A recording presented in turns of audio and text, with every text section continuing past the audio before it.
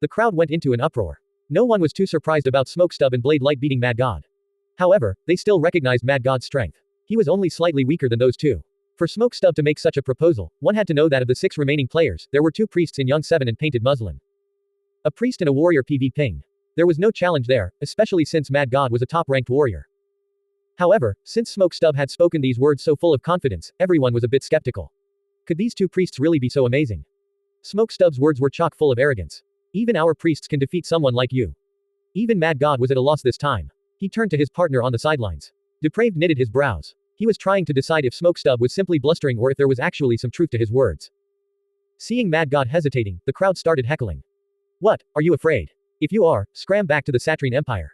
Kalor isn't a place where Angel Core can run around rampantly. Too chicken to even fight a priest. Angel Core really is a disgrace. These words were extremely unpleasant to Mad God's ears. Smokestub was very familiar with the strength of Young 7 and Painted Muslin. The common perception of priests couldn't be applied to them. Their PvP skills weren't to be underestimated. During training matches versus Smokestub and the others, they would win at least 30% of the time. Their chances of beating Mad God were at least 60%, maybe even higher. Furthermore, Mad God was in a terrible mental state right now after losing twice in a row and receiving the taunts and jeers of the crowd. Under these circumstances, Young 7 and Painted Muslin had a very high chance of winning. This was why Smokestub dared to make such an outrageous proposal. Depraved frowned. This was a lose-lose situation. However, if Mad God didn't go up, the one's losing face wouldn't be reserved to him alone. There was no backing down. Mad God, do it. Go all out. You can't lose no matter what. Depraved said. This situation was different from the last. Mad God's next opponent was a priest. No matter how you looked at it, it was impossible to lose. Depraved glanced at Nie Yan over on the other side of the stage. The final boss had just arrived. This was their target. Fuck, I'll take on any one of you. I'm ready anytime. Mad God angrily stared at the 6, one of whom he'd fight next. Smokestub glanced at Young 7 and the others. Which one of you wants to go up? He still has one more piece of sub-legendary grade equipment left.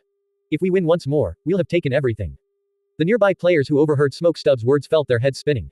In their minds, Smokestub was a no-nonsense, serious type of person. None of them expected he could also be so treacherous and cunning. From the beginning, his aim was Mad God's equipment. Step by step, he had lured the other side into his trap. Could it really be that in the end Mad God would lose every piece of sub-legendary grade equipment on his body?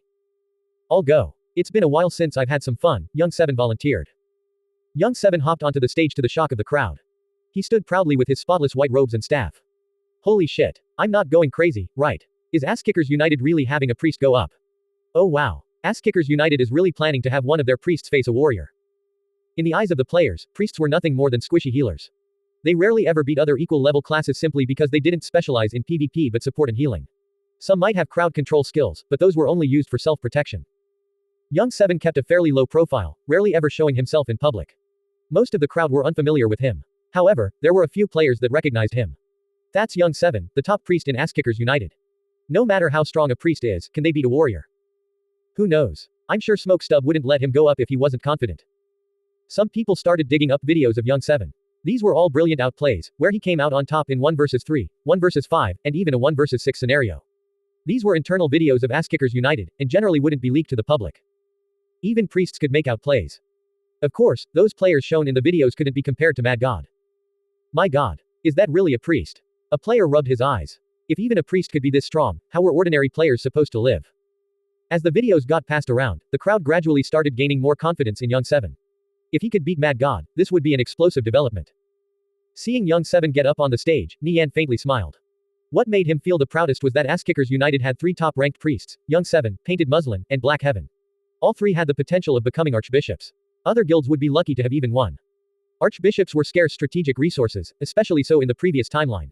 Standing as bright beacons of brilliance in every war, a single blessing could bolster the might of thousands of troops. Apart from powerful healing capabilities and a keen sense of awareness, superb PvP senses were also a must. Young 7, Painted Muslin, and Black Heaven had all of these qualities and more. Young 7 glanced at his skill bar, considering his options. The calm and unperturbed appearance of Young 7 deeply rattled Mad God's nerves. Could a priest really defeat him? Normally, he would never believe such a thing. However, Smokestub's confidence had him questioning this belief. Let's start, Young 7 said after finishing his preparations. Mad God absolutely couldn't lose this match, or else he would no longer have the face to return to the Satrine Empire. Not to mention he'd become a laughingstock among the player base. Charge. Mad God lunged straight for Young 7. Young 7 ducked to the side and targeted Mad God with ache, then fired out a holy smite. The crowd held their breath, gazing intently at the fight happening on the stage above. They didn't dare to so much as blink, lest they missed out on the action. Cold sweat broke out as they watched Mad God lunging and charging at Young 7 non-stop. In contrast, Nie Yan and the others appeared fairly calm. Boss, what kind of flying mount did you get? Lustboy asked. Recently, the identity of Nie Yan's flying mount dominated most of the discussion in Asskickers United. No flying mount yet. It's still just a dragon egg. I'll have to wait for it to hatch first, Nie Yan replied. He had no clue when this Darkwing dragon would hatch, not to mention he would have to take it leveling as well. Just thinking about this gave him a headache. Dragon egg, everyone was startled. Dragons were incredibly rare existences. The word alone was synonymous with power. Even the weakest of dragons possessed frightening power. Nie Yan always seemed to get the most amazing things. Even a dragon egg wasn't out of the realm of possibilities. What kind of dragon egg? Show us. Let's wait until we return to the guild headquarters. There are too many eyes here, Bladelight said. These sorts of things had to be kept confidential. What about you guys? Find anything good lately? Nie Yan changed the subject. Smokestub and the others likely hadn't been sitting idly by either. Lustboy found a sub-legendary grade staff a couple days ago. Its stats are pretty decent. We also found blueprints for a magic cannon while running a dungeon. We've already handed them to Watchful Snail. Sunny South obtained a Kodo, so he's pretty happy. With a pet like that, leveling will get much easier, Bladelight said. Thinking about it, everything was going pretty smoothly as of late. Boss, that list of quest triggers you gave is amazing. We no longer have to worry about wandering around aimlessly trying to find sub-legendary and legendary grade equipment. I was pretty lucky and got a sub-legendary grade staff while the others are still searching. I heard Scoundrel recently triggered a quest for a legendary grade set. He's working on it as we speak, Lustboy said. Nie Yan's list had made things much easier for them. The fruits of their labor would slowly be revealed in the future. Not bad, not bad. Nie Yan never expected the list he provided would start showing results so soon. The group leisurely chatted. Apart from these few notable things, the other items they obtained were too numerous to count. Nie Yan could clearly sense that Smokestub and the others were rapidly growing stronger. Before long, they would reach their peaks from the previous timeline, and maybe even go further beyond. They would become the rulers of future battlefields. At this moment, the battle on the stage was reaching its climax. Everyone was watching with rapt attention. Berserk transformation. Charge. Mad God was being kited around since the start of the duel. After getting hit by 3 crowd control spells in a row and having his health whittled down to less than half, he finally had enough and furiously rushed forward. Flame slash. Mad God brandished his great sword and cleaved down on Young 7. Young 7 raised his staff and blinked out of Mad God's range. Mad God was briefly dazed by the sight of Young 7 disappearing into thin air but quickly returned to his senses. It was an evasion skill. Evasion skills were extremely rare. Those in possession of one were less than 1 in 50,000. Young 7 reappeared behind Mad God. He raised his staff and opened his mouth as a strange gurgling sound escaped his throat. Sensing a presence behind him, Mad God was about to turn around, when an ear-piercing shriek entered his ears. Crap. Howl of terror. Mad God wanted to activate Mind Guard to protect himself. But it was already far too late. No matter how quick his reaction speed was, could it be faster than sound? Howl of terror was normally preceded by clear warning signs. As soon as a player spotted a priest's throat trembling, they would know to immediately protect themselves with Mind Guard, Mind Immune, or other similar skills. Watching this unfold from below the stage, Smokestub cracked a faint smile. He was all too familiar with this move. When running dungeons, they would often PvP with each other during the downtime between runs. He had fallen victim to this combination of spells many times. It was extremely hard to defend against, even if you were aware of it beforehand. Young 7 was simply too proficient with using Blink and Howl of Terror together. Anyone encountering this deadly combo for the first time would undoubtedly meet with tragedy. In Smokestub's minds, perhaps only Nie Yan could counter this move on his first attempt. After being struck by Howl of Terror, Mad God lost control of his body and started fleeing away. Painful lash. Young 7 struck Mad God with a whip of light and inflicted him with bleed. -111. -123. -134. Young 7 had trained his painful lash up to rank 5. Its effects were powerful, and its duration was quite long. Taking advantage of the opening, Young 7 unloaded multiple spells. Holy Burst.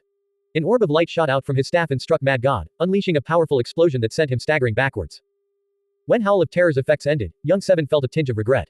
He had a total of 6 crowd control spells, 2 with especially long durations, Howl of Terror and Radiant Bindings, 1 with a normal duration, Radiant Shockburst, and 3 with short durations, Elusive Halo, Panicked Flight, and Repel.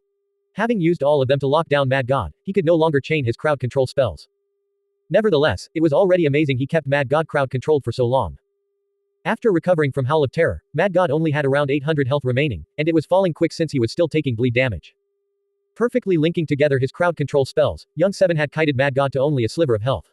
All the while he didn't even have a single scratch on him. The crowd was flabbergasted. Fuck, how is this a priest? Even a mage wasn't this amazing. Even though Young 7 was as skilled as any top-ranked mage, his damage was clearly lacking. 6 seconds of crowd control was all a mage needed to blast Mad God to death. Meanwhile, more than 10 seconds had already passed, and Mad God still hadn't died. Nevertheless, this was an amazing achievement for a priest. Mad God was on the brink of death. Mad God let out a roar and activated Divine Bulwark, making him immune to all crowd control as a golden membrane of light enveloped him. Die. Mad God charged toward Young 7 and slashed down with his great sword. Young 7 quickly pulled back. His panicked flight and repel were already off cooldown. However, he understood that none of his crowd control spells would have any effect right now. He could only do his best to survive. If Mad God caught him with a tendon break or another similar skill, incapacitating him for 2 seconds or more, he would be done for. This was the difference between a priest and a warrior. The attacks of warriors could easily cut through the cloth armor of priests. Even if the priest had over 10,000 health, the end result would be all the same. Young 7 protected himself with Radiant Barrier as a veil of holy light fell over him. It was rank 6, so the amount of damage it could absorb was no joke. Furthermore, at rank 5 and up, Radiant Barrier also protected the caster from being incapacitated by skills like Tendon Break. It offered little protection against psychic attacks though. Mad God ruthlessly chopped down on Young 7. Minus 1582. Plus 2649. Minus 1158. Plus 2832. Minus 1283. Young 7 kept retreating while healing himself. Each attack was countered with a potent heal. No matter how powerful the strike, he'd always follow up with an even more powerful heal. Like this, he calmly stalled out 5 seconds. As long as he wasn't incapacitated, he could keep himself alive for quite a while. The crowd watched in suspense. What powerful heals. Such healing could keep a tank alive through even the toughest of bosses. No wonder Young 7 was known as the #1 priest in Asskickers United. After 5 seconds passed, Mad God's Divine Bulwark disappeared. Just as Mad God was about to attack, Young 7 targeted him with panicked flight, causing him to retreat several steps back. Finally, he cast Holy Judgment. Mad God's health had been whittled down quite a bit by Painful Lash. After being struck by Holy Judgment, the last bit of remaining health depleted as his body slumped to the ground. This was his third in a streak of humiliating defeats. The battle was over. Just like that. The crowd was dazed. From start to end, Mad God only had that one small window of opportunity to force a comeback. Young 7 completely dominated the rest of the fight. The players couldn't help but look at him in a new light. A priest skilled to this degree was truly something else. The priests in the crowd were especially fired up. Who knew their class could actually be played with such vigor and dominance? It was a common concept that priests were forever relegated to being healers, nothing more than nannies and wet nurses running to the beck and call of others, quietly supporting from the rear. But as it turned out, even priests could be frightening existences in PvP, capable of taking down top-ranked warriors like Mad God. After today, who would dare to claim otherwise? This match would likely become a textbook example of high-skill priest play people would reference back on for a long time to come. I've decided. I also want to become a priest like Young 7, a 17-year-old youth with a still somewhat childish appearance declared with clenched fists. He was called Starry Pride, an unexceptional priest in one of Asskickers United's branch guilds, Warriors United. You regularly get distracted and screw up on the most basic things like healing. You want to become a top priest like Young 7. Maybe in your next life. Next time we run a dungeon, remember to properly cast your heal, and for once use Dispel when one of us gets cursed. A warrior chided with a teasing smile. Those are only small mistakes. What makes you think I can't do it? Starry Pride angrily rebuked, his face red from embarrassment. Young 7 walked down from the stage. This time, I want your cape. That makes 3 pieces of equipment in total. Take them out, Smoke Stub said to Mad God who had just revived. 3 pieces of sub-legendary grade equipment, how wonderful was this?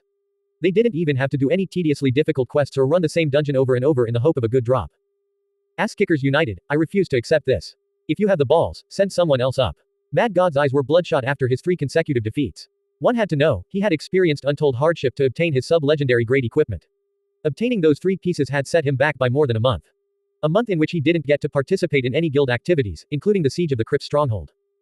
Mad God seemed to have forgotten that in a match between experts relying on equipment alone wouldn't work. He had degenerated into a gambling addict that didn't know when to quit, recklessly pushing on in an attempt to recoup his losses. Smoke Stub narrowed his eyes, then sneered, you've already lost all your sub-legendary grade equipment. What are you going to bet with? Mad God wanted to say something but had no words to refute. Mad God, come down. Don't embarrass yourself any further. Depraved shouted. Mad God gloomily handed over the 3 pieces of equipment to Smoke Stub. He glared with fury and malice, wishing for nothing more than to tear Smoke Stub apart limb by limb. Smoke Stub smirked. He couldn't care less about Mad God holding a grudge. If you have the ability, come. Gaining 3 pieces of sub-legendary grade equipment, he was like a tiger that grew wings. On the other hand, Mad God was like a tiger that lost its teeth, unable to pose any threat. As Mad God departed, Depraved hopped onto the stage. Smoke Stub and the others' eyes flashed with killing intent. Given how this thief hadn't come up until now, his objective was clear, Nie Yan. Nirvana Flame, care for a match. Depraved eyed Nie Yan much like a hawk would its prey. The crowd, who was excitedly discussing the previous match, immediately quieted down and turned to look at Nie Yan.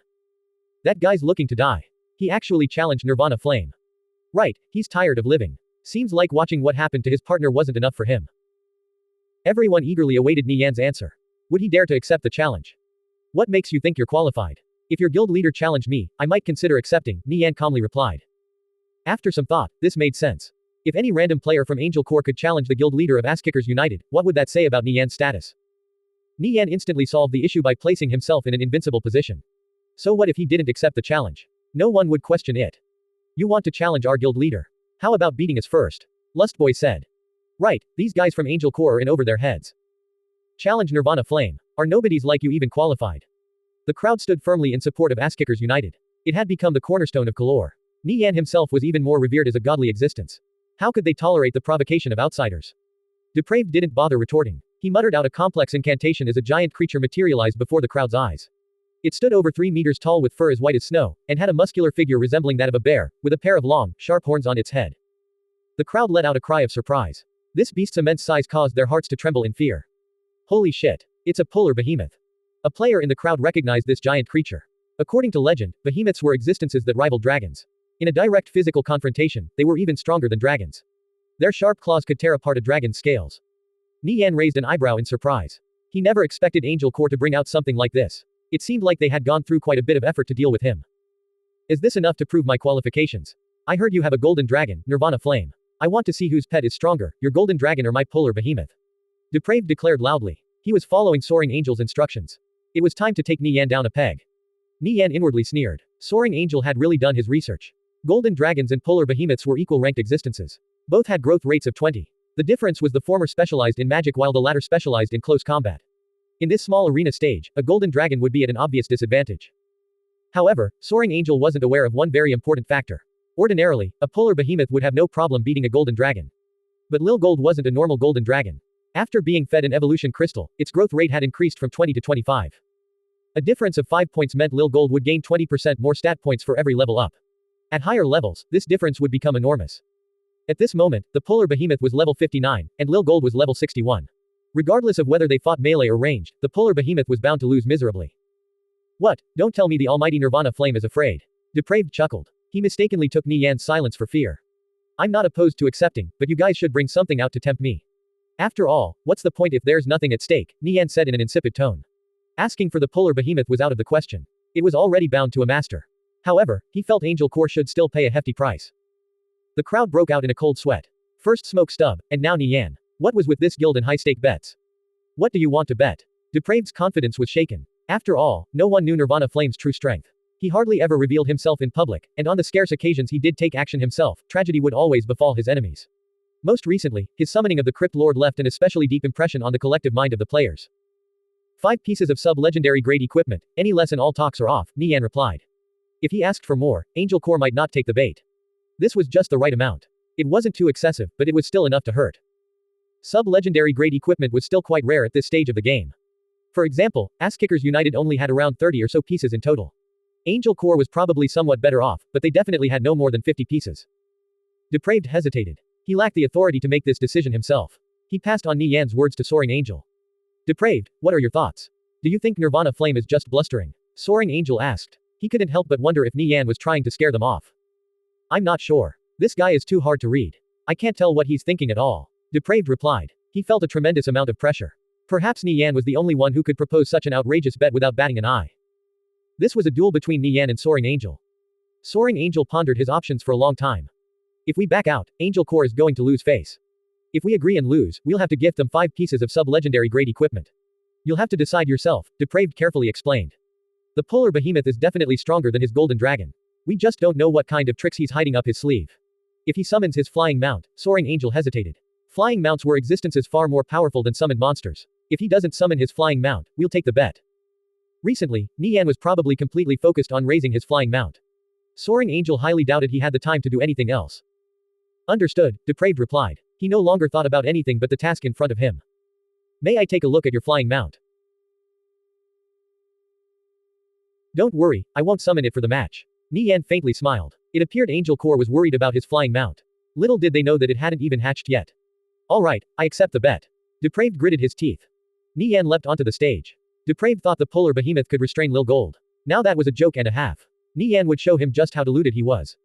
Nie Yan chanted out an incantation. With a flash of light, Lil Gold materialized on the stage. Lil Gold stood more than 3 meters tall, approaching close to 4 meters, roughly a head bigger than the polar behemoth. He was covered in dense gold scales which pulsed with a bloody crimson glow. Since high-rank pets like golden dragons and polar behemoths were quite rare, players had very little knowledge about them. All they knew were the stories of legend describing the immense power these existences held. As for exactly how powerful they were, that was still up in the air. The only baseline to go by was the few instances of Lil Gold in action, with his appearance during the siege of the crypt's stronghold being the most recent. There were videos of most of these events floating around online. Lil Gold's might was frightening. Thinking about it, the polar behemoth couldn't be too far behind. As for who was stronger, no one could say for sure. Nie Yan was fairly familiar with these high-ranked pets. After all, they were relatively numerous during his prime in the previous timeline, with many top-ranked players owning one. Nie Yan was well aware behemoths were superior in direct confrontations. However, the physical prowess of dragons shouldn't be looked down on either, only lagging somewhat behind that of behemoths. Given the massive disparity in growth rates, the polar behemoth stood no chance against Lil Gold. Let's start, Nie Yan said in a casual tone. He was currently far stronger than Depraved and others like him, just in terms of raw stats alone. Nie Yan had close to 7,000 health, while Depraved only had around 3,000. He was level 72. Depraved was only level 61. His other stats, such as attack power, defense, cloaking, awareness, and so on were more than 30% higher than those of Depraved. These were his past efforts finally paying off. No other thief could match Nie Yan right now. Nie Yan kept his stats hidden. He would never reveal them publicly. Of course, his health could still be seen by others. It was truly frightening. Any thief that saw him would lose all confidence in themselves. This was the effect of his equipment and the 10,000-man commander title. Depraved and his ilk were in over their heads wanting to challenge him. The polar behemoth let out a deep roar, then charged toward Lil Gold. The match had begun. Depraved entered stealth and faded into the background. Eye of Truth. Nie Yan's eyes blossomed out with a red light. Scanning around, he spotted a faint silhouette roughly 30 or so meters away from him. He quickly ordered Lil Gold to target the area with dragon breath, not bothering to take action himself. Depraved's mind trembled. He already knew in advance Nie Yan possessed an eye skill, but experiencing it in person was completely different. He felt completely exposed. The intensity of the gaze was palpable. Seeing the raging flames blasting towards him, he quickly fled to safety with Gale Step. Boom! The dragon breath blasted the center of the stage, scorching the area black. Embers danced in the air before dissipating into the sky. The ground, which was protected by the protective formations of countless magisters, didn't receive any damage. However, the nearby players could still feel the frightening might as the air around the arena boiled over. No thief could survive a direct hit from this dreadful attack. Bang! Lil Gold and the polar behemoth clashed. Their immense weight and size shook the whole stage. The sound of their blows reverberated through the square. The faces of the crowd paled in fear, and they slowly started backing away. Only after retreating more than 30 meters did they finally feel somewhat safe. Oh fuck. What kind of power is this? It's terrifying. The polar behemoth's paw swiped Lil Gold squarely in the chest. Minus 1,271. Lil Gold only slightly trembled. Given how he had over 27,000 health, this barely counted as a scratch. Explosive counter. A violent whirlwind erupted from Lil Gold as he retaliated by swiping the polar behemoth in the shoulder. Bang! It was sent skidding several meters backwards before tripping and crashing into the stage floor. Minus 3,437. With only 16,000 health, the polar behemoth suffered serious damage. Everyone was dazed, especially Depraved, who had an incredulous expression on his face. He never expected the polar behemoth to be suppressed, let alone to this extent. Weren't behemoths supposed to be stronger than dragons in a direct confrontation? Since the ancient past, behemoths ruled the land while the skies belonged to the dragons. Generally, flightless dragons were all of the lowest rank. How did a golden dragon like Lil Gold grow so powerful? Back at Angel Corps headquarters in the Sanguine Stronghold, Soaring Angel, who was watching a live stream of the match, suddenly sprung up from his seat. Why is it like this? Soaring Angel muttered. Lil Gold's might caught him off guard. He believed the polar behemoth held an absolute advantage in the limited space of an arena stage. He really wanted to ask Nie Yan what the hell he fed this golden dragon for it to get so strong. He previously believed Nie Yan was only bluffing. Now he realized his mistake. At this moment, the battle on the stage was still fiercely raging on. Nie Yan still stood in the same spot as before, not showing any inclination of wanting to take action. Depraved stealthily approached Nie Yan in an attempt to swing things around, only for him to see scorching hot flames shooting his way. He had no choice but to retreat back. Even while clashing with the polar behemoth, Lil Gold still had enough energy left over to deal with Depraved. The polar behemoth was in a miserable state. Every time it staggered to its feet, it would be knocked back down by Lil Gold. Crawl back up. Knocked back down again. This cycle continued several times over. Its body was riddled with claw marks, blood seeping out of the deep wounds. It whimpered out in pain, helpless in the face of Lil Gold's absolute might. The match was completely lopsided. There was no suspense whatsoever. Seeing the fight turning south, Depraved became anxious and chanted out an incantation. The polar behemoth's muscles suddenly bulged out and it swelled several times in size. Its pure white fur was tinged with a shade of red, and its eyes became bloodshot. It had entered berserk mode. The polar behemoth started striking back at Lil Gold with renewed vigor. At this moment, a scorching meteor suddenly fell from the sky. Meteor drop. With a loud bang, flames engulfed the entire stage. The polar behemoth was knocked to the ground by the hail of fireballs. No matter how hard it struggled, it couldn't get back up. The polar behemoth couldn't even compete against Lil Gold in a physical confrontation, so there was no need to speak about one of magic. It was useless. Even after going berserk, it was still pummeled into the floor, unable to even lift its head. The polar behemoth's fur was riddled with scorch marks. As it tried to struggle to its feet, Lil Gold blasted a mouthful of scorching hot flames. The powerful dragon breath struck the polar behemoth in the chest. It let out a miserable howl and was sent flying out of the arena before heavily crashing into the ground. Its health had finally bottomed out, and it transformed into a ray of light. Silence prevailed in the square. No one expected this outcome. Even if the polar behemoth couldn't beat Lil Gold, everyone believed it could at least hold its own. However, it became a punching bag instead, simply incapable of fighting back. Even after it went berserk, nothing changed. All of this culminated into a crushing defeat. The boss Golden Dragon is too fierce. If there were a ranking board for pets, Lil Gold would definitely take the #1 spot. After the polar behemoth was killed, Depraved lost all will to fight. He hadn't even been able to approach Nie Yan the whole time due to the dragon breath. He dispelled his stealth and materialized back into view. He gazed at the distant Nie Yan who had never once left his spot. Standing like this, Nie Yan looked like a god overlooking the world. With Lil Gold under his control, he was practically unrivaled. I admit defeat, Depraved said in a dispirited tone. He stared at Nie Yan and asked, can I have a real match with you? This time without pets. You can treat it as a request. It has nothing to do with the previous challenge. You're not qualified, Nie Yan said in an indifferent tone as if he were simply stating a fact. No one questioned Nie Yan's words. Depraved's eyes flashed with a trace of disappointment. Then when will I be qualified? When you become a shadow dancer, Nie Yan said. Only thieves who advanced to shadow dancers were worthy of challenging him. He would definitely become a shadow dancer before anyone else. He had already mastered the techniques of a shadow dancer. What he lacked right now was only levels. As long as his level was high enough, he could easily clear the shadow dancer class advancement quest. Shadow dancer, Depraved muttered. His eyes reignited with spirit, and he clenched his fists. He would become a shadow dancer, and then return to challenge Nie Yan. The term shadow dancer was still unfamiliar to most players. It appeared to be the class after Great Thief, a peak existence. One could only attempt the advancement quest after reaching level 100. After Nie Yan spoke out these words, the term shadow dancer instantly became a hot topic among players. Everyone was discussing it with fervor.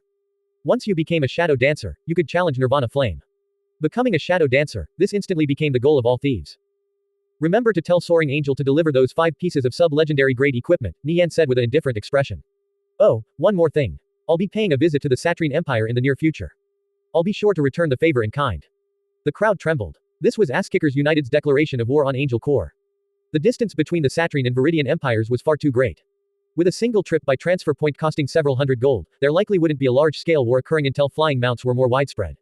Only the elites of both sides were duking it out for now. As for what the outcome would be, players were eagerly waiting to see. These sorts of clashes between top experts were always exhilarating. Watching everything from the guild hall of the Angel Corps headquarters, Soaring Angel slammed his fist on the table. Through gritted teeth he spat out, Nirvana Flame, you're still gloating after getting a cheap win.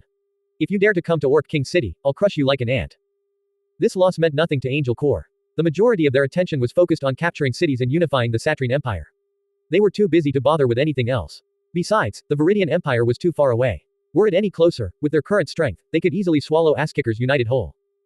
Flying mounts. 2 words popped into Soaring Angel's mind. Whoever had the most flying mounts would control the skies. The makeshift arena in Kalor Central Square was slowly dismantled. Mad God and Depraved gloomily teleported back to the Satrine Empire. This matter had come to an end for the time being. Discussion about these PvP matches would naturally continue for a long time. However, Mad God and Depraved had clearly become laughingstocks. They had arrogantly barged into Kalor, only to depart beaten and bruised. There was a lot of ongoing discussion surrounding Nie Yan's strength as well. As for exactly how strong he was, they could only guess. Ever since his first appearance, he had never once lost. Everyone hoped another godly existence capable of matching him would emerge. Nie Yan returned to the crypt's stronghold with Smokestub and the others. After experiencing a war, the crypt's stronghold became even more flourishing than before. Instead of destroying the stronghold, the flames of war fueled its development even further. When merchants looked to set up their businesses, the first thing they looked for was security. If they bought a plot of land in a stronghold and set up shop, only for it to burn down during a war, wouldn't their investments have gone to waste? Asskickers United had proven they could hold the crypt's stronghold even against an overwhelmingly superior enemy. Could there be a better assurance than that? As such, merchants were flocking here from all over. Besides security, another important factor was potential. With a large number of level 60 to 80 maps surrounding the stronghold, its prosperity was guaranteed. Not to mention Asskickers United intended to develop it into a central hub, spending vast sums of gold to construct transfer points and connect it with other strongholds. With these transfer points, traveling back and forth would become much more convenient. Nie Yan felt gratified at the bustling sight of the crypt's stronghold. It appeared Guo Wai and his team had properly managed this place while he was away. Nie Yan entered the Asskickers United Guild Hall. Guo Wai and his team were swamped with work. How's the War God tribe doing? Nie Yan asked. Guo Wai hadn't come running to him about the War God tribe since last time. So, he could only conclude they were doing well. I don't know what you told them, but they're fighting with renewed spirit and fervor. The Tuoba family's 5 guilds can't do anything to them. They should be able to hold out for at least 5 or 6 more days, Guowai reported. The situation over in Nisode was stable for the time being. It seemed Nie Yan's provocation back then had really lit the fire in their hearts. After all, none of them wanted to be called trash and be looked down on by others. With the leaders of the gaming organizations passing down the orders, their subordinates would naturally give it their all. The unity of the War God tribe instantly soared. Although the War God tribe couldn't beat the Tuoba family, as long as they could hold out for several more days, Ass-Kickers United would be in a better position to help. After 5 or 6 days, Nie Yan could dispatch a group of players to support the War God tribe. The armored ice catapults would also be ready for war. At that time, they could launch a counter-offensive on the Tuoba family. Nie Yan cared quite a lot for the War God tribe. It was the Nie family's asset. He absolutely couldn't allow the Tuoba family to destroy it. After confirming the War God tribe was in no immediate danger, Nie Yan dealt with some other guild affairs, then teleported back to Kalor. It was about time he paid the Temple of Light a visit. The Temple of Light was located in Kalor West District. Large religious ceremonies would often be held at this place. Every week, NPCs would gather en masse to pray and listen to sermons. On top of this, a grand pilgrimage would be held every year, with the sickly coming from all over to receive healing from the warm radiance of the holy light. As Nie Yan walked along the street, he gazed at the grand building constructed of grayish-white stone shrouded in a faint white radiance. In front of the building was an open square with a large statue of an angel wearing white battle armor. Its expression was vivid and lifelike, right down to the last feather on its wings. This was the most famous figure of the Temple of Light, Archangel Talid. He was permanently stationed at the gates of hell, guarding humanity's peace. The dignified expression of Talid's statue filled everyone who saw it with a sense of respect and reverence. Nie Yan walked past the statue and approached the Temple of Light. A guard in silver-white armor stopped him from entering. Stranger, please leave this place. Those not affiliated with the temple are not allowed to enter. Nie Yan looked at the guard's name. Sir Gerard, I'm looking for Priest Anizan. I've obtained an evil item, and I'd like to have it examined, Nie Yan respectfully said. Everyone at the temple had an extremely high status. This was because the majority of the nobility in Kalor were followers of the Temple of Light. If you wish to purify an evil item, you'll have to wait until the weekend to enter the temple. It seemed Nie Yan couldn't purify the evil gemstone today. The weekend was 2 days away. He could only wait until then. Nie Yan was about to leave, when a gray-haired and bearded old man in white robes walked over. Grand Scholar, what brought you to this holy sanctuary? The old man asked. Nie Yan looked at his name. It was Priest Anizan, just the person he was looking for. He was a bit astonished by his luck. Anizan saw the pondering expression on Nie Yan's face and faintly smiled. Don't be surprised, Sir Nirvana Flame. I was informed by God of your arrival. He is omniscient and omnipotent. Nie Yan didn't pay Anizan's words about God any mind and directly took out the evil gemstone from his bag. The black gem emitted a corrosive black miasma. Anizan looked at the item and said in a grateful tone, that is the evil gemstone. It originated from the distant dark abyss. It absorbs the energy of the undead and can enslave the mind of its owner, simultaneously granting them immortality. Even if they're killed, they'll resurrect. For this very reason, the Temple of Light could never completely exterminate the Blood Shadow Legion. Sir Nirvana Flame, you've resolved a great headache for us. Please, let Met purify it. Of course, Priest Anizan. Nie Yan handed over the evil gemstone to Anizan. Anizan smiled. Sir Nirvana Flame, please follow me. Together, the two walked into the Temple of Light. After entering, the miasma coming off the evil gemstone was instantly suppressed. The originally pitch black turned faint. Nie Yan followed Anizan into a lounge. It was filled with a boundless radiance and overflowing with holy power. Nie Yan felt the warm light wash over him and cleanse him of all impurities. This was the power of light. Anizan took the evil gemstone to a white stone pillar. It held a thick book which let out a brilliant radiance. As Anizan flipped open the book to the first page, holy power gushed out. Nie Yan saw twisting tadpole-like scribblings on the page. They were both bizarre and elegant. This was the Temple of Light's holy scripture. It possessed unimaginable divine power. As Anizan chanted out one cryptic syllable after another, the holy scripture grew all the more dazzling, its radiance completely enveloping him. The evil gemstone in his hand started slowly disintegrating before finally exploding and disappearing into thin air. There wasn't even the smallest of fragments left behind. With the evil gemstone purified, Nie Yan wondered how the reward for becoming a luminous dancer was triggered. Was it a quest? Was he going to receive some sort of item? As for exactly how Smiling completed the luminous dancer class advancement in the previous timeline, Nie Yan wasn't clear. Smiling himself definitely would not reveal this sort of secret to the general public. Since the evil gemstone was already purified, Anizan would definitely give him a reward. Nie Yan waited in anticipation. After a while, Anizan finished chanting. He waved his hand and a white ray of light shone down on Nie Yan. Nie Yan felt a formidable power slowly entering his body. Light and shadow in coexistence. Youngster, would you like to enter a different world and pursue a divine power from the distant past? You will be transported to an ancient battlefield. There you will obtain the blessing of God. Within the spinning wheel of time, prove your worth by surviving. Anizan's low and sonorous tone guided Nie Yan into a dreamlike state. This was the Luminous Dancer class advancement quest. Nie Yan had no idea how long the Luminous Dancer class advancement quest would take. If he was away for too long, he couldn't travel to the underworld, meaning Ass-Kickers United would suffer a heavy blow financially. This really wasn't an easy decision to make. Nie Yan felt deeply conflicted. Passing up on this quest would mean forever losing the opportunity to become a luminous dancer, a regret that might follow him for life. He was frozen by indecision. After inwardly struggling for a long time, Nie Yan ultimately resolved to give up on becoming a luminous dancer. Ass-Kickers United's development was simply too important compared to his personal matters. Priest Anizan. My deepest apologies, but I'll have to politely decline. Nie Yan said through gritted teeth. Stunned by the refusal, Anizan stopped the ritual. Youngster, are you really not willing to inherit God's glory? This is a supreme, once-in-a-lifetime opportunity. You will become a fabled luminous dancer, the existence closest to God, Anizan said with a look of disappointment. Never did he imagine that Nie Yan would refuse. Priest Anizan, I would love nothing more than to travel to the ancient past, to pursue God's tracks and receive his inheritance. However, I am a guild leader.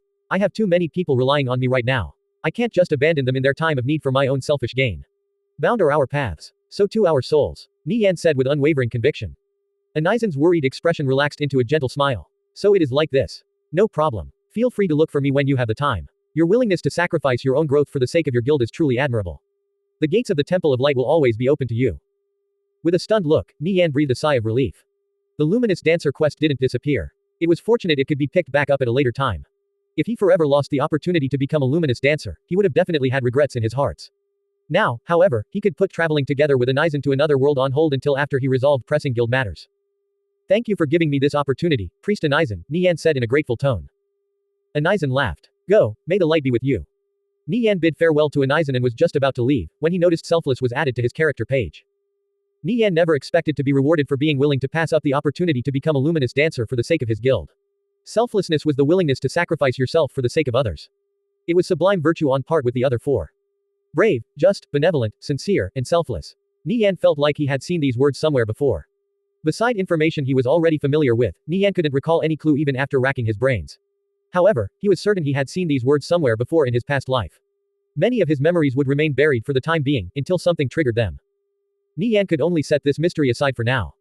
Nie Yan left the Temple of Light. Level 100 wasn't too far away. It was probably best for him to dedicate the next few days to leveling. After that, he would have to return to the underworld and conduct his third trade. Making use of the dark portal to earn some gold would be beneficial to Ass-Kickers United's growth. Nisode. Most recently, things in the city were quite hectic. The heated war between the War God tribe and Tuoba family was a great headache for all players, including those not affiliated to either guild. They were discussing the war every day. The 300,000 players on the side of the Tuoba family's 5 guilds were besieging the War God tribe's several strongholds. With great progress in the beginning, they believed they could end the war in no time. When they swept up the War God tribe, Ass-Kickers United would have no way of salvaging the situation by dispatching their forces to Nisode. After all, Ass-Kickers United was already having trouble taking care of themselves. With alliance of mages and divine protectors glaring like tigers on the sidelines, waiting for the opportunity to strike, would they dare to take the risk? With all this in mind, Tuoba Hongye ordered his 5 guilds to launch a full-on assault on the War God tribe's strongholds. Just as it looked like a stronghold was about to fall, the players of the War God tribe suddenly fought back with renewed vigor, not hesitating to throw their lives away to beat back the enemy again and again. He couldn't understand for the life of him how the cowardly and turtling War God tribe suddenly became so full of spirit. The war instantly entered a stalemate. Seeing as no progress was being made on any front, Tuoba Hunj was getting restless. Could Ass-Kickers United have sent reinforcements? That shouldn't be the case. He was feeling a little paranoid, seeing enemies everywhere. Tuoba Hongye watched the video of the Crypt's stronghold siege. Ass-Kickers United's players were truly frightening. Each of them could be described as one with the strength of 10. If Ass-Kickers United really entered this war, the outcome would become difficult to predict. Tuoba Hongye also monitored the war's progress through livestreams of the several battlefields. With the aid of siege ladders, his troops had scaled the walls of the strongholds countless times, only to be beaten back every time. Who knew how many bodies had already piled up on those walls? For Tuoba Hongye, this truly felt like an excruciatingly long ordeal. A private residence in Nisode. In a room filled with all sorts of decor, exuding a special sort of elegance, a player in civilian clothing was leisurely sipping tea. He was the current head of the Tuoba family, Tuoba Hongye. He was actively monitoring the progress of the war while also waiting for someone. After a while, a youth in silver-white armor entered the lounge. It was Tuoba time. Have a seat, Tuoba Hongye said in a dignified tone. Tuoba time calmly sat down on the seat opposite of Tuoba Hongye, accepting tea offered to him. How's the war going in Nisode? Tuoba time asked. In 3 days' time, the War God tribe's strongholds will fall, Tuoba Hongye confidently stated. Oh, really now? Tuoba time responded in a nonchalant tone. Are you really sure you want to go through with this? Think about the consequences. You know there's no turning back. Between you and me, only one will come out the victor, Tuoba Hongye said. A ruthless glint flashed across his eyes. Tuoba time simply chuckled. You've grown old and senile. If it back then, you would never use such words to threaten me. Tuoba Hongye was briefly stunned. Tuoba time had truly struck a sore spot. His threat really was just empty words. After falling out with the Century Financial Group, suffering attacks from all sides, and his position as the head being eyed covetously by two others in the family, he really had exhausted all his resources. Even after using up all his tricks, he still couldn't win this losing battle. He really had grown old, no longer possessing the boldness he did in his youth and allowing himself to be forced on the defensive. Right now the situation was already out of his control. His shares in the Tuoba family had shrunk considerably, and his position was at risk of being taken over. The nephew he had never paid attention to had suddenly risen as a dark horse, rapidly buying up a large amount of the Tuoba family's shares and even forming an alliance with Tuoba Fengyuan. Tuoba Hongye faced enemies on both fronts. Even he couldn't understand how Tuoba Time convinced Tuoba Fengyuan to give up on the struggle to become the family head. Tuoba Hongye was at the end of his rope. If his investment in Nisode went down the drain, he would lose his position as the family head. Tuoba Hongye had originally never planned on taking any action against the War God tribe. However, he wasn't blind. There were clear traces of the Nie family behind Tuoba Time's purchases of Tuoba family shares. The War God tribe belonged to the Nie family. Putting two and two together, he'd be an idiot to not realize they were in cahoots. Rather than waiting to be swallowed up, it'd be better to proactively eliminate the War God tribe before Tuoba Time's plans could come to fruition. Tuoba Hongye still had this bit of drive in spite of his old age. He knew it was a do-or-die situation once he started this war. This was why he was assaulting the War God tribe's strongholds like his life depended on it. As for what the final outcome would be, he would have to wait a few days to see. However, his patience was being stretched taut. Tuoba Time smiled. You're tired. It's time to hang up the coat, and let the younger generation take over. Tuoba Time got up from his seat and left. The only reason he had come here was to say these words to Tuoba Hongye. This was his official declaration of war. The victor would become the head of the Tuoba family. The loser would forever fade away into obscurity. Seeing Tuoba Time's receding back, Tuoba Hongye's eyes flashed with a cold light. You want to drag me off my throne? It won't be that simple. Don't be so quick to celebrate your victory.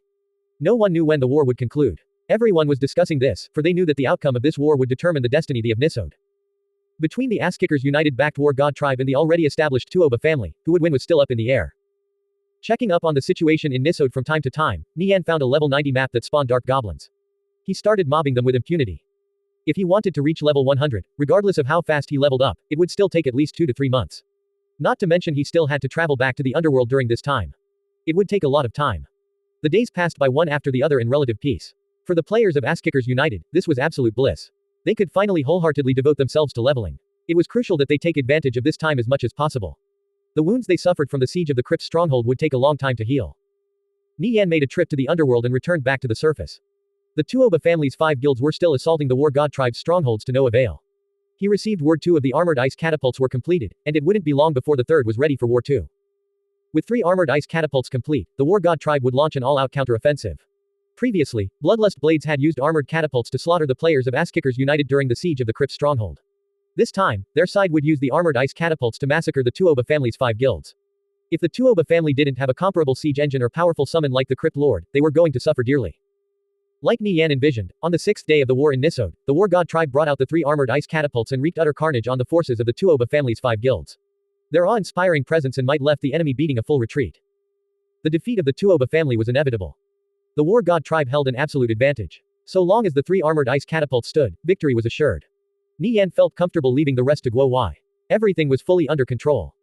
Nie Yan offloaded all the equipment he brought back from the underworld in the various auction houses across the Viridian Empire. This time, however, he only made around 500,000 gold profit. Night vision and focus boosting equipment in the market had hit a saturation point. It would be a while before demand increased again. Selling equipment like this, of course the first few times would be extremely profitable.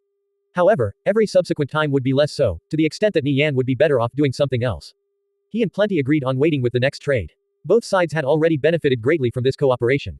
Guo Wai sent word that Sun had received a flying mount quest.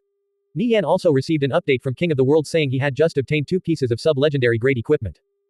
With Guo Wai leading everything, Ass-Kickers United along with Holy Empire, Sapphire Shrine, and Radiant Sacred Flame took down all the basic strongholds surrounding Kalor. They frantically upgraded the buildings and defenses of all their strongholds. Everyone was busy beyond belief. Nie Yan checked the progression of his 3 most important active quests. The first was finding out the truth about the 10 holy paladins, with Karsi telling him to look for the dragon girl, Benita. He estimated he would have to be level 100 at minimum to complete this quest. He temporarily shelved it aside for the time being. The second quest was to search for the occult talisman of Empress Fenas. This was a similarly high difficulty quest. The third quest was collecting the Tyrant Abok set. It required him to travel to the level 60 map, Golden City. This was the only one he could do right now. Nie Yan was also still tagged with the Wander Princess mark. However, Phantom Princess Ina still hadn't shown up even once yet. He figured she would only appear under certain conditions. He would have to be careful while out questing. Nie Yan made his preparations. After stocking up on consumables, he teleported to Hilderlock and set off for Golden City. Suddenly, a notification popped up. A calamity descends on the Hilton stronghold as lava from the erupting Mount Anfrit overflows into the underworld. The soldiers of the Viridian Empire heroically fend off the hordes of invading monsters. The defense of the Hilton stronghold update is released. Brave adventurers, set off for the Hilton stronghold to protect humanity's bastion of heroes. Nie Yan's heart trembled. The monster invasion of the Hilton stronghold was finally beginning. It would last for 5 days, and most of the NPC residents there would end up dying.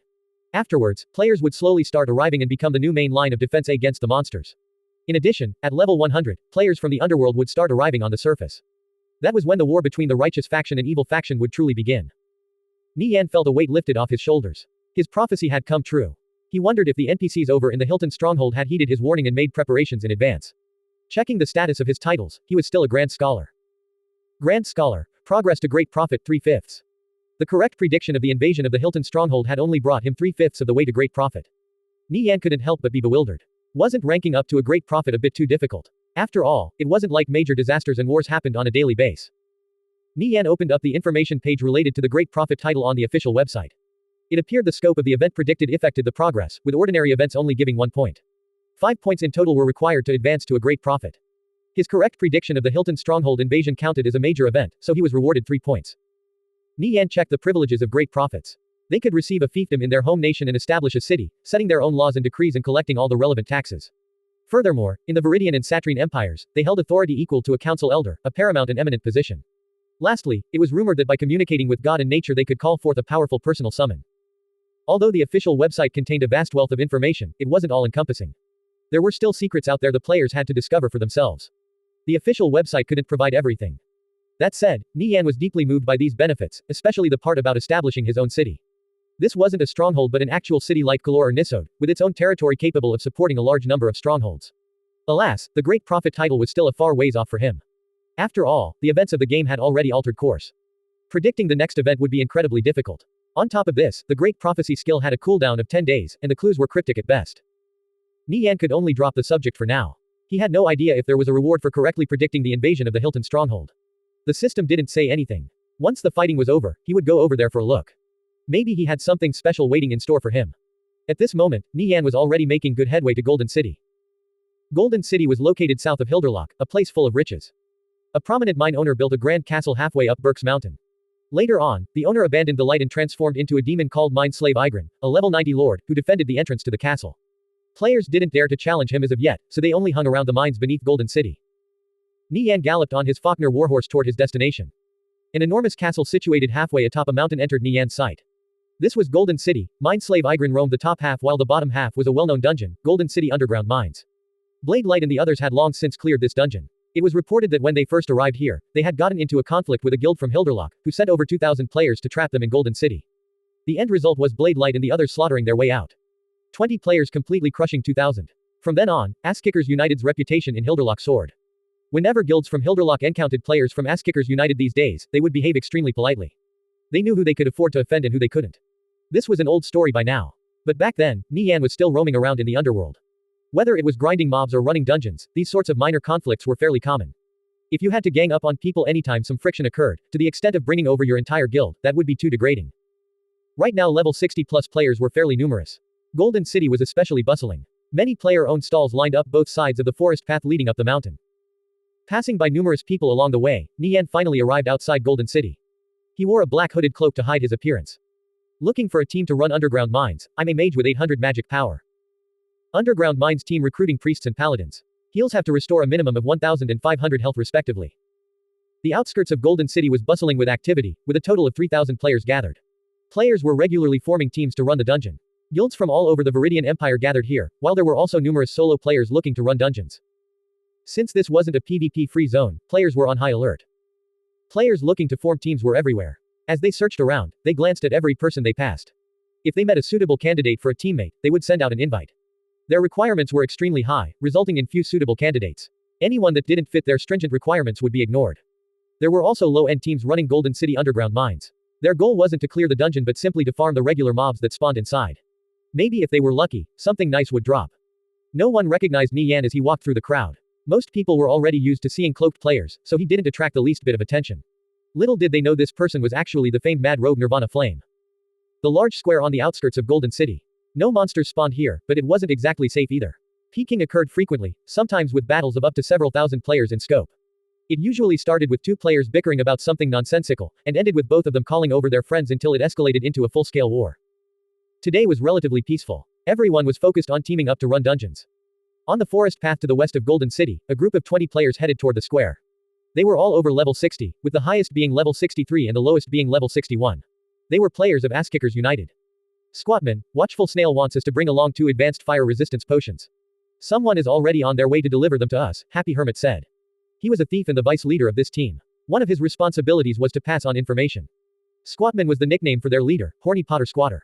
He had no one to blame but himself for taking such a vulgar name. Huh, advanced fire resistance potions. Why? Horny Potter Squatter asked in obvious confusion. He had done some research beforehand.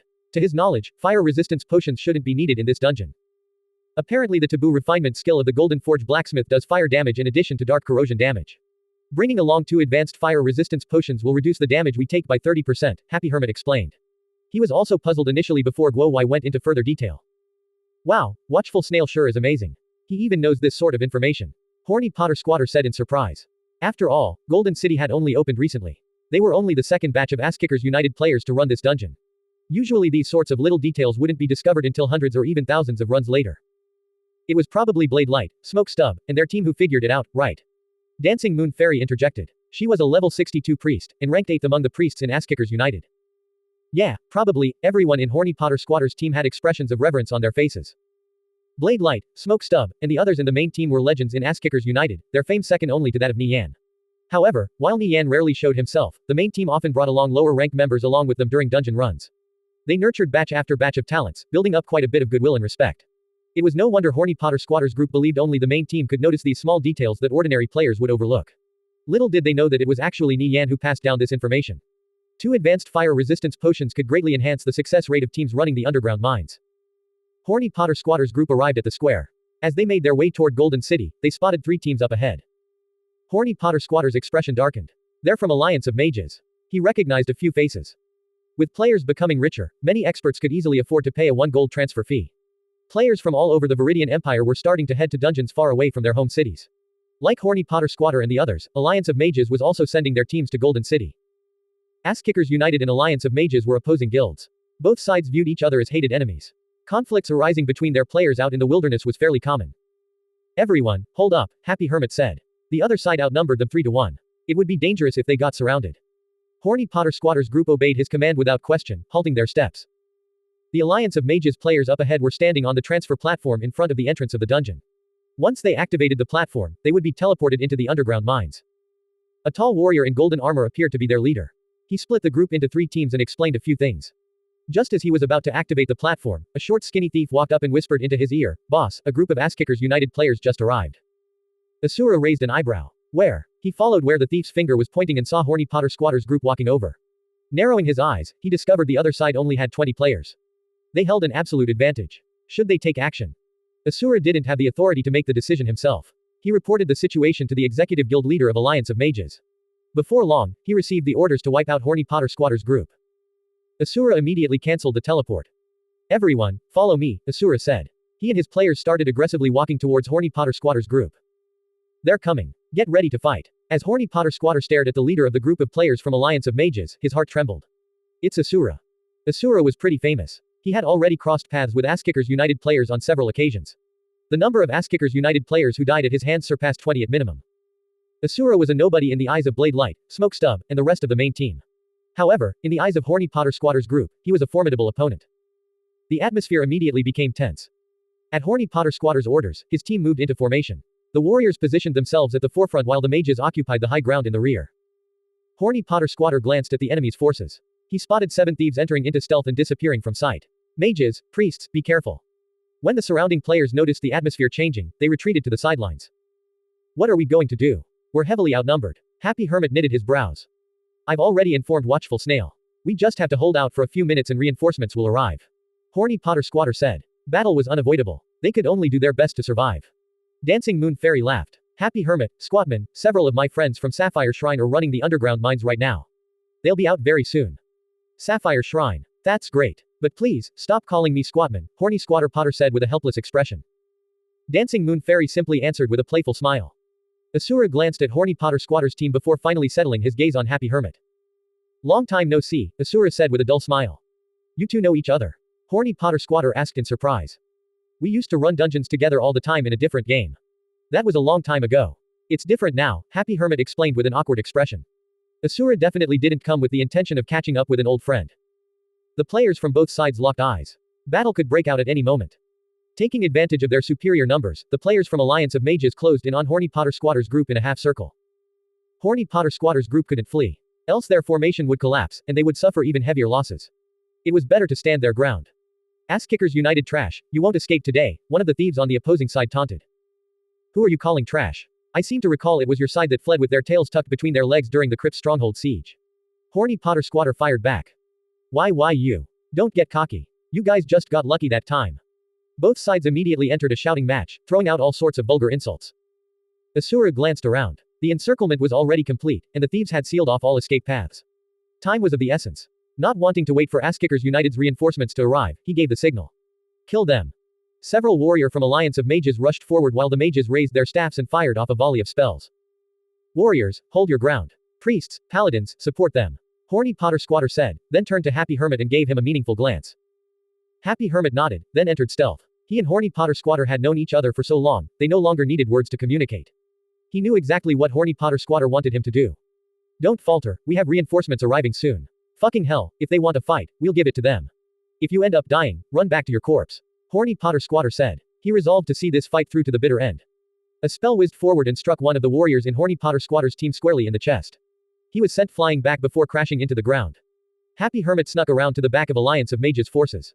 He struck one of the priests in the back of the head with concussive blow. The priest collapsed dead on the ground several attacks later. A shower of spells immediately bombarded Happy Hermit. On the brink of death, he quickly drank an intermediate heath potion, then made his escape with Gale Step. Both sides fought fiercely, with players dying left and right. Since the graveyard was relatively close by, the fallen players would run back to their corpses, revive, and jump back into the fray. After a while, 20 Sapphire Shrine players rushed over to support Horny Potter Squatter's group. Not willing to be outdone, Alliance of Mages had also called over nearby reinforcements. The scope of the conflict was growing by the minute, with any semblance of a battle formation long lost in the chaotic melee. Since Ass-kickers United's side was too heavily outnumbered, Alliance of Mages gradually seized the advantage. Asura surveyed the battlefield and spotted 3 of his companions being overwhelmed by 2 warriors from Ass-kickers United. He rushed over and rammed into one of the warriors with charge. He then hacking down with great cleave and sent the warrior flying. Asura, these guys are fucking crazy. A warrior cried out. He and 2 others were facing just 2 players from Ass-kickers United, but they were still being pushed back. The difference in individual strength was clear as day. With roughly equivalent level and gear, Alliance of Mages was no match for Ass-kickers United. Which player in Ass-kickers United hadn't died 10 or 20 times? They were far more experienced in combat than most other players. On top of this, none of them feared death. One of the contributing factors for this was Ass-kickers United's vast wealth. No matter how great the setback, Nie Yan would always figure out a way to help them get back on their feet. They were always amply rewarded for every enemy killed, so why would they worry about suffering some losses in the process? Alliance of Mages was different. Their benefits were nowhere near as great. Ass-kickers United had fewer players on top of possessing extremely lucrative sources of income. Meanwhile, Alliance of Mages could only rely on the investment of the Century Financial Group. What virtual assets they did possess were limited. Their guild leader naturally had to think about cost-saving measures. Also, Alliance of Mages was 5 times the size of Ass-kickers United, so the amount of resources they could allot to each member was much less comparatively. Nor could Alliance of Mages hold a candle to Ass-kickers United either. While players from Alliance of Mages would only think about self-preservation during battles, unwilling to lose their equipment or drop levels, players from Ass-kickers United wouldn't hesitate to give their lives for the greater good of the guild. This was why Horny Potter Squatter's group could still put up a good fight despite being heavily outnumbered. Squatman, how many did you kill? Happy Hermit asked. 6, you. Horny Potter Squatter said proudly. Damn, I'm not even close, Happy Hermit said gloomily. He had only killed 3 players, 2 of which were priests. Different classes had different responsibilities. Even without as many kills, Happy Hermit performed remarkably. Priests were much higher priority targets than other classes in group battles. Damn those Alliance of Mages bastards. Their thieves killed one of our priests, Horny Potter Squatter cursed. Thankfully, their main priest, Dancing Moon Fairy, hadn't been killed. Her potent heals could support up to 8 players at the same time. I'm going to kill those 2 warriors. Horny Potter Squatter said. He activated Indomitable Will and rushed forward. The battle entered a stalemate. Asura glanced around the battlefield. Right now, Horny Potter Squatter was being pincered by 3 players. Yet he didn't show the slightest bit of fear, braving the attacks of 2 warriors and a mage. Divine Quake. Horny Potter Squatter slammed his sword into the ground, stunning the 2 warriors.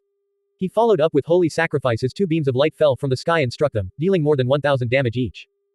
What a cocky brat, Asura coldly remarked before charging towards Horny Potter Squatter. Squatman, be careful. Happy Hermit warned. However, it was too little too late. Asura arrived in front of Horny Potter Squatter and struck out with Tendon Break, immobilizing him. The two warriors recovered from their status impairments. They immediately ganged up on Horny Potter Squatter with Asura, unleashing attack after attack before finally sending him flying away. Seeing Horny Potter Squatter getting killed, Happy Hermit cursed. He stared daggers at Asura, but he knew now was not the right time to deal with him. Asura was guarded by too many players. Happy Hermit could only remain in stealth and wait for an opportunity to strike. Asura kicked Horny Potter Squatter's corpse and picked up a piece of equipment. Tisk, just a piece of garbage. Asura immediately moved on to his next target.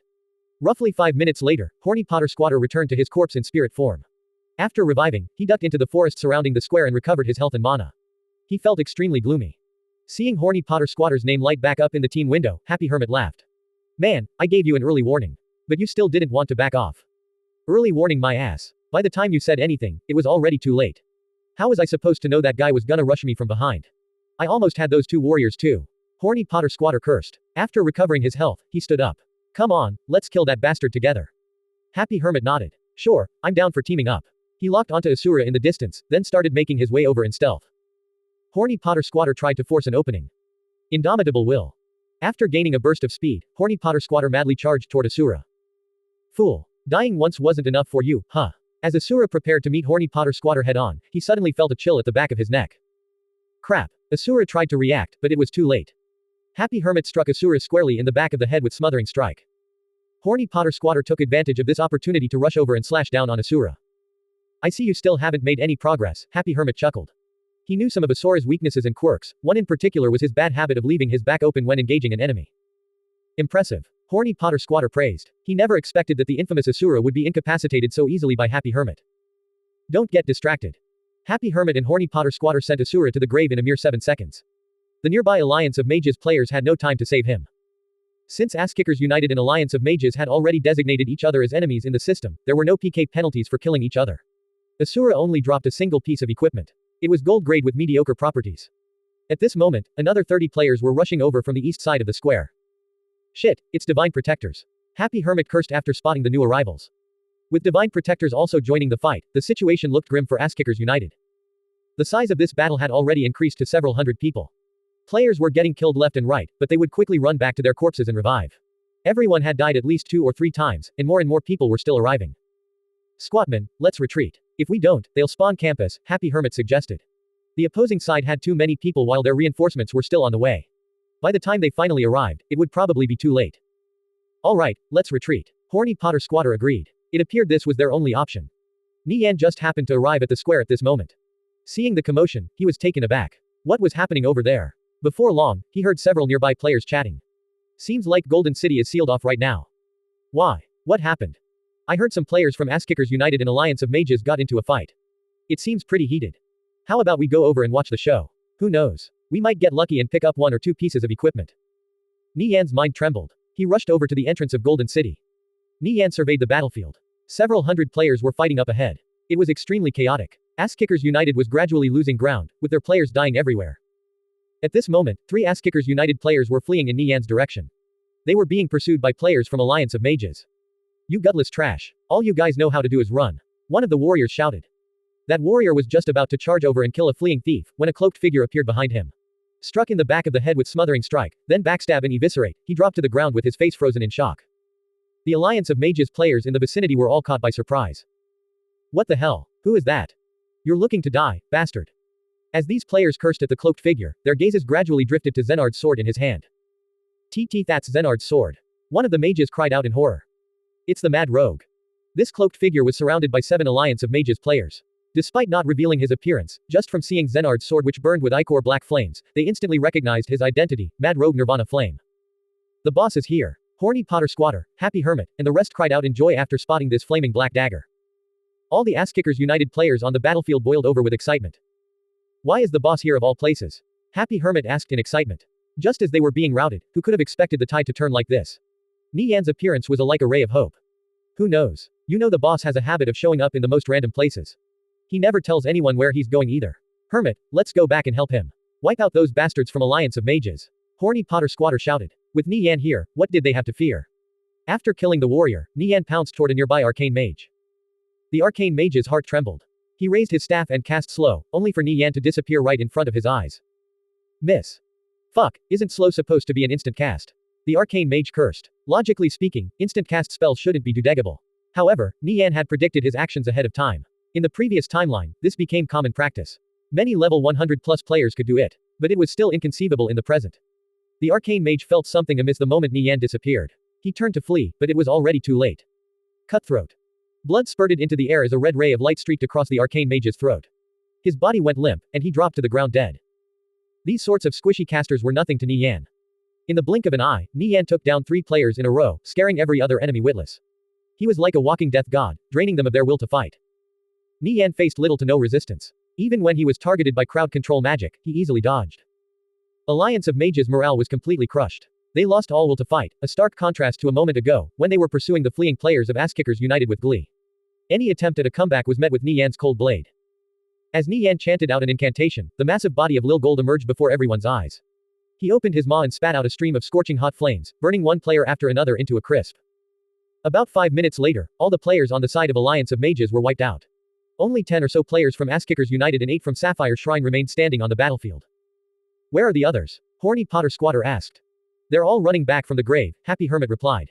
Their side had suffered heavy losses. The square was littered with the corpses of players from Alliance of Mages and Divine Protectors. The neutral players watching from the sidelines were all stunned. They believed this battle would go on for at least another 2 or 3 hours. No one expected Nie Yan to suddenly appear. The final outcome was a big surprise to all of them. None of the players from Alliance of Mages and Divine Protectors dared to run back to their corpses. Why would they revive only to die again pointlessly? The sight of Nie Yan, along with his golden dragon, surrounded by piles of corpses was truly stunning. Nie Yan had once more left a deep impression in everyone's heart with this frightening display of might. Horny Potter Squatter, Happy Hermit, and the rest of his group ran up to greet Nie Yan. Boss, when did you get here? Horny Potter Squatter excitedly asked. He had only ever seen Nie Yan in guild gatherings. This was the first time they were talking face to face. Nie Yan nodded in acknowledgement. He was familiar with their faces and knew they belonged to Asskickers United, but he didn't know their names. Horny Potter Squatter, Happy Hermit. Nie Yan sank into deep thought. These 2 names sounded somewhat familiar to him, but he couldn't recall where he had heard of them before. I'm here to do a quest. Has everyone revived yet? Nie Yan gazed at the Asskickers United players in the square getting up. Only the corpses of the players from Alliance of Mages and Divine Protectors remained on the ground. We're still missing 2, Happy Hermit replied. If it weren't for Nie Yan's timely arrival, they would have suffered a disastrous defeat. After a while, the corpses on the ground gradually disappeared. The players from Alliance of Mages and Divine Protectors had all elected to revive in the graveyard. After which they returned to their respective home cities. Knowing Nie Yan was around, none of them dared to make any more trouble. Fighting was forbidden in graveyards, otherwise, Horny Potter Squatter and Happy Hermit would have brought people over there to spawn camp. Each of them had been killed 2 or 3 times. They naturally weren't happy. Thankfully, you only lost 20% experience for running back and reviving at your corpse. As for the players from Alliance of Mages and Divine Protectors, they lost an entire level for reviving at the graveyard. Horny Potter Squatter, Happy Hermit, and the rest cleaned up the battlefield. Divide the spoils among yourselves. You don't need to take them back to the guild treasury. Just make sure to give a bit extra to the brothers who died, Nie Yan said. This was quite a windfall for these players. Understood. Thank you, boss. Horny Potter Squatter nodded. After thanking the Sapphire Shrine players who rushed over to their rescue, they formed back into their team and prepared to run the underground mines. I'll be taking my leave, Nie Yan said. He unsummoned Lil Gold and headed toward Golden City. Seeing Nie Yan's receding figure, the surrounding players were left dumbfounded. The mad rogue had only shown himself for 5 minutes, but it was enough to reverse the course of battle. An originally lost fight was flipped over its head. Alliance of Mages and Divine Protectors were completely wiped out. The sight of their corpses strewn everywhere left them deeply shocked. They felt a deep sense of reverence toward Nie Yan. An existence who could defy the heavens. Seeing Nie Yan enter Golden City, Happy Hermit turned to Horny Potter Squatter in surprise. Don't level 90 monsters spawn in the top layer of Golden City. Golden City was divided into 2 regions. The bottom layer was the famed level 60 dungeon, underground mines. Because the upper layer only spawned level 90 monsters, no players dared to enter. Why was Nie Yan going there? Could it be that he was capable of killing level 90 monsters? Yeah, no mistake. Don't judge the boss with common sense. Level 90 monsters really might be a piece of cake for him, Horny Potter Squatter said. He had once watched Sun use a strange method to take down a level 90 elite. At that time, when the video was released, they all started treating Sun as a god. Who would have thought a youngster like Sun could be so skilled? If Sun could do it, Nie Yan could definitely do it too. Solo exploring a level 90 map, Happy Hermit couldn't help but daydream. He was also a thief. Naturally he wanted to be a heaven-defying existence on the level of Sun and Nie Yan. Nie Yan was his ultimate goal. Blaze City, Penumbra Empire Guild Headquarters. Eternal Sin brought all his subordinates to Blaze City and acquired 5 local guilds to form the Penumbra Empire. This guild quickly rose to power and captured more than 10 strongholds. Unlike other guilds, the Penumbra Empire didn't require the investment of any financial group. Many of their members were already extremely wealthy. For example, the founder, Eternal Sin, the number 1 thief, Candy, and a few others had backgrounds rivaling the Century Financial Group. The Century Financial Group had approached them on multiple occasions, only to be turned away every single time. Without the support of several financial groups, Darklight Empire became the overlord of Blaze City. Eternal Sin received a video of Nie Yan's recent battle in Golden City, where he massacred the players of Alliance of Mages and Divine Protectors. After watching the video, he turned to Candy. Who would have thought the thief we bumped into that time would become the guild leader of Asskickers United? His skill really is quite frightening. If you were to go up against him, what do you think your chances of victory are? Candy thought for a moment, then bitterly smiled, 10% or less. What are your thoughts, big guy? Should we ally ourselves with Alliance of Mages and Divine Protectors or Asskickers United? No choosing neither. We have to pick one if we don't want to end up getting swallowed up. It's really tough to say right now. Currently, the 2 biggest powers are Asskickers United and Alliance of Mages. Our Penumbra Empire and Moonlight City's God Executioner Sword have only recently risen to power. We still have time, how about we hold off on this decision for now? Eternal Sin smiled mysteriously. He naturally had his own plans. Nie Yan entered Golden City. The dark castle reeked of blood. Every brick and pillar was constructed out of gold bricks. Embedded in each of them were giant night pearls that emitted an eerie yet oddly captivating glow. Nie Yan activated the search skill of the Holy Stone. The Holy Stone emitted a dazzling radiance and transmitted some information to his mind. He could confirm a piece of the Tyrant Abok set was located in Golden City. As Nie Yan walked through the large, spacious hall, it was as if though he was Siddim, white transported to the ancient past. The walls and pillars were modeled with dirt, a result of centuries of neglect. A notification soundly popped up. You have entered Mind Slave Igrin's cursed grounds. Your stats have been reduced by 10%. Nie Yan felt a portion of his strength sapped away as a faint dizzy spell briefly overtook him. Thankfully, his stats were powerful enough to resist. Even if he lost 10%, the impact wasn't too big. If an ordinary player met with this kind of curse, they wouldn't dare to continue moving forward. Several 3-meter-tall giants appeared up ahead. Their skin was dark red, and they carried giant metal hammers. They were patrolling in front of a door. Nie Yan counted 16 hammer-wielding giants in total. They were forgesmiths, a fairly famous type of monster. One served as the boss in the underground mines at the bottom layer of Golden City. They boasted powerful physical attack, high defense and fire resistance, and their attacks dealt additional darkness damage. They were well known for being difficult monsters to deal with. The one in the underground mines was a level 60 lord, while these were ordinary level 90 mobs. Nie Yan cautiously approached one of them and activated Transcendent Insight. Forgesmith Guard, level 90. Health, 10,000.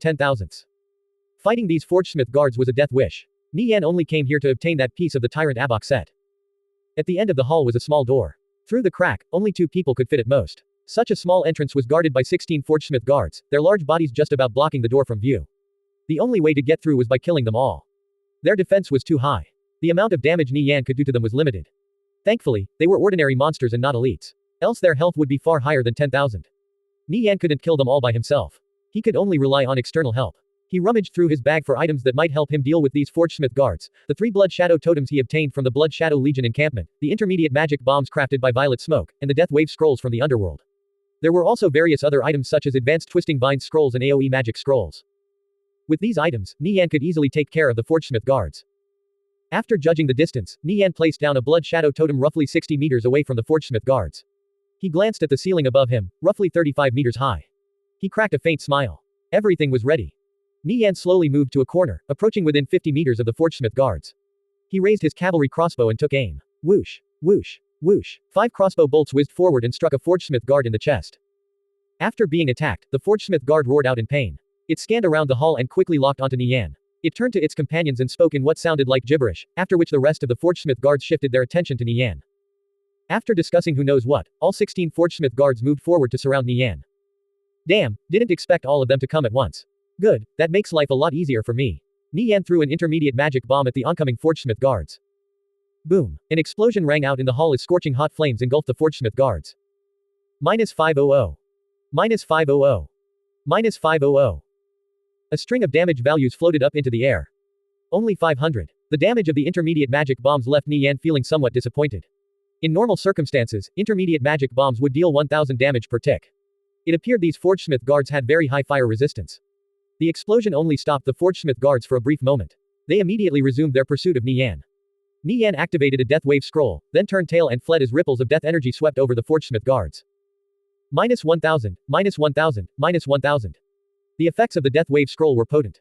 The only downside was the 2-second cast time, unlike the magic bombs which could be thrown at the ready.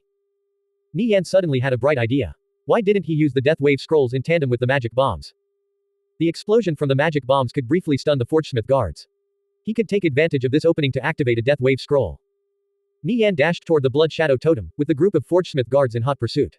Seeing his items come off cooldown, he threw a junior magic bomb over his shoulder. They had the same stunning effect as their intermediate counterpart. He naturally wanted to save where he could. After all, intermediate magic bombs were quite costly. Violet Smoke had only made about 20 of them so far. Once they were used up, he would have to wait a long time for more. Boom. A loud explosion rang out in the hall. -200. -200. -200. As the stunning effects of the magic bombs wore off, ripples of death energy swept over the Forgesmith guards. -1000, -1000, -1000. After these 2 rounds of attacks, the Forgesmith guards caught up to Nie Yan and moved to surround him. Nie Yan glanced at the Blood Shadow Totem just ahead. One of the Forgesmith guards had already entered its range. It was starting to tremble. Nie Yan was also in range of the Blood Shadow Totem. The 16 Forgesmith guards slowly circled in on him. One of them raised its hammer and smashed down on him. It's been fun, guys, but I've got to swing. Nie Yan smirked. He suddenly leapt 20 meters in the air with his leaper ring and shot out a web line toward the ceiling from his silk spinner ring. With a jerk of his hand, he pulled himself up. Looking down, the Forgesmith guards were channeling black orbs of light in their palms. They were preparing to attack Nie Yan with darkness arrows. At this moment, a vibration shook the air. The Blood Shadow Totem had activated. Boom. Crimson rays exploded out in every direction and swept over the Forgesmith guards. -5000, -5000, -5000. The damage of the Blood Shadow Totem was much higher than the Death Wave scrolls or magic bombs. With their darkness arrows interrupted midcast, the Forgesmith guards let out angry roars. Before they could resume their attacks, Nie Yan took out an Ice Rain scroll. He chanted out syllable after syllable until a full set was complete. The temperature plummeted and white fog shrouded the hall. Before long, icicles started falling down like a torrential downpour, ruthlessly pummeling the Forgesmith guards. -500. -500. -500. A string of damage values floated up into the air. After 5 seconds, the Forgesmith guards let out mournful cries and collapsed on the ground. The ice rain lasted for 8 seconds before finally ending. The white fog slowly dissipated. Nie Yan faintly smiled. He dropped down from the ceiling and landed gracefully on his feet. Nie Yan checked his experience bar. Although these Forgesmith guards gave a generous amount of experience, his experience bar only filled up by 3%. At higher levels, the amount of experience needed for one level was mind-boggling. Leveling up became incredibly difficult. Nie Yan collected the loot from the ground. He obtained 5 pieces of equipment, one of which was gold grade. To say none of them caught his interest was an understatement. He planned to throw them all in the guild treasury. However, he did find something fairly peculiar, a silver hammer. It appeared to be a special tool for blacksmiths. Artisan forging hammer, special item. Description: increase the success rate of crafting weapons and armor by 5%. 20% chance to gain additional proficiency. Restrictions: blacksmith. Jackpot. Nie Yan couldn't help but cry out with excitement. This hammer would be extremely valuable to blacksmiths, allowing them to do double the work with half the effort. Ass-Kickers United sorely lacked competent blacksmiths right now. Guo Wai was in the middle of nurturing some. With this hammer, they could save quite a bit of work. Nie Yan planned to hand over this hammer to Guo Wai and have him decide who to give it to. This was one of the advantages of being the first to explore a map. Good drops were guaranteed. After taking care of the Forgesmith guards, Nie Yan headed through the door at the end of the hall and disappeared into the corridor behind. Several minutes later, 6 thieves arrived in the hall. The leader was a man in his 30s in dark gray leather armor. Seeing the corpses on the ground, his eyes widened in shock. Skyfeld, I counted 16 Forgesmith guards, a 26-year-old thief said, his voice quivering in disbelief. He could hardly contain the shock in his heart. My God, did Nirvana Flame kill all of them by himself? Another thief cried out. Even if 3 of them teamed up to fight one of these Forgesmith guards, they might not necessarily come out on top. Level 90 monsters were too powerful. Furthermore, the 30-level gap meant that their attacks wouldn't leave so much as a scratch. Yet Nie Yan somehow managed to kill all 16 of these Forgesmith guards by himself. What a freak. Skyfeld knitted his brows. Nie Yan soloing these Forgesmith guards really was hard to believe. His gaze settled on one of the corpses. Its clothes were covered in scorch marks. On closer inspection, they were also wet and covered in ice crystals. He sunk into deep thought. Even though he still wasn't sure how these Forgesmith guards died, he was certain Nie Yan hadn't faced them head-on. As for how Nie Yan accomplished this feat, it was a mystery they would never unravel. Skyfeld turned to the other 5 thieves. Hurry up. Let's not fall behind. Try not to draw any aggro. Skyfeld headed for the door at the end of the hall. Knowing they were going to face a freak like Nie Yan, their hearts shuddered in apprehension. Seeing their leader getting further away, they quickly followed behind. Passing through the corridor, Nie Yan ascended a wide spiral staircase which led to the upper floors of Golden City's castle. After climbing 3 floors, Nie Yan entered a hallway guarded by level 90 forgesmiths. Fortunately, they were patrolling in units of 1. Seeing one approaching in his direction, Nie Yan cautiously snuck behind the forgesmith and struck it in the back of the head with smothering strike, then followed up with backstab and eviscerate. The forgesmith was about to recover from the stun, when he circled around to the front and struck out with a concussive blow and cutthroat.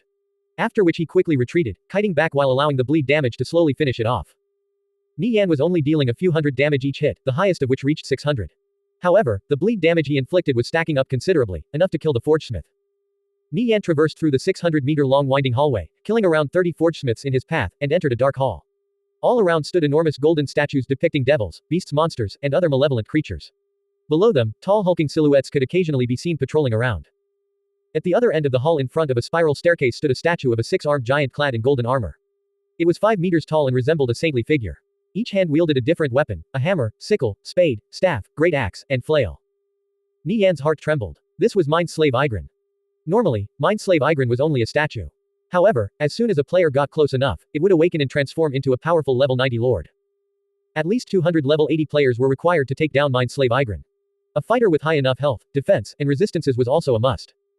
Nie Yan surveyed his surroundings.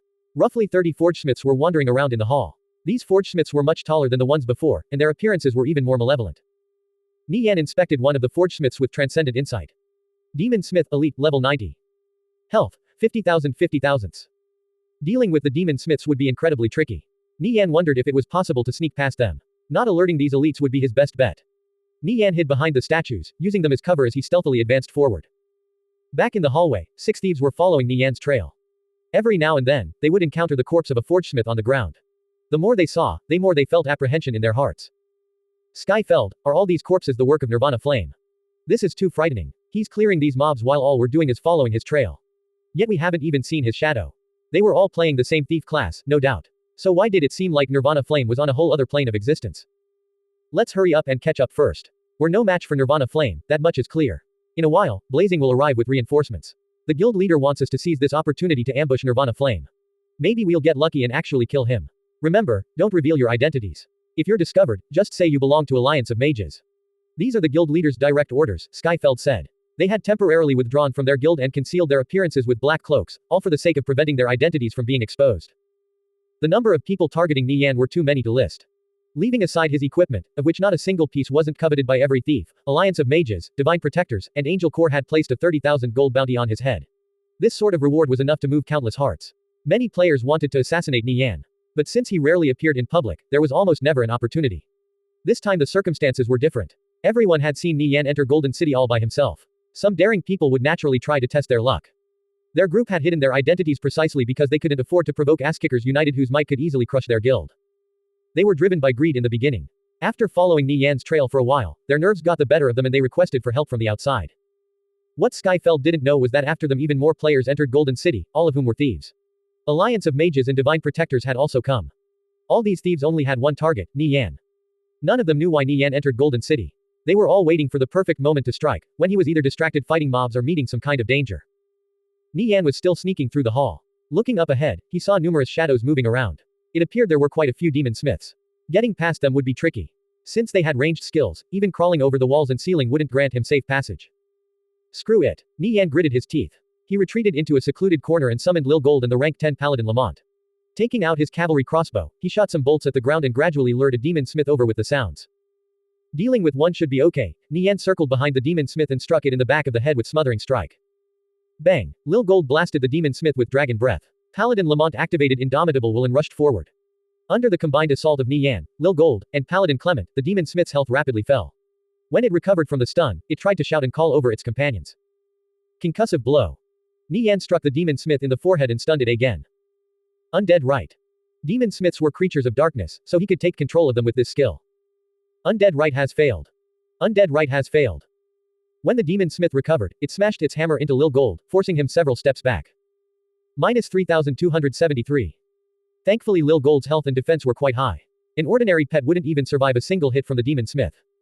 Nie Yan cast Undead Right again. Undead Right has failed. The demon smith tried calling over its companions again.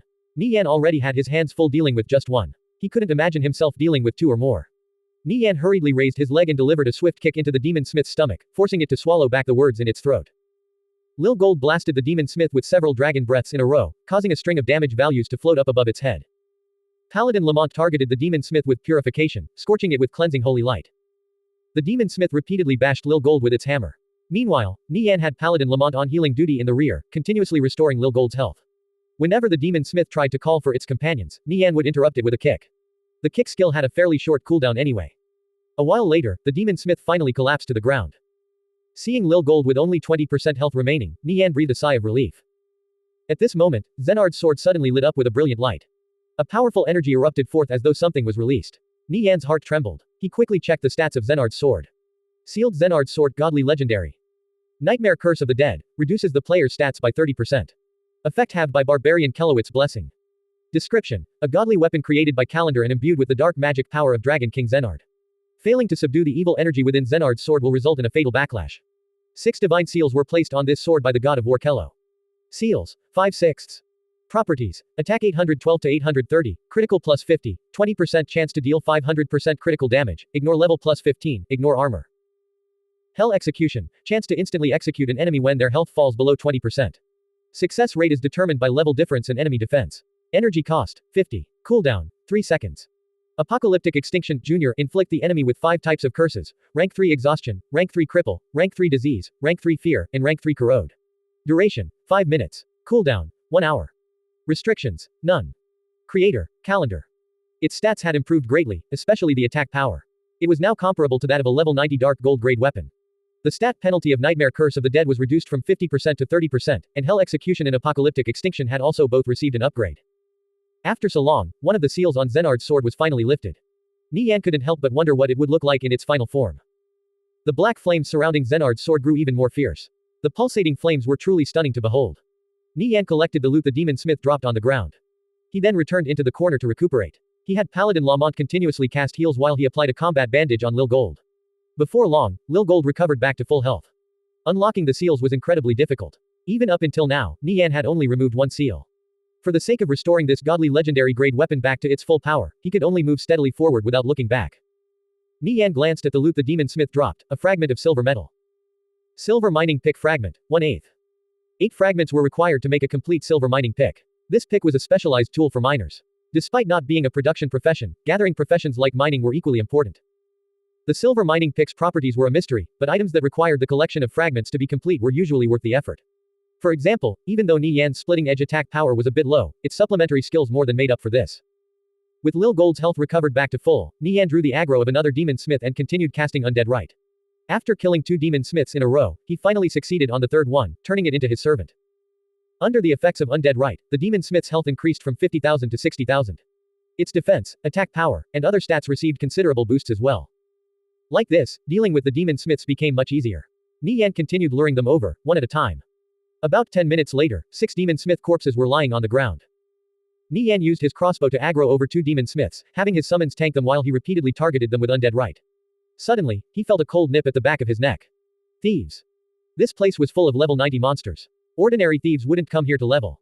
After giving it some thought, Nie Yan slapped his head. He had revealed himself in such a showy manner at the square, then entered the top layer of Golden City all by himself under the gaze of thousands of eyes. Of course, those harboring malicious intentions wouldn't sit still. Nie Yan's gaze turned chilly. Since these fellows dared to come after him, he would naturally make sure they didn't leave this place alive. Those thieves were hiding in a corner and likely wouldn't take action easily. Nie Yan simply continued on with his own business, expanding his army of demon smiths. In a dark corner, 6 pairs of eyes were observing Nie Yan's every move. Skyfeld, what kind of skill is Nirvana Flame using? It's ridiculous. A thief asked in a cold sweat. A skill that could turn a level 90 elite into your personal servant, this was simply unimaginable. I'm not sure. Just stay alert. Don't act without thinking and stay far away from Nirvana Flame. Maintain a distance of at least 30 meters. His awareness is too high. It'll be troublesome if he discovers us, Skyfeld cautioned. He didn't know what Nie Yan's perception range was. It was better to be safe than sorry. That said, the sight of Nie Yan taking control of the demon smiths was truly shocking. Luckily, it didn't seem like Nie Yan had noticed them. Skyfeld feared what would happen if Nie Yan discovered them. Would any of them make it out alive? He prayed Blazing and his group would arrive soon. They were all part of God Executioner Sword, a guild that had recently risen to power. They were far weaker than Asskickers United, but they were unrivaled in Moonlight City. Skyfeld and Blazing were both members of God Executioner Sword's 100 Thief Task Force. Blazing was a captain, and Skyfeld an elite member. They had received the guild leader's orders to hunt down Nirvana Flame, partially to weaken the strength of Asskickers United and partially to obtain the bounty on his head. At the same time, they could also fan the flames between Asskickers United and Alliance of Mages and Divine Protectors. This was hitting 3 birds with 1 stone. Both God Executioner Sword and Penumbra Empire were newly arisen powers. As long as they didn't provoke Asskickers United, Alliance of Mages, or Divine Protectors, they could covertly fish up some benefits from the sidelines. It was simply a question of whether or not these people could kill Nirvana Flame. Seeing Nie Yan controlling several demon smiths in a leisurely manner, Skyfeld knitted his brows. It appeared the Mad Rogue's undefeated streak wasn't simply due to luck. 3 demon smiths already. Just how many does he plan to capture? Probably not that many. We also don't know how long they'll last either. Listening to the discussion of his companions, Skyfeld gazed up ahead. Nie Yan, clad in dark leather armor and wielding the flaming black Zenard's sword, looked truly awe-inspiring while being guarded by the 3 demon smiths and golden dragon. Did one of you get a recording? I did. The 6 thieves talked in voice chat while hiding behind a statue. All the obstacles here provided great cover. After a while, Skyfeld received word that Blazing along with 6 other thieves had arrived. These players were the top thieves of God Executioner Sword. Including him, that made 8. Retreat back to the hallway and remain on standby. Don't stray too far away, Skyfeld ordered. With them looking for an opportunity to ambush Nie Yan, these ordinary thieves would only be getting in the way by staying here. It was better to have them keep watch in the hallway. Alright, we'll be leaving then. Take care, Skyfeld. Skyfeld met up with Blazing and the 6 other thieves. Blazing was a slim middle-aged man. He wore a black skin-tight bodysuit and wielded an azure dagger in each hand. He was currently stealthed within the shadows. He, Skyfeld, and the 6 other thieves could definitely be counted as top experts. The thieves placed on lookout duty in the hallway were also fairly skilled. Don't act unless you see a suitable opportunity. Listen to my command. When we go in, we have to kill Nirvana Flame immediately. Blazing said. He understood that the repercussions would be grave if their ambush failed. Blazing and the others hid behind a golden statue more than 30 meters away from Nie Yan. They were confident in their abilities to hide from his detection. After Nie Yan succeeded in taking control of his 4th demon smith, he knitted his brows. Those several thieves appeared to have disappeared. Did they already leave? The stealthing capability of those thieves was too lacking, allowing Nie Yan to detect them from more than 30 meters away. However, the stats of Blazing's group were much higher. Nie Yan couldn't sense them at all. Nie Yan only took control of 4 demon smiths. He usually didn't max out the minion count. For the sake of time efficiency, 4 was enough. Besides, he could still cast Undead right if anything came up. Nie Yan became a lot more daring, aggroing and killing mobs without pause. Boasting giant muscular and burly figures with dark golden skin, merely looking at these 4 hammer-wielding demon smiths guarding Nie Yan's side made Blazing break out in a cold sweat. Just where did he get all these bizarre skills? It was too frightening. I just received word that another group of thieves are making their way over here. Their numbers are unclear. It seems like they're from Alliance of Mages and Divine Protectors. What should we do? Skyfeld reported. Let them come. Let's move a bit further away and enjoy the show, Blazing replied. Swoop in at the last minute. Skyfeld eyes lit up. Blazing nodded. Their group found a good hiding spot a little further into the hall. A group of roughly 40 thieves entered the hall. They belonged to the Special Task Force of Alliance of Mages and Divine Protectors. Assassination missions were usually handed over to them. Their leader was a thief called Dark Wing. He looked around 30 years old and wore a full set of level 60 dark gold grade equipment. Where's Shadow Killer? Dark Wing asked. I don't know. He didn't tell us his location. He disappeared the moment we entered Golden City. Dark Wing frowned. He really disliked Shadow Killer and his haughty attitude, always moving on his own and never taking orders. However, the orders from the higher-ups stated that Shadow Killer was to be left to his own devices. He would be an ally when the time came. Dark Wing felt a threat to his authority. He couldn't understand why the higher-ups would have such a person join them. He really wanted to teach that bastard a lesson. However, Shadow Killer wasn't falling for his provocations. Every time they met, he could clearly sense the disdain and contempt in Shadow Killer's eyes. This sort of expression pissed him off more than anything. Whatever, ignore him. Everyone, listen up. Today we're going to assassinate Nirvana Flame. Failure is not an option. We have to show the world that no one is invincible. One man cannot face an army. Some things cannot be done alone. Dark Wing said. Yes, the thieves shouted in unison. Nie Yan was leading the 4 demon smiths deeper into the hall when he suddenly sensed something. His heart shook. Thieves. He could clearly sense he was already surrounded by a group of thieves, quite a few at that. They were only 20 meters away. This was already an extremely safe distance. The perception range of most thieves didn't extend past 20 meters. But common sense didn't apply to Nie Yan. Nie Yan's stats had already far exceeded the imagination of these players. Not a single thief could match him in this sense. Grand Scholar, Devil Slayer, and 10,000-man commander, he had accumulated these titles bit by bit. Each one represented a milestone most players could never hope to attain. No thief could escape his detection within a 5-meter range. Of course, thieves with special hiding skills were excluded. More than 30 thieves were hiding behind the numerous statues in the hall. The tension in the air was palpable. In the next moment, this place would be transformed into a killing field. The group of thieves were waiting for Nie Yan to engage the boss to act. Little did they know that they were walking on a knife's edge. Nie Yan had long since detected them. Keep a close watch on Nirvana Flame. Don't get too close. We don't know what his perception range is. Maintain a distance of at least 20 meters. Dark Wing said. No worries, Dark Wing. We've got this. Dark Wing took out a soulbind scroll from his bag. It could restrict an enemy's movements by preventing them from leaving the combat zone and using any teleportation items or skills. Both caster and target were under the same effect. Only when one of them died would the spell end. The Soundbind Scrolls effects were similar to that of a Shadow Priest's Shackles of Strife. However, the latter was somewhat lacking compared to the former. Soulbind Scrolls were still fairly rare at this stage of the game. Only the level 70 map, Spirit Traveling Palace, had a 1 in 20,000 chance of dropping them. The drop rates were even more abysmal in other maps. Probably only a few scrolls existed in Conviction right now. Dark Wing, after mindlessly grinding mobs for so long, had only obtained a single Soulbind Scroll. Nevertheless, he wouldn't hesitate in the slightest to use it on Nie Yan. Nirvana Flame, let's see you try to run. Darkwing coldly eyed Nie Yan's back. Only the 4 demon smiths and golden dragon left him feeling somewhat apprehensive. He would have to wait for the perfect opportunity to mount a sneak attack. At this moment, Nie Yan suddenly entered stealth and disappeared from sight. Where did Nirvana Flame go? Darkwing asked in surprise. No idea. He disappeared. Maybe he's scouting up ahead. Yeah, probably. Darkwing relaxed a bit. However, he couldn't get rid of an uneasy premonition tugging at the back of his mind. Nie Yan stealthily circled behind the thieves and observed them from behind a statue. Eye of Truth. Nie Yan's eyes blossomed out with a red light. Scanning around, numerous silhouettes emerged around the demon statues in the vicinity. 1, 2, 3. Nie Yan confirmed the position of 20 thieves. As for whether there were any others hiding in the darkness, he wasn't sure. Discovering this many was already quite the feat. Nie Yan crept up behind one of the thieves and struck them in the back of the head with Smothering Strike, then finished them off with Cutthroat. It's Nirvana Flame. He's behind us. The thieves were all caught completely off guard. Not even in their wildest dreams did they expect Nie Yan would be the one doing the ambushing instead. Lil Gold roared out and blasted 3 stealth thieves with a scorching hot dragon breath, instantly transforming them into rays of light. They didn't even get the chance to scream. Crap. He found us. Darkwing cried out. He simply couldn't understand how Nie Yan had discovered them when they made sure to stay far away. However, this wasn't the time to ponder. The 4 demon smiths were already moving towards them. Darkwing, what do we do? Run. At this moment, 2 demon smiths came flanking at Darkwing from different directions while brandishing their enormous hammers. You want to kill me? It won't be that easy. Darkwing evaded the attacks with Gale Step. He had only made it a few steps before another hammer came smashing down on him. Bang! He was struck in the chest and sent flying away. With a thud, Darkwing crashed into the ground. He only had a sliver of health remaining. Before he could get back up, he was swallowed up by scorching hot flames and transformed into a ray of light. He didn't even get a chance to use his Soulbind Scroll. Darkwing. No. Boss. The thieves glanced at each other in dismay. None of them expected that their skilled captain would die so pitifully. Darkwing's reaction to the attack was pretty good. The Gale Step was timed almost flawlessly. However, he was still overestimating himself, thinking he could take Nie Yan's life. Bang! One of the demon smiths struck a thief with his hammer and sent him flying. Bang! Bang! Bang! Thieves were sent flying, one after the other. The thieves from Alliance of Mages and Divine Protectors were scrambling away like frightened mice. Nie Yan took out a Twisting Vine Scroll. After chanting an incantation, thick green vines erupted from the ground and ensnared more than 10 thieves, leaving them unable to move in the slightest. Lil Gold chanted out in dragon tongue and summoned a giant meteor.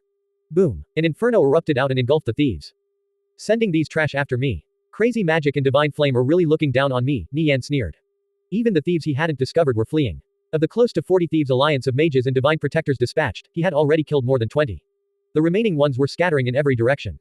Only now did these thieves realize how laughable it was to think they could take down Nie Yan with their numbers and coordination. Observing from a distance, Blazing and Skyfeld sucked in a breath of cold air. Blazing, are you really sure we want to fight Nirvana Flame? Skyfeld asked. He was starting to get cold feet. He couldn't help but think they were courting death by trying to go after Nie Yan.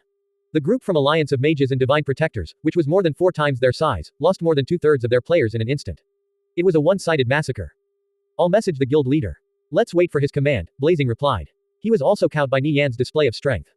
Just send the video of what happened to the guild leader, Skyfeld said. He felt the guild leader would understand the situation after watching the video. Their group was absolutely no match for Nirvana Flame.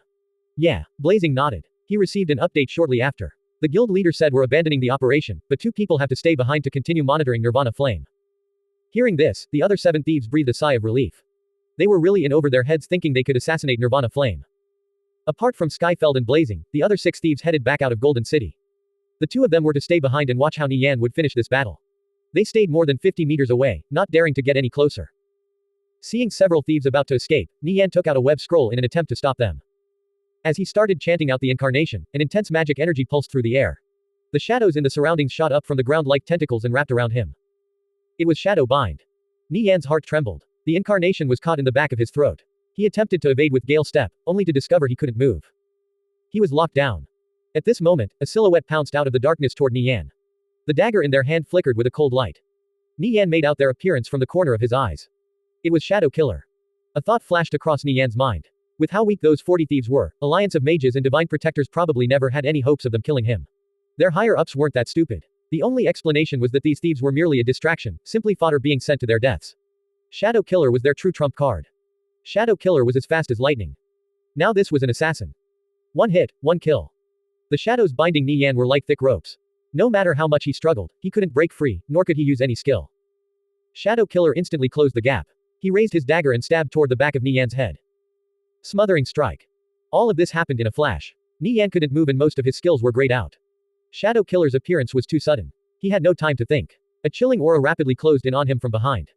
Shadow Killer had perfectly linked his skills together, without the slightest pause.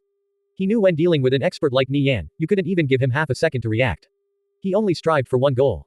To be fast, faster, and still faster. So fast no one could react to him. Die, Nirvana Flame. Shadow Killer's pupils contracted to tiny slits, brimming with killing intent. He wanted to kill Nie Yan. Shadow Killer had simulated battles with Nie Yan countless times in his mind, memorizing his skills, habits, and combat style. He made ample preparations, all for the sake of this single moment. He eliminated any possible variables, and strived to carry out his assassination to perfection. He was an assassin. Regardless of the method, as long as he killed his target, he would be the victor. Today Nie Yan's undefeated legend would be put to an end by the one called Shadow Killer. This one strike would be remembered for a long time to come, engraved in the minds of countless people as a defining moment in conviction. Even if Nie Yan was under the effects of Shadow Bind, he wouldn't resign himself to fate so easily. Although Nie Yan's active skills weren't available to him right now, he still had his passive skills. Shadow Killer's appearance was fast and sudden, but Nie Yan still managed to react in a timely manner.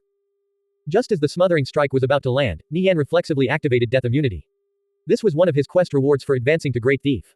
It made him immune to all crowd control for 2 seconds. Many great thieves possessed similar skills, but most of them weren't as good as his death immunity. Bang! Shadow Killer's dagger stabbed into the back of Nie Yan's head. -806. Shadow Killer's dagger was coated in a highly toxic poison. Nie Yan's skin started turning a pale shade of green. This was a paralyzing poison. He felt his limbs gradually going numb. Thankfully, he had the detoxifying orb on him, which boosted his poison resistance. The spread of the poison was slowed down significantly, and its effects were greatly reduced. This sort of poison was extremely rare. A bottle would generally sell for at least several thousand gold. First the Shadow Bind scroll, now the paralysis poison. Shadow Killer had really gone all out for the sake of killing Nie Yan. Seeing Nie Yan wasn't stunned, Shadow Killer was stunned. Suddenly, a thought crossed his mind. It was death immunity. What godly reaction speed. Death immunity's duration of 2 seconds was much less than that of Shadow Bind. Even if Nie Yan avoided being stunned, so what? Shadow Killer was confident killing him all the same. Although death immunity could prevent Nie Yan from being stunned by smothering strike, it couldn't remove the effects of Shadow Bind. It could block crowd control skills, but it couldn't remove ones that were already in effect. Taking advantage of his target's immobilized state, Shadow Killer stabbed toward the back of Nie Yan's head with heavy pierce. This was a freedom skill. It also had a disabling effect which prevented the target from using active skills and running away. If heavy pierce landed, it was basically a death sentence for Nie Yan. In the several seconds that he would be disabled, Shadow Killer could easily cut him down.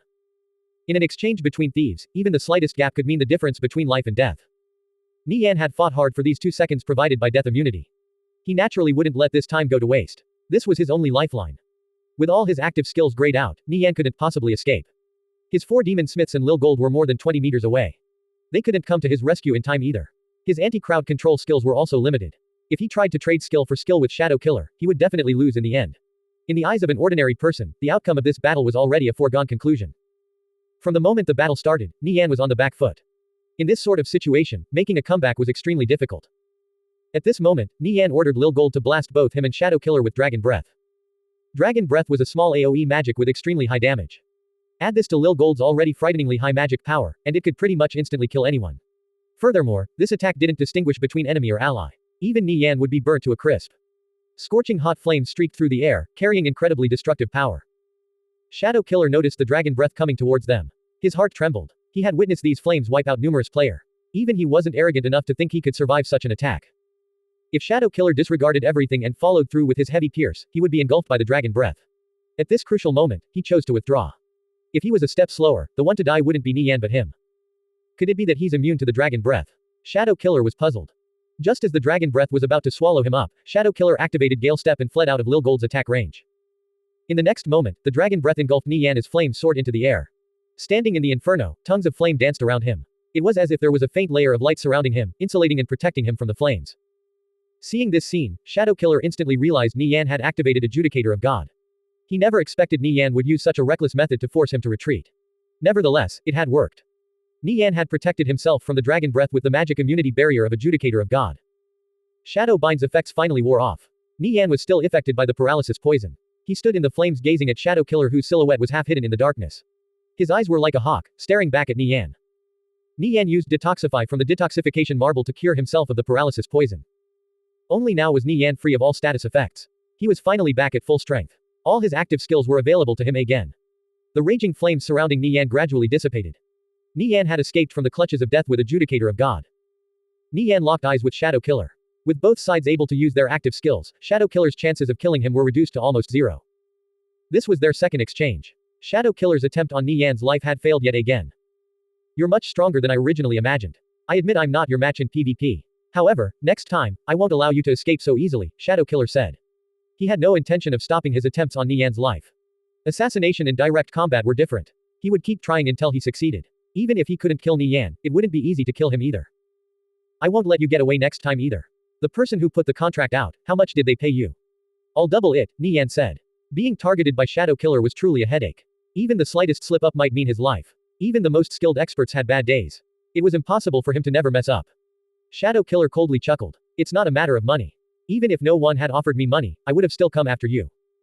Nie Yan stayed silent. Shadow Killer wasn't trying to assassinate him only for the money. In the previous timeline, Shadow Killer assassinated famous players one after the other. The people that fell to his blade were all illustrious existences that stood at the very peak. Assassins were often known for being stubborn and unreasonable. Shadow Killer assassinated to test his limits. He enjoyed this sort of stimulation and excitement. These types of people were the most difficult to deal with. If our positions were switched, I'd only need one attempt, Nie Yan declared with a smile. The thought of Shadow Killer continuing to go after him in the future gave him a huge headache. Success or failure was inconsequential. So, he decided to try and settle it once and for all. Shadow Killer sneered. He couldn't help but feel that Nie Yan was being too conceited. The only reason his 2 assassination attempts on Nie Yan failed was that thieves had too many life-saving skills. In a battle between expert thieves, if the difference in strength wasn't too great, it would be extremely difficult for them to kill each other. The only other option was to be like Shadow Killer, waiting to ambush the opponent when they least expected it. Only then was there a chance of success. As long as he remained vigilant, even if he was cornered by the 4 demon smiths and golden dragon, he could still easily make his escape. How about a bet? Nie Yan proposed. We both have one attempt to assassinate the other. Whoever gets the job done first wins. If we both fail, it'll still count as your win. Shadow Killer raised an eyebrow. He wanted to see how Nie Yan was going to kill him. Driven forward by his arrogance, he asked, this bet sounds interesting. What's at stake? I haven't thought about it yet. We can go with whatever you like, Nie Yan said. He really didn't know what to offer. He just wanted to get this matter over with. Shadow Killer thought for a moment. If you win, I vow to stop coming after you, and you can request my help to kill 3 people. If I win, you'll have to let me kill you 3 times. I see, 3 lives for 3 lives. Sounds fair enough, Nie Yan laughed. He couldn't help but recall his previous bet with King of the World. However, the two were different. He understood King of the World's character, a man who was always true to his word. Such a person could be trusted as a subordinate. However, Shadow Killer was an assassin without any scruples. He wouldn't be easily subdued like King of the World. This outcome was already good enough. Nie Yan accepted the bet. Alright, it's settled, Shadow Killer said. His eyes lit up with a feverish brilliance. This was an exciting game. Their bet was made through the system and would take effect immediately. There was no time limit. I'll wait for you to come and assassinate me, Shadow Killer said before melting into the darkness, disappearing without a trace. Nie Yan couldn't sense Shadow Killer's location. This was a powerful stealth skill similar to Void Shroud. Shadow Killer had made a grave mistake treating him as an ordinary thief. Nie Yan had at least 7 or 8 methods to kill Shadow Killer, leaving him no room for excuses. After Shadow Killer disappeared, Nie Yan narrowed his eyes. He contacted Guo Wai. I want the 100 thieves to tail Shadow Killer. Report his movements back to me. Shadow Killer. I understand. Guo Wai nodded. He immediately assigned the 100 thieves to this task. With the 100 thieves tracking Shadow Killer, Nie Yan could carry out his assassination at any time. As for what sort of method he would use, that would depend on the situation. By winning the bet, Nie Yan could have Shadow Killer assassinate 3 people for him. A few faces already came to mind. Shadow Killer came looking for you. Guo Wai asked. Nie Yan wouldn't tell him to track Shadow Killer for no reason. They had probably fought again. I was almost killed by him, Nie Yan replied. Their battle had really been a close call. Fortunately, he had activated death immunity in the nick of time. Else if he was a step slower, he would be a cold corpse on the floor. Guo Wai's eyes widened in shock, sinking into silence. After a while, he said in a resolute tone, we need to deal with Shadow Killer once and for all. He knew Nie Yan's death would be a heavy blow to Asskickers United's morale. He couldn't be allowed to die, at least not until the guild grew stronger. His undefeated legend was vital to them. For this very same reason, other guilds spared no effort in trying to kill him. Nie Yan informed Guo Wai of his bet with Shadow Killer. Guo Wai pondered for a moment. That's good. Even relying on all our informants across the Viridian Empire, keeping track of Shadow Killer won't be easy. Don't worry, though. Leave it to me. You have to be careful as well. Many guilds are eyeing you right now, specifically God Executioner Sword from Moonlight City. They've been getting restless lately. God Executioner Sword. Nie Yan suddenly recalled something. Ignore them. Let them run wild for a bit longer. We'll deal with our own growth first. Nie Yan and Guo Wei chatted for a bit longer before hanging up. He prepared to continue on with his quest, leading the 4 demon smiths and Lil Gold deeper into the hall. Hiding behind a corner, Blazing and Skyfeld had witnessed the battle between Shadow Killer and Nie Yan. The whole exchange seemed fleeting, lasting only a short 5 seconds. But whether it was Nie Yan or Shadow Killer, both were existences they could never hope to reach. Shadow Killer's ambush, which practically reached the pinnacle of speed, left a deep impression on them. If it were them, they would have never been able to pull off something like that. Shadow Killer's assassination skills had reached the utmost perfection. In the instant Shadow Killer took action, Blazing and Skyfeld believed Nie Yan was done for. If Shadow Killer had succeeded in assassinating Nie Yan, that one strike would have become an instant classic. But against all expectations, the battle took a completely different turn. Nie Yan used a unique and practically suicidal method to get himself out of danger. After the battle, Blazing and Skyfeld kept replaying the video over and over again until they understood everything that happened. Their hearts were filled with immense shock. Shadow Killer's opener was breathtaking.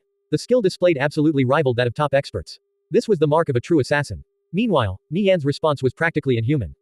Nie Yan somehow managed to react with death immunity despite the speed at which Shadow Killer ambushed him. Just what kind of freak was he? Even if Blazing and Skyfeld trained for another 10 years, they still might not necessarily reach Nie Yan's caliber. The two of them were thoroughly convinced of their inferiority. Several minutes later, a video of Nie Yan slaughtering the more than 30 thieves from Alliance of Mages and Divine Protectors, along with his clash against Shadow Killer, was making its rounds on the forums. The video left many players speechless. It was an absolutely sublime exchange, a confrontation between two peak experts. Even though the fight lasted only a short few seconds, it was watched countless times on repeat, leaving a deep impression that lingered in the collective mind of the player base. The strength of Nie Yan and Shadow Killer was on clear display. Many thieves studied this video religiously. The more insight they gained, the more they marveled at the skill of Nie Yan and Shadow Killer. When people watched the video, the first thing that came to mind was, fuck, even this can't kill Nirvana Flame. In such a short amount of time, against such a ruthless and decisive attack, he still somehow survived. This was simply inconceivable. Besides the exchange, players were also talking about the 4 demon smiths under Nie Yan's control. With 4 demonsmiths and a golden dragon under his command, Nie Yan was truly awe-inspiring. His image was deeply engraved into the hearts of the players. Furthermore, he was already level 72. The person at the top of the level leaderboards was young Sparrow Hawk at level 69. This meant Nie Yan had long since surpassed him. With 4 demon smiths and a golden dragon at his beck and call, it was no wonder Nie Yan leveled up so quickly. Nie Yan had once again reaffirmed his legend with this display of might. Every thief recalled a certain message that came from the Mad Rogue himself. Only shadow dancers were qualified to challenge him. Just what was a shadow dancer? Many players couldn't help but start wondering. Would it really allow one to reach Nie Yan's level of skill? Skyfeld, was it you who shared that video on the forums? Blazing asked. This video undoubtedly raised the prestige of Nie Yan. Their guild leader would kill them for posting it for everyone to see. No, why would I do that? If it was me, it would be from my perspective here. Skyfeld gazed at a nook in the distance. They weren't alone. Many people were eyeing Nie Yan. His entrance into Golden City was simply too conspicuous. Suddenly, Skyfeld felt a chill at the back of his neck, a thief. He hurriedly retreated several steps, taking cover behind a statue. This statue depicted a fallen demon. With an overly obese body and skin colored a peculiar shade of red, it was clad in silver-gray armor. Even its brows, eyes, expression, and other features were sculpted vividly and lifelike. As Skyfeld retreated, his right hand accidentally touched a round recess at the back of the statue. At this moment, the ground started trembling. The hall was shaking as if the whole place was going down. What was happening? Skyfeld and Blazing's faces paled as a feeling of danger washed over them. They hurriedly disappeared into stealth, trying to conceal themselves to the best of their ability. After the shaking settled down, the statue of the fallen demon suddenly came to life. It brandished its giant hammer and swung at a nearby shadow. Ah! A thief hiding in a corner cried out pitifully as he transformed into a ray of light and disappeared. His cloaking was too low, leaving him exposed to the fallen demon. Fallen demon, elite, level 90. Health, 90,000 90,000s. It's a level 90 elite. Run! Blazing anxiously shouted out. He and Skyfeld quickly bolted toward the exit with Gale Step. The fallen demon was in hot pursuit, repeatedly smashing down with its hammer. The ground shook incessantly as it left crater after crater in its wake.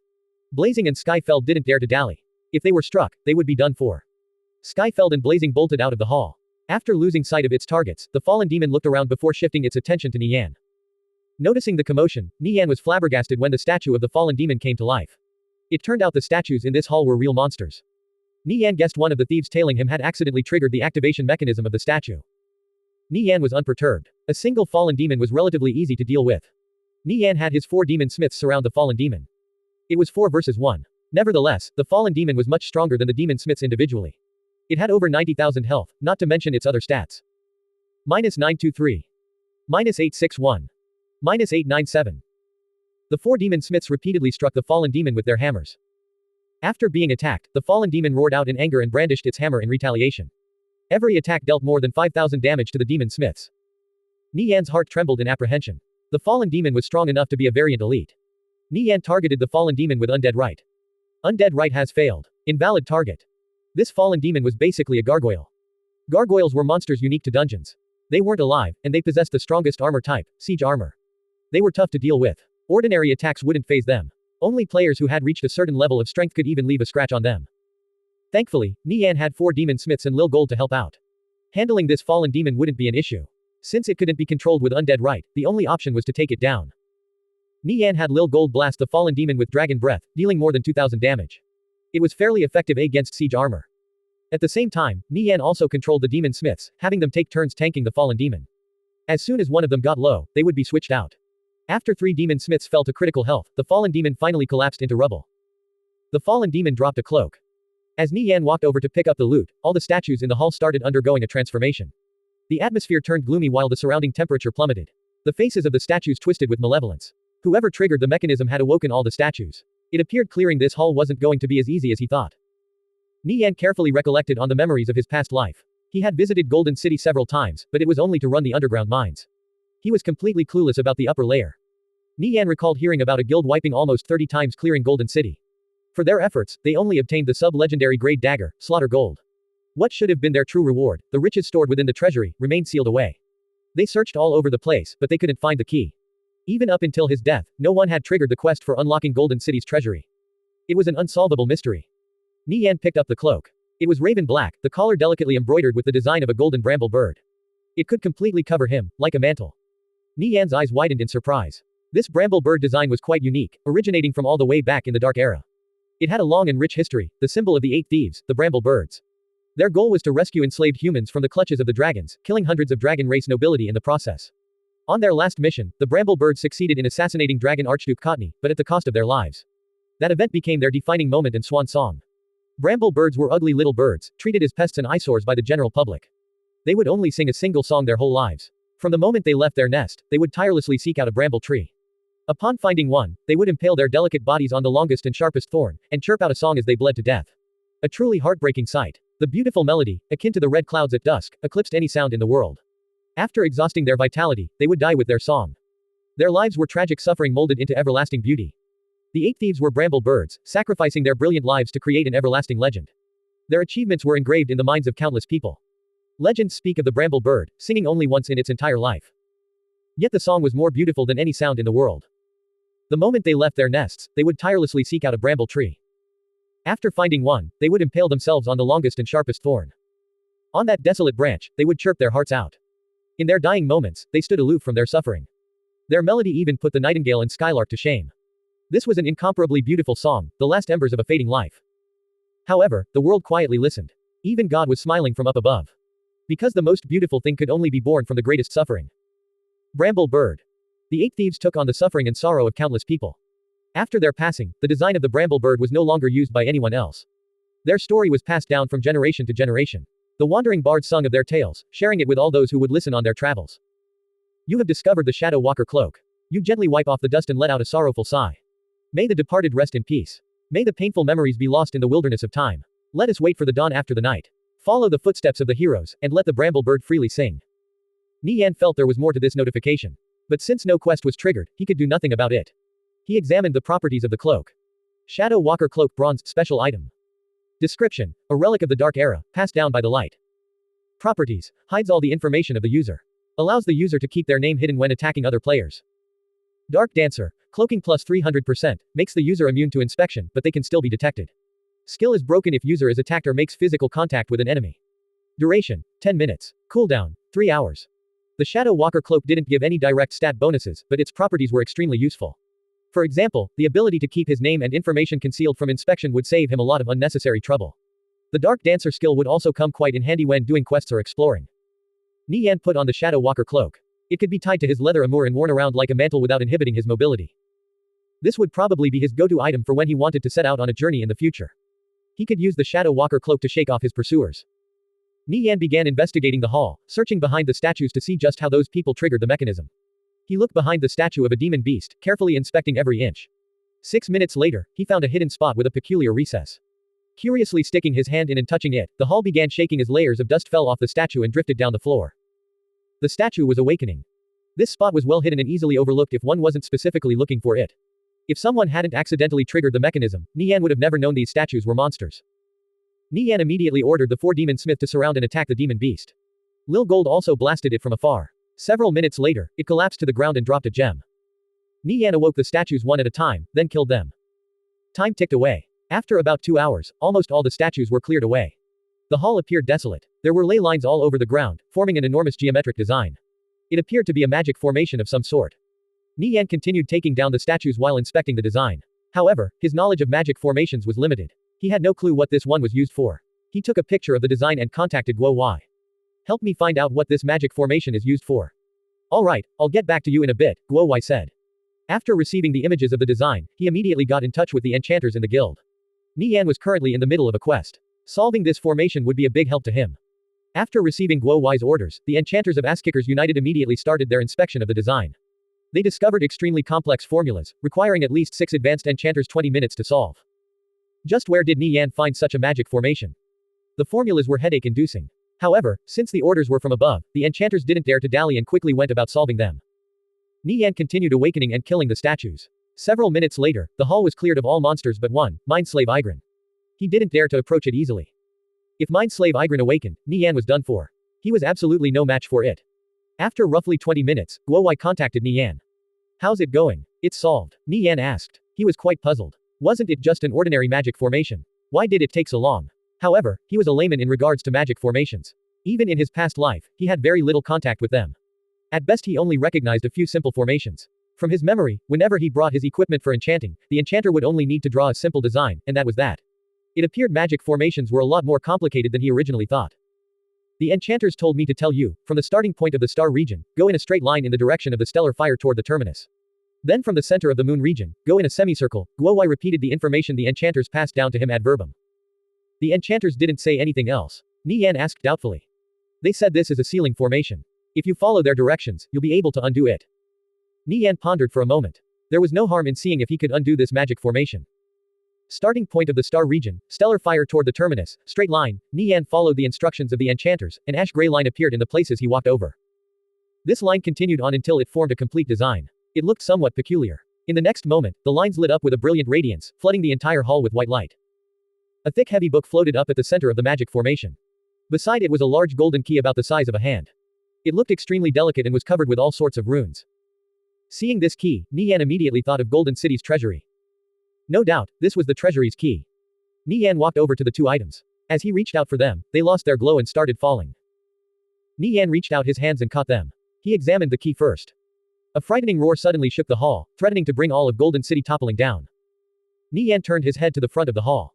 Mind Slave Igran stepped down its pedestal. It strode forward, each step shaking the ground, the dust accumulated over the years falling off its body. Its eyes flashed with a demonic light as its gaze locked onto the intruder. Wretched human, you've trespassed on my territory. Mind Slave Igran shouted in ancient common. Mind Slave Igran possessed intermediate wisdom. These types of monsters were the most difficult to deal with. Within a short time, Mind Slave Igran regained full mobility and started charging towards Nie Yan at full speed. Nie Yan's heart trembled. He quickly ordered his 4 demon smiths to go up and stop Mind Slave Igran. Even though the 4 demon smiths were large and robust, they looked like children in front of Mind Slave Igran, only reaching up to its waist. It raised its thick, muscular arm and slashed down with its sickle, sending all 4 flying at once. The 4 demon smiths heavily crashed into the ground, kicking up a cloud of dust into the air. -7,657, -8,391, -8,023, -7,862. What frightening damage. Such a powerful attack was enough to instantly kill any fighter at this stage of the game. None of them had the health or defense to survive a hit from Mind Slave Igran, let alone Nie Yan. The 4 demon smiths struggled back to their feet, intending to charge at Mind Slave Igran again. Their wisdom was too low to comprehend that such an action was suicidal. Mind Slave Igran stepped forward and sent one of the demon smiths flying with a kick. The demon smiths were absolutely no match for Mind Slave Igran. Seeing the situation turning south, Nie Yan hurriedly recalled Lil Gold. He then activated the Dark Dancer skill from his Shadow Walker cloak and gradually melted into the darkness. Mind slave Igrin repeatedly pummeled the demon smiths with the weapons in its 6 large, muscular arms. It wasn't long before they were smashed them into bloody pulps. Mind slave Igrin looked around. The entire hall was empty, not a trace of Nie Yan to be found. It let out a furious roar and started searching for his traces. At this moment, Nie Yan was more than 10 meters away from mind slave Igrin. Seeing it coming over, he hurriedly retreated. Looking towards the end of the hall, Nie Yan spotted a giant golden door. This was the entrance to Igrin's treasury. Nie Yan cautiously moved toward the treasury, sprinting forward in short bursts. Moments later he was forced to a halt, when Igrin suddenly started moving in his direction. Nie Yan held his breath and hid in a dark corner, wondering how he could unlock the treasury without being noticed. Seeing Igrin come over, he instantly tensed up. If he was discovered now, any hopes he had would go up in smoke. As Igrin approached closer and closer, Nie Yan's heart started racing. Dark Dancer only greatly increased his stealthing capability. It wouldn't make him immune to detection. If Igrin's awareness was high enough, and given the level difference between them, he could very easily be discovered. Nie Yan sunk deeper and deeper into the corner until he could go no further. Igrin was getting closer and closer, 9 meters, 8 meters, 7 meters. Nie Yan clutched an unknown transfer scroll. He planned on teleporting away to safety the moment he was discovered. According to the knowledge of his past life, as soon as he left this place, the treasury key in his bag would disappear. Igrin would replace the key and hide it in a new location. Nie Yan could only try his luck. On the verge of being discovered, Nie Yan gritted his teeth and dashed out of the corner, sprinting to another spot nearby. Nie Yan got as close as 5 meters from Igrin. His forehead was drenched with cold sweat. Even in PvP, one could easily be discovered by another player at this distance, let alone a level 90 lord. In the end, Igrin stopped at about 5 meters from the corner. He looked around but didn't appear to notice Nie Yan, then turned around and left. Igrin arrived at another corner, halting his footsteps yet again at about 5 or 6 meters away from the wall. He then left in another direction. It appeared this was its regular patrol pattern. Nie Yan was amazed. To approach within 5 meters of a level 90 lord and not be discovered, this was practically a miracle. He pondered for a moment. This was probably related to his exceptional hiding ability. His cloaking was frighteningly high, even far higher than that of level 90 thieves in his past life. Add the plus 300% cloaking from Dark Dancer into the mix, and everything seemed to fall into place. Nie Yan confirmed he would be safe so long as he stayed at least 5 meters away from Igrin. Feeling reassured, Nie Yan headed for the treasury. Igrin was still patrolling around, investigating around the hall. Nie Yan could easily approach the treasury. He dashed up and inspected the door. It looked quite peculiar. It was cast out of a solid block of gold, but it was filled with numerous grooves, as if it was made of many puzzle pieces. At the center was a hole which perfectly fit the key in Nie Yan's possession. Nie Yan glanced over his shoulder. Igrin was all the way at the opposite end of the hall, more than 100 meters away with its back facing towards him. Nie Yan inserted the key into the door. He didn't have any hopes of opening the door right away. He just wanted to know how long it would take. He would think of another way later. The door suddenly swallowed up the key. Things could be heard shifting around as a small entrance the size of a person appeared. Things were still shifting around. The entrance was getting bigger and bigger. At this moment, Igrin was alerted by the sound. Seeing the door being opened, he let out an angry roar and charged over. Nie Yan stared at the rapidly approaching Igrin, then at the entrance that was growing bigger and bigger. If he hesitated any longer, Igrin would kill him. Nie Yan didn't know if the treasury contained any unknown dangers. Screw it. Nie Yan gritted his teeth and charged into the treasury. He had to find Abok's Cape of Ruin as fast as possible. Else if too much time passed, Igrin would charge inside and make quick work of him. The entrance to the treasury was still only the size of a human. There was no way Igrin's enormous body could fit through. It stood outside roaring angrily. Nie Yan took out the holy stone and placed it in his left palm. It let out a brilliant radiance and guided him. Abok's Cape of Ruin was nearby. The closer he got to it, the more intense the feeling he got from the holy stone. Nie Yan scanned around the treasury. It was a 200-meter-long hallway. Lining both sides were stone rooms filled with piles of gold, gems, and other valuables. Such a sight would drive anyone mad with greed. However, Nie Yan could keenly sense these riches were giving off a dark, ominous aura. Relying on his past experiences, Nie Yan immediately understood that the gold wasn't to be touched. So goes the proverb, greed is one of the original sins. If other players opened the treasure and carelessly tried to take these items away, not only would they not obtain anything, they might very well lose their lives. Nie Yan ignored the piles and piles of gold he was passing by as he searched for Abok's Cape of Ruin. If it were the previous timeline, he might be blinded by greed. In this life, however, he had experienced far too many things for such a silly mistake. After reincarnating, his mindset was completely different. Giving up his life for the sake of riches was foolish. He didn't have any hopes of obtaining a windfall. The experience of his past life were already an endless treasury, capable of making him much wealthier than the riches here. There was no need to succumb to greed. He wondered if this was a trap set up by the system. Under the guidance of the holy stone, Nie Yan arrived in a room at the end of the hallway. It was quite spacious at 5 by 5 meters. A small treasure chest stood tucked away in a corner. Demonic designs were delicately carved on this chest. It glowed red, green, and blue, constantly fluctuating between these 3 colors. It was sometimes as blinding as the sun and other times as plain as an ordinary piece of furniture. Nie Yan's heart was filled with endless excitement. This was a sub-legendary chest. He had only ever heard about sub-legendary chests, having never seen one in person before. It was rumored they glowed in 3 colors, red, blue, and green. Even then, it was only hearsay. As for whether this kind of chest really existed, he was doubtful. After all, he had never seen one before. Nie Yan never expected to encounter a sub-legendary chest in a place like this. As for whether or not it contained Abok's Cape of Ruin or some other item, he would have to open it to find out. Nie Yan bent down and inspected the chest. Yes, his lockpicking skill was high enough to open it. He had to work fast. The faint sound of footsteps resounded from the entrance to the treasury. Mind slave Igrin had entered. Nie Yan anxiously unlocked the chest, the progress bar filling up bit by bit. It was already at 60%. Igrin searched for traces of Nie Yan in every room. It repeatedly brandished the weapons in its 6 arms, hacking and smashing into the walls and piles of gold. The frightening sounds rang out across the hallway, sending shivers down Nie Yan's spine. Come on. Go faster. Nie Yan muttered. If Igrin found him, his opportunity of obtaining whatever was inside the sub-legendary chest would go down the drain. 70%, 72%, 75%. Igrin was getting closer and closer to Nie Yan's location. It was only a few rooms away at most. Suddenly, with a click, the chest popped open. Success. Nie Yan hurriedly reached his hand inside and fished out a silver-gray cape. It was the item he was looking for, Abok's Cape of Ruin. Nie Yan didn't have the time to examine the stats of this cape. He put it away in his bag, then continued to fish around inside the chest and pulled out an egg. It was about the size of a water basin, black all over, and sparkled like a gemstone. Nie Yan's mind trembled. This was a pet egg. Normally, creatures that came out of eggs had a very high possibility of being a flying mount. Nie Yan had no idea what would hatch from this egg. Nie Yan stored away the pet egg in his bag. He rummaged around through chests some more but found nothing else. At this moment, Igrin bursted through the door. Spotting Nie Yan, it brandished its sickle and hacked down toward him. Having gotten what he wanted, Nie Yan naturally didn't stay any longer.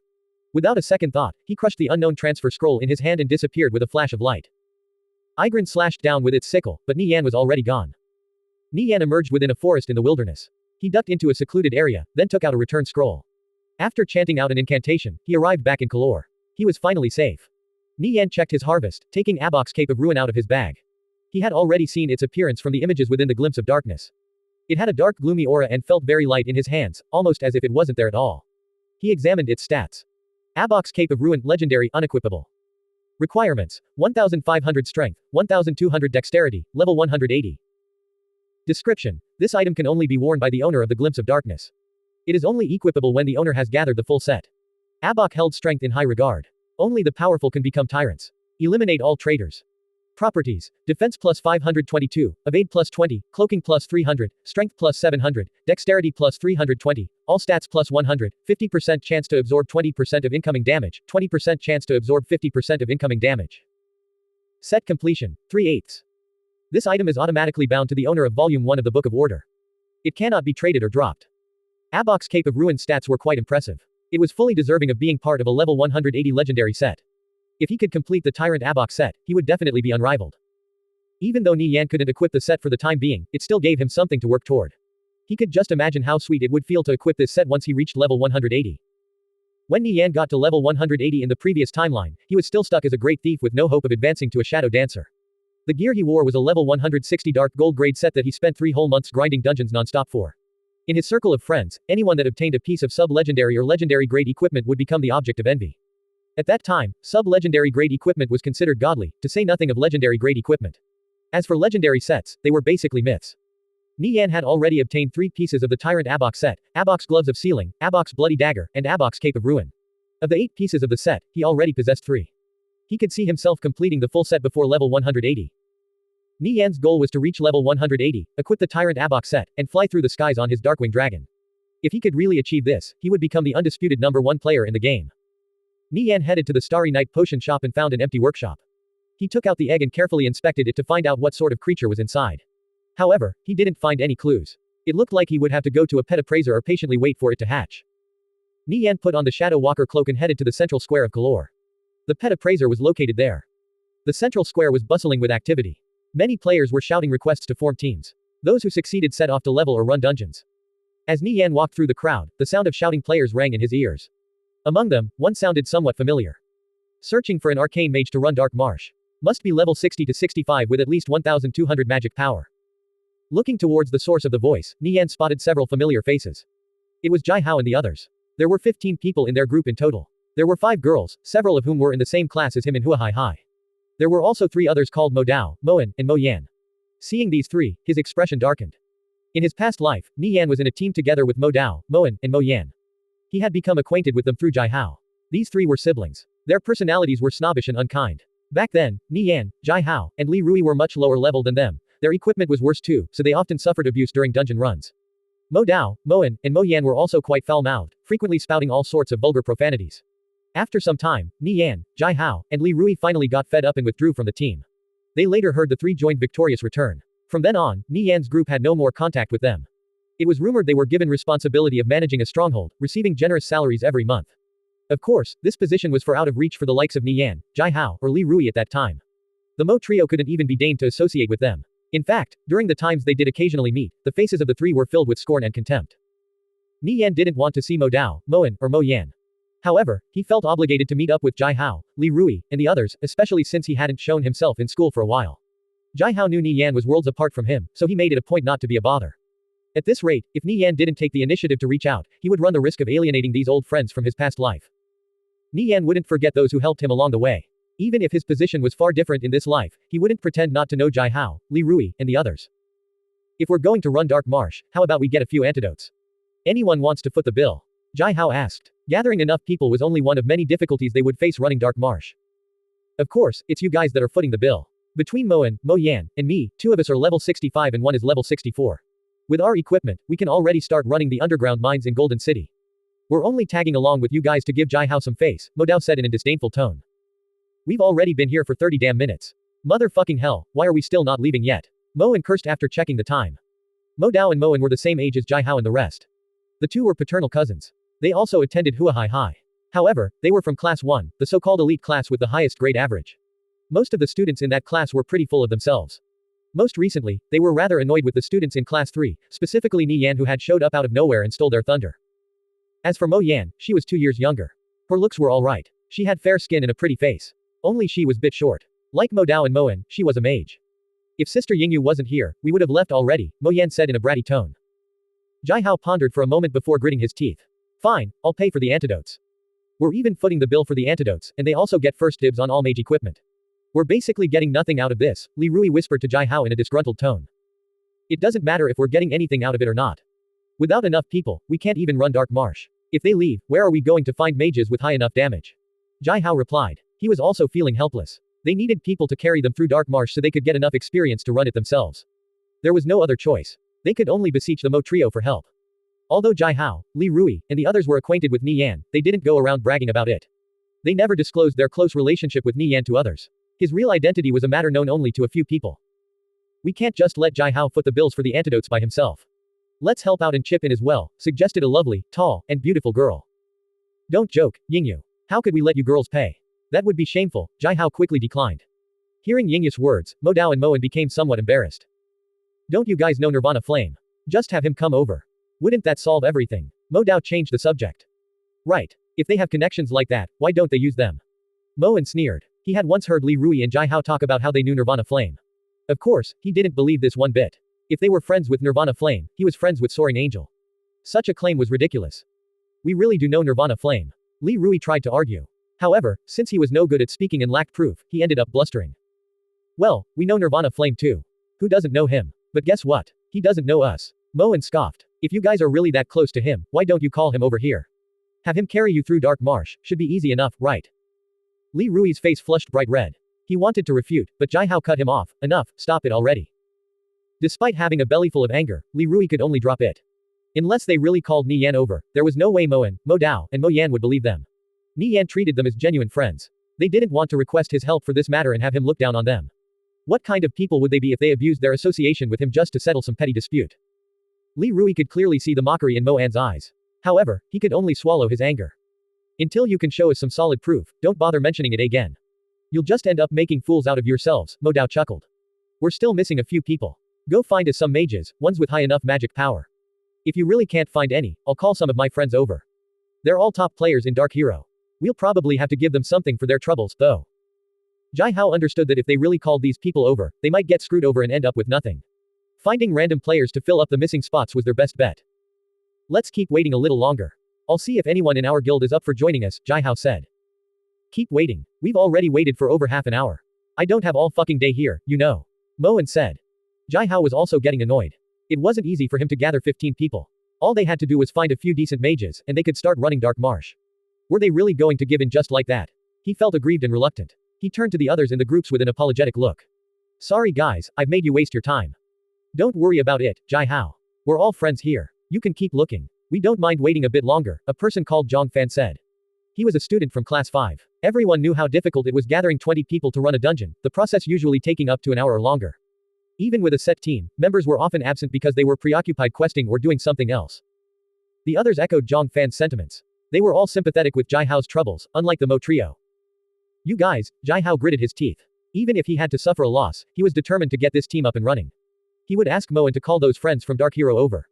This was the only option. He wasn't willing to let these brothers wait all this time for nothing.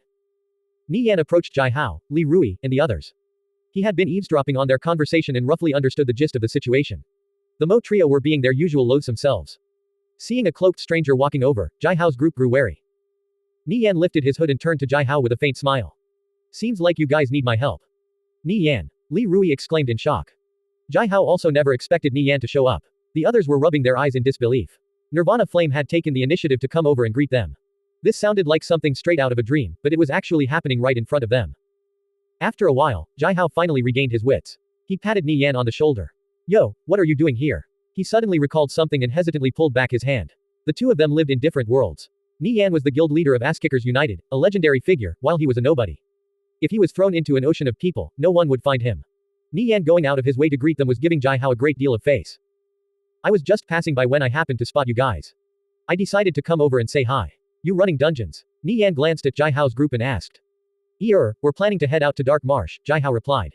He couldn't help but feel a bit embarrassed. Low-tier dungeons like Dark Marsh probably weren't anything in Nie Yan's eyes. After all, the Mad Rogue was a heaven-defying figure. Meanwhile, they couldn't find enough people to run some easy dungeon. Seeing Jai Hao and Nie Yan chatting so casually, Mo An's jaws practically fell out of his mouth. His face was ripe green with envy.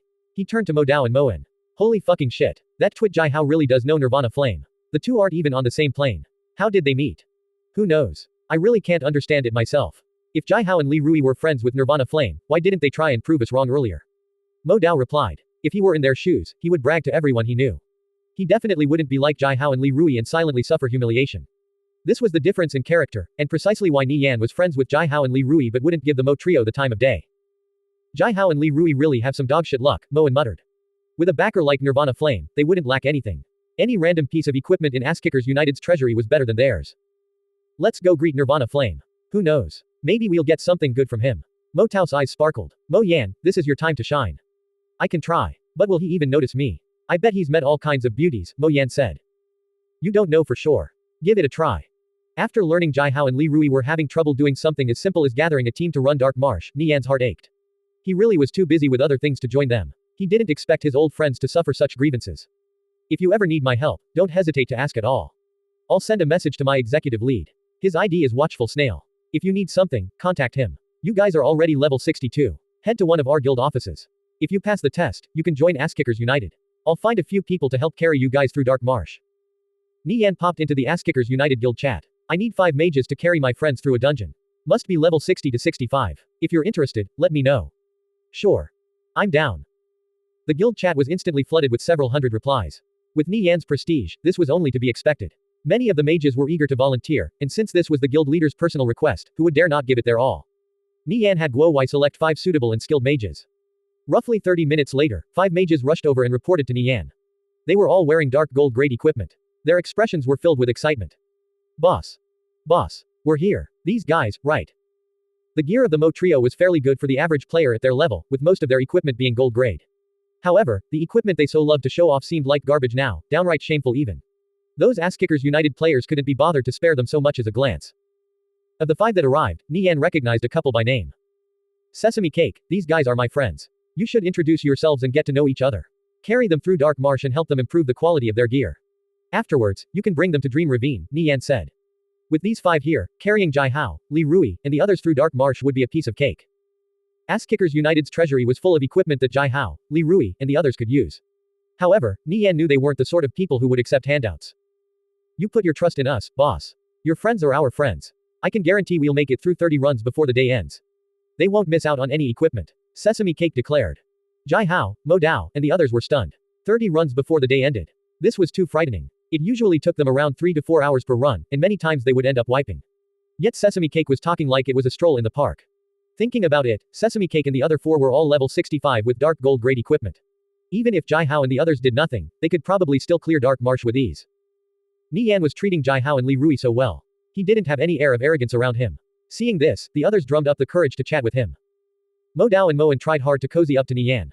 However, he simply brushed them off from beginning to end. Even though he had suffered no small amount of abuse from those two in his past life, he already long since put that behind him.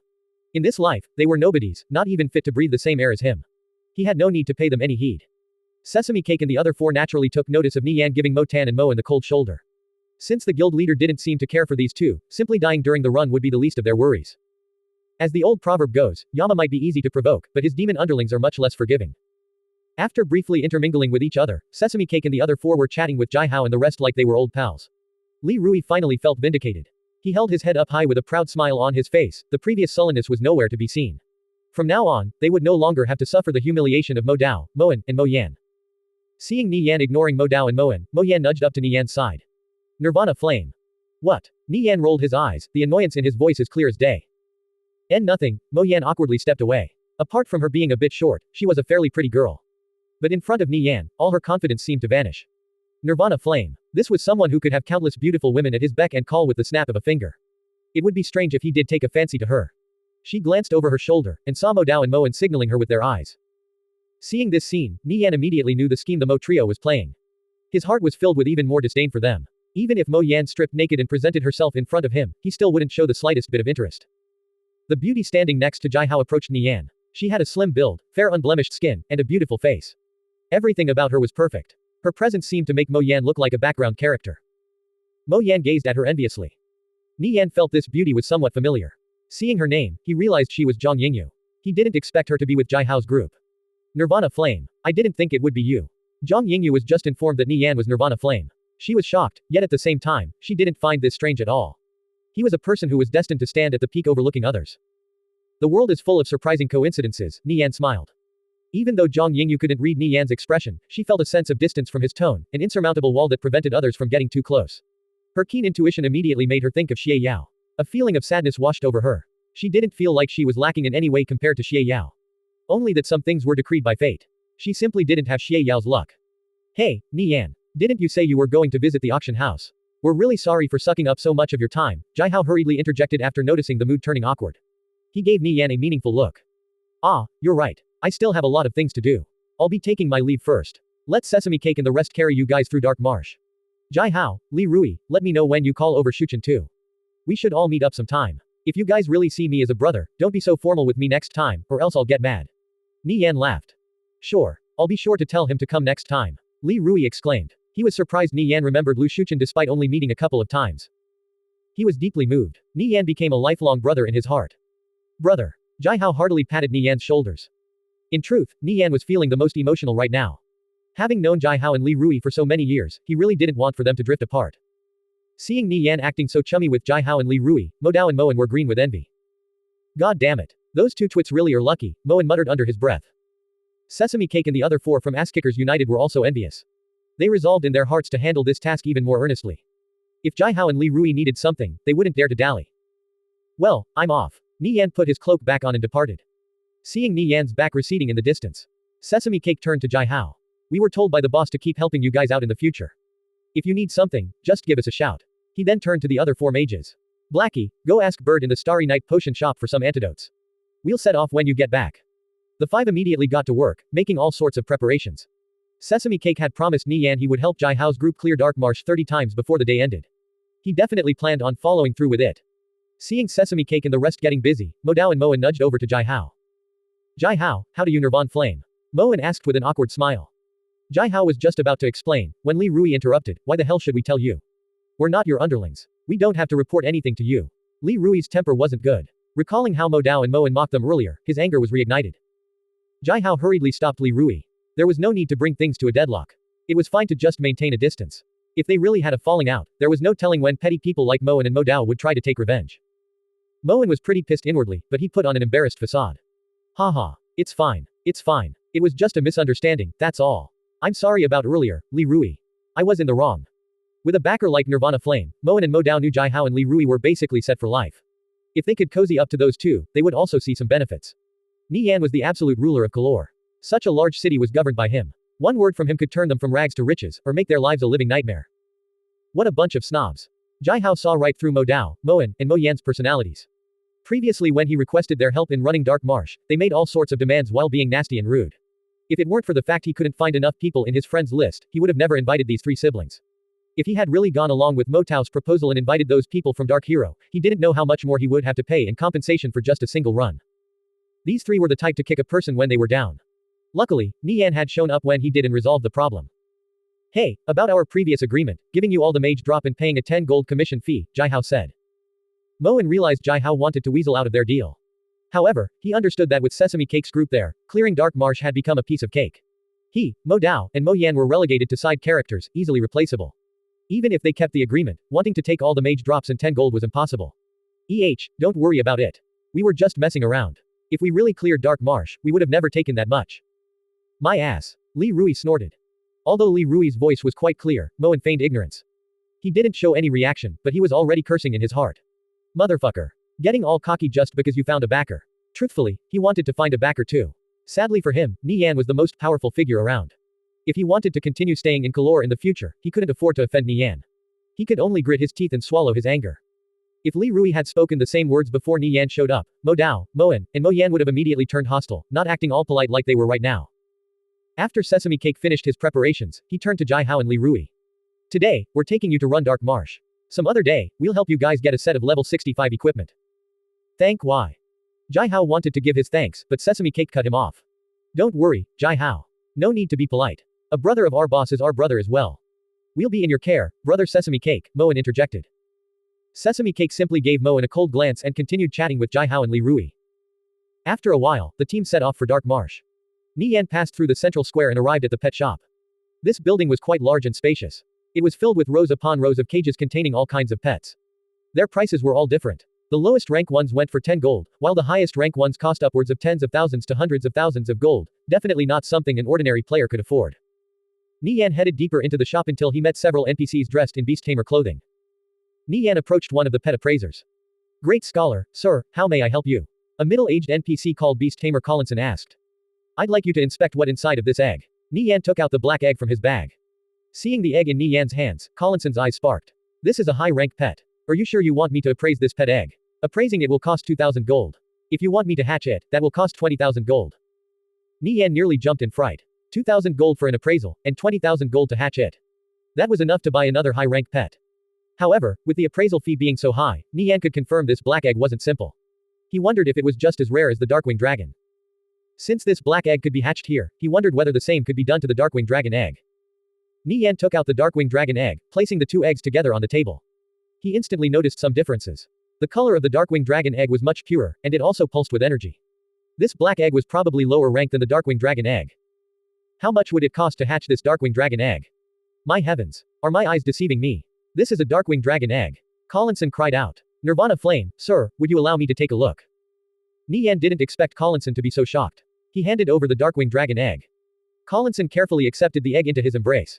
As a beast tamer, he naturally understood how precious it was. Great General Breakspear had braved numerous dangers in order to obtain it. Even for Collinson, a man who spent all his life researching beasts, this was his first time seeing one. Collinson gently stroked the vein patterns on the shell. He was completely engrossed in examining the Darkwing Dragon egg, his face flickering between excitement and regret. After a while, Collinson turned to Nie Yan with an apologetic expression. I'm sorry, but I can't hatch this egg. It was taken from its nest too early. That's why it looks translucent. Nie Yan's heart sank. Could it be that the Darkwing Dragon egg couldn't be hatched? But that didn't make any sense. There should be a way to hatch the egg, or else Great General Breakspear wouldn't have gifted it to him as a quest reward. He probably had to meet some special requirements. As Nie Yan was deep in thought, Collinson continued, I can't hatch it, but this Darkwing Dragon egg is still very much alive. You just need to find a few items that will perhaps give the creature inside enough strength to break free of the shell. What items do I need to find? You need at least 20 magic crystals, 30 radiant crystals, and 2 life crystals, and 1 power crystal. Nie Yan took a deep breath. Obtaining these items was as difficult as scaling the heavens. The magic crystals and radiant crystals were relatively easy to obtain. They could still be found in the marketplace. However, the life crystals and power crystal were extremely rare. Ordinary players wouldn't even know where to start looking for them. However, it was still manageable for him. He knew where these things were located. In fact, he could go and fetch them in as little as 10 days. The Darkwing Dragon was a powerful flying mount. It would be an enormous boon to Nie Yan if he could hatch it. Collinson handed back the Darkwing Dragon egg, and Nie Yan put it away in his bag.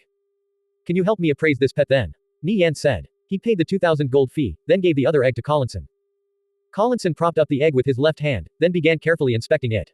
As he gently caressed the shell, he suddenly felt something, and his hand lit up with a warm light. Nie Yan anxiously stared at Collinson, who appeared to be carrying out some sort of mysterious ritual. The outcome of this appraisal was extremely important to him. If it was an ordinary pet, it would only be worth several thousand gold or possibly tens of thousands. If it was appraised as a flying mount, it would become a priceless treasure. Flying mounts were simply too rare right now. Even a single one could greatly impact the growth of Asskickers United. After a while, Collinson opened his eyes. This is a flying mount, the darkness attribute Nether Thunder Eagle. Nie Yan felt a weight lifted off his shoulders. This was a flying mount. As for what sort of rank the Nether Thunder Eagle was, he couldn't say for sure. However, even the lowest rank flying mounts were exceptionally precious. Nirvana Flame, sir, are you sure you want to hatch this Nether Thunder Eagle? Every person is permitted only one flying mount. If you hatch this egg, you can't give it to anyone else. Furthermore, before it dies, you can't own another flying mount, Collinson said. Only now did Nie Yan recall there was such a rule. Flying mounts would only recognize one master. Nie Yan pondered for a bit. He planned on giving this Nether Thunder Eagle to one of his close friends. In a few days, he would hatch the Darkwing Dragon anyway. This sort of thing naturally had to be given to the most reliable and trustworthy person. Tang Yao and Xie Yao popped into his mind.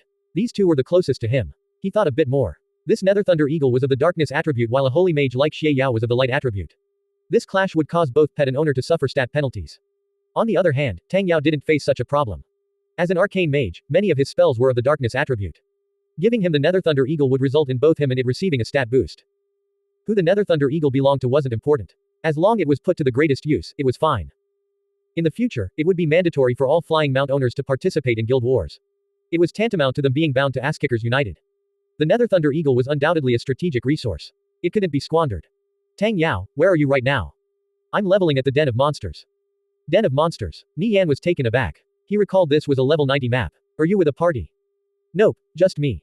I'm impressed. You can even solo grind in a level 90 map. Nie Yan chuckled. Equipment alone didn't necessarily qualify a player to train in high-level maps. Skill mattered too. With Tang Yao's defense, even a slight graze from the monsters there could kill him. Mages were a ranged class. As long as their positioning was good, they could hunt monsters above their level.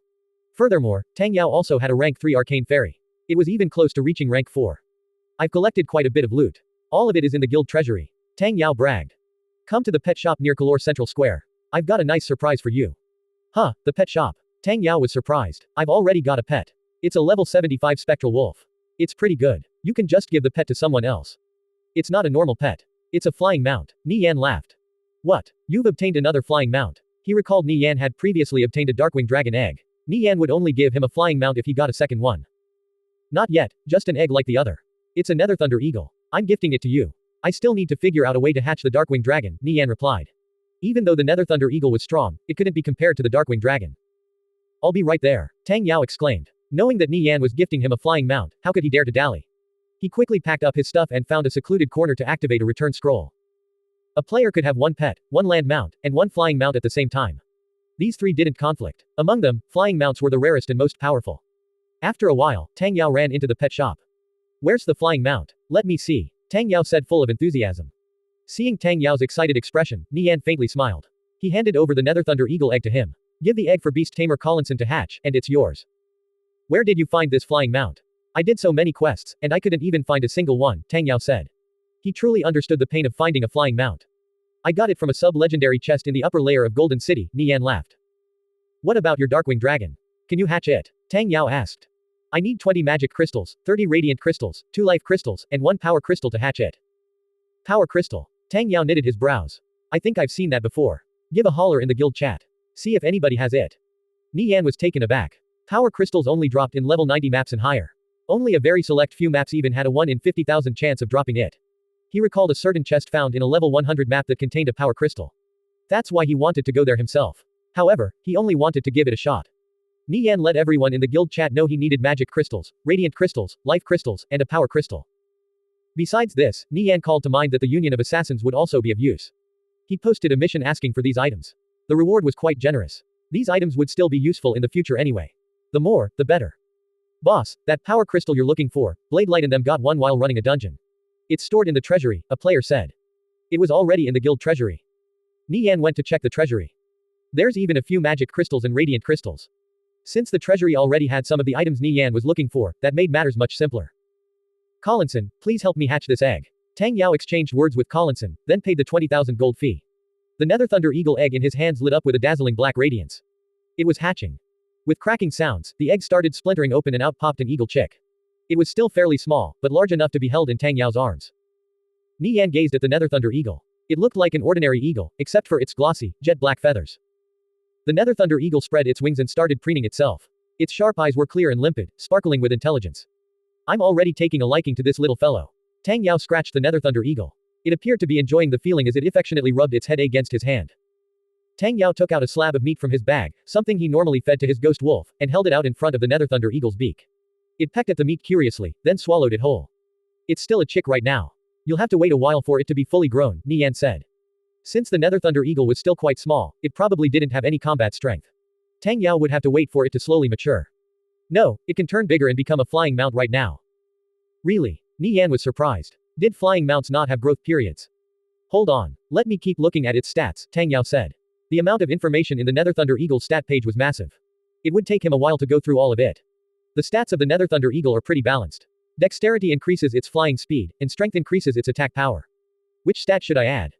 That depends on what you want. I think as a mage you should have the Nether Thunder Eagle focus on dexterity, Nie Yan advised. Tang Yao's damage was already unrivaled. Add that to the lightning speed of the Nether Thunder Eagle, and he would become a superb aerial turret. Not a bad idea. I'll listen to you. Speed complementing power. You should try experimenting yourself too.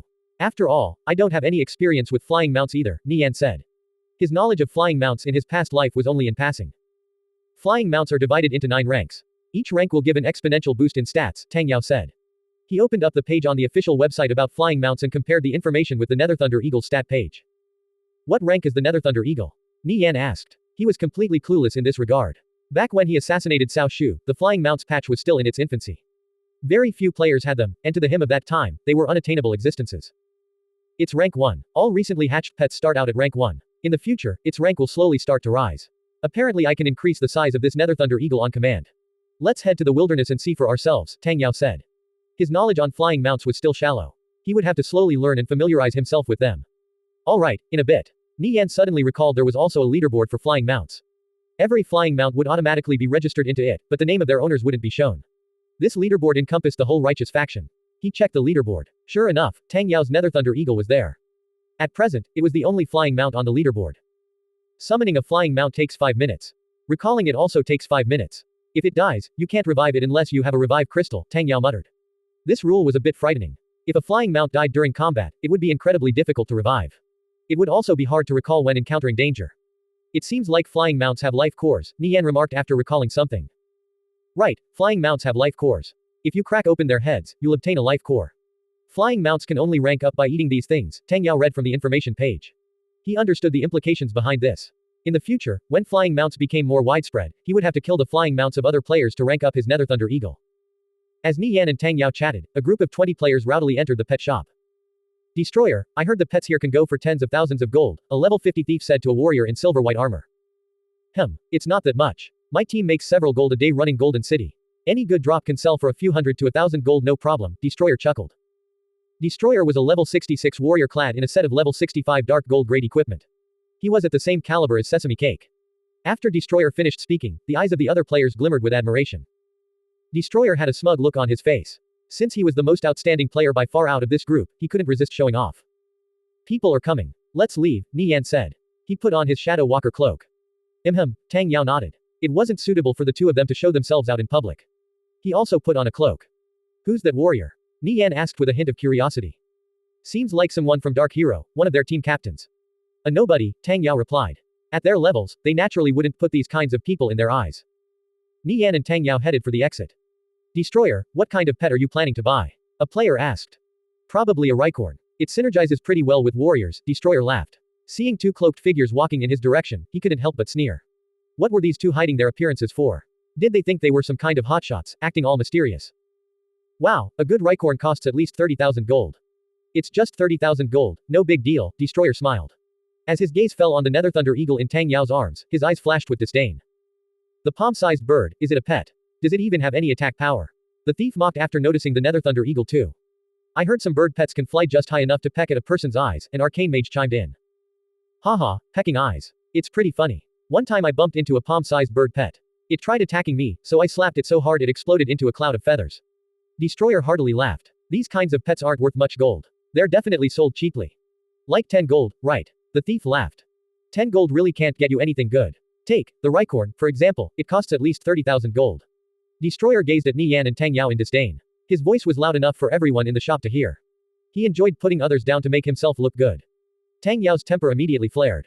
God fucking damn it. These guys are really asking for it. Ignore them, Nie Yan said in an indifferent manner. He had met countless people like this in his past life.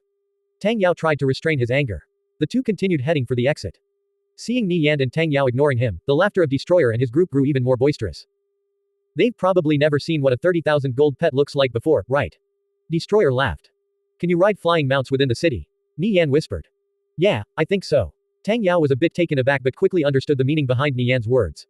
Fuck, what's so amazing about a 30,000 gold pet? Open your eyes, I'll let you guys see what a real amazing pet is. When the two arrived at the exit, Tang Yao chanted out an incantation. All of a sudden the Nether Thunder Eagle grew more than 20 times in size. As it stood in front of the pet shop, a powerful gust of wind blew into the pet shop and sent Destroyer and his group tumbling to the ground. What the hell is going on? Destroyer could barely open his eyes. Looking towards the exit, he saw the Nether Thunder Eagle in Tang Yao's hands grow into a 3-meter-tall beast. It looked magnificent and was overflowing with might. Compared to the Nether Thunder Eagle, every pet in the pet shop was basically trash. Everyone in the central square let out cries of alarm after seeing such a huge beast appear. It's a flying mount. The thief cried out. Destroyer was stupefied. He never expected that the Nether Thunder Eagle he made fun of would actually be such a powerful flying mount. Then wouldn't that mean? Nie Yan and Tang Yao mounted the Nether Thunder Eagle. Its back was big enough to fit 5 people, its giant wings kicking up powerful gusts of wind. It rose up in the air and took to the sky. Flying mount. Could it be that was Nirvana Flame? The thief said in fright. They didn't think the person they were mocking just now was the figure they shouldn't have provoked the most. Destroyer, what do we do? That person the players cried out in fear. I heard Nirvana Flame isn't the type of guy you want to provoke. Yeah, I heard there was a player called Lu Rui in Victorious Return who offended Nirvana Flame. He was hunted down until he dropped back to level 0. He hasn't shown his face since.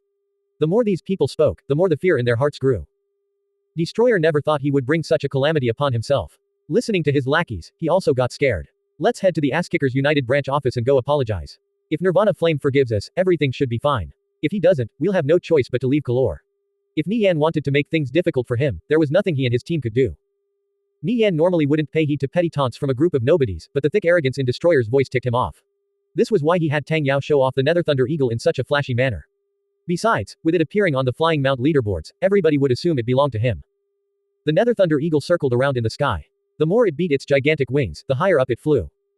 Nie Yan and Tang Yao rode on top of the Nether Thunder Eagle, mountains, forests, and streams darting past them as the wind whistled in their ears. Flying mounts were more than 10 times faster than ordinary land mounts. Hey, do you want to tag along with me to get a few things? With the Nether Thunder Eagle, Nie Yan could explore places out of reach for ordinary players and obtain the treasures hidden there. What are we getting? Tang Yao asked after feeding the Nether Thunder Eagle another slab of meat. You'll know in a bit, Nie Yan mysteriously smiled. Since they were the only players with a flying mount right now, he couldn't let this opportunity go to waste. Tang Yao's curiosity couldn't help but be piqued. Fly east, Nie Yan said. Alright. After about 10 minutes of flying, Nie Yan and Tang Yao arrived above a mountain plain. Hey, this already looks like a level 120 zone. Tang Yao said. He had seen the territory map of Kalor, so he knew this region was full of high-level monsters. It was still completely unexplored at this stage of the game. Level 60 to 70 players had no way of reaching here. The danger was simply too great. Any random monster encounter could be fatal. As for what sort of mysteries this place contained, he had no idea. Tang Yao's heart was full of apprehension. Nie Yan was quite familiar with the maps around here. In the previous timeline, back when he was over level 100, he had holed himself up here for 5 months of non-stop grinding. He knew this region like the back of his hand, where all the best drops were, which places contained treasure chests. Let's descend, Nie Yan said. Seeing the familiar landscape, he couldn't help but get excited. Wait, are we really going down there? It's too dangerous, Tang Yao said. In spite of his own misgivings, Tang Yao decided to trust Nie Yan. He gave the orders to descend. The Nether Thunder Eagle flew around in the sky before gradually descending in altitude until it hovered at about 50 meters above ground. That should do. Stay here, and wait for my command. Nie Yan shot out a web line at the Nether Thunder Eagle's plumage, then jumped off. He fell about 10 meters before coming to a stop. Suspended in midair by the web line, Nie Yan scanned the forest canopy below. Before long, he spotted a treasure chest through a gap between the trees. This area contained 35 locations that spawned chests at random. Only on the first clear of the map did all 35 locations contain chests. Nie Yan knew all 35 locations. However, there were many places where his memory was a little fuzzy. He could only rely on general directions to find them. I'm going down, come pick me up in a bit, Nie Yan said. Wait. Tang Yao barely got a word in before Nie Yan broke off the web line and dropped down into the forest. Nie Yan rapidly plummeted to the ground. As he adjusted his position mid-air, he activated the featherfall jewel. His descent slowed to a crawl as he gently landed atop a giant branch. He peered at the forest ground below. From time to time, monster would pass through. After searching for a while, he spotted a gold chest resting against a tree trunk about 10 meters away. Numerous hammer-wielding gnolls roamed the area. They were fearsome level 120 monsters. Nie Yan jumped down to the ground, then stealthily approached the chest and started opening it. Opening treasure chest. Progress, 3%. 15%. A moment later, the chest popped open with a click. Nie Yan rummaged inside and fished out a dagger and a skill book.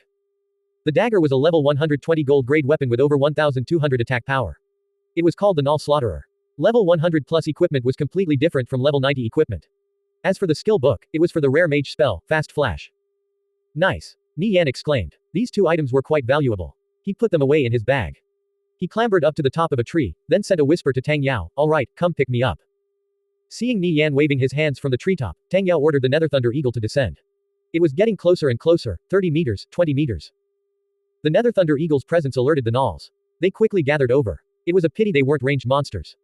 Nie Yan leapt 10 meters into the air with his leaper ring and shot out a web line at the Nether Thunder Eagle's talons. He swung himself up and landed safely on top of the Nether Thunder Eagle's back, grabbing tightly onto its plumage. Got it. Success. Nie Yan laughed. Tang Yao sighed a breath of relief. Nie Yan had really given him a scare by jumping headfirst into a level 120 map. That said, he never expected Nie Yan to return so quickly. What did you get? Tang Yao asked. I opened a gold chest and obtained 2 items. What kind of items? Let me see. Tang Yao was shocked. Did Nie Yan really open a chest in such a short amount of time?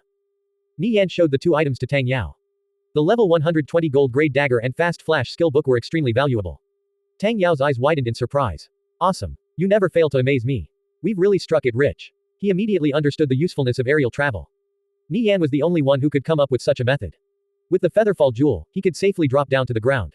At the same time, with the leaper ring and silk spinner ring, he could return to the Nether Thunder Eagle from up to 20 meters away. This saved him a lot of trouble, especially from having to deal with scary monsters like those level 120 gnolls. Come on, let's head to the next location. The Nether Thunder Eagle was extremely fast. Like this, the travel time was cut down significantly. Nie Yan could quickly go from location to location, and so began the frantic chest hunting. After almost 5 hours, Nie Yan had swept through the maps in the vicinity and opened a total of 160 chests, 2 dark gold, 60 gold, 28 silver, and the rest were either bronze or white grade. When he opened the last gold chest, he suddenly heard the clear jingle of a notification. Chest successfully opened. You have obtained 3 skill proficiency. Locking Specialist has ranked up to Advanced. Locking Specialist had finally ranked up. This was thanks to the fact all the chests around were over level 100. He gained quite a bit of additional skill proficiency for opening them. Nie Yan was elated. With lockpicking specialist reaching advanced, he could treasure hunt in even higher level maps. Opening any chest below level 160 would be no issue for him. After a few more days of hunting chests in this manner, Nie Yan might even receive the treasure hunter title. Come on, let's head to even higher level maps, Nie Yan declared in high spirits. He was quite familiar with maps under level 180. He clearly remembered the spawn locations of at least 60 chests. He could also search for chests while hanging below the Nether Thunder Eagle. He planned to spend a few days opening all which he could find. And after they respawned, he could open them again. With such a frightening chest opening speed, he felt he was getting closer and closer to the treasure hunter title. Nie Yan's harvest was good. He obtained more than 30 pieces of level 100 plus equipment and a large heap of materials. He stored everything in his bag. With this, when the players of Asskickers United reached level 100, they wouldn't need to worry about finding equipment. Nie Yan recalled back in his past life players could spend 2 to 3 days grinding level 100 plus monsters without seeing even a single piece of white or bronze grade equipment drop. In these several large maps, there were only around 100 to 200 chest spawn locations. Not to mention the respawn time of these chests were random. They could be up to a week or 2 without respawning. Furthermore, these spawn locations were frequently camped by other players. Even if a chest spawned, the items inside wouldn't fall in the hands of ordinary players. This was why level 100 plus equipment was so scarce in the previous timeline. Since Nie Yan would frequently grind in one location for months at a time, he ended up becoming extremely familiar with these maps.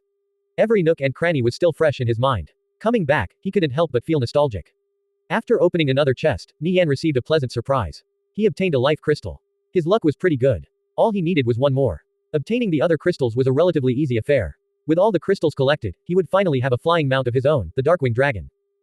5 days later, Nie Yan had swept through every chest in the several maps located at the border of Kalor territory.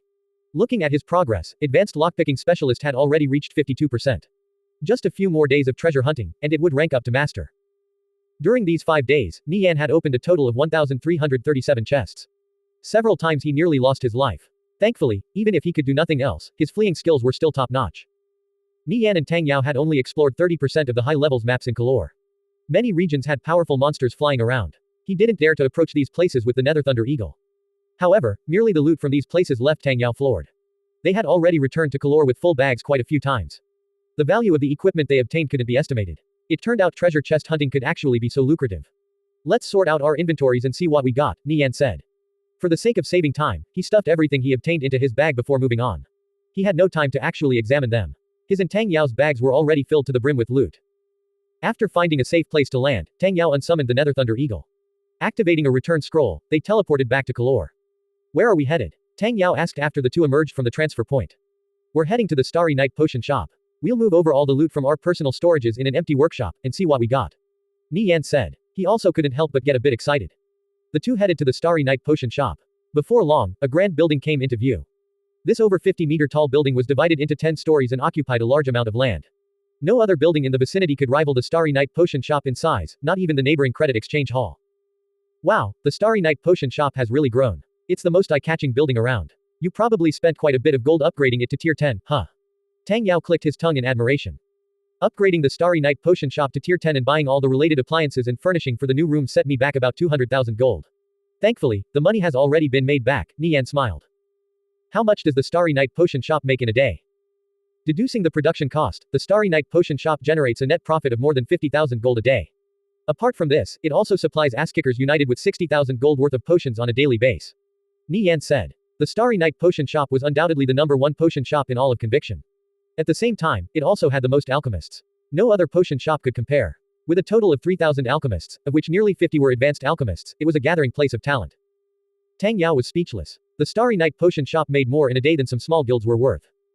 First heard Angel Corps recently opened their own potion shop called Holy Paradise Potion Shop. They're expanding pretty rapidly, Tang Yao said after recalling some people talking about it in the guild chat. How many alchemists do they have? 300 in total with 5 advanced alchemists, Tang Yao replied. Still a far ways off from the Starry Night Potion Shop, Nie Yan chuckled. However, the activities of Angel Corps did attract his attention. After thinking for a bit, his eyes narrowed. He might not be able to touch Angel Corps, but the Starry Night Potion Shop was fully capable of suppressing the Holy Paradise Potion Shop. As the two friends chatted, they had already arrived in the main hall of the Starry Night Potion Shop. It was bustling with people looking to buy potions. Let's head upstairs, Nie Yan said. He led Tang Yao up the stairs to an workshop on the 5th floor which hadn't been assigned to an alchemist yet. With a crashing sound, Nie Yan and Tang Yao dumped all the items they had collected over the past 5 days on a large table. The pile of loot sparkled and glittered. Let's sift out the equipment first and store it inside the treasury, Nie Yan suggested. Sorting through all these items would take at least an hour or two. The two set off to work. A while later, close to 600 pieces of equipment were divided into a second pile of items. Wow, they're all pretty high quality, Tang Yao said after skimming through the stats of the equipment. It's because we were the first to explore those maps. That's why there were so many gold and dark gold chests. I think we opened more than 20 dark gold chests and 120 gold chests, Nie Yan said. Normally gold and dark gold chests were extremely rare. Some people could go weeks without finding even one. Others could go through their whole lives without seeing one. Meanwhile, he had opened so many in a short 5 days. Tang Yao was tasked with depositing everything into the treasury. The sudden appearance of level 100 plus equipment caused the guild to boil over with excitement. How did the boss get all this equipment? I don't know. You don't think the boss mobilized an expedition force to collect this equipment, right? How come there's so much? Even if you grinding non-stop, there still shouldn't be so much. Looking at the stats, a lot of them are gold and dark gold grade. Didn't the official website say the drop rates for level 100 plus equipment was extremely low? No one foolishly asked Nie Yan about the origin of this equipment. Who knew if this information would be leaked out by the spies of other guilds? After getting rid of all the equipment, all that remained were gems, scrolls, skill books, and various other miscellaneous items. It was hard to pick out what was what. It's the advanced magic, mana flow circulator. Looking at the requirements, I can learn it right now. Tang Yao cried out after picking out a gold embroidered skill book from the pile. Mana flow circulator was a rare skill. At rank 1, it could have the cast time of all spells for 10 seconds. Sure, go for it, Nie Yan replied. As he rummaged through the pile, searching for skill books that he could use himself, Tang Yao let out another cry. Holy shit. It's Spell Overdrive. Awesome. Before level 100, Spell Overdrive was extremely rare and expensive. After level 100, the drop rate was a bit higher, but it was still fairly rare. It could boost magic power by 30% for 20 seconds. Tang Yao set aside these 2 skill books and continued excitedly searching for ones that he could use. My god. It's Solemn Judgment. I've struck gold. Oh shit. It's Blaze Clash. Amazing. Tang Yao was grinning from ear to ear. He had picked out 15 skill books that he could use from the pile and set them aside. He could learn 7 of them right away, while he would have to wait until his stats were higher to learn the other 8. I need to forget some of my old skills. Nie Yan, help me pick out the ones that are useless, Tang Yao said. Alright, get rid of dark corrosion. Wait, why? Tang Yao asked in surprise. Dark corrosion is still pretty useful. It can reduce a target's defense. You recently learned death corrosion, right? At rank 2, dark corrosion will look like garbage and become completely obsolete, Nie Yan replied. Even though he didn't play a mage in his past life, he had clashed with them thousands if not tens of thousands of times. He was pretty familiar with their skills. Tang Yao compared the effects of dark corrosion and death corrosion. The two were practically identical, except death corrosion's effects were much more potent. A rank 1 death corrosion was comparable to a rank 6 dark corrosion. He decided to listen to Nie Yan and forgot dark corrosion. Following Nie Yan's advice, Tang Yao forgot 3 more skills, then started frantically learning new ones. One skill book after another disappeared in his hand with brilliant flashes of light. Sweet. This is the first time I learned 7 rare skill books in one go. Tang Yao said. It was as if he was on cloud 9. Nie Yan also started looking for skill books he could learn. These are for holy mages.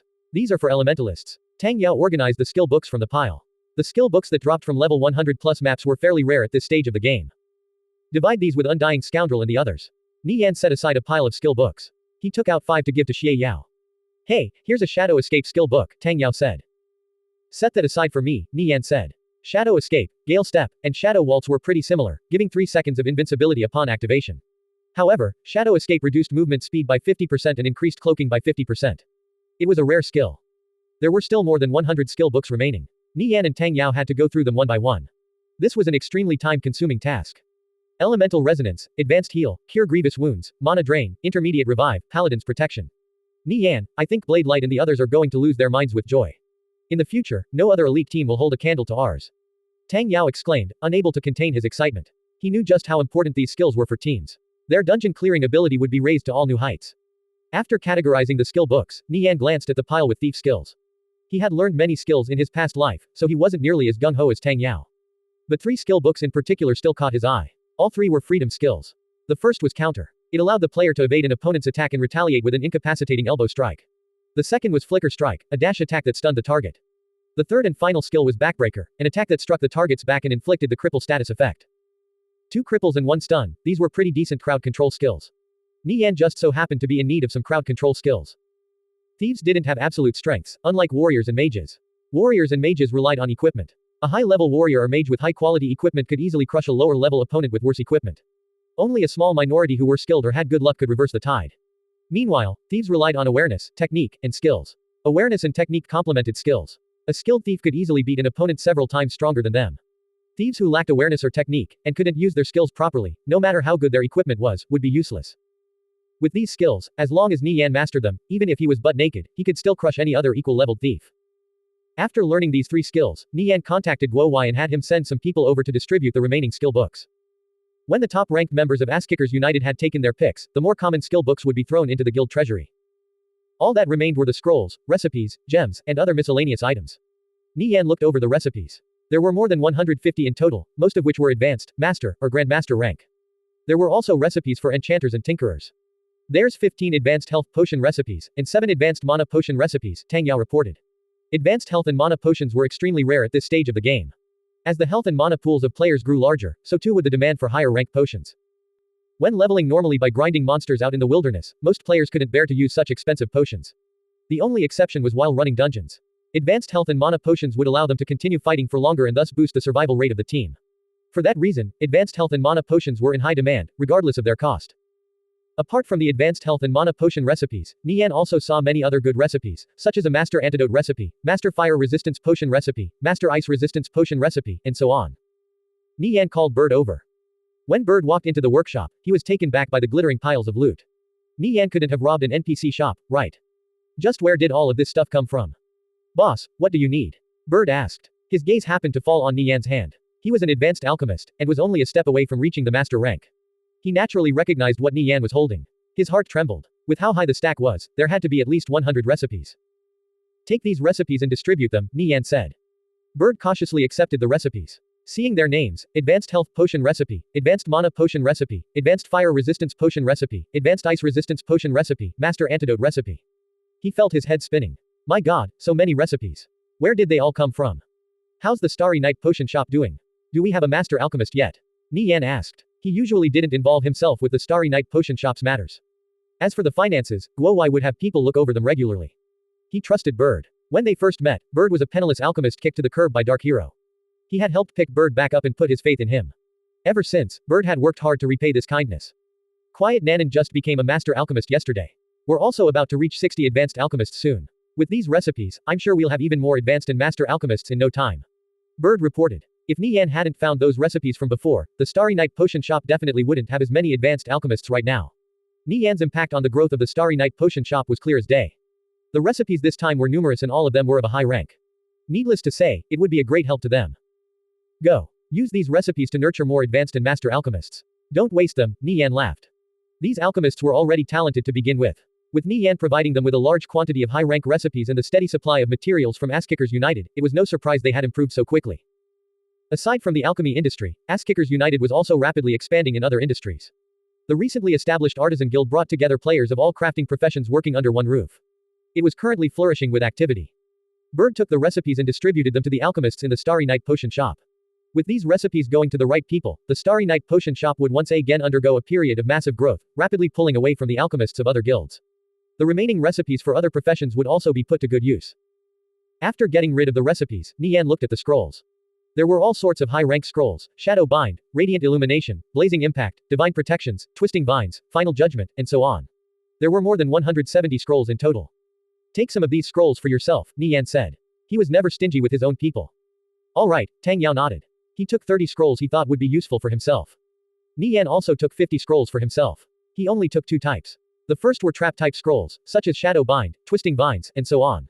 The other was AoE magic scrolls. These items were all one use. Nie Yan suddenly thought of Shadow Killer. With these scrolls, the next time they met, Shadow Killer definitely wouldn't be in for a good time. Not only Shadow Killer, but anyone he planned to use these scrolls on wouldn't have any hope of running away. Give the remaining scrolls to Blade Light and the others. It'll probably be useful for them while running dungeons, Nie Yan said. There were still more than 90 scrolls remaining. This many scrolls would definitely earn a decent amount of profit in the marketplace. However, they weren't lacking money. It was better to give these scrolls to the guild's elite team.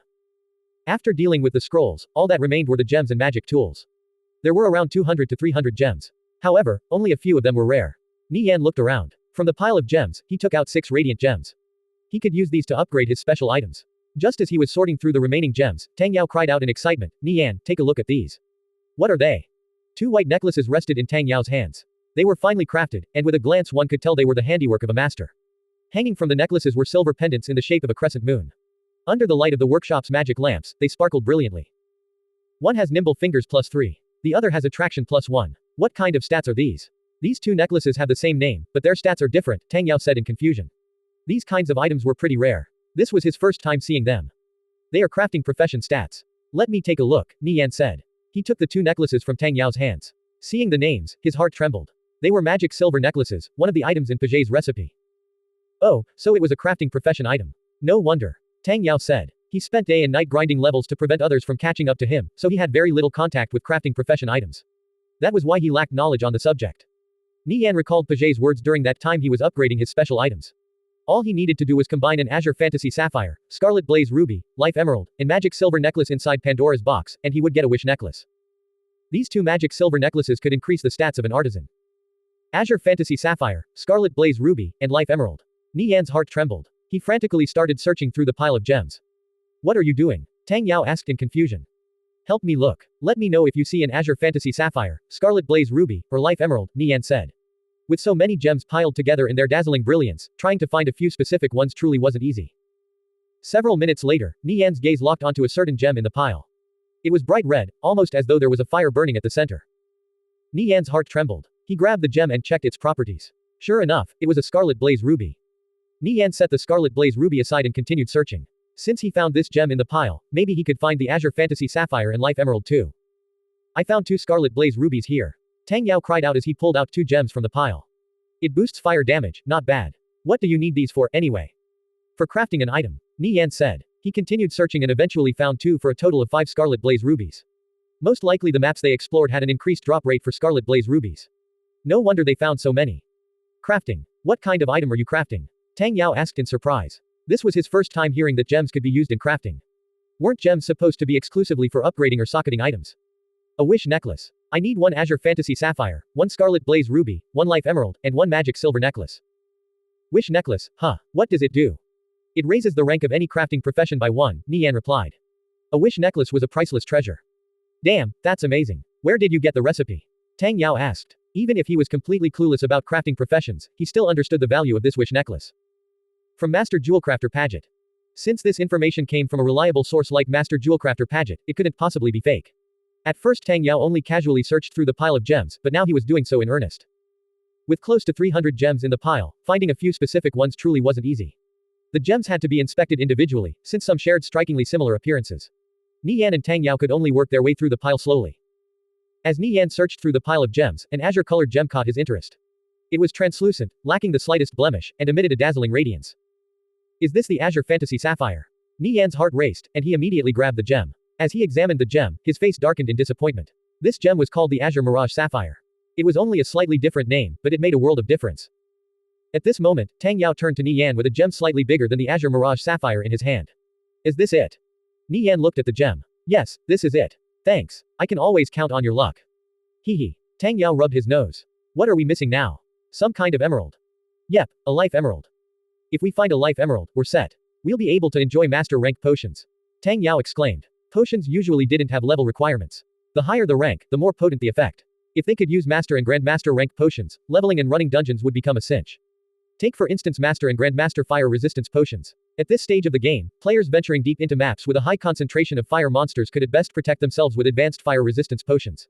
This only slightly protected them from fire damage. However, if these same players were to drink a master or grandmaster fire resistance potion, they would be greatly resistant or completely immune to fire damage. They could explore any fire element map under level 100 without a worry in the world. Taking advantage of high rank potions to breeze through obstacles at this stage of the game would definitely be satisfying. Nie Yan and Tang Yao continued looking. After going through the whole pile of gems one by one, they still failed to find a single life emerald. Damn it, none here, Tang Yao said. It seemed he had used up all his luck earlier. They found 5 Scarlet Blaze rubies and 1 Azure Fantasy Sapphire. But without a life emerald, crafting the wish necklace was impossible. Forget it, let's hope our luck is better next time, Nie Yan said. The life emerald was probably particularly rare. Let's ask if anyone in the guild has it, Tang Yao suggested. He posted up a request in the guild chat for Azure Fantasy Sapphires and life emeralds. Nie Yan thought for a moment before posting up the same request in the Union of Assassins. The reward was 30,000 gold per gem. Seems like nobody in the guild has a life emerald, but everyone will keep it in mind from now on, Tang Yao said. The two were in low spirits. The gems on the table were quite varied. Many were rare gems that Nie Yan had never seen before. If they were anything like the Scarlet Blaze Ruby, Azure Fantasy Sapphire, and Life Emerald, and could be used in crafting other special items, using them right now would be a huge waste. I think you should keep these gems in your personal storage. You know, just in case, Tang Yao said. Right, Nie Yan nodded. It appeared Tang Yao shared the same thought as him. Nie Yan put away the gems in his bag. Later on, he would deposit them into his personal storage. Only the pile of special magic tools remained on the table. Each one had a peculiar and unusual ability. One would have to carefully examine them. Nie Yan, look. It's a crawler ring, Tang Yao exclaimed after digging out a ring from the pile. Nice, take it, Nie Yan said. The crawler ring was definitely a good item. Awesome. I've always wanted a crawler ring. I've been checking auction houses daily, but nobody ever lists one up for sale. Now I finally have one. Tang Yao could hardly contain his elation. With a crawler ring, he could copy Nie Yan's method of killing monsters far above his level. This curio truly wasn't easy to come by. Nie Yan glanced at the special items. None of them were as good as the ones on him right now. He diverted his attention elsewhere, specifically to what appeared to be scraps of paper. There were around 30 in total, all of them badly damaged. What are these? Tang Yao curiously picked up one of the scraps and read the description out loud, a scrap of wandering bard Blimer's sheet music. The poor bard was attacked by wild beasts while traveling through the Dolan mountain range. With the aid of a hunter, he fortunately escaped with his life. However, his sheet music was lost and torn into countless scraps. If someone finds them, please return them to wandering bard Blimer. It's a Blimer's sheet music scrap. Nie Yan asked. Seems so, why? Is it important or something? Tang Yao didn't think Nie Yan would get so excited. Nie Yan examined the scrap. It was indeed a Blimer's sheet music scrap. Sweet. We have 36 in total. Nie Yan said after counting all the scraps. He recalled the quest related to Blimer's sheet music. It was a fairly easy quest. Players could find wandering bard Blimer's sheet music scraps from monsters or chests in the Dolan mountain range. Returning one scrap to Blimer would trigger a quest called Blimer's Troubles, which tasked the player to find more scraps. According to the forums, handing over one scrap would give a pretty good reward, handing over a second would give an even better reward, and every 6th scrap would reward a spin on a fate wheel. In the previous timeline, when this quest became public knowledge, players from all over started searching for sheet music scraps. When word reached Heaven Breaker's ears, he began strong-arming others into selling him their scraps. He obtained a total of 25 scraps, with his final reward being a piece of sub-legendary grade equipment. The previous rewards were also pretty good. They included among other things experience, gold, and gems. Ordinary players leveling in the Dolan Mountain range could only open 1 or 2 treasure chests at most. Obtaining 1 or 2 sheet music scraps was already impressive. Like in the previous timeline, even with his vast wealth and resources, Heavenbreaker only acquired 25 music sheet scraps. Nie Yan and Tang Yao had unwittingly obtained 36 scraps. They had swept through practically every chest in the Dolan Mountain range, so this kind of achievement wasn't too surprising. Nie Yan recalled players had returned at least 100 sheets of music scraps to Blimmer in the previous timeline. Huh, why is it sweet? Tell me. Tang Yao also got excited. Nie Yan explained Blimmer's quest. Come on, let's go collect our reward. Tang Yao exclaimed. How could they pass up on this opportunity? Who's going to turn in the quest? Nie Yan asked. He didn't care much for the experience rewards. At most he would level up 1 or 2 times. It would be great if they received some rare items, though. I think it should be you. My luck is pretty good with drops, but it's crappy with stuff like quest rewards, Tang Yao replied. He held Nie Yan's chest opening abilities in high esteem. Nie Yan's luck was higher than his. Luck was a hidden stat, but players could still find it out through indirect ways. Alright, I'll turn in the quest. Nie Yan could boost his luck at specific moments with Pandora's box. He could receive additional rewards when turning in the quest. Nie Yan and Tang Yao examined the remaining loot. They had no idea what many of these items were used for. In any case, they came out of chests, so they couldn't be useless. Nie Yan planned to store them in the guild treasury, offering a reward to those who could figure out their use. After tidying everything up, Nie Yan and Tang Yao left the Starry Night potion shop. They visited their personal storages, then set off toward Wandering Bard Blimmer's residence. Get anything good lately from grinding and questing? Nie Yan asked. He hadn't chatted like this with Tang Yao in a long time. Not bad. I got a pet ghost wolf now. I also found some kind of book filled with a bunch of runes. I have no idea what it's for, but I received a quest for it. I couldn't find out anything else on it, though. You know, the official website really is disgusting sometimes. It doesn't even give a scrap of information on high difficulty quests. A book filled with runes. Is it by chance Malkinson's runic book? Nie Yan asked pensively. Huh, yeah. How did you know? I searched online but couldn't find anything. Do you know something about it? Nie Yan did know a thing or two about Malkinson's runic book. According to legend, it belonged to the mage god Malkinson. In the previous timeline, Young-gun of the 3 great magisters wielded this book as his secondary weapon. He never expected in this life it would fall in the hands of Tang Yao. As for Young-gun, he hadn't heard any word of him yet. History had changed yet again due to Nie Yan's intervention. You should work hard on that quest. I'm sure you'll get something good out of it. Malkinson is the legendary mage god of the Viridian Empire. He's a master of the arcane, Nie Yan said. Oh, really? I guess I'll have to start taking this quest more seriously. Nie Yan had only heard of Malkinson's runic book in passing. He didn't actually know enough to help Tang Yao with the quest. Beside the Darkwing Dragon, did you get anything else worth mentioning? Tang Yao asked. Nie Yan recalled the Song of the Bramble Bird. After obtaining the book, he hadn't yet gotten a chance to flip through its pages. The Song of Bramble Bird was sung throughout the lands by countless wandering bards. Blimmer was a bard. Perhaps he knew more of it. I recently obtained a book named Song of the Bramble Bird. I think it's an item for triggering a quest. Let's head to a bar and take a look at what's inside, Nie Yan said. The two found a bar not much later and sat down in a secluded corner. Nie Yan took out Song of the Bramble Bird from his bag and placed the book on the table. When Nie Yan flipped to the first page, a peculiar feeling sprouted in his heart. As if guided by some mysterious force, he ran his finger across the several bolded words on the header. Pursue the vestiges of the dark era. The most beautiful of things are birthed from the greatest of suffering. Seek out the assassin's heart. Allow its flames to blossom in your hands. Nie Yan checked his quest window. Quest progress. Seek out the assassin's heart. Looking at the difficulty, this was a legendary quest. As for what the assassin's heart was, Nie Yan had no idea. It was probably related to the 8 thieves. He flipped through Song of the Bramble Bird, skimming through numerous pages written in ancient common. Brandishing Scoin's infernal dagger, its blossoming flame swallowing up all life. Through endless pain and suffering, the people still deserve to live. In the darkness, the slaves pray for the light. Despite knowing they faced destruction, they still forged ahead like moths to a flame. For the sake of seeking out the light and warmth, with unshakable resolve and determination, they still staked their lives to pursue freedom. Inside were the biographies of the 8 thieves. All of them came from different backgrounds. One grew up as a blacksmith. Another was as a pickpocket. Still another lived a life in slavery. After suffering all kinds of torment and hardship, they were brought together by fate and became famed assassins. Their final battle which ultimately led to their deaths became a legend. A certain name frequently came up in this book, Paternoster. This was a city cloaked in mystery. It was lost to history, vanishing without a trace. Paternoster. Paternoster, Nie Yan muttered. He had heard this name before, but he couldn't recall where. Even searching online didn't bring up any results. The official website generally didn't provide any information on high difficulty quests, so it was no surprise. What are you thinking about? Tang Yao asked after seeing Nie Yan staring off into space, seemingly lost in thought. Paternoster, have you heard this name before? Paternoster. You mean like Paternoster's Warhammer? Nie Yan was stunned for a moment, then his eyes lit up with excitement. Yes, exactly like Paternoster's Warhammer. Paternoster's Warhammer was the name of a famous godly legendary grade weapon. The Orc King Esold had used this hammer to call down thunder and lightning to smite down Killfesser, a legendary figure from the dragon race who had slaughtered countless people.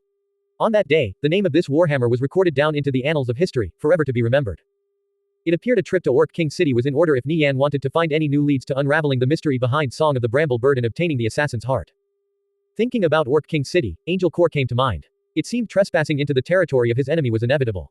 At his current level, completing this legendary quest was probably impossible. He would have to wait until he reached level 100 and class advanced to a Shadow Dancer. As it happened, this would be the perfect opportunity to stir some trouble for Soaring Angel. Nie Yan put Song of the Bramble Bird away, then turned to Tang Yao. Come on, let's go find Blimmer. The two passed through many streets and winding alleyways before stopping in front of a white house. The words, Wandering Bard Blimer's residence, were written on a plate beside the gate entrance.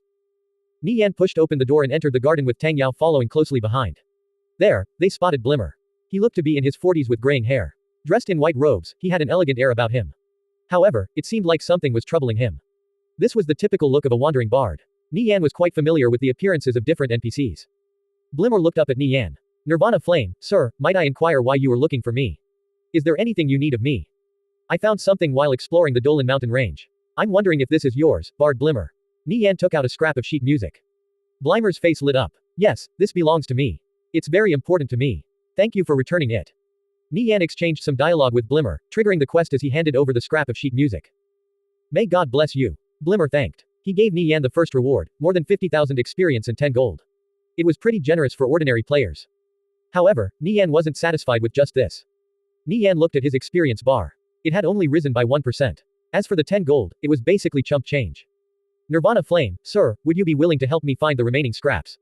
I'll reward you generously, Blimmer pleaded. An ordinary player would perhaps find one sheet music scrap, but finding a second, a third, a fourth, and so on would be much more difficult. Each player could only get 5 or 6 scraps at most, unless they acted like Heaven Breaker and spent vast amounts of gold to purchase them. Nie Yan handed over the second sheet music scrap to Blimmer. In return, he received the second reward, 100,000 experience and 60 gold. As he handed in one scrap after another, the rewards became better and better. On the 6th scrap, Blimmer waved his right hand as a golden radiance enveloped the garden. The surroundings seemed to be frozen in time. Only Nie Yan could still move. In front of him emerged a giant fate wheel. Nie Yan had experienced something similar before. However, fate dice and fate wheels were different. The former could have negative outcomes, the latter couldn't. Nie Yan gazed at the different areas of the wheel. He had a 1% chance of obtaining a flying mount, a 1% chance of obtaining a piece of legendary grade equipment, a 5% chance of obtaining a piece of sub-legendary grade equipment, a 5% chance of obtaining a special item, a 20% chance of obtaining a gold reward, and a 20% chance of obtaining an experience reward.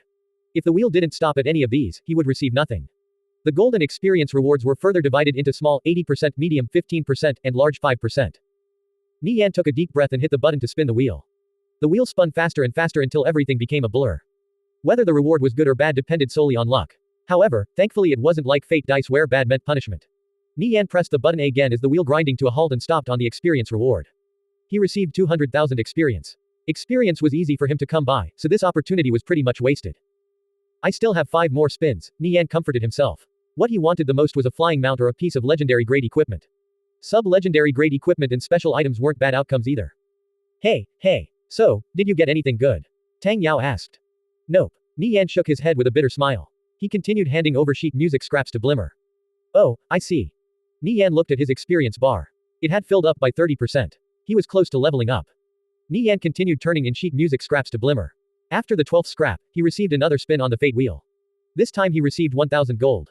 Gold and experience, both simply couldn't compare to flying mounts or equipment. I guess this just isn't my day, Nie Yan sighed. However, he was determined to turn in all 36 sheet music scraps.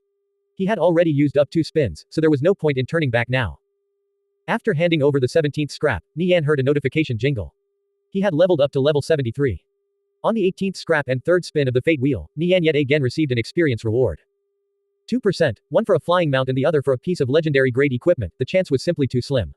There was no hope. One scrap after another, the outcomes left Tang Yao and Nie Yan rapidly spiraling down into depression. Forget it, I'll be happy with anything. There's no need to get our hopes up, Tang Yao comforted. After getting garbage 4 spins in a row, Nie Yan's mood was rock bottom.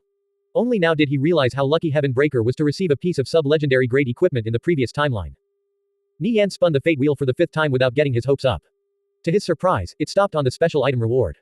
With a ding-dong sound, an item appeared in Nie Yan's bag. He quickly inspected it. Eye of Courage, special item. Description: the eccentric goblin engineer Kurge used his eye to make this item. It allows the user to see through the hidden. When this item is active, movement speed is reduced by 50%. The Eye of Kurg was suited to help the user avoid danger. It was an extremely useful magic tool. I got a special item, Nie Yan said. He shared the Eye of Kurge's information with Tang Yao. Tang Yao fell silent for a moment. This item doesn't seem that good. Doesn't Mana Eye do the same thing? Mana Eye was a mage skill that helped the caster avoid danger. From the perspective of an ordinary player, it was probably a bit more convenient than the Eye of Kurge. Nie Yan had his own thoughts about the Eye of Kurge. The Eye of Kurge is far more useful than Mana Eye. Nie Yan smiled mysteriously. I tried looking for this item before, but I couldn't find it. Now that I have it, I can do a couple of amazing, world-shaking things. World-shaking things? What do you mean? I can kill crazy magic and divine flame in their own strongholds, Nie Yan said, his narrowed eyes flashing with a cold light. You're really planning on infiltrating their strongholds and assassinating them. How confident are you? 30% is a great thief and 50% is a shadow dancer. If I have a partner, 90%, Nie Yan said. He immediately thought of Sun and King of the world. With them by his side, let alone crazy magic and divine flame, he could even assassinate Soaring Angel. So risky, you really are a daredevil. You sure you've thought it through? Tang Yao wryly smiled. Nie Yan really was crazy, even daring to do something like this. Let's wait until I advance to a shadow dancer, Nie Yan laughed. After handing over the 36th sheet music scrap, Nie Yan checked his experience bar. He was already 79% of the way to level 74. This was rather quick. He had no idea how long he would have to grind to receive this much experience. On the sixth and last spin, Nie Yan looked at the fate wheel. His heart was no longer filled with nerves. He felt this trip was already worth it after obtaining the Eye of Kurge. Whatever he received next was just a bonus. He resigned himself to fate. Nie Yan casually spun the fate wheel, not even paying attention to see if he received the luck boost from Pandora's box. As the wheel slowed to a halt, his eyes widened in shock. Legendary equipment. Nie Yan stared at the fate wheel in astonishment, rubbing his eyes in disbelief. But reality didn't betray him. It really had landed on the legendary equipment reward. A 1% chance, and he got it. With a ding-dong sound that rang in his head like a clap of thunder, a piece of equipment dropped into his bag. Nie Yan hurriedly checked his inventory. Tucked away in a corner was a golden-colored dagger. Its appearance was quite exotic. An in golden scales-covered sheath hid a blade curved like a deadly man-eating viper. The tip of the blade forked into two barbs like a pair of venomous fangs, flashing with a cold light that pierced one's soul. Nie Yan checked the stats of the dagger. Kraut's Viper Dagger, Legendary. Description: crafted from the corpse of a golden viper slain by the thief Kraut. Requirements: level 70, 800 strength, 1000 dexterity. Properties: attack plus 1020, plus 15% poison damage, strength plus 300, dexterity plus 220, focus plus 30. Paralyzing bite: incapacitate the target with a venomous bite, leaving them unable to move or use skills for 5 seconds. Cooldown: 1 day. Restriction: thief can only be equipped by a member of the righteous faction. A dagger with 1020 attack power was pretty good. Sadly, it was only a level 70 legendary weapon. After level 100, it would more or less become obsolete. That said, it would take a long time for players to reach level 100. Nie Yan was already far ahead of the pack. Ordinary players were currently only around level 60. Not a single one had reached level 70 yet. A 10 level gap was quite significant. The experience difference was enormous. After all, the higher the level, the harder it became to level up. Seeing the name Clout, Nie Yan sank into deep thought. Clout was one of the 8 thieves in the Song of the Bramble Bird. He went by the name Viper, a nickname earned by slaying numerous nobles of the dragon race with his deadly poison. Was this dagger possibly related to the Seek Out the Assassin's Heart quest? Nie Yan pondered for a moment. Could it be that him obtaining this dagger wasn't purely coincidence? I brought this dagger back from the distant Satrine Empire. When I first discovered it, it was dull like a rusty piece of metal. It wasn't until now that it regained its brilliance. This dagger chose you. Take it, and seek out the traces of its former glory, Blimmer said. Bard Blimmer, where should I go? Nie Yan asked. Visit Orc King City, where the 8 thieves once fought. Although the Satrine Empire occupied this land, their story still remains, passed down from generation to generation. Go look for Chief Blaze. He will give you the answers you seek, Blimmer said. It appeared he wasn't quite willing to reveal everything. Nie Yan knew if he wanted to get more clues out of an NPC, blindly and recklessly asking would only incur their distaste. Nie Yan and Tang Yao glanced at each other. They had already got what they came for. It was time to leave. The two bid Blimmer farewell and left the garden. Do you want to have Guo Wai work on collecting more music sheet scraps? Tang Yao asked. It was still pretty profitable turning in music sheet scraps. It's too early. Right now players have no way of entering the Dolan Mountain Range, Nie Yan replied. Players had to at least be level 100 to start collecting Blimer's music sheet scraps.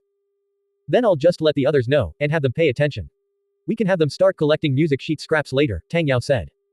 What are you planning to do next? Nie Yan asked. After finishing everything, Tang Yao would probably have to get back to leveling. Else he would lose his spot on the level leaderboards. I'm going to stock up on consumables before heading out to level. We'll go treasure hunting again some other time, Tang Yao said. Well, I'm going to make a trip to the Thief Association, Nie Yan said. He recalled the Thief Association still had a reward he could receive. He hoped no one had laid claim to it yet. After bidding each other farewell, Nie Yan and Tang Yao went their separate ways. Nie Yan headed to the Thief Association. After collecting his reward, he would have Master Jewelcrafter Paget upgrade his special items. With his appearance cloaked, Nie Yan entered the Thief Association. There were many thieves inside. In this large crowd of people, he was an unnoticeable speck of dust. No one would pay attention to him. The recently built main tower of the Thief Association was 50 stories high. On the top floor, one could accept rare quests. There were 2 ways to reach the 50th floor. One way was by taking the magic elevator. It would only take about 30 seconds to arrive. The other way was by taking the stairs. It would take at least 10 minutes to walk up these flights of stairs. Nie Yan looked at the main tower. The magic elevator was zooming up and down. From time to time, 1 or 2 players would enter or exit. They were all busy with their own quests, wishing they could get more work done in half the time. Nie Yan entered the main tower. However, unlike the ordinary players, he chose to take the stairs instead of the magic elevator. He walked up step by step, ascending slowly and calmly. Through the tower's windows, Nie Yan could see the scenery outside. It was filled with all sorts of magic buildings. Even though many of these buildings had weathered the ages, they still had their own charm. He continued going up. The top was nowhere in sight. Players riding on the magic elevators could see Nie Yan ascending the stairs step by step like a snail. Who knew how much time he would waste climbing all 2,000 plus steps? Haha, look at that idiot. He's using the stairs instead of the elevator. A level 61 thief laughed. That guy is really dumb. He's walking up so slowly. Jeering laughter came from the magic elevators. Nie Yan didn't pay attention to them and continued walking up. His heart was calm and tranquil. These players had no way of knowing what he was doing, and Nie Yan had no need to explain it to them. He would walk his own path. It didn't matter what others thought.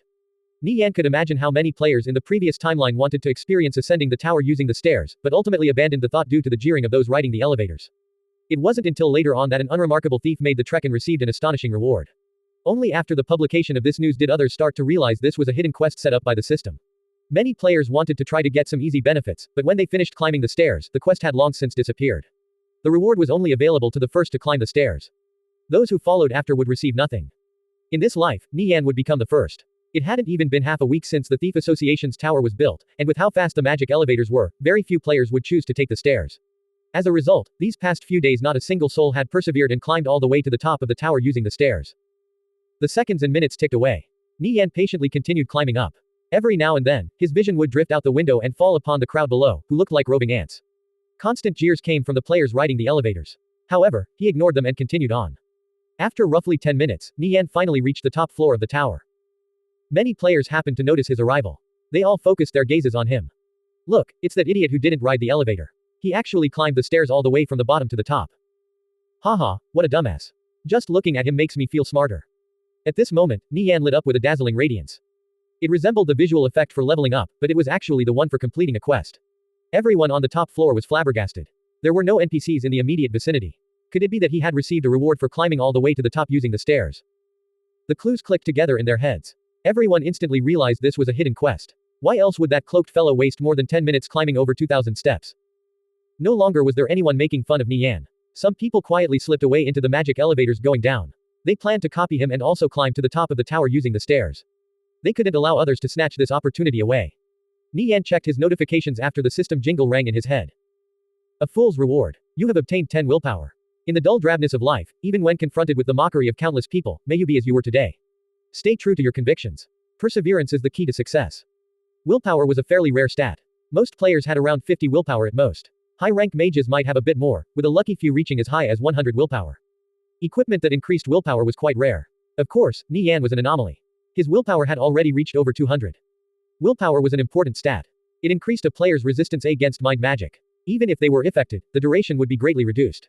There was an abundance of other uses for willpower, a decrease in subsequent damage taken after hit by mind magic, an equipment requirement, and a scaling factor for certain high-level spells, to name a few. Even though it seemed insignificant, it could potentially be a lifesaver in dangerous situation. This reward of 10 willpower was quite good. Stay true to your convictions. Perseverance is the key to success, Nie Yan muttered to himself. He suddenly realized something and cracked a faint smile. Looks like the willpower wasn't the only reward. Nie Yan checked his character window. Beside brave, just, benevolent, sincere, and selfless, unwavering was added. Never compromising on one's convictions with an unshakable will, that was unwavering. Nie Yan didn't expect to receive another character property. He already had 6. He guessed that after obtaining a certain number of them, he'd receive a reward. As for what this number was, Nie Yan couldn't say. In convictions lore, 7 was an unlucky number since it represented the end of the week. Beside things related to celestial bodies, it generally wouldn't appear anywhere else.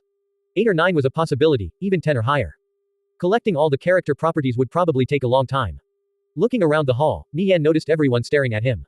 He ignored their gazes and walked over to the balcony, inciting their comments. Holy shit. That crazy bastard isn't planning to jump, is he? No way, this tower is at least 300 meters tall. Nie Yan didn't listen as he jumped off the balcony. He rapidly descended in altitude as the wind whistled past his ears. He was getting closer and closer to the ground. When it looked like he was about to go splat, he activated the featherfall jewel and made a gentle landing. Those who spoke up rushed over to the balcony and looked down to see Nie Yan had already safely landed on the ground. They then watched him dash away and disappear into the crowd of people in the Thief Association. Damn, it's the featherfall skill. That bastard sure is rich. At this stage of the game, few players possessed items with the featherfall skill. A bidding frenzy would erupt every time one was put up for sale in the marketplace. Nie Yan's emergence and disappearance was only a momentary distraction for these players. No one knew what he received as a reward. This would forever remain a mystery. Many tried copying him, climbing from the bottom of the tower to the top using the stairs, but they all came up empty-handed. Some refused to give up and repeated the same trek 5 or 6 more times. The foolish one wasn't Nie Yan, but them.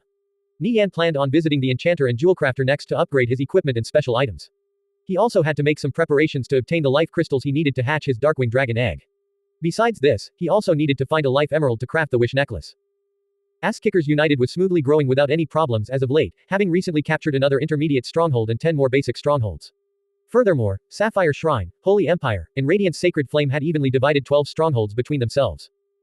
Aside from the strongholds, Guowai and the other hires up had started excavating mines, dispatching miners to dig up ores and other valuable materials. Footing the bill, Ass-Kickers United had a great interest in successful expeditions.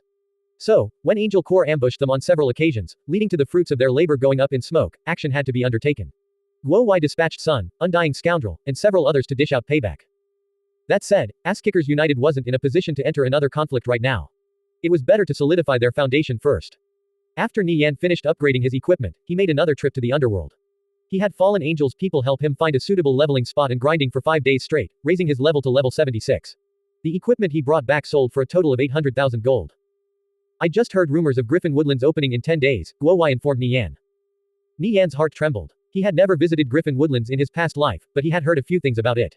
Before his assassination attempt on Cao Shu, only a total of 5 flying mount maps had been released: Griffin Woodlands, Wind Serpent Gully, Dragonfly Everglades, Phoenix Lair, and Dragon Valley. These places were all extremely dangerous, requiring at least a team of 20 to enter. But with possible rewards such as a flying mount egg or a griffin chick, it was well worth it. This was an outcome all players dreamed of. Griffins, wind serpents, and dragonflies were all high-rank existences. As for dragons and phoenixes, they only appeared in legends and myths. No one had actually gotten one of them. These maps were located between the borders of the Satrine and Viridian empires and were classified as in regulated zones. No nation could bring these places into their territory. In the previous timeline, after Griffin Woodlands was released, countless guilds dispatched teams to explore this place. Many returned beaten black and blue, having nothing to show for their efforts. However, some teams did manage to obtain a few good things. When the expedition team of Victorious Return obtained a griffin chick, for example, their entire guild erupted in celebration. Even if it meant wiping countless times, the allure of a powerful flying mount was simply too great. Many of these guilds still advanced dauntlessly. It's time to explore the Griffin Woodlands, huh? Nie Yan's eyes flashed with a peculiar light. I wonder if the Magic Association will start selling Dispel Fog Scrolls now. In the previous timeline, the Magic Association had started selling Dispel Fog Scrolls at the same time Griffin Woodlands was released. Dispel Fog Scroll was a special type of scroll with a very specific use. Their effective range was quite large. 5 great mages activating a single Dispel Fog Scroll could clear away all fog within a 3,000-meter radius for 6 hours. Generally, if you went searching in the rooms of the Magic Association, you could find an ordinary-looking NPC great mage that sold these scrolls. When players found him, they wouldn't know what he was selling.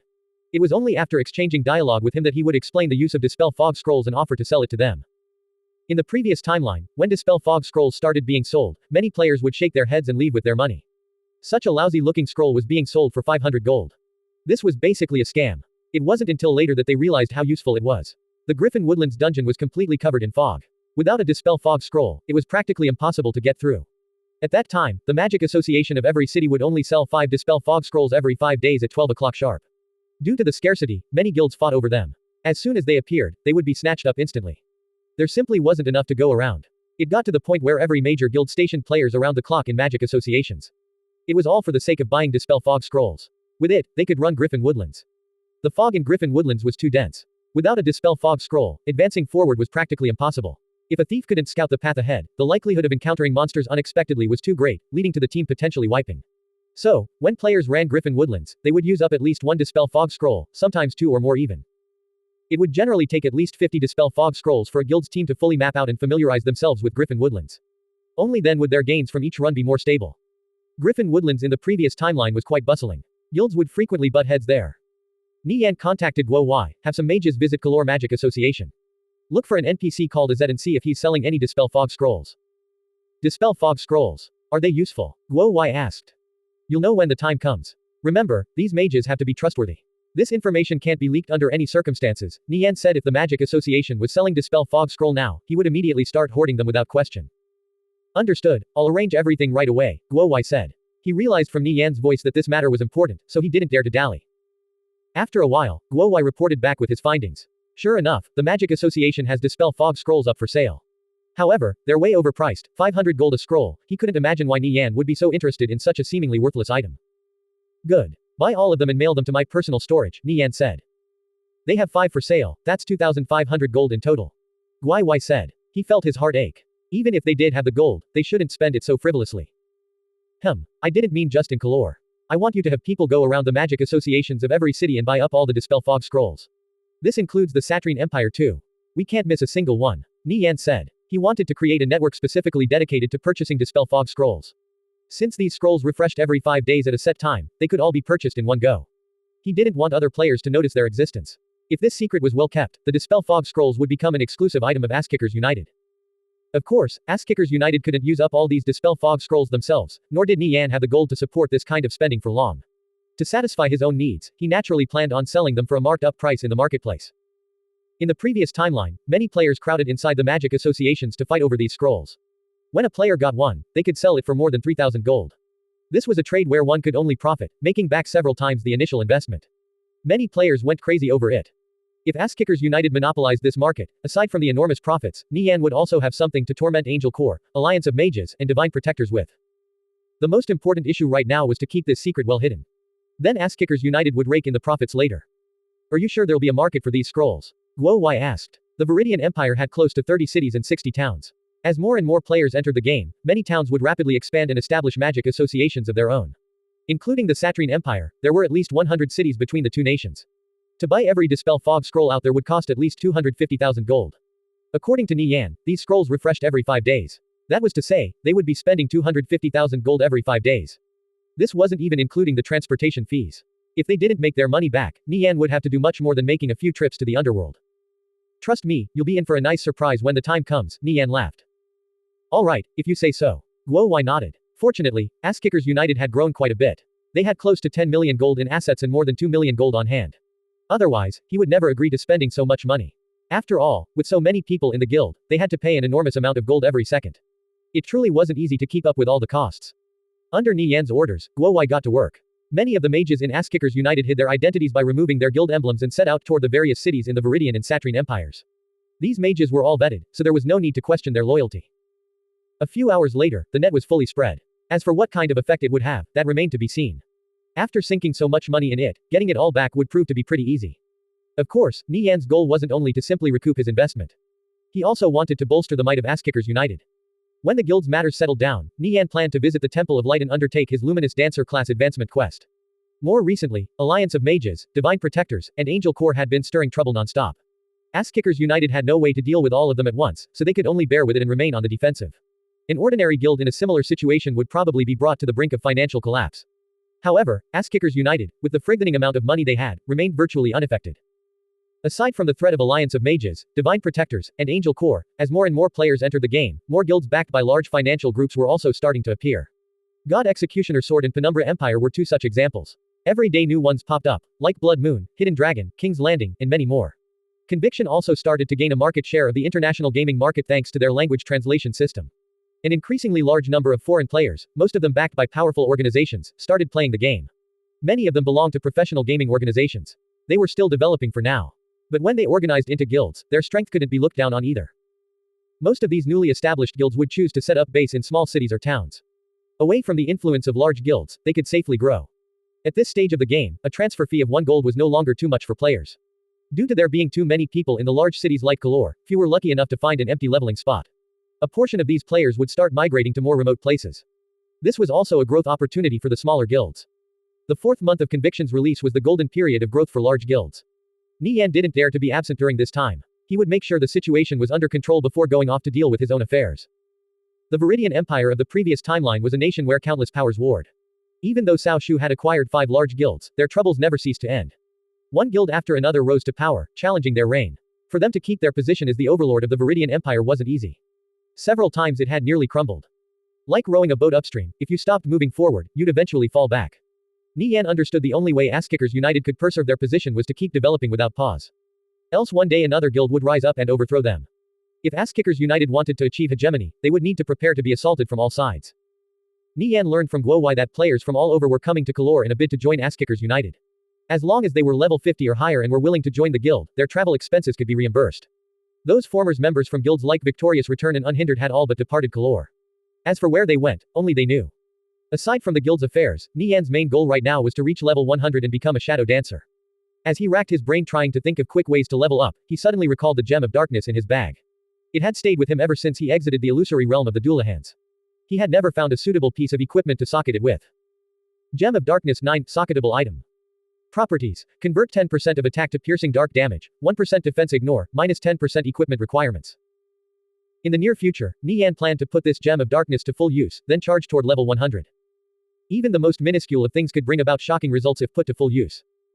Looking at the time, the servers would soon close. Nie Yan logged off the game and exited his game capsule. He remembered today was graduation day. As he looked at the game capsule beside him, Xie Yao just happened to exit at this moment. It was probably the effects of the nutrient fluid. Nie Yan felt like Xie Yao's skin was even whiter, resembling a glistening pearl. She was wearing pink-laced pajamas. She was so alluring he felt his mouth salivate. Nie Yan, today's graduation day. I heard there's also a performance going on. Let's go together, Xie Yao said in anticipation. I'm not sure if it's safe for you to go outside. Nie Yan knitted his brows. Don't worry. It's fine if we wear a disguise. I've already asked my parents, Xie Yao said with a coy smile. High school graduation was something that only happened once in a person's life. She didn't want to miss it for the world. Nie Yan thought for a moment. Since Xie Jun had agreed to it, it meant the Glory and Dragon Soar financial groups would send people over. If he also called over Bayonet, there should be no problem. Alright, sure. Let's go. Nie Yan and Xie Yao washed up and got dressed. After getting into Nie Yan's car, they drove off. Hawaii High was especially bustling today. Many people were entering and leaving. There also seemed to be some sort of performance going on. Nie Yan, didn't you say you were having a friend protect us? Where is he? Xie Yao asked. Don't worry, he's around, Nie Yan smiled. Xie Yao was a bit confused. She looked around but only saw students walking by, many of whom she was somewhat familiar with. This friend Nie Yan spoke of was nowhere to be seen. Let's head in, Nie Yan chuckled. If Bayonet were to be discovered so easily, his days as a mercenary would be a joke. Students flooded into the auditorium like a surging tide as everyone searched for their seats. Jai Hao sat near the front row. As he looked around and spotted Nie Yan and Xie Yao walking in, he hurriedly waved them over. Nie Yan and Xie Yao walked over to Jai Hao and a few other friends sitting with him. Li Rui, Nie Yan is here. Jai Hao said. Ever since the incident with the Mo siblings, Jai Hao and Li Rui treated Nie Yan as their sworn brother. If they heard anyone speaking ill of him, they'd be the first to stand up for him. Nie Yan, Class 3 sits here. I picked a few good seats for us, Jai Hao greeted. Thanks, Xie Yao and I will sit here, Nie Yan said. There were too many people in the auditorium. He worried something would go wrong. So, he chose a seat in the corner for Xie Yao and himself. No problem. We're brothers. This is only natural. Jai Hao laughed heartily. Nie Yan and Jai Hao smiled at each other. Today's the graduation ceremony. Everyone is here. Many people want to meet you. You're practically a celebrity in our school, after all. Even the people who never show up to class have come. Jai Hao said. Let's wait until the graduation ceremony is over, Nie Yan replied. Everyone sat down. Xie Yao and Xiaoling were next to each other, giggling and whispering. From time to time, Xiaoling would look over in Nie Yan's direction. You guys haven't done that yet, have you? Xiaoling asked. What, of course not. Xie Yao denied in a fluster. Hee. I figured Nie Yan wouldn't have the guts either. If he tried to touch you, your dad would break both his legs, Xiaoling giggled. Only then did Xie Yao breath a sigh of relief. She then began berating Xiaoling for teasing her. Gazing at the auditorium, and then at Xie Yao happily chatting and smiling next to him, Nie Yan felt a surge of warmth in his heart. It was as if he was in a dream. He could still recall how he would sneak peeks at Xie Yao from far away in his past life. At that time, just a simple glance would fill his heart with happiness. He never thought in this life he and Xie Yao would be together. The heavens worked in mysterious ways. In the previous timeline, after attending the 3-hour-long performance, everyone dispersed. Nie Yan threw a final glance in the distance, where the beautiful Xie Yao sat with her friends. As of that day, they would live in different worlds. As realization dawned on him, he felt as if a giant hole was being carved out of his heart, as if he lost his soul. When he finally left, together with Jai Hao, Li Rui, and Lu Shuchen, he made his way to a karaoke bar, where he drowned his sorrows in alcohol and sang until sunrise. At the lowest point of his life, these brothers were always there for him. Even in his darkest days, when he met with tragedy and many people began shunning him, Tang Yao, Jai Hao, Li Rui, and Lu Shuchen stuck with him through thick and thin. What he didn't know in his past life was that Xie Yao hadn't left him either. She had just used a different method, using her online identity as Yao Yao to be with him. It was a pity he failed to realize this at that time. Thinking about his past life, Nie Yan realized all those painful memories were now washed away. How are things with you and Xiaoling? Nie Yan turned to Jai Hao and asked. He was rooting for these two. He hoped they would attain happiness and continue their relationship in this life as well.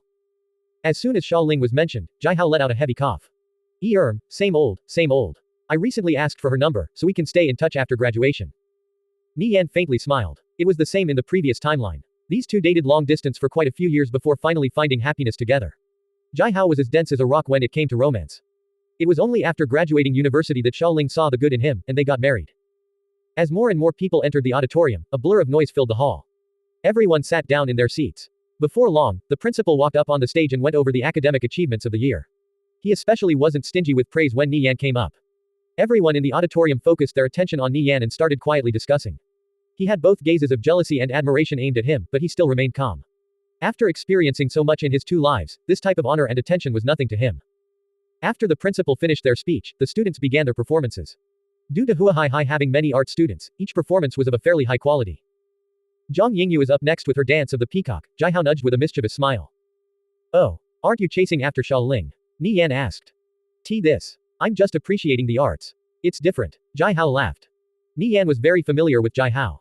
This fellow wore his feelings on his sleeves. He was deeply devoted to Xiaoling. Even if Zhang Yingyu asked him out on a date, he wouldn't necessarily accept. This was simply Gai Tak, who had the prettier face, who had the better figure.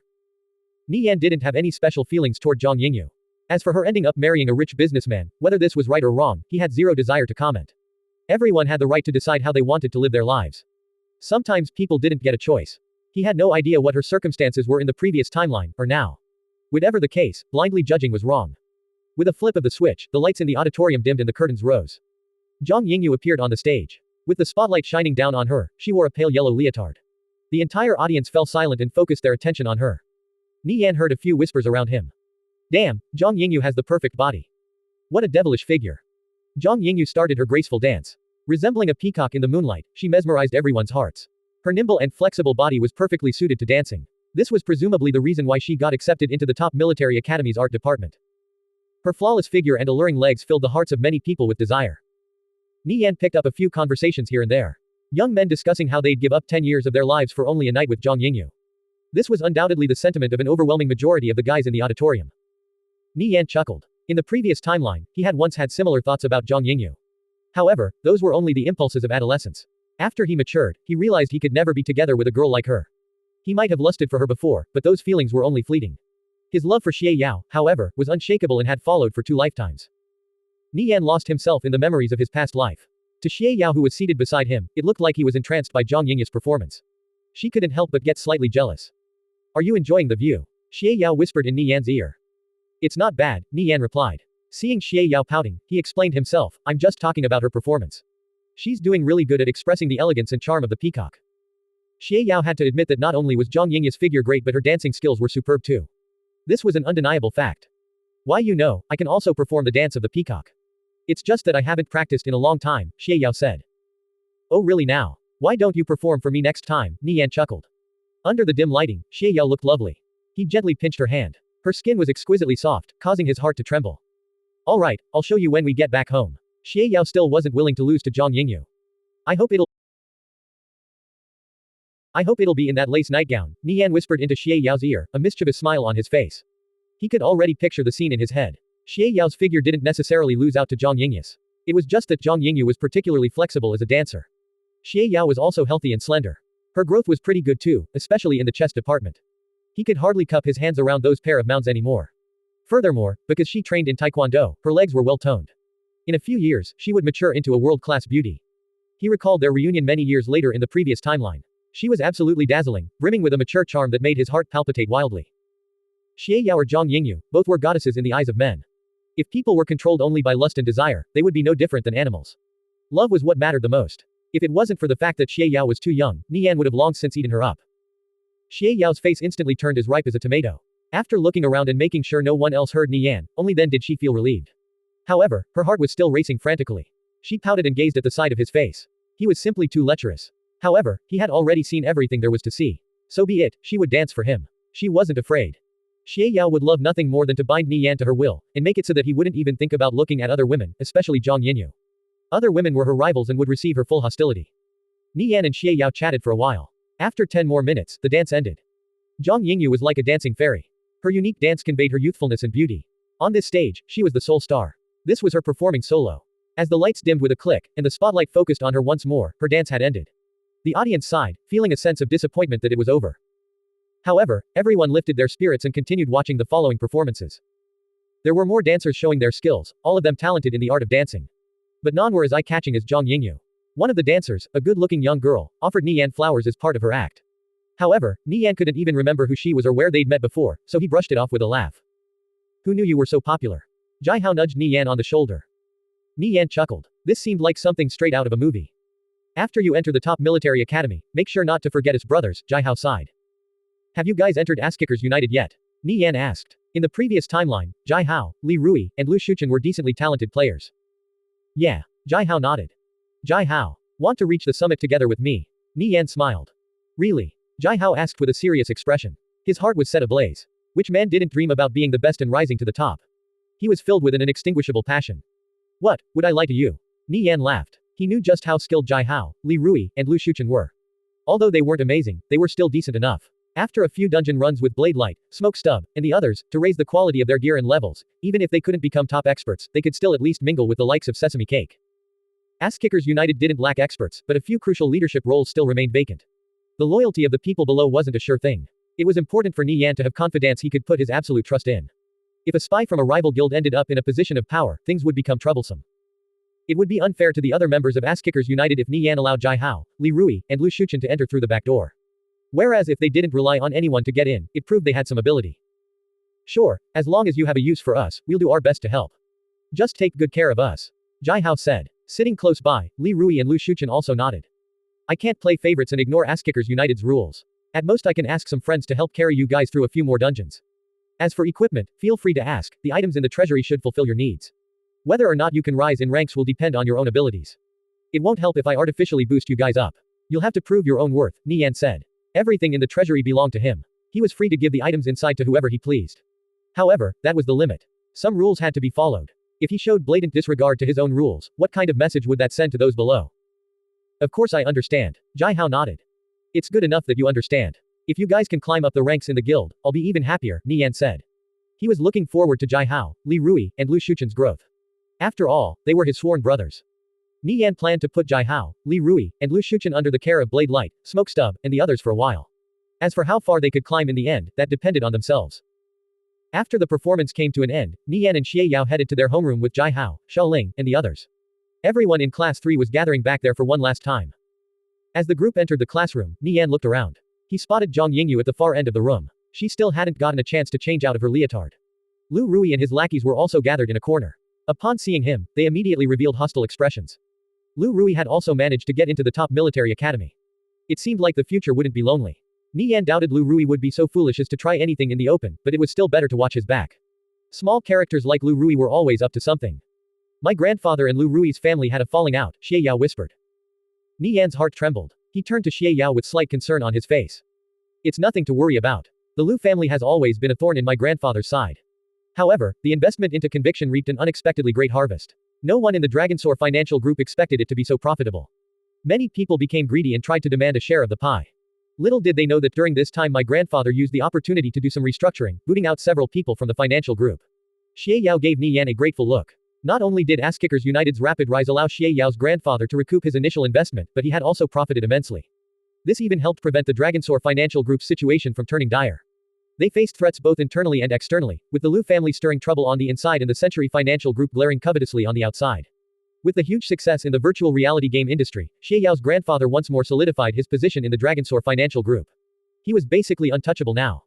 Nie Yan quickly connected the dots. It appeared Xie Yao's marriage with Lu Rui in the previous timeline was most likely related to the internal struggles of the Dragonsaur Financial Group. Their marriage only looked happy on the outside, but in truth it was anything but perfect. Lu Rui regularly went drinking and slept with a new woman every night. When that incident occurred between Nie Yan and Yao Yao in the underground secret chamber, it was after Xie Yao and Lu Rui got married. At that time, Xie Yao was still untouched. As the puzzle pieces started falling in place, certain things started making sense. Given the influence of Xie Yao's parents, there was nothing Lu Rui could do if she didn't like him. Even if they were married, it was a loveless one. It was no wonder Lu Rui spent all his time drinking and whoring. The marriage to Lu Rui was probably a temporary expedient measure. When Xie Yao's grandfather got everything back in control, Lu Rui's family was probably in for a world of pain. Her grandfather had climbed his way to the top step by step, having encountered all sorts of predicaments. How could he allow someone else to sleep in his bed? When the Dragon Financial Group was stable, he definitely wouldn't let the Lu Rui's family off lightly. If Nie Yan were in the same situation, he would definitely expunge Lu Rui's family from the Dragonsaur Financial Group, especially because his precious granddaughter had suffered a great injustice in the process. Realizing this, Nie Yan faintly chuckled. Why are you laughing? What's making you so happy? Xie Yao asked. Nie Yan's change in mood was a little strange. It's nothing. I'm sure your grandfather will handle the situation. You don't have to worry about him. Xie Yao nodded. Remember your promise. When we get back, you'll show me your dance, Nie Yan whispered in Xie Yao's ear. Xie Yao immediately turned bright red. The male students interested in Xie Yao were left stunned by the sight and let out sighs of regret. It was a pity that the goddess in their hearts was already taken. Furthermore, the person who had taken her, Nie Yan, was too amazing. They could never hope of competing with him. Everyone started moving the seats to the sides of the room in preparation for a class party. Many people approached Nie Yan in an attempt to befriend him. Even those who were normally quite arrogant had no choice but to lower themselves. His future prospects were unlimited. Each of them wanted to build a good relationship with him early. Even the students who rarely ever showed their faces in class also came. Nie Yan was naturally warm and affable as he mingled with everyone. An impressive and handsome-looking male student approached Nie Yan. Nie Yan heard the murmurs of those around him. This person was called Qin Han. He was of Chinese descent and the young heir to the Monet Financial Group, a banking oligarch all the way in South America. In terms of influence, they far surpassed the Dragonsaur Financial Group and were in no way weaker than the Century Financial Group, even surpassing them in some aspects. Most terrifying was that the Monet Financial Group controlled the finances and military power of several countries in that region. Their strength had already grown beyond the scope of normal comprehension. For a corporation to have enough power to influence a country's politics and military power in this day and age wasn't strange at all. From the start of the school year to now, this was the first time Qin Han had appeared. In the previous timeline, Nie Yan had only heard of him. They had met a few times, but Nie Yan only learned of it after the fact. He was an elusive fellow, and it wasn't easy for ordinary people to meet him. Some people said he only entered Huahai for Xie Yao, but those were only rumors. Qin Han gestured toward Nie Yan with his wine glass. A toast to you, Mad Rogue Nirvana Flame, Qin Han smiled. The entire class suddenly fell silent. Everyone turned to look at Nie Yan with inconceivable expressions on their faces. Conviction was extremely popular. Regardless of whether you played the game or not, many people knew the significance the name Mad Rogue Nirvana Flame held. Although a few people knew Nie Yan was Nirvana Flame, they were only an extremely small minority and belonged to his close circle of friends. Many people were still in the dark.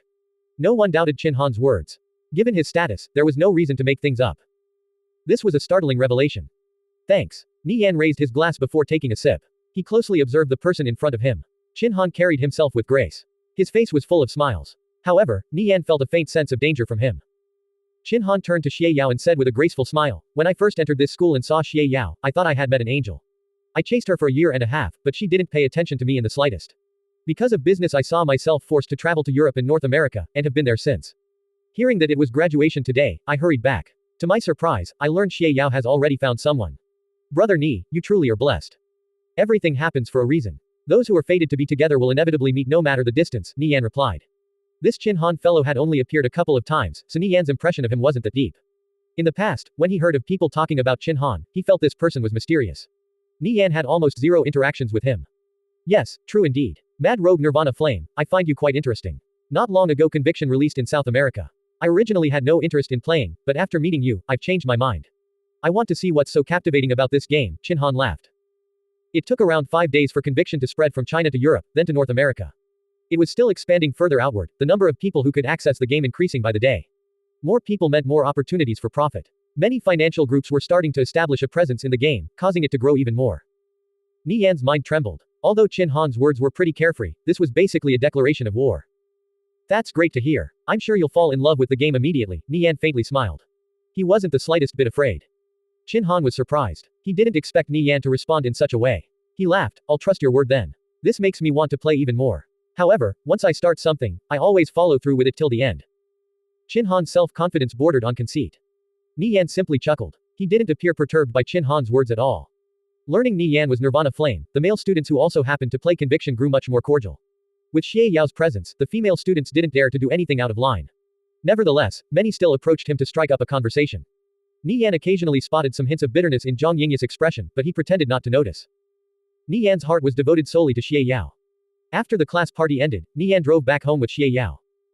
Nie Yan received a text message from Bayonet during the drive home, confirming from the satellite data that no one was tailing them. Bayonet's expertise in hacking satellites was definitely top-notch. Nie Yan had no idea where Bayonet learned this skill, but he naturally didn't let it go to waste. He bought Bayonet all sorts of bleeding-edge equipment. With this, Bayonet could more easily access the civilian satellites and better monitor the situation in the area through the video feed. After confirming everything was safe, Nie Yan and Xie Yao arrived home. The villa appeared quiet and tranquil. The flowers in the garden were in full bloom. The noise of the outside couldn't breach this place. Are you worried about Qin Han? Xie Yao asked. Nie Yan seemed a bit absent-minded. No. Nie Yan shook his head with a smile. He didn't take any of Qin Han's words to heart. Today was pretty lively, but everyone will be going their separate ways now.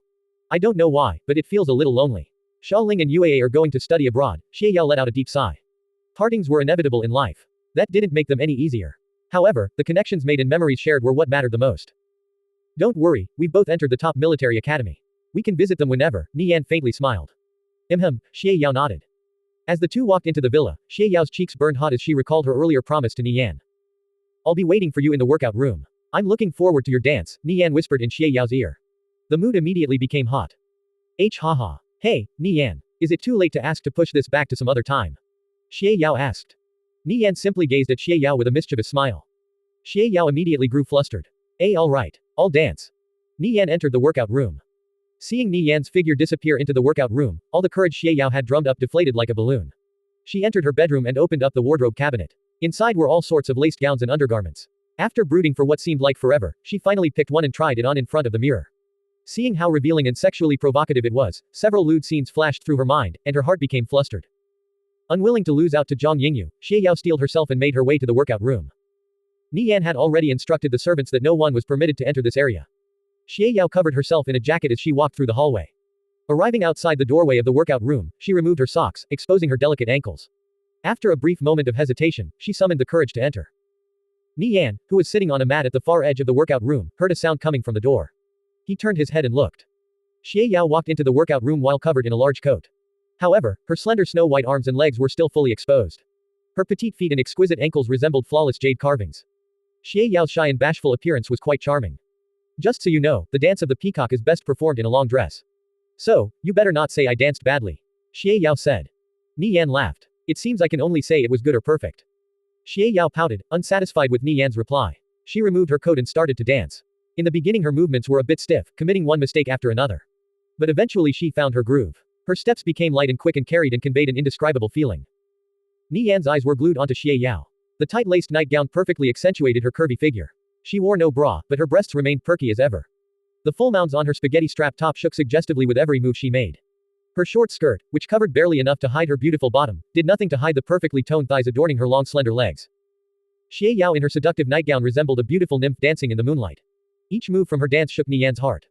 The dance of the peacock was both beautiful and elegant, like the bird it was named after. Xie Yao's dance perfectly conveyed this feeling. Ever since seeing Zhang Yingyu performing the dance of the peacock some time ago, Xie Yao had secretly been practicing it at home for the sole purpose of showing it off to Nie Yan. The dance of the peacock was best performed in a suitable garb, a long dress skirt on the lower body and shoulder ornaments on the upper body. Only then could it perfectly emphasize a woman's figure. With her disposition, she definitely wouldn't be able to perform such an erotic dance in front of an audience. Xie Yao's cheeks were scarlet red. As she gazed at Nie Yan, she quietly muttered in her heart, Nie Yan, did you know? I only learned this dance for you. Xie Yao's movements were sometimes as tranquil as a lake and sometimes incomparably seductive, tugging at Nie Yan's heartstrings. Nie Yan was captivated by Xie Yao's graceful dance. She was like a butterfly fluttering through the air. It was as though the two of them were the only people in the world. Zhang Yingyu's dance of the peacock, which relied on her devilish figure to bewitch the viewer and drive them mad with lust, failed to move Nie Yan in the slightest. However, Xie Yao was like an ethereal beauty, captivating him with her graceful figure. His heart couldn't help but beat in tandem with her every movement. As though entranced in a dream, Nie Yan's breath stagnated. Right now, Xie Yao was both pure and charming, angelic and seductive. These contrasting feelings unceasingly tugged back and forth at Nie Yan's heart. In Nie Yan's opinion, Xie Yao's dancing was much better than Zhang Yingyu's. Xie Yao's current appearance was so beautiful that one would find it hard to look away. Nie Yan didn't want Xie Yao performing this dance in front of anyone else. It was for his eyes, and his eyes only. Nie Yan knew this was selfish, but he couldn't help but feel this way. It didn't matter who. Any man would have these feelings evoked in their heart after watching Xie Yao dance. Nie Yan was an ordinary person. His current thoughts were no different than others. 10 minutes later, Xie Yao finally finished her dance. She hurriedly put on her coat. I'm going to get changed. Her face was bright red, unable to contain her bashfulness. She turned around about to leave. Nie Yan walked over and stopped Xie Yao. He kissed her forehead and said with a smile, "That was the most beautiful dance of the peacock." Xie Yao pursed her lips into a smile. Nie Yan's smile left her feeling flustered. The two locked gazes as a lovey-dovey atmosphere developed between them. The dance of the peacock just now was deeply engraved into Nie Yan's mind. He lowered his head and went in for the kiss. Xie Yao couldn't help but hold on to Nie Yan. She was willing to melt into his embrace. This was the first time Nie Yan witnessed Xie Yao taking initiative. As his hands lightly touched her back, he felt her shudder all over. Xie Yao was still as sensitive as ever. Nie Yan moved his hands from her back to her firm buttocks. His mind was already filled with obscene desires. Her alluring dance of the peacock had ignited the flames of desire in his heart. Xie Yao was normally pure and elegant like a refreshing spring breeze. Once she showed her seductive side, people would lose all control of themselves. Feeling a smooth and supple feeling on his hand, Nie Yan couldn't help but pinch Xie Yao's thigh. Her slender legs, which didn't have the slightest bit of excess fat, were covered in sweat. She had undoubtedly exerted herself quite a bit while dancing. He wanted to gently caress and stroke her silky smooth shoulders, seductive thighs, and flawless ankles. Nie Yan's groping was difficult for Xie Yao to endure. She couldn't help but squeeze her legs. An indescribable feeling left her constantly squirming and rubbing her thighs together. "Xie Yao," Nie Yan softly called. "Hing," Xie Yao answered. "Your dance of the peacock was so beautiful," Nie Yan said. He firmly believed anyone who saw Xie Yao dance would say the same thing. Nie Yan removed Xie Yao's coat. He looked down and saw a pair of soft, perfectly shaped mounds faintly hidden by the thin cloth of her nightgown. He couldn't help but become a bit absent-minded. As he reached out his left hand and groped one of them, Xie Yao softly groaned and shyly buried her head into his chest. "Not here, Nie Yan. Let's go to your room," Xie Yao said. She wasn't comfortable doing this in the workout room. Her heart was always reserved. In front of Nie Yan, she had already opened her mind and body. However, she still wasn't used to doing such embarrassing things. All right. Nie Yan bent down and picked up Xie Yao's nightgown. At this moment, Xie Yao staggered and almost fell. Nie Yan hurriedly supported her. "What's wrong? Nie Yan, carry me. My legs are shaky, it's hard to stand." As Nie Yan wrapped one arm under Xie Yao's legs in an attempt to bring her into a princess carry, he felt a moist feeling between her clothes. His lips curved into a mischievous smile. "Don't laugh." Xie Yao smacked Nie Yan's shoulder. Nie Yan chuckled. He helped her put on her coat, then lifted her up. "Let's return to the bedroom." Nie Yan lifted Xie Yao up and carried her upstairs. Xie Yao leaned on Nie Yan's shoulder. As she gazed at the side of his face, she revealed a bright smile. He was carrying her very gently, making her feel safe. No matter what he asked of her, she wouldn't refuse. From her point of view, she already belonged to him. As she recalled the burden he carried in his heart, she mentally let out a deep sigh. At times like these she wished even more that she was born in a common household. As a man, Nie Yan had to have enough strength to contend with the Dragonsaur and Glory financial groups. If he wanted to take away their precious princess, he had to prove his worth. This was a matter that couldn't be ignored. As Nie Yan carried Xie Yao upstairs like a princess, he heard the sound of vehicles coming in from the driveway. His father was home. He didn't dare to mess around with his father present, and had Xie Yao return to her room to get dressed. Large crates containing electronic appliances were being unloaded off a truck. "Uncle is back. Should I go meet him?" Xie Yao asked after getting changed. Thinking of meeting Nie Yan's father, she couldn't help but become a little nervous. Nie Yan shook his head. "No need. It's not the right time. You staying at our villa is still a secret. Too many people knowing wouldn't be good. It would take too long to explain the whole story to my father anyway." Xie Yao nodded. She also didn't want Nie Yan's father thinking she was frivolous, staying in his home without prior consent. Nie Yan knew now wasn't the time to eat up Xie Yao. "I'll go meet my father. You stay here," Nie Yan said before heading downstairs. There were many workers in the living room busily at work, transporting the crates into the villa. "What are these for?" Nie Yan asked his father, his curiosity piqued by the strangeness of this all. Father Nie narrowed his eyes. Looking Nie Yan up and down, he chuckled, "Protective measures. We're raising the security of the villa." Oh. Nie Yan sensed a special meaning behind his father's words. "Recently, we've signed off on a couple of business deals, including a partnership with the Dragonsaur and Glory financial groups. The Glory financial group plans to enter conviction and wants our cooperation. They're willing to support the War God tribe, and they have high hopes for our future." Father Nie smiled. Hearing this, Nie Yan immediately knew this was the handiwork of Xie Jun. World Block was still a new organization. It was nowhere close to being on the same level as the likes of the Dragonsaur and Glory financial groups. For the Glory financial group to be willing to support the War God tribe meant they were showing a great deal of face to World Block. Of course, this doesn't mean we should lose our focus. You're my son. I'll always have your back, no matter what. Do whatever you think is necessary. Even if the sky collapses, your old man will be there to hold it up. I've already learned about everything that happened in the Moro River banquet hall, the words you spoke to the Xie family. I'm proud of you. Never allow others to look down on you." Father Nie brightly smiled. Nie Yan realized Xie Jun had probably informed his father about the situation. He was deeply moved by his father's words. "I'll call Xie Yao over to meet you," Nie Yan said. "No need, we'll meet when the time is right. I've already had people investigate the young lady of the Xie family. I'm satisfied. You've made quite the catch," Father Nie laughed, patting Nie Yan on the shoulder. The partnership between the Glory Financial Group and World Block was undoubtedly a boon for the Nie family. However, judging from Father Nie's tone, it seemed he had no plans of becoming complacent. Face was something given to you, but honor was something you earned yourself. For World Block to truly become powerful, they couldn't simply rely on the charity of the Glory Financial Group. Nie Yan wanted to turn the Nie family into a genuine major financial group that didn't lose out in the slightest to the likes of the Dragonsaur and Glory Financial Groups. He would also have to face the Century Financial Group one day. Regardless of the method, he was determined to take down Cao Shu. Father Nie had people install the new security system in the villa. From start to finish he watched over their shoulders, ensuring no mistakes were made. He then hurried back to the company. It would be another late night. Nie Yan and Xie Yao ate dinner before logging back into conviction. Nie Yan appeared in color. He had today panned out for the most part. He would leave Jai Hao, Li Rui, and Lu Shuchen in the care of Blade Light's team. It was fine since they often ran dungeons with newcomers during their free time. Given their strength, they could clear ordinary dungeons multiple times in the span of 1 or 2 short hours. Xie Yao returned to Kalor to stock up on consumables. She planned on visiting the elemental city, Kaboden, to search for clues related to the legendary grade equipment set quest. Nie Yan and Xie Yao happened to bump into each other near the Starry Night potion shop. She was dressed in blue and white robes with a striped pattern and carried a sapphire staff. The blue glow of the staff reflecting off her face made her appear especially lovely. Nie Yan, I'm about to head to Kaboden to do a quest. I'll probably be busy the next few days. The elemental city, Kaboden. Nie Yan recalled several small guilds had popped up there recently. No guild had unified this city yet, so its current state was still fairly chaotic. Yeah, is there anything I need to know? Xie Yao asked. When moving around in other cities, it was a good habit to avoid getting into conflicts as not to inconvenience the guild. Not really. Here, take these scrolls. They should come in handy when you're in a bind. Also, here's a couple of gemstones that boost holy damage. You should socket them into your equipment as soon as you can, Nie Yan said. Thanks, Xie Yao nodded. Nie Yan gave her more than 20 scrolls. All of them were of high quality and could come in handy. Then, I'll be off, Xie Yao bid Nie Yan farewell. Have a safe trip. Nie Yan kissed Xie Yao's forehead. Watching Xie Yao's receding back, Nie Yan figured he should get busy too. He needed to break through and become a shadow dancer before anyone else. Only then could he become an invincible existence no one could hope to reach for. Nie Yan recalled a certain item sold by the great General Kostin of the Temple of Light, javelin launcher. Many who focused on raising their military ranks in the previous timeline were familiar with this person. Once you reached a certain rank, you would be allowed to purchase items from Kostin. He sold all sorts of standardized weapons and equipment. For example, once you became a 100-man commander, you would be allowed to purchase 100-man commander equipment for a fairly low price. A decent gold and dark gold grade piece of equipment only cost 10 gold. However, the equipment you purchased was bound to you and couldn't be traded to others. If you no longer had any use for it, your only option was to sell it back to Kostin. Of course, he only bought it back for a reduced price. If you became a general or great general, you could even purchase sub-legendary and legendary grade equipment.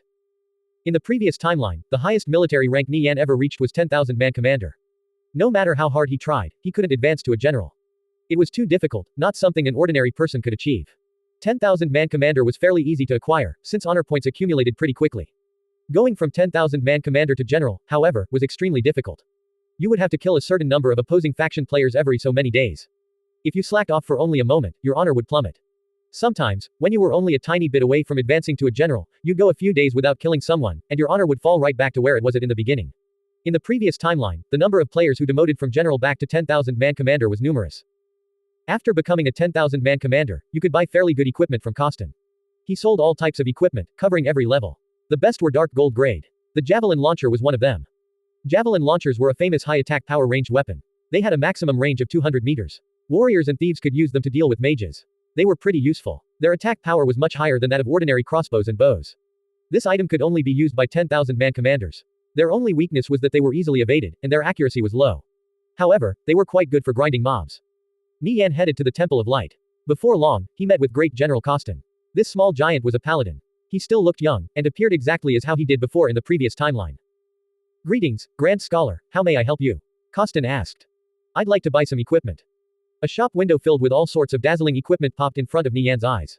He picked the 10,000-man commander section. He could further sort by equipment type, gloves, leg guards, chest armor, weapons, and so on. Nie Yan picked the weapons section, then opened the page for javelin launchers. Several dozen javelin launchers ranging from level 10 to level 120 were available for purchase. They were separated by every 10 levels. Nie Yan looked through the list. Every 50 levels represented a clear jump in quality. He checked the stats of the level 100 javelin launchers, dark gold grade with 3,200 attack power. It could be shot once every 5 seconds. Meanwhile, the level 90 javelin launcher only had 1,600 attack power. It was quite the difference in quality. Javelin launchers could be socketed with 2 gems. Nie Yan checked the prices of the level 100 javelin launcher, 210 gold. This kind of price was dirt cheap for a level 100 dark gold grade ranged weapon. Nie Yan bought it without batting an eye. Looking at the javelin launcher in his hands, it was shaped like a tube and filled with all sorts of complicated mechanisms and springs. This was something crafted by an engineer. This little thing could shoot a javelin more than 200 meters. Apart from the javelin launchers, Nie Yan looked at the javelins for sale. They were divided into 5 grades. The cheapest were 50 copper each and didn't add any attack power. The most expensive were 2 gold each and increased attack power by 30%. Nie Yan bought 150 stacks of the most expensive javelins without any hesitation, for a total of 3,000 javelin, spending 6,000 gold. These would be very useful in the near future. Nie Yan left the Temple of Light with his javelin launcher in hand. From the numerous gems in his storage, he picked out the Gem of Darkness and Silverosh gem. Although the Silverosh gem wasn't as good as the Gem of Darkness, it also lowered the requirements of the socketed equipment, specifically reducing the level requirement by 10. Nie Yan had a large variety of gems in his possession, even the rare kinds that lowered the stat requirements of equipment. Nie Yan brought the Gem of Darkness and Silverosh gem to Master Jewelcrafter Paget's workshop and had them socketed. The originally plain-looking javelin launcher now looked much more stylish with the eye-dazzling radiance of these 2 gems. Nie Yan took out a javelin. It was roughly 1 meter long. The body was made out of wood while the head was made out of a silver-colored metal. It was incomparably sharp, sporting a multi-pronged blade with blood grooves running down the sides. Its design was quite elaborate. Nie Yan learned how to operate the javelin launcher. It could launch a javelin into the air and strike a target from afar, dealing piercing damage. A level 100 javelin launcher could deal 3,200 range damage. After socketing the Gem of Darkness and Silverosh gem, 10% of the damage would be converted to dark piercing damage with a 1% chance of ignoring all defense and critically striking. Its level requirement was also reduced from level 100 to level 80. Nie Yan put away the javelin launcher in his bag and headed for the Starry Night potion shop. Guo Wai, I need some advanced enchanters. How many in the guild are free right now? Nie Yan asked. We can spare 5. If it's really urgent, I can ask the others to stop what they're doing and help you. That won't be necessary. Call those 5 advanced enchanters over. Have them meet me on the 3rd floor of the Starry Night potion shop. Alright, I'll send them over shortly. Nie Yan waited in an empty workshop. After a while, 5 advanced enchanters knocked on the door and entered. Their ages varied greatly, with the oldest being over 40 and the youngest only 18. There were 2 men and 3 women. Many female players didn't enjoy fighting and chose to focus on crafting professions instead. As a result, female artisans were starting to greatly outnumber their male counterparts. Boss, how may we be of use today? One of the advanced enchanters asked. He was well into his 40s, old enough to be Nie Yan's father. However, he understood the person in front of him was his direct superior. Nie Yan unloaded the 3,000 javelins onto the workshop bench. I'd like you guys to add a damage over time enchantment to these. Sorry for the trouble. All of them. The middle-aged enchanter knitted his brows. There were 3,000 javelins in total. I'll be needing these in 5 days, Nie Yan said. That'll be a bit difficult to do. It's not that we don't want to help you. It's just that there's too many javelins. The other enchanters nodded in agreement. Drop everything you're doing right now and focus only on enchanting these javelins. You'll be provided with all the necessary materials. The reward is 1 gold for every javelin you enchant, Nie Yan said before turning around and leaving the workshop. With such an attractive reward, even if the workload nearly crushed them, these enchanters were extremely enthusiastic. Nie Yan headed to his personal storage. As the guild leader of Asskickers United, his personal storage was a treasure trove. Ordinary players only had 1 page in their personal storage, expanded to the maximum size of 500 slots. A second page would cost a significant sum of gold. Generally, players would find it hard to fill up even a quarter of their personal storage. Not to mention most of the items stored inside were worthless garbage that only held sentimental value, so they couldn't bear to throw it away. Even for expert players, 500 slots was more than enough. Nie Yan's personal storage had a total of 10 pages, each with the maximum 500 slots. The first and second pages contained the gems he had Guo Wai acquire for him, and the various gems he acquired himself. Each gem was organized neatly together. Some gems there were tens of and of others there were only 1 or 2. However, one could tell at a glance that they were all fairly rare. Anything he didn't consider important or valuable would be directly dealt with instead of being left in his personal storage, collecting dust. The first and second pages were an extravagant sight to behold, filled with glittering gems of every color that would drive anyone mad with greed.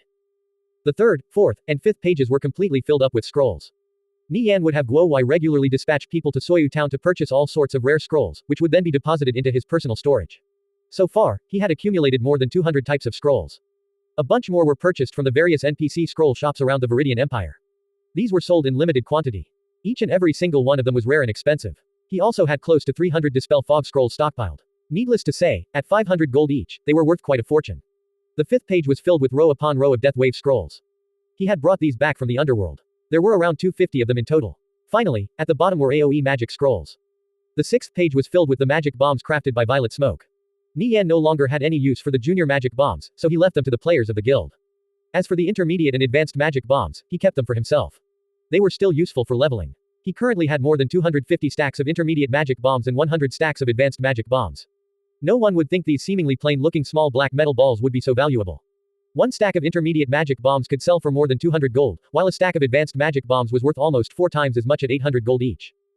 The 7th, 8th, and 9th page were filled with potions and precious materials. These items were all extremely rare. Any random item could sell for hundreds if not thousands of gold.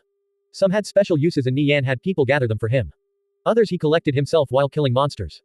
The 10th page was filled with equipment, either purchased from the auction house or acquired by killing monsters. There was equipment for every class and every kind of stat. Even at a conservative estimate, there numbered at least 200 or 300 pieces. Nie Yan usually tossed the equipment he obtained into the guild treasury.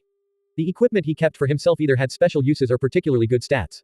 Blade Light and the others would occasionally borrow equipment from him, returning it after they were done with it. All 10 pages were packed to the brim with precious items. If Nie Yan were to sell everything in his treasury, he would stand to make at least 1 million gold. This was disregarding the fact many items would only increase in value in the future. Apart from the scrolls he used on a daily basis, he left all the other things that would depreciate over time for the people under him to handle. Leaving them to rot in the guild treasury would be a huge mistake.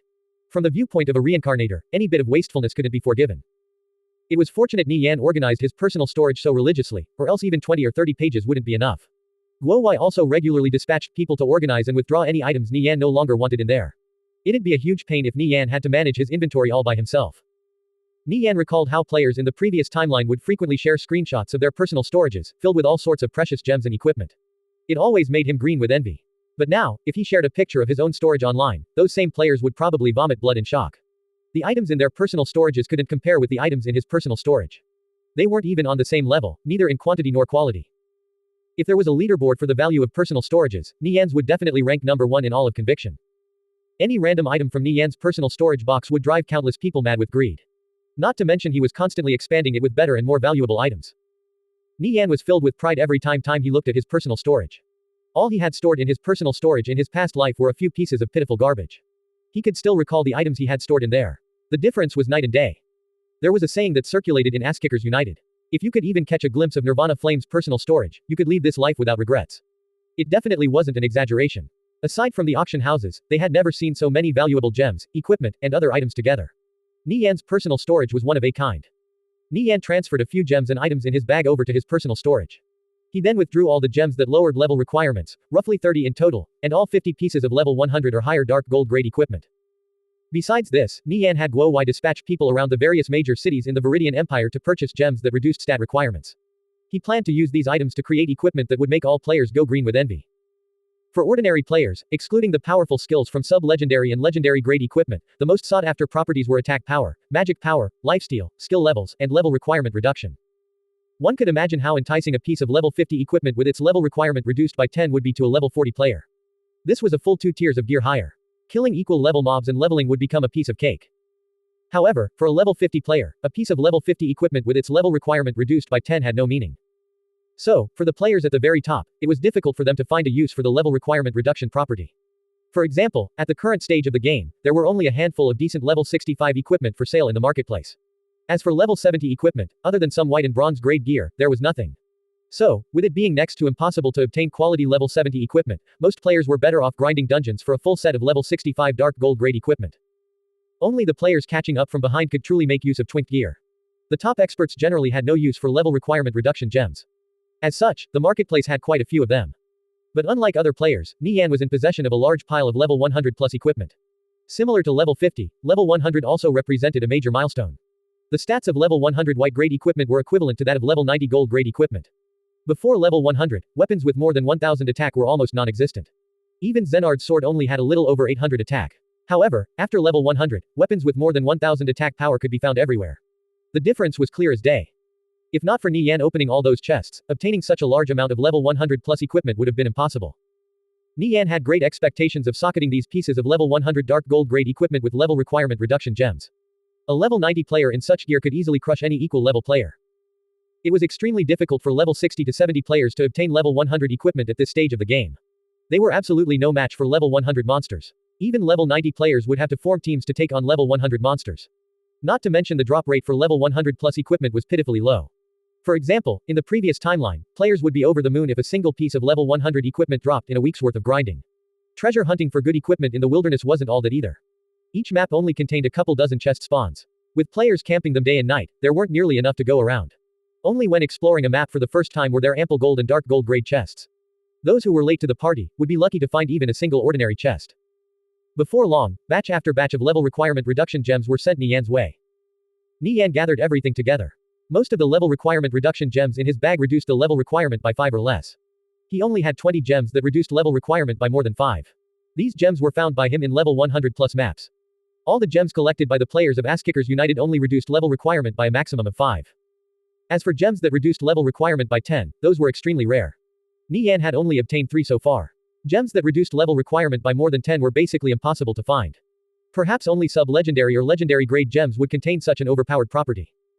Nie Yan brought 4 bags worth of gems, along with more than 50 pieces of level 100 equipment to Master Jewelcrafter Paget's workshop. After exchanging some small talk with Paget, Nie Yan got down to business. Level 100 dark gold grade equipment could be socketed with 5 gems at most, with no more than 3 being of the same type. That was to say, Nie Yan could only socket a maximum of 3 level requirement reduction gems into a single piece of equipment. Nie Yan rummaged through his bag and took out a level 100 gold grade great shield. The dark gold grade great shield and chain boasted more than 2100 defense, with a block rate of 41%. It was much better than Blade Light's sub-legendary grade great shield. Level 100 dark gold grade equipment was far superior to any sub-legendary grade equipment under level 100. This was an ironclad law of conviction. Nie Yan picked out the 3 best level requirement reduction gems from the pile. One reduced the level requirement by 10 while the other 2 reduced level requirement by 9. After handing over the shield and gems, Paget got to work. About 10 minutes later, Paget finished socketing the great shield and chain. The 3 gems sparkled brilliantly on the front of the shield. The level 100 great shield and chain could be equipped at level 72. With over 2100 defense and a block rate of 41%, it was absolutely monstrous at this stage of the game. Blade Light could tank level 80 to 90 elites and lords with ease when equipped with this shield. Even level 100 elites might not be a problem. Hey, take a look at this. Tell me what you think. Nie Yan sent over a screenshot of the level 100 great shield and chain to Blade Light.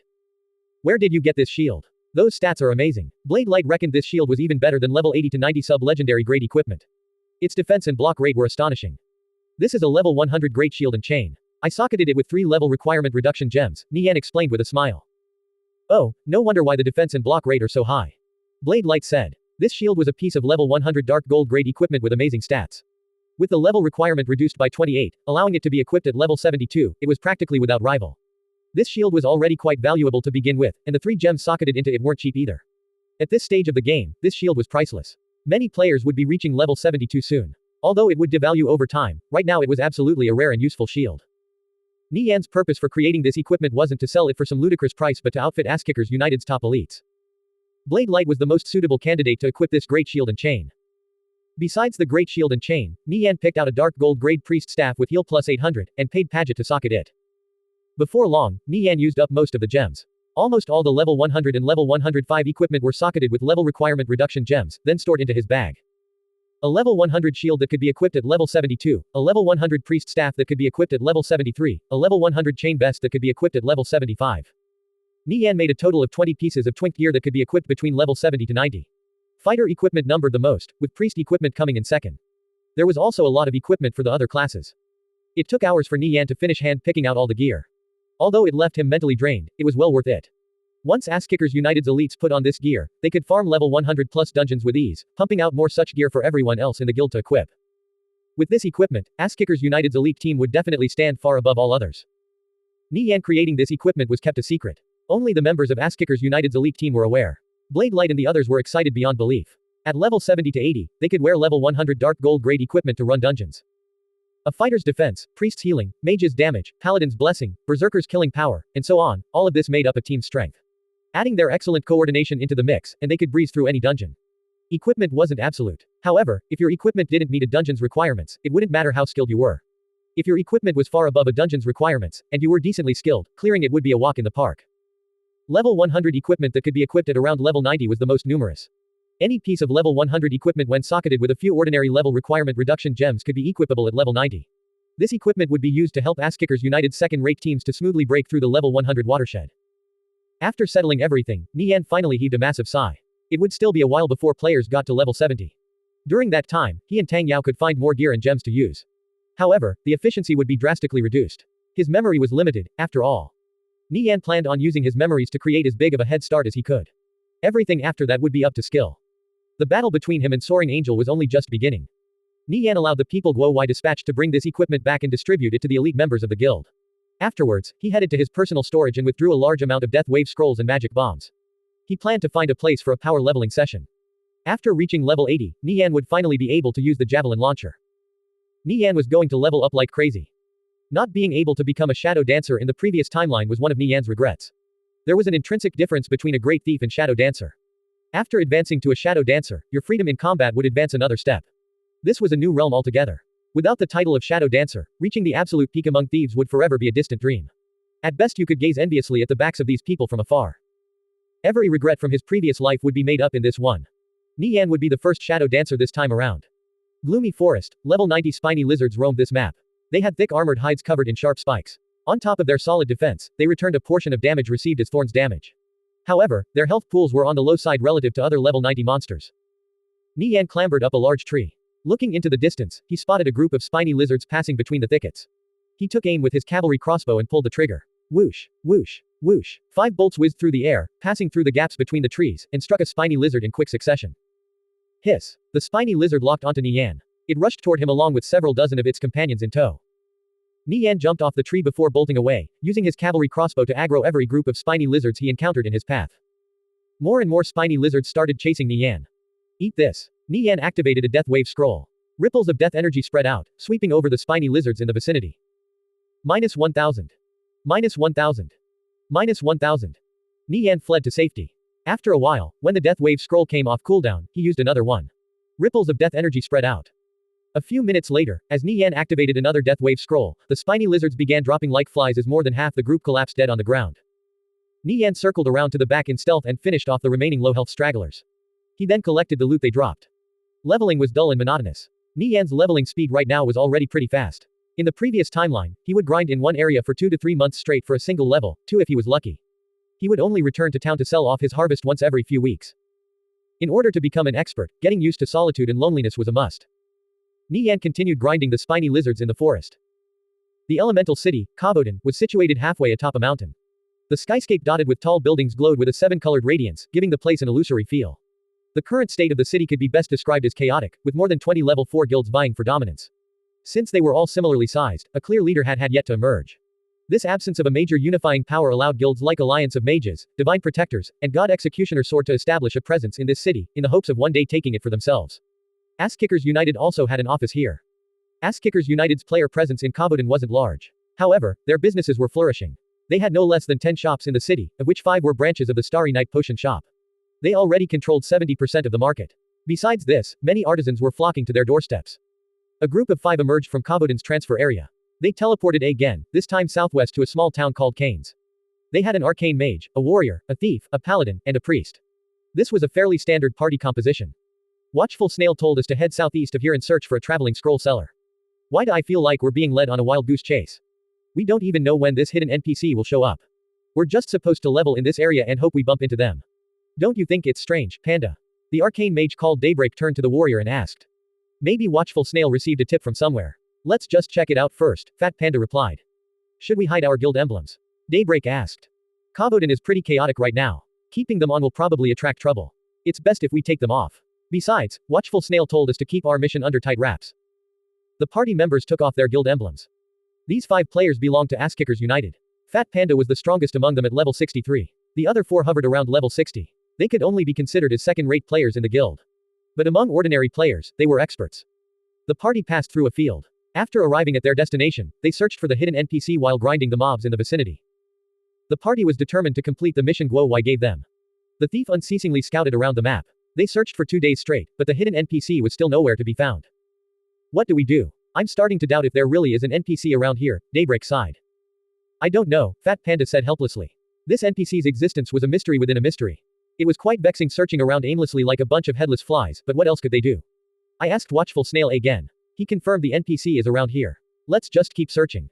At this moment, the thief reported back. He found the NPC. The faces of Fat Panda, Daybreak, and the other 2 lit up with joy. They immediately moved to regroup with the thief. Announcement. Eternity is claiming this area. All other players, please clear out or suffer the consequences. Fat Panda's eyes widened in surprise. This Eternity Guild is pretty brazen. Ass-Kickers United was the de facto #1 guild in Kalor, but even they weren't so aggressive when clearing out an area. They preferred to gently coax other players to leave, almost never using tyrannical methods. The only times they resorted to force was when they were left with no other choice. Eternity is the biggest guild in Kaboden. They have about 50,000 to 60,000 players, and they're allied with 2 other guilds. They seem pretty strong, Daybreak said. Before coming here, he had skimmed Kabodan's forum boards. Fat Panda felt nothing but contempt for eternity. No matter how powerful they were, could they beat Ass-Kickers United? Of course not. However, he didn't want to stir up unnecessary trouble for the guild. He would complete the mission Guo Wai gave them first. Let's go find that NPC, then leave, Fat Panda said. At this moment, he spotted a group of 10 players walking over in the distance. They didn't look too friendly. More and more players from Eternal were swarming into this area. There were roughly 2,000 to 3,000 players within a 1,000-meter radius. They were forcing everyone else to leave as groups of miners started arriving. I'm surrounded by enemies. They're blocking me from that NPC. The thief informed through voice chat. What's going on? Fat Panda frowned. Those dirty fucking bastards. They went to talk to the NPC first. Your party member Triblade has died. After a while, Triblade revived in the graveyard. What happened? Fat Panda asked. Triblade's death was too sudden. It's those assholes from Eternal. They thought the NPC was some sort of hidden quest giver, so they stopped me from approaching. Their mages tried to give me with their spells, but I managed to dodge. I just didn't expect there to be 5 thieves in the area as well. I ended up being surrounded and killed. Triblade clenched his fists. Peeking in the wilderness wasn't at all uncommon. But it was still infuriating when it happened to you. Daybreak turned to Fat Panda. What do we do? The NPC got snatched away. Let's leave and report this matter back to Watchful Snail, Fat Panda said. He also felt aggrieved. He normally wouldn't hesitate to teach those sons of bitches from Eternal a lesson. However, due to the mission, he had no choice but to bear with it. Daybreak nodded. As they channeled their return scrolls, a group of Eternal players approached, leaving them no choice but to stop. They would be left vulnerable if they were interrupted while channeling their return scrolls. They would lose the initiative and be forced on the back foot. The opposite side had more than 10 players. Their leader was a level 65 warrior in a full set of dark gold grade equipment. This was the number 1 warrior in Eternal, Skyfire Wing. Skyfire Wing could be regarded as a big shot in Kabodan. He ranked among the top 3 warriors in the city. Fat Panda, Daybreak, and the other 2 frowned after seeing Skyfire Wing's equipment. The opposite side was strong. He was no pushover. Which guild do you belong to? Skyfire Wing glanced at Fat Panda's group. Their equipment was pretty good. He was certainly no stranger to peeking. This area was surrounded by players from Eternal. Fleeing was impossible. He just wanted to make sure of one thing. As long as they didn't belong to one of the allied guilds, he would kill them. Watching Eternal's players gather into a mob around them, Fat Panda and Daybreak exchanged glances. It looked like they couldn't resolve this peacefully, so the team took up defensive positions. They're not wearing any guild emblems, they probably don't belong to any guild. Boss, their equipment ain't bad, one of the players chuckled. Alright, kill them, Skyfire Wing said in an indifferent tone. He wasn't afraid of other guilds in Kabodan, to say nothing of a bunch of guildless solo players. There's too many of them. I'll hold them off. You guys run, Fat Panda said. He brandished his greatsword and welcomed the charging enemies head on. Xie Yao was questing out in the wilderness, some distance from Kabodan. She recently completed the second part of the quest she was working on, and was about to move on to the next part when Eternal's local area announcement popped up. Xie Yao knitted her brows. This isn't Kalor. I should probably avoid stirring up any unnecessary trouble. At this moment, the sound of a commotion broke out behind the trees and foliage. Daybreak was fleeing in Xie Yao's direction with 5 others chasing him from behind. A fight must have broken out. Xie Yao was just about to turn and leave when she spotted Daybreak. Daybreak's eyes also widened in surprise. Everyone in Ass-Kickers United knew Xie Yao. She was the boss' girlfriend. They had all seen pictures or videos of her with him. He didn't expect to meet her here of all places. Daybreak hurriedly fled in another direction, leading his pursuers away from Xie Yao. Even it meant his death, he couldn't allow her to be dragged into this mess. Big sis, run. Daybreak sent a whisper to Xie Yao. Xie Yao recognized Daybreak. He was a fellow member of Ass-Kickers United. With those thieves hot on his trail, it wouldn't be long before he was killed. Seeing a guildmate in danger, Xie Yao couldn't just stand idly by and do nothing. Xie Yao raised her staff and struck one of the thieves in the back with holy judgment, blasting him away. It was an instant kill. Xie Yao had 7 pieces of sub-legendary grade gear equipped while the rest were gold grade with excellent stats. Besides this, every piece was enhanced with the best gems and enchantments. She was frighteningly powerful. Add this to the fact that she was already level 69, while ordinary players were around level 60, few people could survive her attacks. The thieves were shocked. What frightening damage. Before the thieves could figure out what was going on, Xie Yao attacked again with holy punishment, instantly killing another one of their comrades. Shit. Watch out for that bitch. Hide. Hide. The thieves hurriedly disappeared into stealth. Xie Yao raised her staff and chanted out a short incantation. A torrent of holy fire poured down from the sky. Thud. Thud. Thud. The thieves collapsed to ground one after the other within the raging holy flames. Even up until their last moments, they had no idea how Xie Yao could tell their locations through stealth. Skyfire Wing cut down Fat Panda with a swing of his great sword, then picked up the loot that dropped on the ground. The corpses of 2 others laid on the ground nearby. Only Daybreak had escaped. With so many thieves chasing him, he probably wouldn't survive much longer, though. At this moment, a female holy mage appeared out of nowhere and easily dispatched his pursuers. Fuck. Who is this witch? Skyfire Wing cried out. He was slightly taken aback by Xie Yao's beauty. However, he wasn't a fool led by his second head. Since the other side had taken action against his people, he naturally wouldn't hold back. Boss, what do we do? That woman is wearing Asskickers United's guild emblem. Kill her. This is Kavoden, not Galore. Asskickers United doesn't count for shit. Eternal reigns supreme. Xie Yao was usually fairly low-key, rarely ever stepping into the limelight. Even if there were some videos and pictures of her, she was treated as no more than a pretty face. So, no one paid particular attention to her. After all, beauties on the internet were a dime a dozen. Of the women in Asskickers United, One Strike Vow and Painted Muslin were far more well known. None of these players from Eternal recognized her.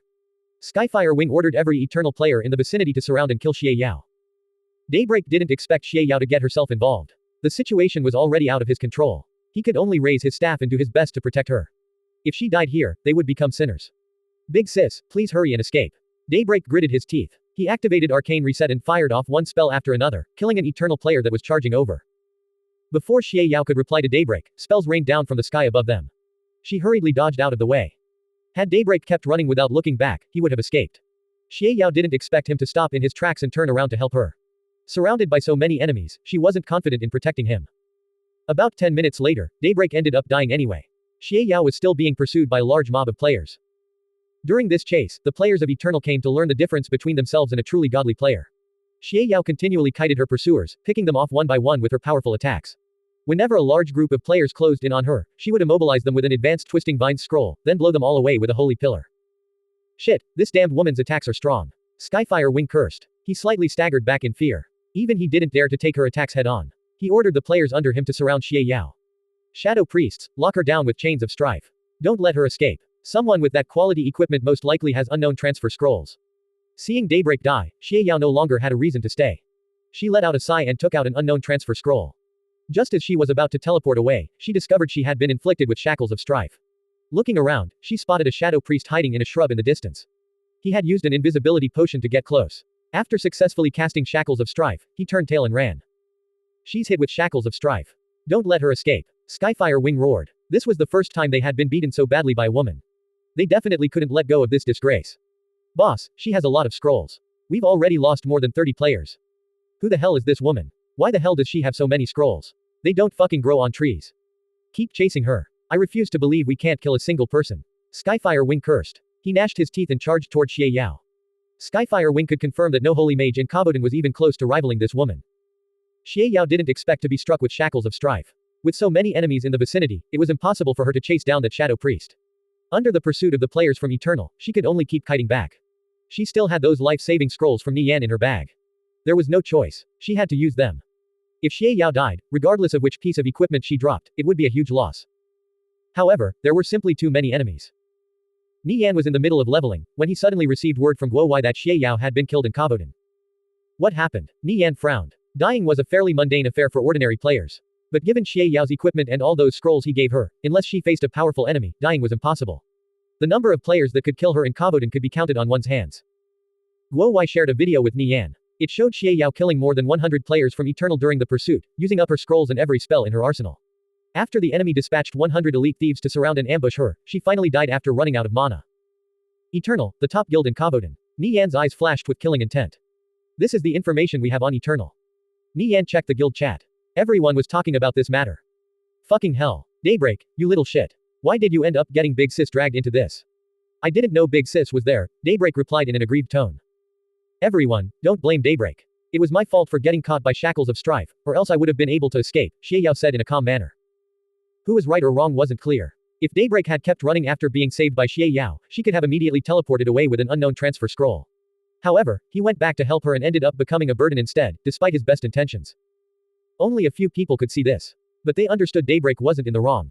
Those fucking bastards from Eternal. We'll slaughter them all. Let's go talk to the boss. As long as the boss gives the word, we'll teleport over and crush them and all their strongholds. So what if Kavoden is far away? Watchful Snail is talking to the boss right now. Let's just forget about it. It's nothing worth getting this mad over, Xie Yao hurriedly tried to mediate. She realized the mood in the chat was reaching an uncontrollable level. She didn't want to inconvenience Nie Yan anymore. Asskickers United already had more than enough trouble to deal with. We can't do that, big sis. If it was us, it would be fine. But you're the boss girl. If we don't teach them a lesson, we'll have no face. Undying Scoundrel declared. Scoundrel is right. We can't just pretend nothing happened, Nie Yan said. The boss is here. Boss. Just say the word, and we'll wipe out Eternal. Let's just see how long they can stay eternal. Once Nie Yan appeared, the chat immediately boiled over in excitement.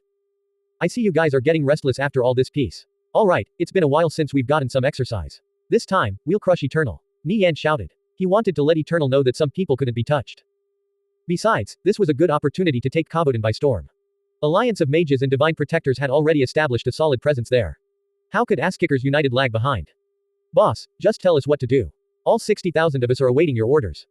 Yeah, boss, give us your command. Our opponent is just Eternal. No need to go all out. It's just a simple guild exercise, 3,000 people will be enough. The rest of you continue with getting stronger, Nie Yan ordered. Without facing any real opposition in Kaboden, Eternal was probably getting too big for their britches. Even Asskickers United didn't dare to behave so brazenly, despite having solidified their position as the de facto ruler of Kalor. Nie Yan finally decided to take action. However, he would only bring 3,000 players. Some in the guild were endlessly excited. Others let out deep sighs of disappointment, since they knew they likely wouldn't be picked. Everyone within the top 3,000 of the guild, meet up at the Kalor office as soon as possible. The players in the guild chat heeded Nie Yan's call. From Violet Dream Forest, Murky Swamp, Fog Gill, and many other maps, they dropped what they were doing and channeled their return scrolls home. The various transfer points in Kalor lit up with brilliant flashes of light as players from Asskickers United emerged. Like the myriad rivers flowing into the sea, they congregated toward the guild office. These players were all wearing level 60 to 65 gold and dark gold grade gear. This sort of sight was extremely rare in other guilds but fairly common in Asskickers United. Asskickers United's treasury was too grand. It was filled with level 60 to 65 gold and dark gold grade equipment. As long as you met the level requirements and had enough merit points, you could obtain a full set of equipment. As a result, the guild's players were never lacking in high-quality gear. Seeing Asskickers United out in full force, the players on the street started whispering to each other. Damn, what kind of equipment is this? Those guys at Asskickers United are loaded. There's a screenshot floating around online showing Asskickers United's treasury. Go search for it. You'll understand just what it means to be rich. Why are so many of them returning to Kalor? I'm guessing some guild is probably in for it. I wonder who's stupid enough to provoke them. I don't think any guild in Kalor is brave enough to do that. I heard it's Eternal in Kaboden. Those guys were blind and ambushed Yao Yao while leveling in the wilderness. Did you watch the video of that battle? Man, Yao Yao is scary. She killed more than 100 of those guys from Eternal. Everyone from Asskickers United is so amazing. Even the girls kick ass. Isn't Yao Yao Nirvana Flame's girlfriend? No wonder Asskickers United is taking action. Nirvana Flame must be flipping mad. Still though, Eternal is pretty strong. I wonder if Asskickers United will come out on top. After all, they're fighting in Kaboden, not Kalor. Many people weren't too optimistic about Asskickers United's odds. Kaboden was Eternal's home turf, and they were only bringing 3,000 players to take on a guild that was 60,000 strong. This was way too arrogant. Not to mention Eternal had formed an alliance with 3 other guilds. However, Asskickers United was indeed quite powerful. No other guild had as many expert-level players. Even if Eternal had 60,000 players, how many of those were devoted and loyal, how many were actual experts? Perhaps only Eternal themselves knew. 3,000 players had gathered outside the Asskickers United guild office in Kalor. The square was jam-packed. Nie Yan looked down from the terrace. Everyone he called for had arrived. They were all in high spirits, happily chatting with one another. Nie Yan turned to Xie Yao beside him. Did you find a replacement for the piece of equipment you dropped? Xie Yao nodded. She then gazed at him with a remorseful expression. You know, you don't have to do all of this for me. I've caused you trouble again. Nie Yan shook his head with a gentle smile. Don't worry about it. It was only a matter of time until we had to do this anyway. Besides, this doesn't just concern you anymore but the whole guild. Xie Yao understood dissuading Nie Yan wasn't possible. She could only let out a sigh. He had his own plans. How's it going, Tang Yao? Did you finish up your quest? Nah, I put it on hold. Let's crush Eternal first. I'm flying over to Kaboden right now. I'm almost there. Tell me where to fight, and I'll go there straight away. Hurry, I'm itching for some action. Tang Yao's Nether Thunder Eagle hadn't participated in a war yet. This would be its glorious debut. In fact, this would be the first appearance of a flying mount in battle. Besides Tang Yao, Blade Light, Smoke Stub, and the others had also arrived. Their equipment was breathtaking. Asskickers United had 100 or so players that could be considered peak experts. They were the most talented players in all of Kalor. All of them had the potential to advance to Shadow Dancers, Magisters, Champions, Archbishops, and so on. As for whether they would actually succeed, only time would tell. However, their strength was unquestionable. Nie Yan had gathered all these people together under one roof. They shared their knowledge and frequently guided the players below them, who would in turn pass on what they learned to the next generation of newbies. He could already confirm the number of master-class players emerging from Asskickers United wouldn't be limited to only 100. These 100 players were wearing at least level 60 to 65 dark gold grade equipment. Many were even sporting quite a few pieces of sub-legendary grade equipment. The list Nie Yan provided previously had benefited them greatly. Their equipment had already far exceeded the imagination of ordinary players. Any one of them could easily reach the top 10 of guilds like Alliance of Mages and Divine Protectors. Even Angel Corps didn't have as many experts as Asskickers United. No one could estimate what these Ass-Kickers United players could accomplish when they were all brought together. Unsurprisingly, all the speculations from outsiders regarding the guild were far off the mark. Our goal today isn't to wipe out the enemy. They're still an important part of influence. Wiping them out doesn't benefit us in any way. We're simply going to beat them into submission. Make them cower in our presence. Teach them that we're not to be provoked. In the future, when they see us, they better scram far out of sight. Nie Yan said. His speech was well received by the crowd. Several events similar to this one had happened in the past. When Blade Light and the others were running dungeons, they had gotten into conflicts with other guilds 3 times. After easily crushing thousands of their players, those guilds immediately became timid, no longer daring to stir up trouble for Ass-Kickers United. In Lightning City, several Ass-Kickers United players had gotten into a conflict with some random guild. Those several players called over a few hundred of their friends and slaughtered 600 of the other side's players. Afterwards, that guild didn't dare to make a peep, ultimately leaving the matter alone. Ass-Kickers United followed a strict policy of, you don't bother me. I won't bother you. After those few instances, except for Alliance of Mages and Divine Protectors, other guilds would generally stay out of their way. Alliance of Mages and Divine Protectors had antagonized not a small number of players in the Viridian Empire with their belligerent attitudes. Ass-Kickers United on the other hand generally didn't start conflicts with other guilds despite being just as if not more powerful. In this sense, they were an anomaly. Many guilds had grievances with former too but didn't dare to speak out. However, toward the latter they felt a bit of reverence and admiration. This time, Eternal had crossed Ass-Kickers United's bottom line by killing Yao Yao. If Nie Yan didn't respond in kind and seek revenge, what would the players in the Viridian Empire, no, in all of conviction think of him? We're setting out. Nie Yan announced after the preparations were complete. The players in Ass-Kickers United, organized in 20-man teams, marched off. All of them were brimming with killing intent. Meanwhile in Kavodan, Eternal had already descended into chaos in the guild headquarters. Several of the higher-ups watched a video of Ass-Kickers United's players teleporting over. Skyfire Wing, you've really screwed the pooch this time. Tell me, how are we going to settle this matter? Cursed the guild leader of Eternal, Skyfire Wild Dragon. They stood absolutely no chance against Ass-Kickers United. How was I supposed to know that girl was Nirvana Flame's girlfriend? Skyfire Wing gloomily said. Boss, shouting at Skyfire Wing won't do us any good. Let's come up with a solution first, a shadow priest called Skyfire Apostle mediated. How large is their force? Skyfire Wild Dragon asked. 3,000. Only 3,000. What is Nirvana Flame planning? Skyfire Wild Dragon. Did Ass-Kickers United think they could take down Eternal with just 3,000 players? However, he understood that regardless of how many people Ass-Kickers United sent out ahead, there was no winning this war. The difference in strength was too great. Even if they repelled these 3,000 players, there was still a tide of other players ready to swallow them up whole. How about we contact Alliance of Mages and Divine Protectors? They don't seem to be on good terms with Ass-Kickers United. The enemy of our enemy is our friend, Skyfire Apostle suggested. I don't think Alliance of Mages or Divine Protectors will be willing to stick out their necks for us. We'll still have to rely on ourselves in the end. Skyfire Wild Dragon naturally didn't naively believe that Alliance of Mages or Divine Protectors would help them deal with Ass-Kickers United. After a while, he gnashed his teeth and said, I refuse to believe their 3,000 players can rock our ship that much. We'll deal with them first, then initiate negotiations for a ceasefire. If worse comes to worse, we'll have to beg Alliance of Mages and Divine Protectors for help. The conflict between Ass-Kickers United and Eternal attracted the attention of many players. The forums immediately became heated with discussion regarding this topic. This was the first time Ass-Kickers United wasn't considered the underdog. Their target was Eternal's 3 strongholds. If they didn't take down 1 or 2, this campaign would hold no meaning. Many players were waiting in anticipation to see how this war would play out. Perhaps this matter could still be resolved peacefully if Eternal simply bowed their heads and apologized. However, if they yielded before any fighting even began, they would lose all face in Kavodan. So, they had no choice but to butt heads with Ass-Kickers United. After the first skirmish, they could then apologize without losing too much face. Skyfire Wild Dragon couldn't help but feel Ass-Kickers United was being too arrogant, thinking they could massacre Eternal with only 3,000 players. Neither Ass-Kickers United or Eternal had made any posts on the forums. Alliance of Mages and Divine Protectors were closely monitoring the situation. They dispatched an additional 6,000 players to Kavodan. These players started to roam the streets and make their presence known to everyone, especially Ass-Kickers United, while the higher-ups waited for the inevitable cry for help from Eternal.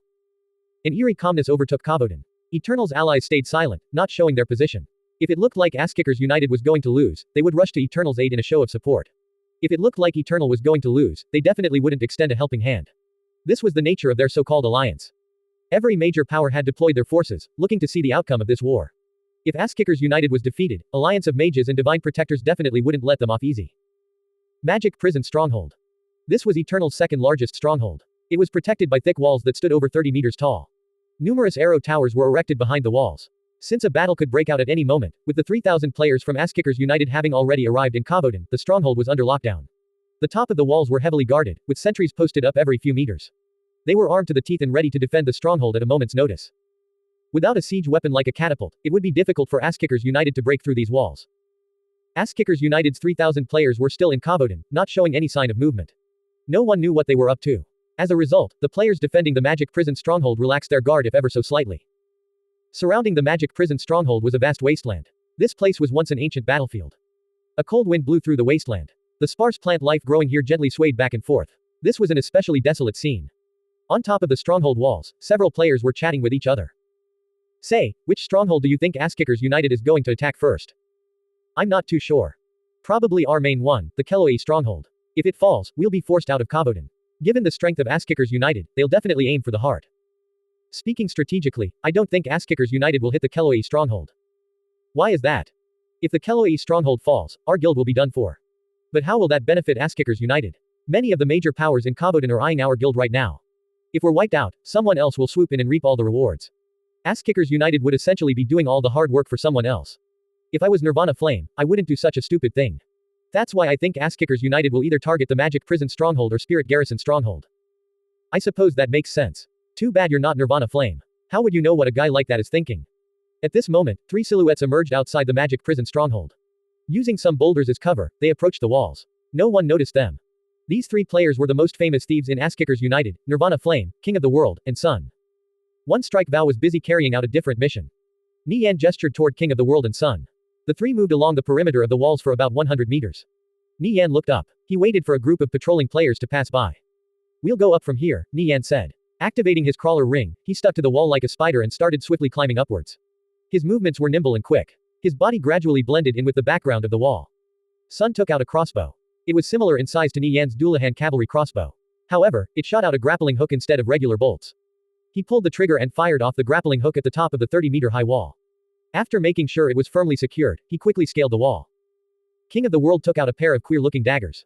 They had sharp biting teeth at the edge of the blades. He plunged the daggers into the wall, then started making his way up purely by relying on arm strength. His muscles swelled and tensed, brimming with incredible strength.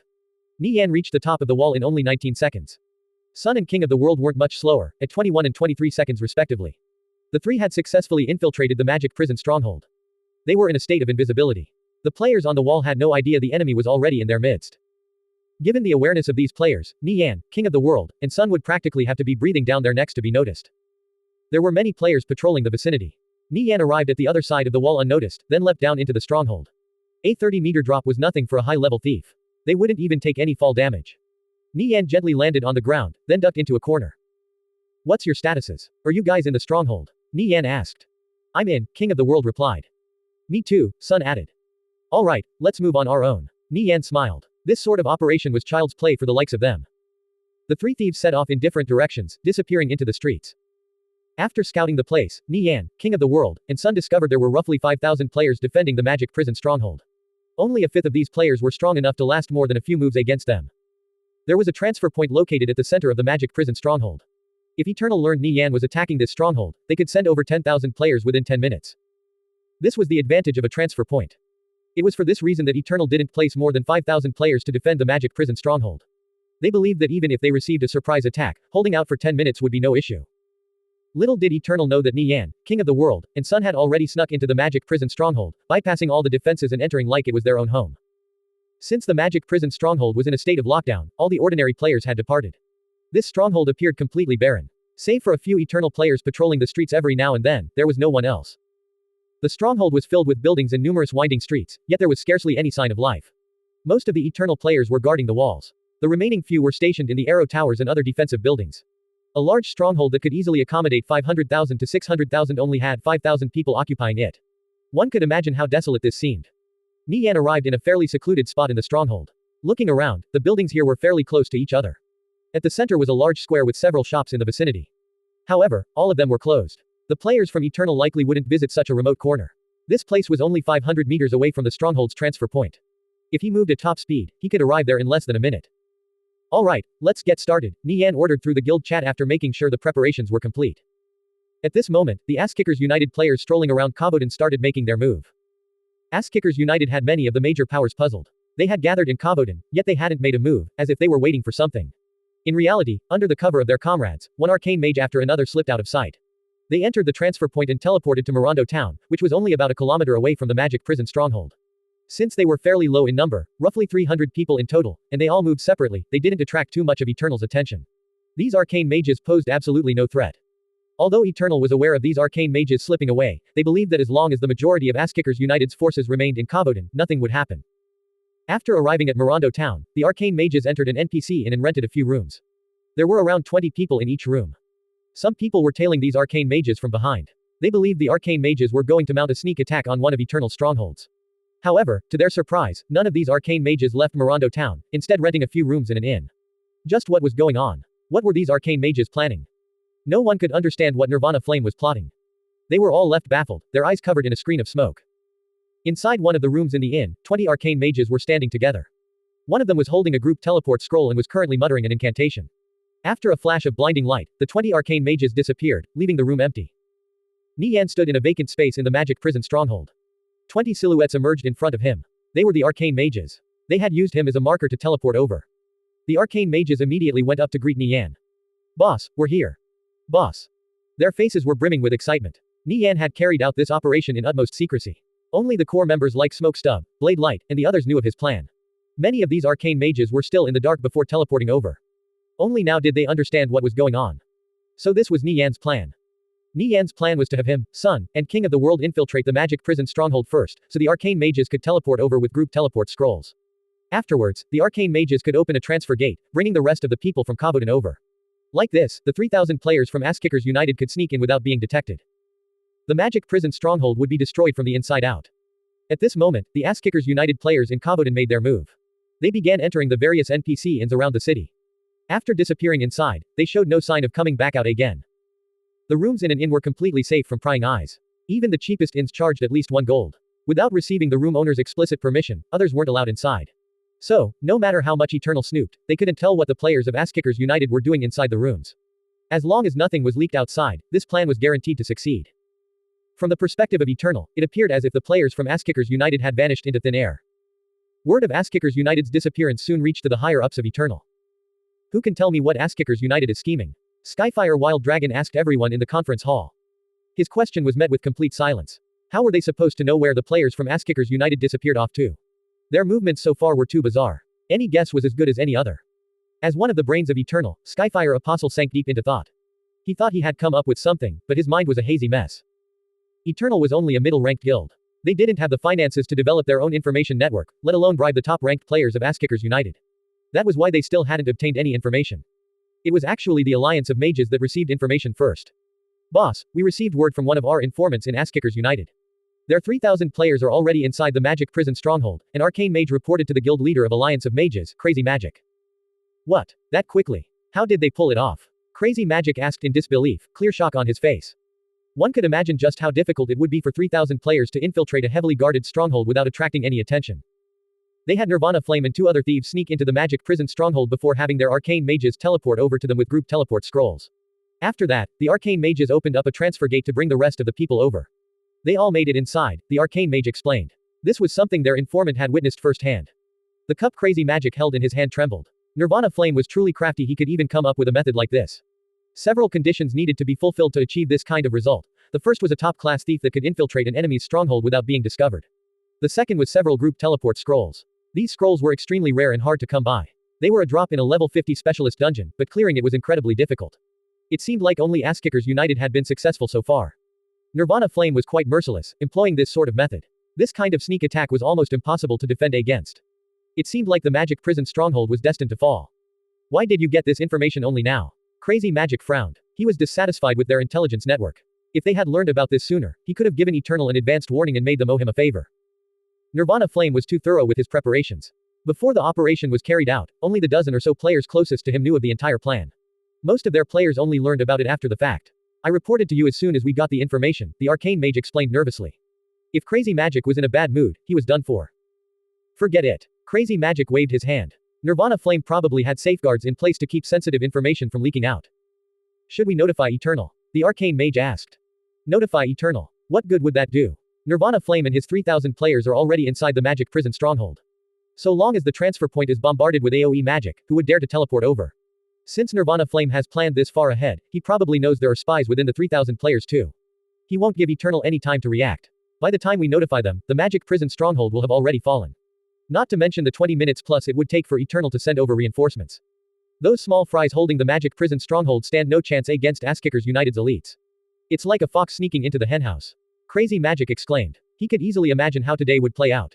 Asskickers United had no use for the magic prison stronghold. Rather than handing it back to Eternal, they would be better off destroying it, leaving it in ruin. Over on the side of Eternal, the higher-ups gathered in the conference hall were sweating bullets trying to guess the enemy's next move. Given Asskickers United's style, their first attack would be ruthless and decisive. However, Asskickers United still hadn't shown any sign of movement as of yet. Do you think they're already outside one of our strongholds? Skyfire Wing asked. He was just making wild guesses at this point. Skyfire Wing's words shook the hearts of everyone in the conference hall. Not good. Hurry and check if any other players snuck into our strongholds. Skyfire Apostle shot up from his seat. Are you saying? Skyfire Wild Dragon said. At this moment, his face paled as he received word from the players below him. Asskickers United were sighted inside of the magic prison stronghold. Recalling how the Asskickers United players in Kaboden had suddenly disappeared, even an idiot could put 2 and 2 together. The 3,000 players from Asskickers United were already inside the magic prison stronghold. At this moment, Asskickers United had already blown the war horn. The 3,000 players spread out to every strategic location within the magic prison stronghold. The thieves snuck into the arrow towers, ambushing the players inside. The stronghold was in a state of utter and complete chaos. None of the Eternal players could put up a resistance. The rest of the Asskickers United players didn't lag behind either, closely following behind the thieves and flooding into the arrow towers. Their concentrated firepower completely suppressed the players of Eternal. In a short time, a bloodbath took place in the magic prison stronghold. Tang Yao led 20 mages in occupying the stronghold's transfer point. The transfer point was simple and crude. It was roughly 3 by 3 meters. With a flash of light, the first batch of players from Eternal emerged. There were roughly 30 of them. As soon as they stepped foot out of the transfer point, they were greeted by the mocking smiles of the 20 mages from Asskickers United. You've kept us waiting long enough. Tang Yao laughed. Just as these Eternal players wanted to do something, they sensed the magic fluctuate in the air above them. Flames poured down from the sky, ruthlessly engulfing them in a raging blaze. They let out shrill screams as they were transformed into rays of light. With 20 mages taking turns attacking the transfer point with AoE magic, the Eternal players were helpless. As soon as they teleported over, they were dead. After 200 players died, no one came over anymore. They understood it didn't matter how many people came, they would only serve as food for Tang Yao and the others. With the transfer point locked down, the magic prison stronghold was isolated. Asskickers United was outnumbered by Eternal 3 to 5. However, in the face of players dozens of times stronger than them, Eternal could only flee like rats. Asskickers United left no place unturned as they swept through the entire stronghold. Nie Yan, Sun, and King of the World took the lead, charging from arrow tower and slaughtering all enemy players in their path. Nie Yan didn't know how many players the black flames of Zenard's sword had already engulfed. He only knew no one could withstand its might. No one could survive his blade. Cloth and leather armored targets were killed in an instant. Though some plate armored warriors could survive more than one hit, they were still far slower and lower level than him. Anyone he set his sights on had no hope of escaping. The magic prison stronghold became a slaughterhouse. After the arrow towers were taken over by the thieves of Asskickers United, the crossbows inside were turned on the players of Eternal. Nie Yan, Blade Light, Sun, and the others swept away everything in their path. They led the vanguard, closely followed by others from Asskickers United. Taking down a single arrow tower took a squad less than 5 minutes. Asskickers United had come prepared. Before the players from Eternal even had a chance to do anything, they were either ambushed and killed by thieves or blasted to smithereens by mages. Before long, all the arrow towers had fallen. Most of the Eternal players were still gathered on the walls. They had no idea what was going on inside the stronghold. As the arrow towers fell to the forces of Asskickers United, their crossbows were turned on them. What the hell is going on? Why are our own arrow towers attacking us? It's Nirvana Flame. Asskickers United is already inside the stronghold. Mass panic erupted on the walls. The players were running around like a bunch of headless chickens. With the arrow towers firing at them, they turned into target practice dummies. The walls only had one entrance going down. It could fit 10 people at a time. However, waiting at the bottom were the players of Asskickers United. The Eternal players on the walls were trapped. At this moment, the 1,000 players inside the magic prison stronghold had already been wiped out. Only the 4,000 players guarding the walls remained standing. Normally, without a catapult and with the support of the arrow towers in the rear, this force could easily hold off an opposing force 1, 2, to 3 times their size.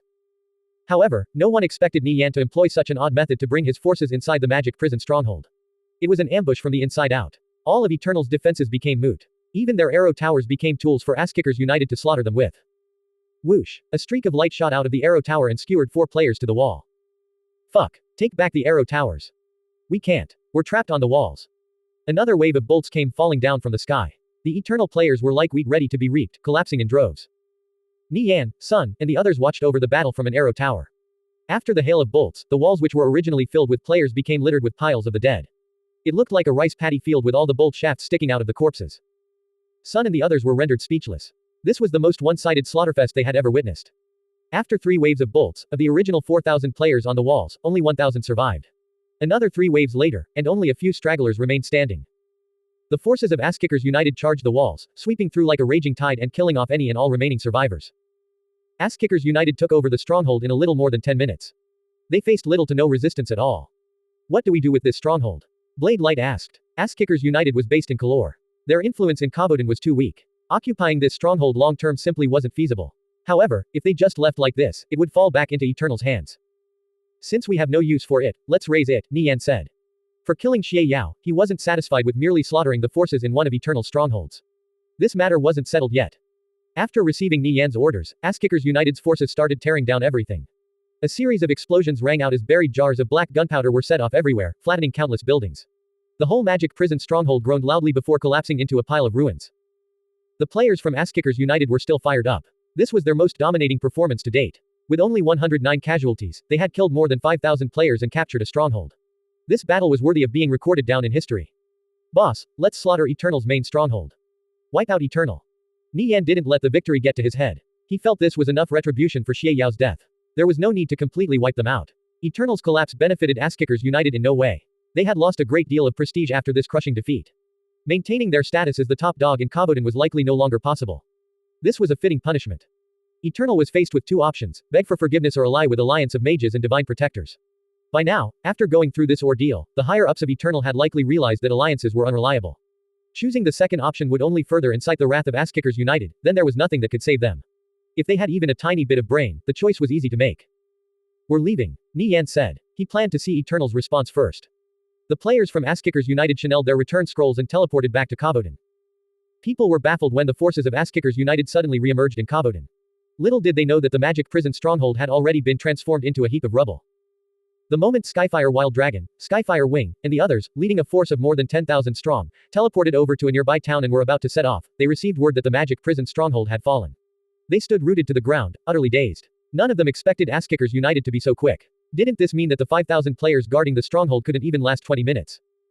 Eternal's forces arrived outside the magic prison stronghold. The once flourishing bastion was now nothing more than broken rock and debris. The walls were collapsed and damaged beyond repair. The magic prison stronghold was no more. None of them dared to accept the reality before their eyes. Only 20 minutes ago, this was still an intact stronghold. Ass-Kickers United was like a natural disaster, sweeping through and destroying this place in a short 10 minutes. Ass-Kickers United, ruthless, Skyfire Wild Dragon took a deep breath. Right now his mind wasn't filled with anger or thoughts of revenge but rather fear and apprehension. Had Ass-Kickers United done things the normal way, bringing a force of 20,000 and taking 2 to 3 days to siege the magic prison stronghold, he wouldn't hesitate to duke it out. However, Ass-Kickers United, with only 3,000 players, had ended the battle in a short 10 minutes. Nie Yan gave them no time to react whatsoever. One could easily imagine the outcome if Ass-Kickers United had targeted the Keloi stronghold or Spirit Garrison stronghold instead. Skyfire Wild Dragon broke out in a cold sweat.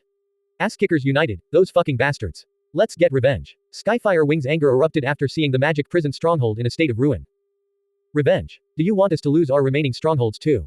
Do you know why Ass-Kickers United targeted the magic prison stronghold instead of the Keloi stronghold? Skyfire Wild Dragon glared at Skyfire Wing.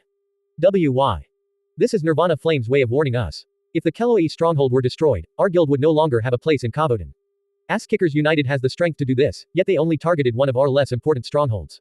If we still refuse to back down now and continue escalating this war, we won't be so lucky next time. Do you think we stand a chance against them? Then what do we do? What else can we do? We beg them for forgiveness. Nirvana Flame is waiting for us, Skyfire Wild Dragon said with a helpless expression. He really didn't want things to come down to this, but he was left with no other choice. Before long, word of the magic prison stronghold falling became public. Kaboden was in an uproar. The players in Kaboden were wondering why Ass-Kickers United still hadn't fought with Eternal. Could it be that they were afraid? However, suddenly news came out that the magic prison stronghold had already fallen, and in the past half hour no less. The entire course of events was shared online. The battle only lasted 13 minutes in total. Raising a stronghold to the ground in this short amount of time was unheard of. Infiltration, group teleportation, and a transfer gate, these 3 things were ingeniously combined together. This was definitely one for the history books. Of course, the strength of those 3,000 players from Ass-Kickers United was astonishing as well. The forums exploded with discussion. It turned out wars in conviction could actually be fought like this. Nie Yan made a post on the forums. It was titled, "Kill one of my own. I'll destroy your stronghold." Below was a message to Eternal. If they didn't apologize for killing Xie Yao, Ass-Kickers United would destroy the Keloi stronghold next. This post was plastered right at the top of the forums. Everyone was waiting to see how Eternal would respond. Would Eternal fight to the bitter end or lower their heads and apologize? Eternal would surely lose if they continued to fight. However, they would lose a great deal of face if they apologized. This was a lose-lose situation. At this time, Alliance of Mages and Divine Protectors started trying to pull Eternal to their side, talking about a mutual defense pact, jointly resisting Asskickers United, and so on. However, they were tactfully refused. Eternal posted a sincere apology to Asskickers United on the forums. Skyfire Wild Dragon and the others were cowed by Nie Yan's post. If they really continued, when faced with the full might of Asskickers United, Eternal would likely be uprooted from its foundation. After receiving Eternal's formal apology, the anger of the players from Asskickers United mollified. Since the other side had apologized and lost a stronghold, things could be called even. Asskickers United destroyed Eternal's stronghold in just 13 minutes. They're so fierce.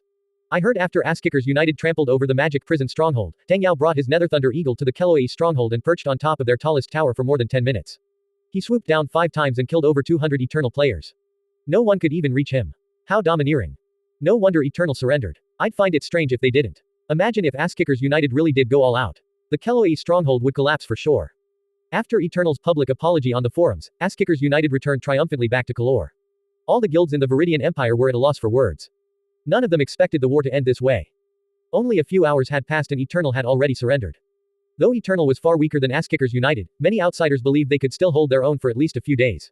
However, the unbridled tyrant of Kabodan became nothing more than a paper tiger, collapsing after a single blow. Asskickers United's might was world-shaking.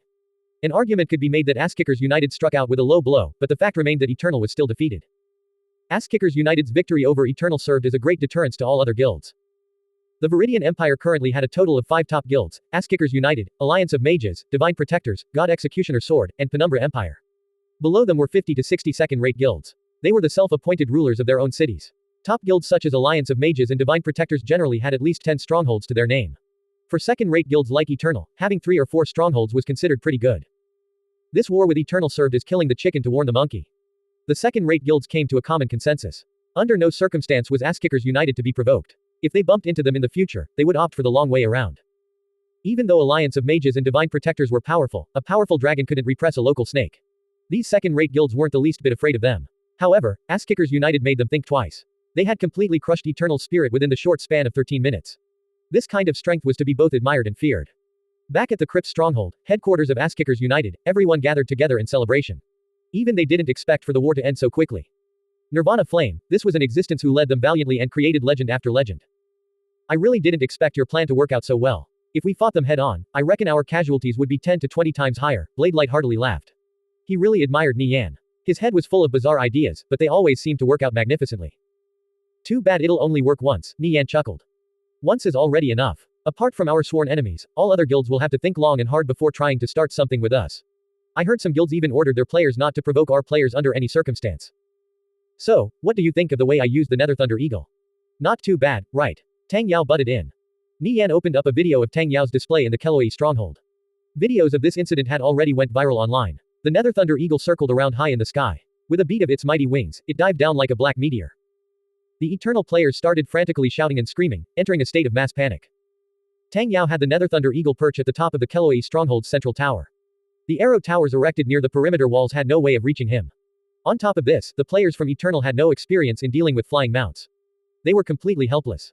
The Nether Thunder Eagle looked down at the Eternal players below. Its sharp gaze flashed with a chilling light. Tang Yao in his dark robe stood loftily atop the Nether Thunder Eagle's back. His staff sparkled brilliantly under the sunlight. He gave off an oppressive and domineering vibe. It's Asskickers United's flying mount. It's not Nirvana Flame. It's Young Sparrow Hawk. Nirvana Flame or Young Sparrow Hawk, both were godly existences in the hearts of ordinary players. After maintaining the top position on the level leaderboards for so long, Tang Yao was quite famous. At this moment, Tang Yao had the Nether Thunder Eagle swoop down from the central tower. A large shadow loomed over the ground as its sharp claws instantly eviscerated 6 players. A shower of spells bombarded its body, but it didn't seem affected at all. Its health only fell by a small sliver. Due to him being a relatively small target compared to his flying mount, Tang Yao himself remained mostly unharmed. However, he was like a turret as he fired off spell after spell, killing dozens of players in a short time.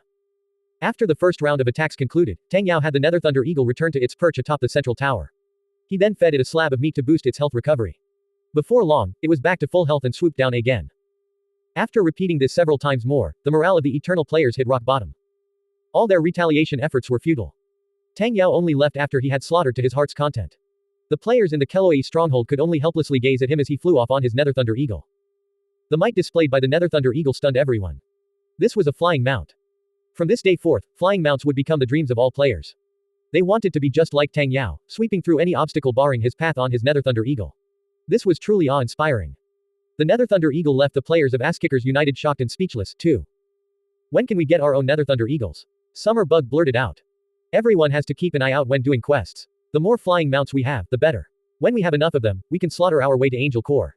Blade Light exclaimed in high spirits. Yeah, sooner or later, we'll pay those bastards back. After the initial wave of excitement washed over, the players from Asskickers United regained their calm. The number of enemies they had defeated was too high. Eternal was just another one added to the list. However, they couldn't slack off. Alliance of Mages, Divine Protectors, and Angel Core, those were their real enemies. The war with Eternal was just a show of might. However, it proved effective in deterring other guilds. From now on, it would be much less troublesome for them to run dungeons in other cities. Speaking of which, has there been any movement from our old rivals? Nie Yan asked. Not really. But a player over in the Satrine Empire has been garnering quite a bit of fame lately. He's a level 75 Elven Mage, 3 levels higher than Soaring Angel. We've got a rising star on our hands, Guo Wai said. Right now the Satrine Empire already had 3 players over level 70 on their level leaderboards. This was quite shocking. Over in the Viridian Empire, perhaps only Nie Yan surpassed them. A level 75 Elven Mage. Nie Yan raised an eyebrow in surprise. He was an anomaly. His leveling speed was so quick only thanks to the experiences from his past life. At this stage of the game, a player that could reach level 75 was on another plane of existence. What's his name? Howling Wind. He's an elementalist who specializes in ice magic with lightning magic as a secondary. He's pretty strong. Including Angel Core, quite a few guilds are looking to recruit him. However, they're having a hard time finding him. He's probably off leveling in some high-level map, Guo Wai said. This was the information he had personally collected. His intelligence network had already expanded to the Satrine Empire. He had previously spent a large sum of money to bribe several members in the Night Corp unit of Angel Core. Nie Yan's mind trembled. In the previous timeline, Howling Wind was a legendary player in the Satrine Empire. He was someone who even eclipsed Soaring Angel for a time. As the first dual ice lightning elementalist, both his leveling speed and PvP ability were unmatched. He led to many mages specializing in ice and lightning magic. Back then, many guilds tried to recruit Howling Wind but were all turned down by him. He never started his own guild either. Though he did become an elder in the Magic Association later on and played an important role in the Satrine Empire. Angel Core was also one of the guilds that tried to woo him over, only to be met with repeated failed attempts. Once Angel Core secured their dominance in the whole of the Satrine Empire, with a huge army of elites and more than 100 master-class players, he became an existence they could no longer tolerate. After bribing one of his friends to reveal his location, they dispatched a group of master-class players to ambush and kill him. During the pursuit, Howling Wind was surrounded and attacked by more than 10 master-class players. Only after killing 3 of them did he die. Being outnumbered by more than 10 to 1 and still having the ability to kill 3 master-class players, this sort of skill belonged in the realm of gods. After killing more than 1,000 Angel Core players and dying 6 times, only then did he realize he had been betrayed by one of his close friends. Disheartened, he vanished from conviction, never to show his face again. Nie Yan felt compelled to meet this person. Do you think you can track his location? Nie Yan asked. That's going to be difficult. He almost never shows himself in public. You want to look for him. Guo Wai replied. Why was Nie Yan interested in Howling Wind? I plan to meet him when I visit the Satrine Empire one day, Nie Yan said. Howling Wind was sworn enemies with Angel Core. Of course he wanted to get in touch. It was rumored this fellow was quite eccentric. He was curious to what extent. Alright, I'll have some people keep track of him. Guo Wai nodded. It didn't matter how powerful a player was, opposing a guild alone was impossible. Howling Wind was a prime example of this. Nie Yan established Asskickers United precisely so he didn't have to fight alone. Nie Yan had and would continue to sacrifice blood, sweat, and tears to put Asskickers United on the right track. It was his backing for opposing the Century Financial Group. At least in this life he was no longer fighting a one-man war. Even if a fellow like Howling Wind couldn't be recruited, he could still become a powerful ally against Angel Core. This was a genius among geniuses, an absolute peak talent. Of the dazzling figures that had appeared in the history of conviction, he ranked among the top 5. By collecting information on Howling Wind now, he would be better prepared for when they met in the future. After returning to Kalor, Nie Yan dealt with some guild matters while stocking up on consumables for his next power leveling session. He also casually browsed the Union of Assassins. The request he put up for magic crystals and radiant crystals was more than half complete. He currently had 16 magic crystals and 20 radiant crystals. Nie Yan needed in total 20 magic crystals, 30 radiant crystals, 2 life crystals, and 1 power crystal to hatch the Darkwing Dragon. The only thing Nie Yan had trouble finding right now were the life crystals. He could only keep looking. With more than 50,000 professional players in its ranks, the Union of Assassins was growing ever larger. It was currently generating approximately 60,000 gold a day for Nie Yan. This formidable money-making machine was already in full swing. The clientele base had grown considerably as well. There were already 7 marquises, whose lavish habits even left Nie Yan speechless, each having spent in the excess of 50,000 gold. Be it a power leveling session or help clearing a high-level dungeon, the people who requested these services were definitely extremely wealthy in real life. Nie Yan suddenly had a bright idea. He should find some time to set up a gathering for Father Nie to expand his network of contacts. This would be extremely beneficial for World Block. Glancing at the Union of Assassins leaderboards, Nie Yan recognized many familiar names. Those in the top 30 in particular were all quite famous in the previous timeline.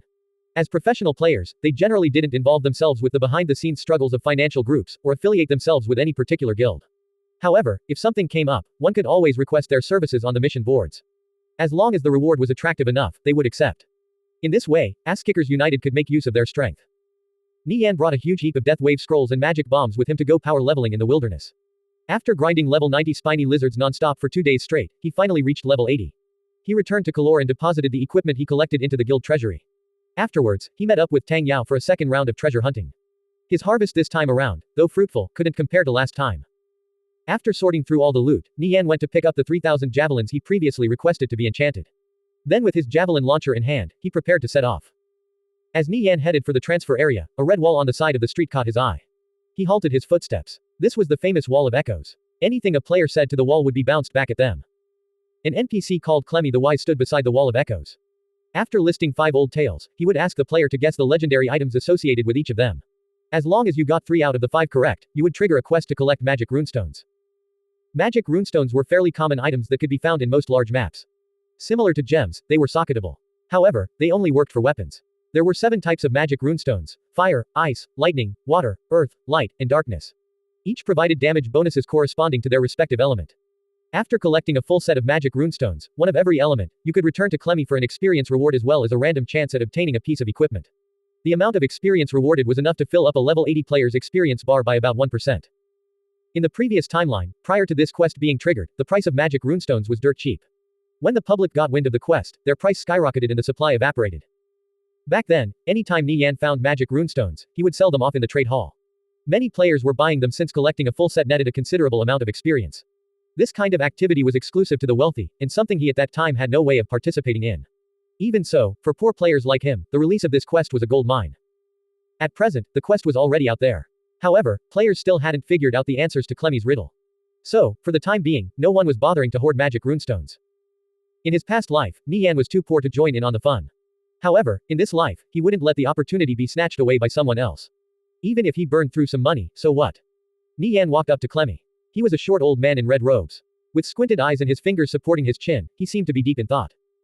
Nie Yan initiated a conversation with Clemmy. He only had one opportunity to solve the riddle. If he failed to answer the questions correctly, he wouldn't get another chance. The Desolate Purgatory, Bloody Night, Scorching Trial, Pull of Fate, and Eternal Law. Youngster, do you know what each of these represent? Clemmy looked up and gazed at Nie Yan with narrowed eyes. This was a famous riddle in the previous timeline. 2 to 3 weeks from now, a player would figure out Eternal Law referred to the Book of Order. Some time after that, more players would correctly guess the other answers. Those who solved the riddle, rather than revealing it to the public, would start to frantically hoard magic runestones. However, no secret in the world could be kept forever. Around 3 months later, the answers to the riddle became public knowledge, and magic runestones started becoming expensive beyond belief. The 2 rarer types especially, fire and light runestones, would sell in the excess of 1,000 gold. Right now the price of magic runestones was around 50 to 60 gold.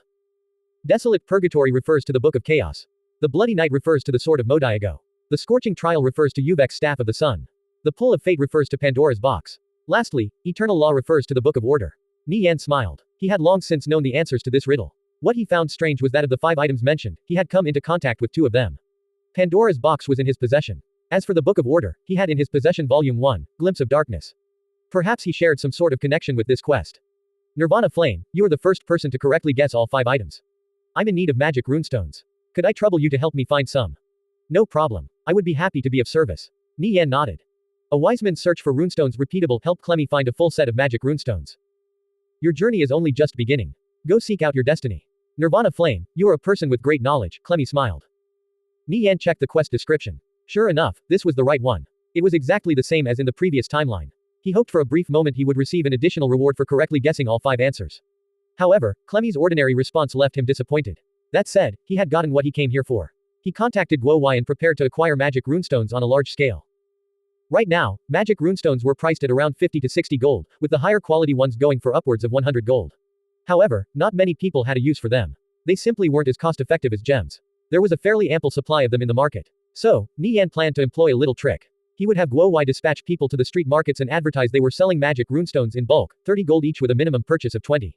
If someone actually showed interest in buying, they would simply reply they had just sold out.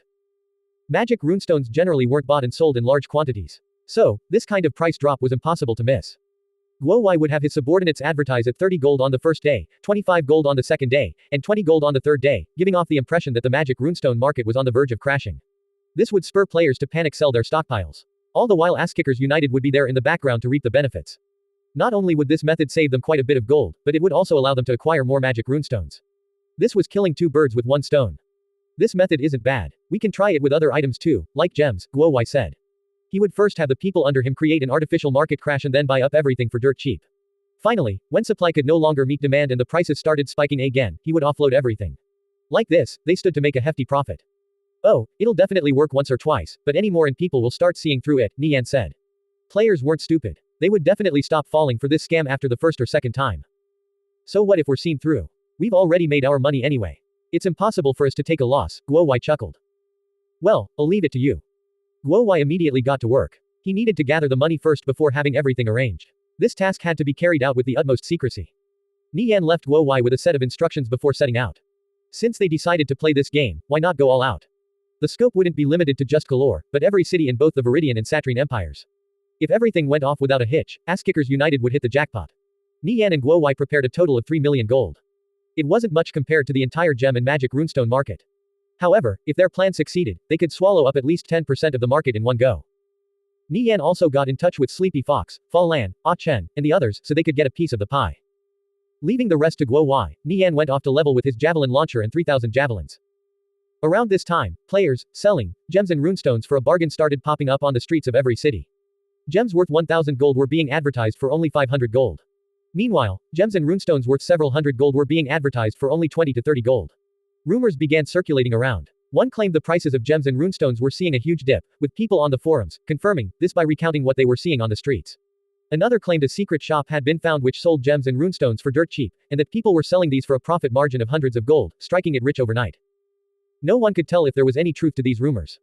After all, secret shops selling rare items was a fairly common occurrence. Similar situations had happened before. For example, web scrolls used to be quite expensive in the marketplace. However, after word came out that a secret shop sold them for ludicrously cheap, their price plummeted and hadn't gone back up to this day. Perhaps the rumor about a secret gem shop really were true. Most high-level players only stored gems in their personal storages. After seeing the prices plummet, these players felt their hearts ache. Things like equipment were usually sold right away since they tended to lose value very quickly over time. On the other hand, gems were always in high demand while their drop rates were quite low. So, their prices rarely fluctuated. Many players hoarded gems, only selling some off occasionally. Gems had always been a type of hard currency. Most players wouldn't be willing to trade their good equipment for gold. But if you offered them gems, they might consider it. Bartering gems for equipment was a fairly common form of transaction in the marketplace. Some high-level players only accepted gems when selling equipment. For them, gems accounted for a large portion of their personal assets. When the value of gems suddenly plummeted, they felt like a slab of meat was being carved out of their hearts. Whether or not these rumors had any substance, nobody could confirm. Some players didn't want to be too hasty. Others immediately started dumping their gems on the auction house at the first signs of trouble. However, no one was willing to buy gems right now since they might come out at a loss. If the rumors about the secret shop really were true, prices would continue to fall for the next several days. At that time, they wouldn't need to spend so much gold to socket their equipment. Buying right now definitely wasn't worth it. Those with gems wanted to quickly dump their stock. Meanwhile, those looking to buy continued playing the wait-and-see game. The market cooled off. Suddenly no one was touching the gems in the auction houses. Those who were anxious to get rid of their stock quickly had no choice but to keep lowering their prices. However, this only led to more people waiting to see how low the prices would fall.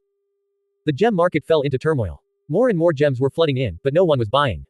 Many players were frozen by indecision. The people Guowai dispatched proved very effective. The rumors spread like wildfire. In the span of a few hours, almost every player was talking about the falling prices of gems, urging their friends and acquaintances to quickly sell before it was too late. Gems that only a day ago were being sold for 1,000 gold would now go for only 500 gold. After more time passed, even 300 gold would be too much. Many players were still willing to buy some of the cheaper gems if they needed them urgently.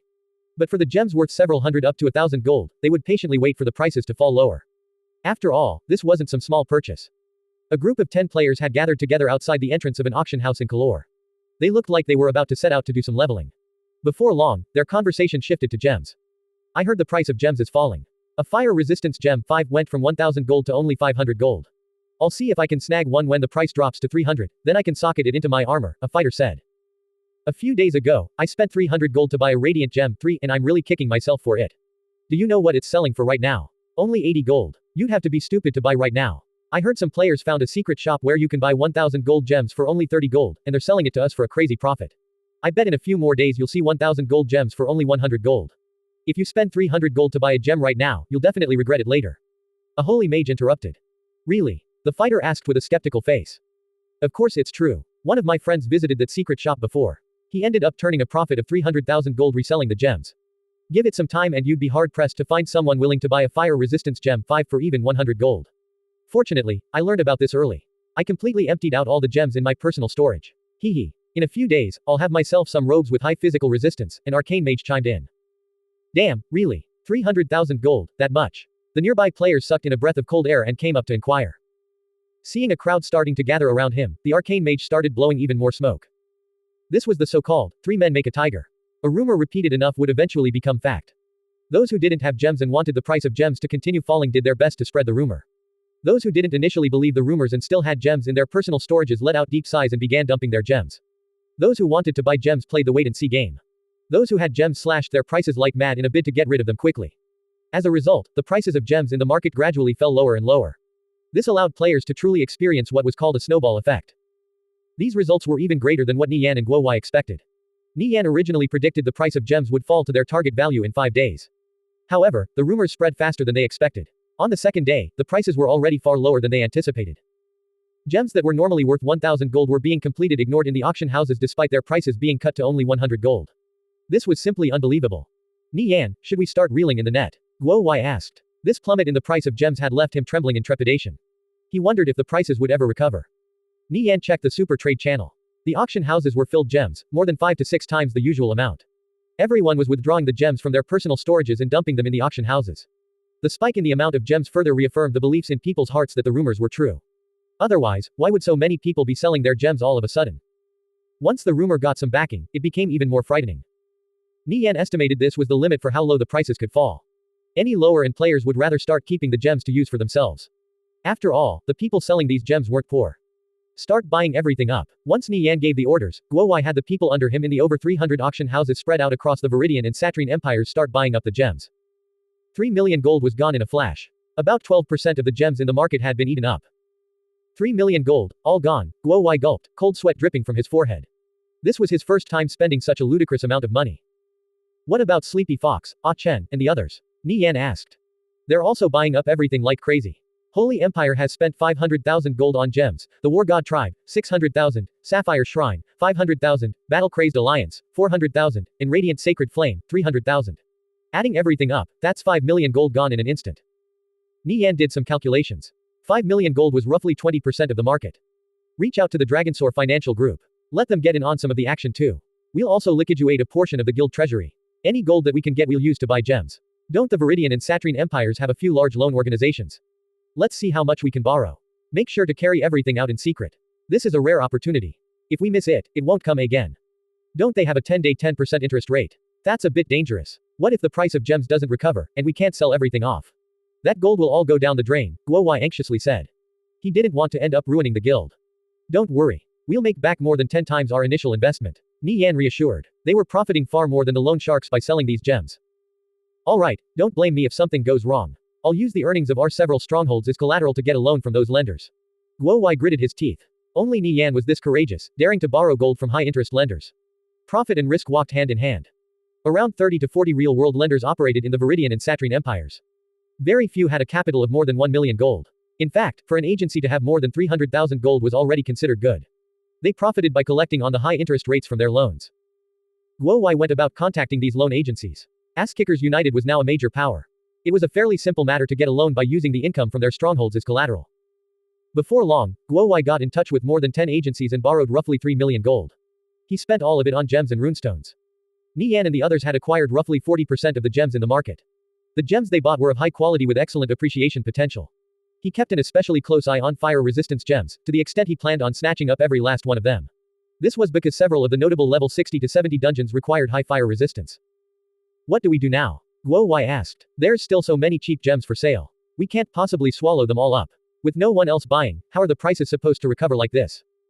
We need to do 3 things. 1. Clear up the rumor about there being a secret gem shop. 2. Sell off the fire resistance gems, start with the quality rating 5 ones. Set the price at 1,200 gold, not 1 gold lower. 3. Sit back and wait. In a few days, the panic will wear off and the people dumping their gems will take down their listings. With the gems on the market becoming scarcer, the prices will go back up accordingly, Nie Yan explained. He had long since planned everything out. If fire-resistance gems suddenly doubled in value while the prices of all other gems were still falling, players would certainly take notice. Those with even a tiny bit of market insight would realize something was wrong. If they were quick, they would also start rapidly gobbling up gems. Like this, all the gems in the market could be swept up. When the time came, those who hoarded would profit immensely while those who didn't could only watch on helplessly. Perhaps the prices of gems would increase to never-before-seen heights. I'll get on it right away, Guo Wai said. In the next few days, use the income from the Starry Night Potion Shop, Union of Assassins, and Strongholds to pay off the loans. Any surplus will be spent on buying gems. Pass on the information to our trustworthy guild members too. Have the wealthy ones start acquiring gems, quickly, or else they'll miss the chance forever. Also, keep contacting loan agencies. If any of them are willing to lend us even just a little bit more, take it. So long as the price of gems hasn't recovered, keep buying everything up, Nie Yan said. 2/5 of the gems in the Viridian and Satrine empires were in his hands. If all these gems were sold after the prices recovered, he stood to make at least 20 million gold, and this was his most conservative estimate. What could 20 million gold accomplish in conviction? It was enough to buy up all the strongholds owned by Alliance of Mages and Divine Protectors combined. It was enough to buy 20 central Kalor auction houses. It was enough to tear down the Crypt stronghold and build it back up anew 50 times over. It was enough to upgrade every branch of the Starry Night Potion Shop to Tier 16. Even the main shop was currently only Tier 10. It was enough to deck out all 60,000 players of Asskickers United with excellent gear and still have gold to spare. With 20 million gold, Asskickers United would make Alliance of Mages, Divine Protectors, and even Angel Corps look like poor beggars. Combined together, these three guilds likely only had around 7 million to 8 million gold at immediate disposal right now. Asskickers United had always been known as a wealthy guild. But even they only had 4 million gold on hand at the best of times. What troubled Nie Yan was that he had no idea how to spend the 20 million gold. If he left it to sit in the treasury, it would most likely greatly depreciate after some time. However, this was all predicted on him already having the gold. Nothing was for certain right now. Guo Wai started carrying out Nie Yan's orders. At present, players firmly believed in the existence of a secret gem shop. So, the prices of gems kept falling lower and lower. In a few more days, when players saw that the prices of gems weren't dropping any further, and the number of gems for sale was rapidly dwindling, they would definitely grow suspicious. All Asskickers United had to do was patiently wait for players to grow skeptical themselves, then start fanning the flames. It wouldn't take long before the prices of gems would return to normal. Add this to the fact that Nie Yan's side vacuuming up 40% of the gem market was enough to create a supply shortage, along with the previously inhibited demand being released all at once, the prices of gems were likely to skyrocket higher than ever before. At this moment, another rumor quietly sprung up, saying how for the sake of rapidly accumulating wealth, the Century Financial Group had started a rumor about some secret shop that sold gems cheaply. Then, when prices fell and everyone was panic selling gems, they had started swallowing everything up. That so-called secret gem shop was nothing but a baseless lie. Nie Yan and the others had carried this plan out covertly. No one could track down who was behind the gem market crash. So, why not pin the blame on the Century Financial Group? It wasn't like this would stain their already terrible reputation. Reversing the mood in the market posed a certain degree of difficulty. But just like Nie Yan said, after a while sentiment started shifting. In any case, Nie Yan and the others had bought when prices were at their lowest. No matter what they did, they wouldn't take a loss. Earning the return was only a matter of time. Nie Yan continued grinding levels. With the javelin launcher, he could at least jump several levels. Besides this, Guo Wai had also helped him collect several hundred sets of magic runestones. After turning them in, he would definitely go up a few more levels. Before long, he would break through level 100. Nie Yan sped through a mountain forest with Gale Step. This was already a level 120 map. However, he showed no sign of slowing down. As he gradually neared his destination, a large river came into view. Within the river was a forest of oddly shaped rocks. He recalled a troll lived near a pile of rubble on the opposite shore. Trolls were one of the races that lived in this forest. They were large and tall with immense strength. Their frightening close combat ability even overshadowed that of giants. However, they were dim. Their intelligence was directly related to their age. An ordinary troll had extremely low intelligence. Only the ones 300 years or older, with long, flowing white beards and bordering on senile had medium intelligence. These trolls were often the spiritual leaders of their race. Not to mention they were famous for their terrible sight. Their range of vision was only 30 meters. Anything beyond that was a complete blur. The troll on the opposite shore was roughly 3 meters tall. It was dressed in ragged animal hide and wielded a large wolf-tooth club. It wandered around aimlessly, restricted to a circular patch of ground with a radius of about 30 meters. Sealing off the space was a wall of flames roughly 5 meters high. Only players with at least 380 fire resistance could pass through it without dying instantly. Just a bit further out were numerous bizarrely shaped boulders that obstructed the player's sight. Troll Dillons was a famous elite in the previous timeline. This enclosed space resembled an arena. At best, a 20-man team could fit inside. One could imagine how terrifying it would be to fight a troll in such an cramped space. On the perimeter were bizarrely shaped boulders. One could try climbing on top of them and try shooting Dillons from afar. However, there were very few places to stand, and it was extremely easy to be discovered by Dillons. Once you were, leaving the rock was impossible. On top of this place was a mountainous area with rugged terrain. There was no way to bring something like a catapult here. However, javelin launchers could still be used. Not only Nie Yan, but people in the previous timeline had also thought of using javelin launchers to kill Dillons. But with boulders blocking their vision, it was impossible to use the javelin launcher to accurately hit the target. Not to mention within a 100-meter radius, there were only 3 spots where a javelin launcher could be fired from. Inundating Dillons with a shower of javelins simply wasn't possible. Troll Dillon's health recovery speed was fairly slow. However, it still had more than 300,000 health. After dying, it would respawn within 2 hours. This was pretty fast for an elite. Before players reached level 120, Dillons was an impossible to beat existence. His damage was simply too high. It was only later on when fighters got their defense up that they managed to beat him. Dillons gave an extremely generous amount of experience, and the items he dropped were pretty good too. In the previous timeline, countless fights had broken out over Dillons. It was only after Victorious Return, Radiant Sacred Flame, and the other 3 guilds under the Century Financial Group took control of this area that the disputes settled down. It was reported for the sake of maintaining the interests of all parties, Victorious Return had a set rule that each guild would take turns grinding this place every day. One could imagine what kind of enticing existence Dillons was. Nie Yan surveyed the surroundings. He could faintly see a figure moving around in the distance. However, he couldn't confirm its exact position. He recalled from memory he stood in the right spot. He took out the javelin launcher and the Eye of Courage. These 2 items were required if he wanted to farm Dillons today. This is an unexplored area. I wonder if a mana key will drop, Nie Yan muttered to himself. Mana keys was an extremely sought-after item. It only had a 1 in 1,000 chance of dropping from Dillons. One could imagine how rare it was. It was a legendary grade special item. He had only ever heard of it, having never before seen it in person. Nie Yan selected a suitable position roughly 90 meters away from Dillons, putting him well within the range of the javelin launcher. Nie Yan placed the Eye of Courage on the ground and started chanting out an incantation. Before long, the previously dull-looking orb lit up as a profound light shone out of the eye. Under the meticulous control of Nie Yan, the Eye of Courage floated up high into the air, then started flying towards Dillons. At this moment, an image appeared in front of Nie Yan's eyes. From the bizarrely shaped rocks and boulders to the lush vegetation growing along the river's edge, everything the Eye of Courage saw was being transmitted to Nie Yan. This image was a bit different from one seen by the naked eye. It wasn't as clear, but everything was there. As the Eye of Courage traveled between the boulders and rubble, a tall silhouette entered Nie Yan's eyes. It was Troll Dillons. Dillons looked somewhat restless, moving about. He directed his gaze in the direction of the Eye of Courage. He appeared to have sensed something. Nie Yan had the Eye of Courage disappear into a patch of grass about 20 meters away from Dillons. This item was incredibly small, making it especially difficult to spot when hidden in the cracks between rocks or other locations that could keep it hidden from view. After failing to find anything, Dillons returned to his passive roaming state. The player had to stand in place while using the Eye of Courage, or else its effects would be cancelled. Without taking a single step, Nie Yan retrieved several enchanted javelins from his bag and inserted them into his javelin launcher. As Nie Yan loaded the javelin launcher, the image from the Eye of Courage turned blurry. When using the Eye of Courage, the image became clear the more you focused. If you were distracted, the image would turn blurry. Nie Yan propped up his javelin launcher and took aim at the target. With the distance calibrated, he pulled the trigger. A javelin shot out into the sky, arcing through the air, and falling back to the ground.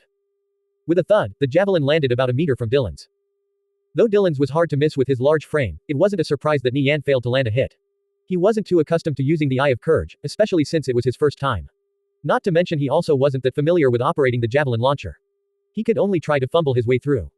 Nie Yan continued fiddling around, gradually familiarizing himself with both the Eye of Courage and javelin launcher. After using up a whole stack of javelins, Nie Yan finally got used to it. He could now hit Dillons accurately. After all, Dillons was huge, so he made for an easy target. If he were to aim for something smaller, Nie Yan might have some difficulty. Nie Yan loaded up an enchanted javelin and took aim with the javelin launcher. With a whoosh sound, the javelin arced through the sky and headed straight toward Dillons. With a PFFT sound, blood splashed everywhere as the javelin pierced Dillons' skin. Minus 124 damage value floated up above Dillons' head. The javelin's damage was fairly high. If it were a normal crossbow bolt, at Nie Yan's current level, he wouldn't even deal double digits to Dillons. On top of this, the javelin inflicted persistent bleed damage for 5 seconds, dealing 30 damage every second. After taking into account the health recovery rate of Dillons, Nie Yan estimated it would take around 3 hours to kill him. At this stage of the game, killing a level 120 elite was an impossible feat for ordinary players. Nie Yan continued firing the javelin launcher. One javelin after another arced through the sky and struck Dillons. Dillons roared out furiously. However, with his low wisdom, he had no idea where the enemy was. His vision range was only 30 meters. Anything beyond that was a blur to him. No matter where he moved, the javelins kept falling from the sky. Under Nie Yan's unending assault, Dillons' health was gradually whittled away. Nie Yan patiently kept at it. Dillons' death was inevitable. 3 hours later, Dillons let out a tragic roar and collapsed to the ground. A crisp system jingle rang out. Nie Yan had leveled up. At his current level, leveling up once every 3 hours was a godlike speed. Nie Yan breathed a sigh of relief. He had finally taken this monster down. He put the javelin launcher and Eye of Courage away and leapt off the rock. He then used the leaper ring to vault over the rocks and raging flames and safely landed on the other side. Nie Yan rummaged through the corpse of Dylan's and collected the loot. Sadly, the mana key didn't drop. Nie Yan checked the loot. He had obtained a piece of level 120 silver grade equipment with decent stats and 3 gems. Dylan's wouldn't respawn for another 2 hours. Nie Yan went off to level elsewhere for a while, then came back to continue farming Dylan's 2 hours later. Nie Yan was leveling up quite quickly. The gap between him and the other players was growing wider by the minute. On the 5th day, Nie Yan had already reached level 86. On the Viridian Empire level leaderboards, Tang Yao was in first place at level 79. Xie Yao was in second at level 78. The 3rd and 5th spot were taken by the guild leaders of Alliance of Mages and Divine Protectors, Crazy Magic and Divine Flame. They were level 78 and level 76 respectively. As for the Satrine Empire, though its population was lower than the Viridian Empires, their racial talents were a bit better. This superiority translated into levels. The players there were on average several levels higher than those in the Viridian Empire. Their highest ranked player, Howling Wind, was already level 82 while Soaring Angel was level 80. After reaching level 80, leveling became all the more difficult. Although the difference was only 2 levels, a frightening amount of experience was required to close that gap. What was even more frightening was that Nie Yan was still leveling up at a whirlwind pace. Before long, he would reach level 90. During these days grinding Dylan's, an uncontrollable desire grew in Nie Yan's heart. The desire to be the best. He possessed the skill, having diligently practiced shadow dancer techniques, many of which he could comfortably perform. He possessed the items, with the glimpse of darkness and Zenard's sword only to name a few. Not to mention that when he reached level 180, the Tyrant Abok set should be his too. Soon he would also possess a formidable flying mount in the form of the Darkwing Dragon. He continuously raised the bar for himself, which now lay sky high. He'd become a legend, someone players looked up to with envy and reverence. Thinking about becoming the number 1 player in the game, Nie Yan couldn't help but get fired up. In the previous timeline, there were simply too many amazing people. To not only distinguish himself among this group of frightening and dazzling talents but also surpass them, how difficult of a thing would that be? He had to constantly surpass his limits. Nie Yan had returned to Kalor several times already, depositing all the loot he collected into the guild treasury. After burning through his supply of javelins, the enchanters had a second batch of 3,000 ready for him. As the guild leader of Ass-Kickers United, Nie Yan enjoyed a type of luxury ordinary players could never hope for. If he needed anything, he had hundreds if not thousands of people willing to serve. 5 days later, the gem market gradually cooled down. The existence of the secret gem shop was starting to be doubted. Seeing things weren't quite right, many players began taking down their listings from the auction houses. Since prices were no longer going down, those who needed gems quickly started buying them up. Like this, the gem market became lively again. The mood in the market started changing. The previously inhibited demand was slowly being released. Although many players were still worried the secret gem shop really did exist, they weren't as confident as before. For Nie Yan and the others, this was a good sign. Right now it was still possible to purchase gems for a low price. They would still continue spending all of their gold on gems. In a few more days, the price of gems would most likely have risen substantially. All the income from the Starry Night Potion Shop, Union of Assassins, and Strongholds was used to purchase gems. Although the fire resistance gems Nie Yan and the others had listed up weren't selling quickly, they had still earned around 300,000 gold. All of it was used to purchase even more gems. With how high the prices of fire resistance gems were, the players who needed them were quite dissatisfied. However, looking all around the marketplace, all fire resistance gems with quality ratings of 5 or higher were being sold at an extremely high price. On the odd occasion some popped up for a lower price, they'd be sold in an instant. Since some players absolutely needed these gems to run dungeons, not buying was not an option. Helplessly, they forked over their gold. Aside from Nie Yan's group, many others benefited off this scheme too. One of them was Alliance of Mages. Sensing the change in the air, they had started gobbling up gems, spending more than 2 million gold. A few other guilds had done the same, but they didn't commit nearly as much gold. Who knew Crazy Magic would have such foresight? His boldness had allowed Alliance of Mages to earn quite a bit of money. This left a sour taste in Nie Yan's mouth. However, it was only natural there would be a few dogs picking up after their scraps. Alliance of Mages' actions had left a noticeable impact on the market. With 2 million gold, another 10% of the gems in the market had disappeared. Ass-Kickers United had seized roughly 35% of all the gems in the Viridian and Satrine empires. Sapphire Shrine, Holy Empire, and the others had taken up roughly 10%. Alliance of Mages had taken another 10%. If the amount of gems for sale decreased a bit more, prices would return to normal. Not only that, but it would continue to rise afterwards. While Nie Yan remained fairly calm these past few days, Guo Wai had been anxiously monitoring every little change in the market. He could faintly tell that another huge upheaval was about to come. Alliance of Mages spending 2 million gold to acquire gems was the final straw that broke the camel's back. Noticing something was wrong with the market, more and more players began greedily amassing gems. The prices shot through the roof. The higher the prices rose, the more people started buying. This was how the market operated. Nie Yan, the prices. The prices of gems are starting to spike. Guo Wai's voice cracked with excitement. These last 5 days had been incomparably nerve-wracking for him. With the prices of gems finally going up again, how could he not be thrilled? Calm down. Let's wait a little longer, Nie Yan chuckled. In the next few days, the prices of gems would only continue to rise. All they had to do was sit back, relax, and watch the gold start pouring in. Only by waiting until the prices peaked could they maximize their profits. Nie Yan was like a hunt, patiently waiting for his prey. I know, but I still can't help myself from getting excited. Guo Wai laughed. He also had a good eye for the market. However, this was 20 million gold they were talking about. Very few people could keep calm when faced with such a vast sum of money. Nie Yan naturally understood that money was only a means to an end. He had lived, died, and come back again. There were very few things that could still get him excited. This 20 million gold was only the beginning. Every player in the Viridian and Satrine empires was closely watching the gem market. The recent volatility these past few days was surrounded by a veil of mystery. Many players couldn't tell what was going on. Some of them firmly held onto the belief that the secret shop existed, and that everything happening right now was a ploy by troublemakers to convince them to buy gems. They opted to keep waiting until prices fell to their desired range. Those with a bit of insight, on the other hand, started frantically buying up gems, which drove prices even higher. However, the average players took the wait-and-see approach. They could only watch on nervously as the prices of gems gradually rose higher and higher. At present, no one could say whose judgment was correct. The price of poison-resistance gems dropped from 1,200 to 300 gold just a few days ago. Now it's back to 1,000 gold and it's still rising. What the hell? A warrior gloomily said.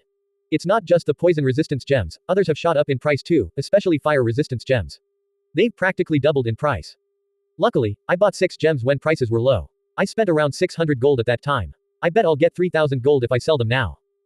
In this world, where there were winners, there also had to be losers. Nie Yan casually browsed the auction house listings. There were clearly fewer gems up for sale than before. He estimated before long a drought would emerge in the gem market. When he passed through Kalor Central Square, he noticed a significant increase in the number of players teaming up to farm gems. Given the current volatility of the market, many people didn't dare to make a purchase. So, they decided to farm the gems they needed for themselves. However, their success was limited. A team grinding a specific map for 5 to 6 days straight would only see about 3 to 4 gems drop at most. Not to mention the type of gem that dropped was random. After divvying up the spoils, the exercise was hardly worth the effort. Oh, by the way, how many magic runestones did you manage to get your hands on? Nie Yan asked. Over 10,000. As for how many complete 7-element sets, around 500 or so, Guo Wai replied. At present, the majority of player attention was on gems. Relatively few people were buying runestones. Furthermore, since the prices were so low, he managed to acquire a lot. 500 sets. Nie Yan was taken aback. He didn't expect Guo Wai to collect so many. In the previous timeline, a complete set of magic runestones cost an arm and a leg. Yet Guo Wai managed to gather more than 500 of these sets.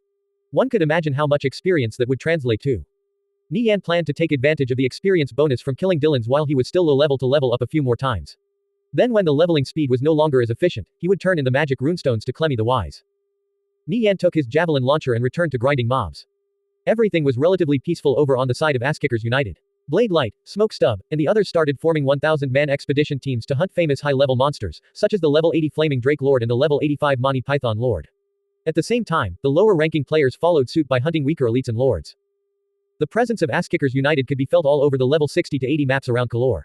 When first clearing maps, they occasionally had some lucky encounters, such as finding a warehouse full of gunpowder and a huge deposit of sulfur. All of these spoils were transported back to the guild headquarters. With Kalor firmly secured, Asskickers United began expanding their influence by establishing a branch in Kavodan. Sapphire Shrine, Holy Empire, and Radiant Sacred Flame also started establishing branches in other cities, all of which had yet to be united by a single power. They carried out mass recruitment campaigns and slowly started amassing strength. When the time was ripe, they'd seize these cities for themselves.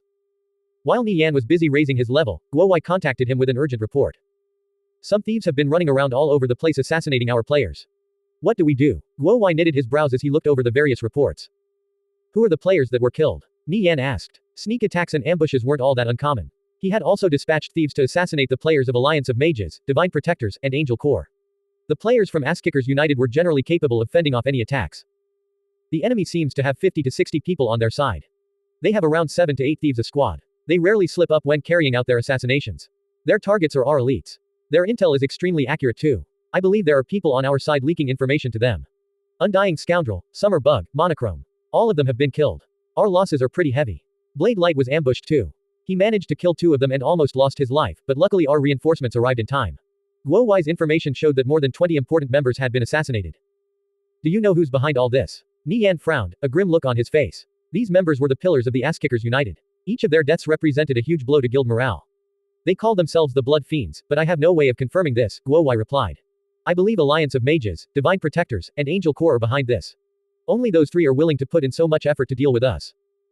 Blood Fiends. Nie Yan muttered to himself. This was a famous thief organization in the previous timeline that operated both in the Viridian and Satrine empires.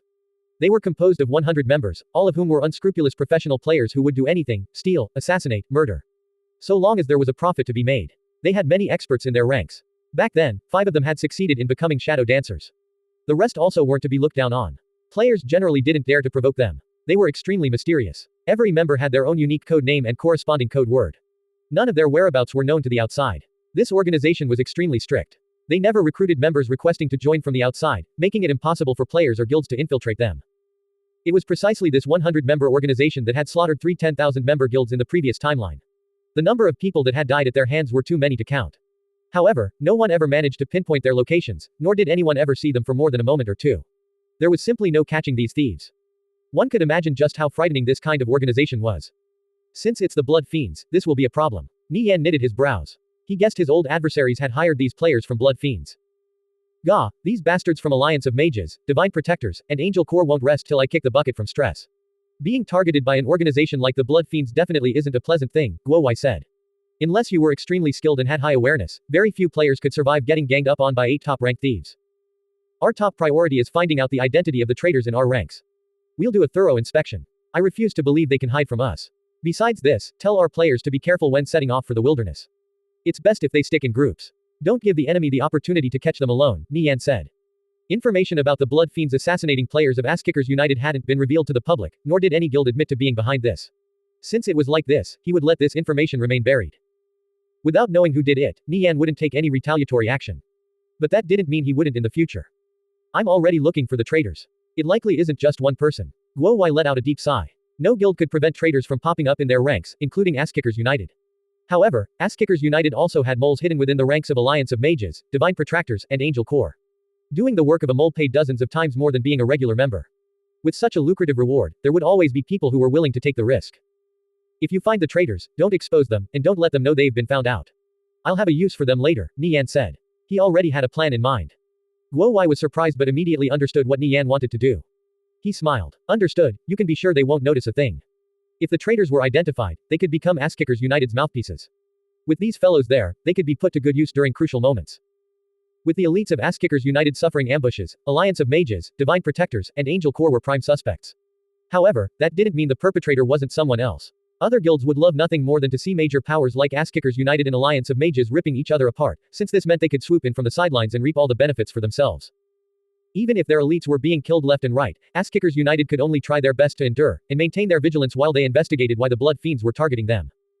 After thinking it over, Nie Yan decided to have Sun track the players of Blood Fiends and see if he could find any clues as to their whereabouts. Given Sun's skills, no matter what kind of situation he encountered, escaping would never be an issue. There was no point in rushing into action based on presumptions. Nie Yan knew nothing good would come out of entering a war with Alliance of Mages and Divine Protectors right now. It was better to wait until Asskickers United grew stronger. Though the size of Asskickers United remained consistent at 60,000 members, the 5 branch guilds had all grown past 100,000 members. The top elites in the branch guilds would be given a chance to enter the main guild. Similarly, those who weren't cutting it anymore in the main guild would be in danger of being demoted to the branch guilds.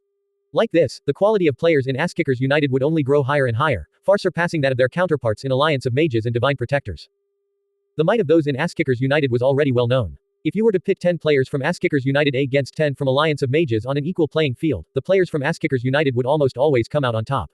Sometimes, other guilds would vastly outnumber Asskickers United, but they would still end up beaten black and blue just the same. 1v2, 1v3, and 1v4 situations were as common as eating rice for the players of Asskickers United. If an Asskickers United member couldn't at least hold their own against 2 equal-leveled opponents, they wouldn't have the face to show themselves again. This was the difference in quality. Nie Yan could clearly perceive that Asskickers United would one day completely eclipse guilds like Alliance of Mages. There was no need to be impatient. You need to stay on guard too. I received word that the Blood Fiends are planning to take action against you too, Guowai warned. He had full faith in Nie Yan's skills. However, being surrounded and attacked by 8 top-ranked thieves was still a terrifying prospect. Don't worry about me. They have another thing coming if they think they can kill me so easily, Nie Yan chuckled. This wasn't him being conceited. With his excellent skills and equipment, even if he couldn't defeat them, escaping wouldn't be a problem. If he wanted to run, no one in the world could stop him. Oh, right. How are Jai Hao, Lu Shoshan, and Li Rui doing these days? They're pretty hard-working. After running dungeons with Sesame Cake and his men for a while, they've greatly improved their skills. Their gear is much better too. Recently, I've been having them tag along behind Blade Light. He's taking care of them. I doubt they'll become peak experts, but at least they'll be far more skilled than before. Jai Hao has a chance of entering the top 200. I also see Lu Shoshan making the top 500. As for Li Rui, I can't promise anything, he just isn't as talented. I'd put him around the top 3,000, Guo Wai said. Nie Yan felt reassured after knowing the situation of Jai Hao and the others. He would let them continue advancing on their own. Even if Li Rui was a bit lacking, there were still plenty of merits in becoming a squad captain. On another note, the Hilton stronghold opened. Other guilds have already dispatched expedition teams. I heard the item drops from killing the demon beasts there are even better than from farming elites and lords elsewhere. Guo Wai changed the subject. With the other major guilds heading to the Hilton stronghold, they definitely had to go too, lest their equipment started lagging behind. Nie Yan thought for a moment. After grinding Dylan's for a few more levels, the leveling speed would start slowing down. So, why not make a trip to the Hilton stronghold? That would also give him the opportunity to collect the reward for his successful prophecy. What about Blade Light and the others? Did they want to go to the Hilton stronghold? Nie Yan asked. These guildmates definitely had their own views. Blade Light says he definitely wants to visit the Hilton stronghold. The glory rewards from killing demon beasts can be used to purchase glory sets, which have much better PvP stats than ordinary equipment. Alliance of mages and divine protectors are already there. So, of course we should go too. The only problem is that it'll be hard to avoid trouble if we go. All our enemies are there. It'll only be a matter of time before a fight breaks out. Have Blade Light and the others go on ahead first. I'm going to grind a few more levels. I'll be heading to the Hilton stronghold tomorrow or the day after. Alright, I'll pass on the word. Generally, an expedition team setting out for the Hilton stronghold needed to be at least 1,000 players in size, or else it would be easy to meet with misfortune. If Sapphire Shrine, Holy Empire, Radiant Sacred Flame, the War God Tribe, and Battle-Crazed Alliance want to come too, have them tag along with us. The more, the merrier, Nie Yan said. The players in Asskickers United immediately got busy. They were making their preparations to set off for the Hilton stronghold. Blade Light and Smoke Stub were the leaders of the expedition team. They led a force of 2,000 strong. It comprised 1,000 players from Asskickers United and 1,000 of the strongest from Holy Empire, Sapphire Shrine, and the other allied guilds. Anything we should know before we set off? Blade Light asked. Be careful on the way there, Nie Yan replied. These simple words carried many meanings. Understood. Don't worry. Unless Alliance of Mages, Divine Protectors, and Angel Corps bring out their entire force, they won't be able to do anything to us, Blade Light said with a faint smile. Not only the journey but their time at the Hilton stronghold was also guaranteed to be riddled with trouble. However, with Blade Light and Smoke Stub in command, Nie Yan left the team in capable hands. He decided to trust in them and stop worrying. Guo Wai, how many people from Alliance of Mages and Divine Protectors are stationed in the Hilton stronghold? Nie Yan asked. Around 5,000 to 6,000 of their best. However, our forces should be more than enough to handle them, Guo Wai said. The individual strength of the players from Asskickers United wasn't something any other guild could compare with. Every war they had been in so far was clear proof of this. Nie Yan farmed Dylan's for another 2 days, reaching level 88. Finally, on the second day, he obtained the mana key. It looked exactly the same as the screenshots he saw on the forums from his past life. This key was about the size of a thumb. It was crystalline black and emitted a powerful magical aura. Mana key, legendary, special. Item description, the rotating wheel of destiny. A key used by the legendary thief Clooney. Can be equipped into an accessory slot. Properties, luck +3, has a certain chance of unlocking any chest. Restrictions, Nirvana Flame. Note, this item cannot be dropped or traded. The properties of the mana key didn't seem that amazing at a glance, but only someone like Nie Yan who had experienced the previous timeline knew just how precious it was. From Nie Yan's view, it was a godly item. The luck +3 could significantly increase the success rate when crafting, or the chance of good items dropping when out hunting monsters in the wilderness. Besides this, there were also many other hidden uses. In fact, the luck bonus was only secondary. It was the other property that was the most valuable. It allowed the player to open any chest, even ones that they didn't meet the requirements for. Perhaps the most important point was that players gained bonus proficiency when opening chests with the mana key. It was absolutely the best item to train the lockpicking skill with. In the previous timeline, someone had used the mana key to raise their lockpicking skill to Grandmaster. Grandmaster lockpicking was extremely rare. In the previous timeline, those who had raised their lockpicking to this rank didn't exceed 5. Many people would seek their services, but the few thieves with Grandmaster lockpicking charged exorbitant commission fees. This was because they could open rare chests ordinary players couldn't. An ordinary team had no way of affording one. Back then, Nie Yan had spent 6 months treasure hunting non-stop for the sake of raising his lockpicking to master, but he had only raised his proficiency by 35%. From this, one could just imagine how difficult it was to reach Grandmaster. Nie Yan's luck wasn't bad. He had finally obtained the most valuable item that dropped from Dylan's. With the restrictions, Nie Yan was the only one who could use this mana key. He put away the key in his bag. In the near future, he would put this item to good use. Nie Yan checked his bag. He only had around 300 javelins remaining. He would keep them for now. Perhaps he would have a use for them later. After finishing his leveling session, Nie Yan wondered how many more levels he would go up by turning in the magic runestones. Nie Yan returned to Kalor. Guo Wai told him the runestones they collected were all in his personal storage. Taking a look at his personal storage, he found rows upon rows of runestones on the last page. It was a spectacular sight. After counting them all, there were more than 600 sets of runestones. It appeared Guo Wai hadn't stopped gathering these past few days. There were 600 sets in total. Guo Wai had probably spent at least 300,000 gold to buy them all. A few months from now, the value of these runestones would probably appreciate to over 1 million gold. However, for Nie Yan, levels were far more important than gold. He would gladly throw this 1 million gold aside if it meant going up a few levels right now. Nie Yan transferred all the runestones to his bag, then made his way to Clemmy the Wise. Nie Yan met up with Clemmy. Youngster, have you found some magic runestones? Clemmy asked. Yes. Alrighty, hand them over to me. Since you're the first person to correctly guess all the answers, I'll give you double the rewards. Nie Yan's mind trembled, his face lighting up with excitement. This was quite the pleasant surprise. Like this, handing over the magic runestones would be even more worthwhile. As Nie Yan started turning in the quest to Clemmy over and over again, his experience bar rapidly filled up. By the 60-second set of magic runestones, his body lit up with a brilliant flash of light. He leveled up to level 89. Glancing at the remaining runestones in his bag, he wasn't even 10% of the way done. This street corner had quite a bit of foot traffic. Many passersby were shocked when the cloaked figure talking to Clemmy suddenly leveled up. Everyone knew about Clemmy, the eccentric old man who hung out in this area all day round. However, no one until now had succeeded in triggering his quest. Did Clemmy give out a quest? A player asked his companion in a doubtful tone. I don't know. When you talk to Clemmy, he'll ask you to give him the answers to some weird riddle. No one knows what he's talking about. Did that fellow figure it out somehow and trigger a quest? The players were still in heated discussion, when Nie Yan lit up with another flash of light. The players were dumbstruck, with amusing expressions plastered all over their faces. What? He leveled up again. Isn't that twice in a row now? He must be a low-level player, right? No, that's impossible. A player shook his head.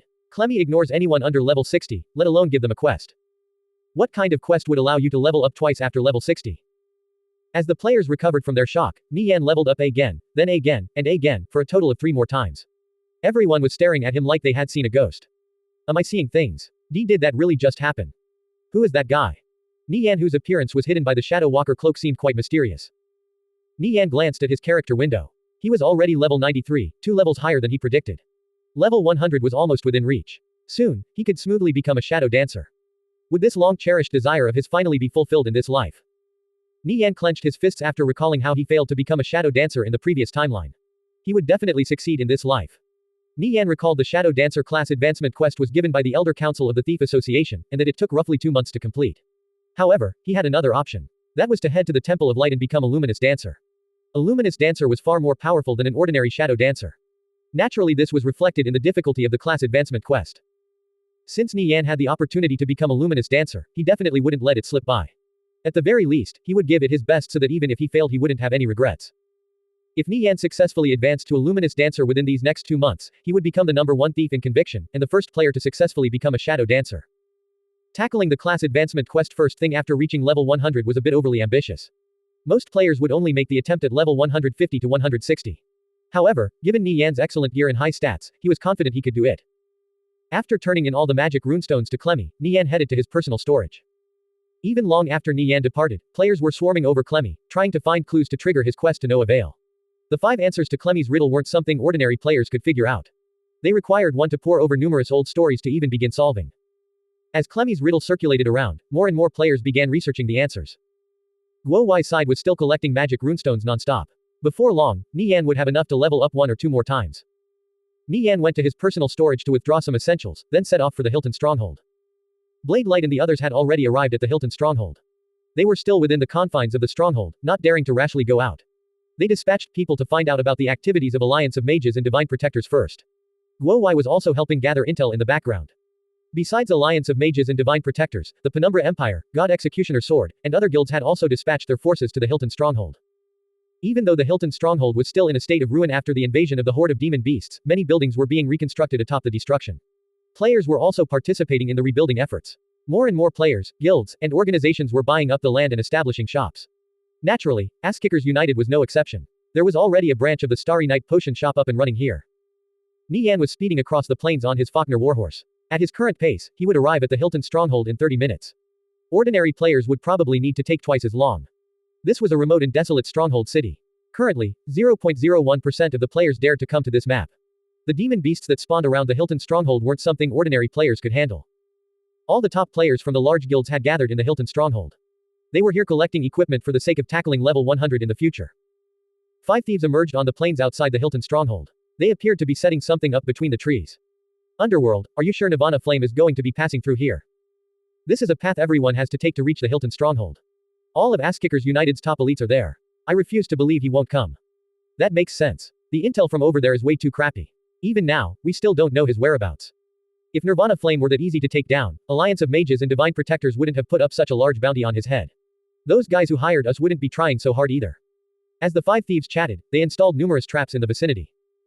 Did you bring the scrolls? Of course. When the time comes, listen to my command. After finishing their preparations, the five thieves entered stealth and disappeared from sight. Nie Yan resembled a gust of wind while galloping on his Faulkner warhorse. In a few more minutes, he would be arriving at the Hilton stronghold. At this moment, a sharp whistle rang out from behind. Nie Yan's heart tightened. He glanced back just in time to see a crossbow bolt flying in his direction. Nie Yan tried to evade, but it was already too late. With a put sound, the bolt pierced the Faulkner warhorse's abdomen. It let out a shrill neigh and reared up on its hind legs, sending Nie Yan flying. Nie Yan stabilized himself midair and landed gently on the ground. The Faulkner warhorse didn't have much health. It collapsed dead to the ground.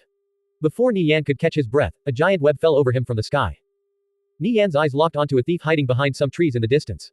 He looked to be around 30 years old, was robustly built and clad in ash-gray leather chest armor. He was holding a large crossbow comparable in size to the Dullahan cavalry crossbow. The bolts it fired were super-sized. It was precisely this crossbow that killed the Faulkner warhorse. Fortunately, it could be resummoned, or else this would be a huge loss. Nevertheless, its loyalty would still drop by a bit. Nie Yan spotted another thief roughly 30 meters away to his left. He looked a bit younger and was clad in silver leather armor. It was him who had cast the advanced web spell. Just as the giant web was about to trap him, Nie Yan evaded with gale step. A brilliant radiance poured down from the sky, illuminating everything within a 50-meter radius.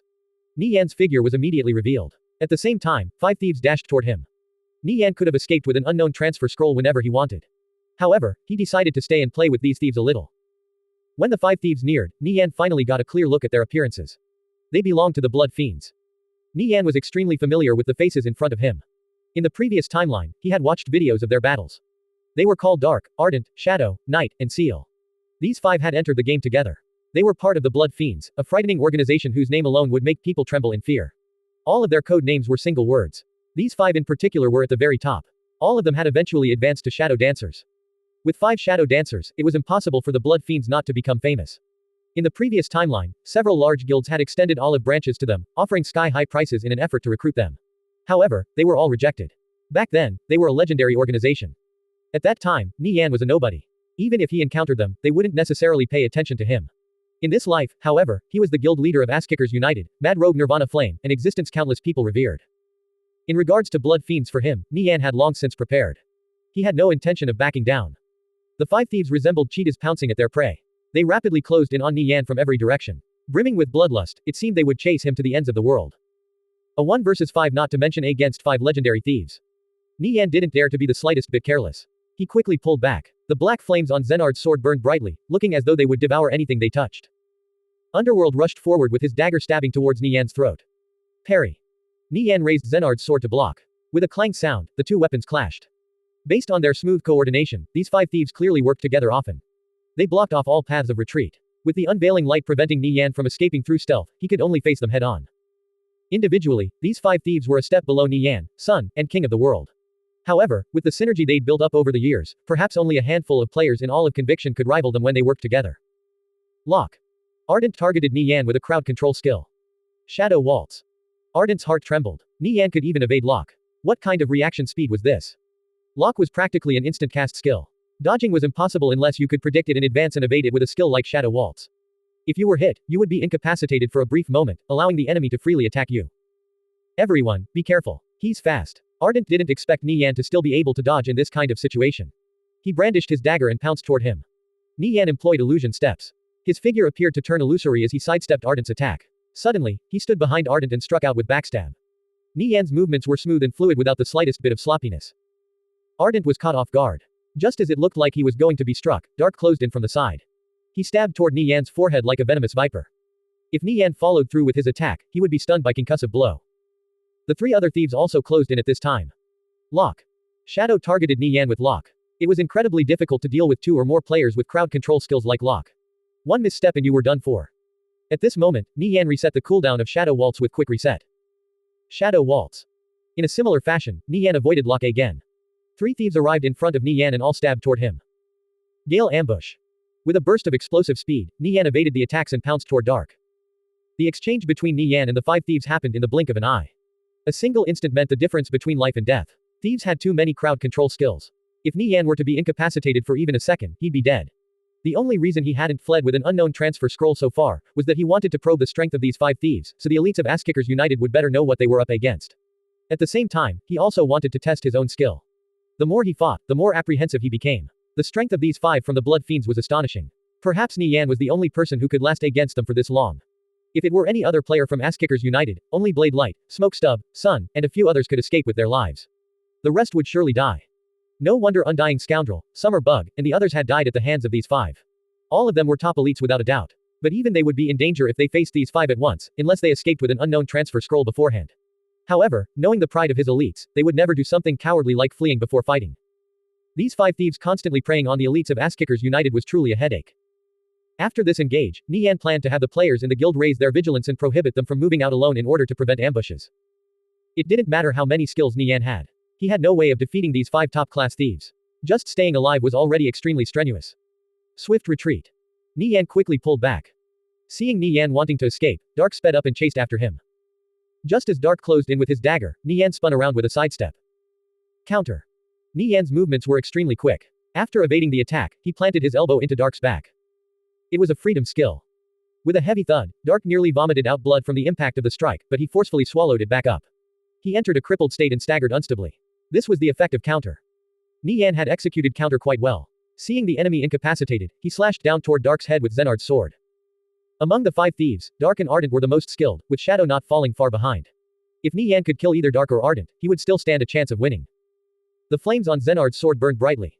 Nie Yan had enhanced the attack with apocalyptic extinction. Dark would definitely be cut down with this strike. Seeing the situation take a turn for the worse, Dark's companions rushed forward one after another. Parry. Nie Yan had no choice but to cancel his attack midway. He quickly raised Zenard's sword to block Ardent's attack. At this moment, another dagger stabbed toward the back of his head.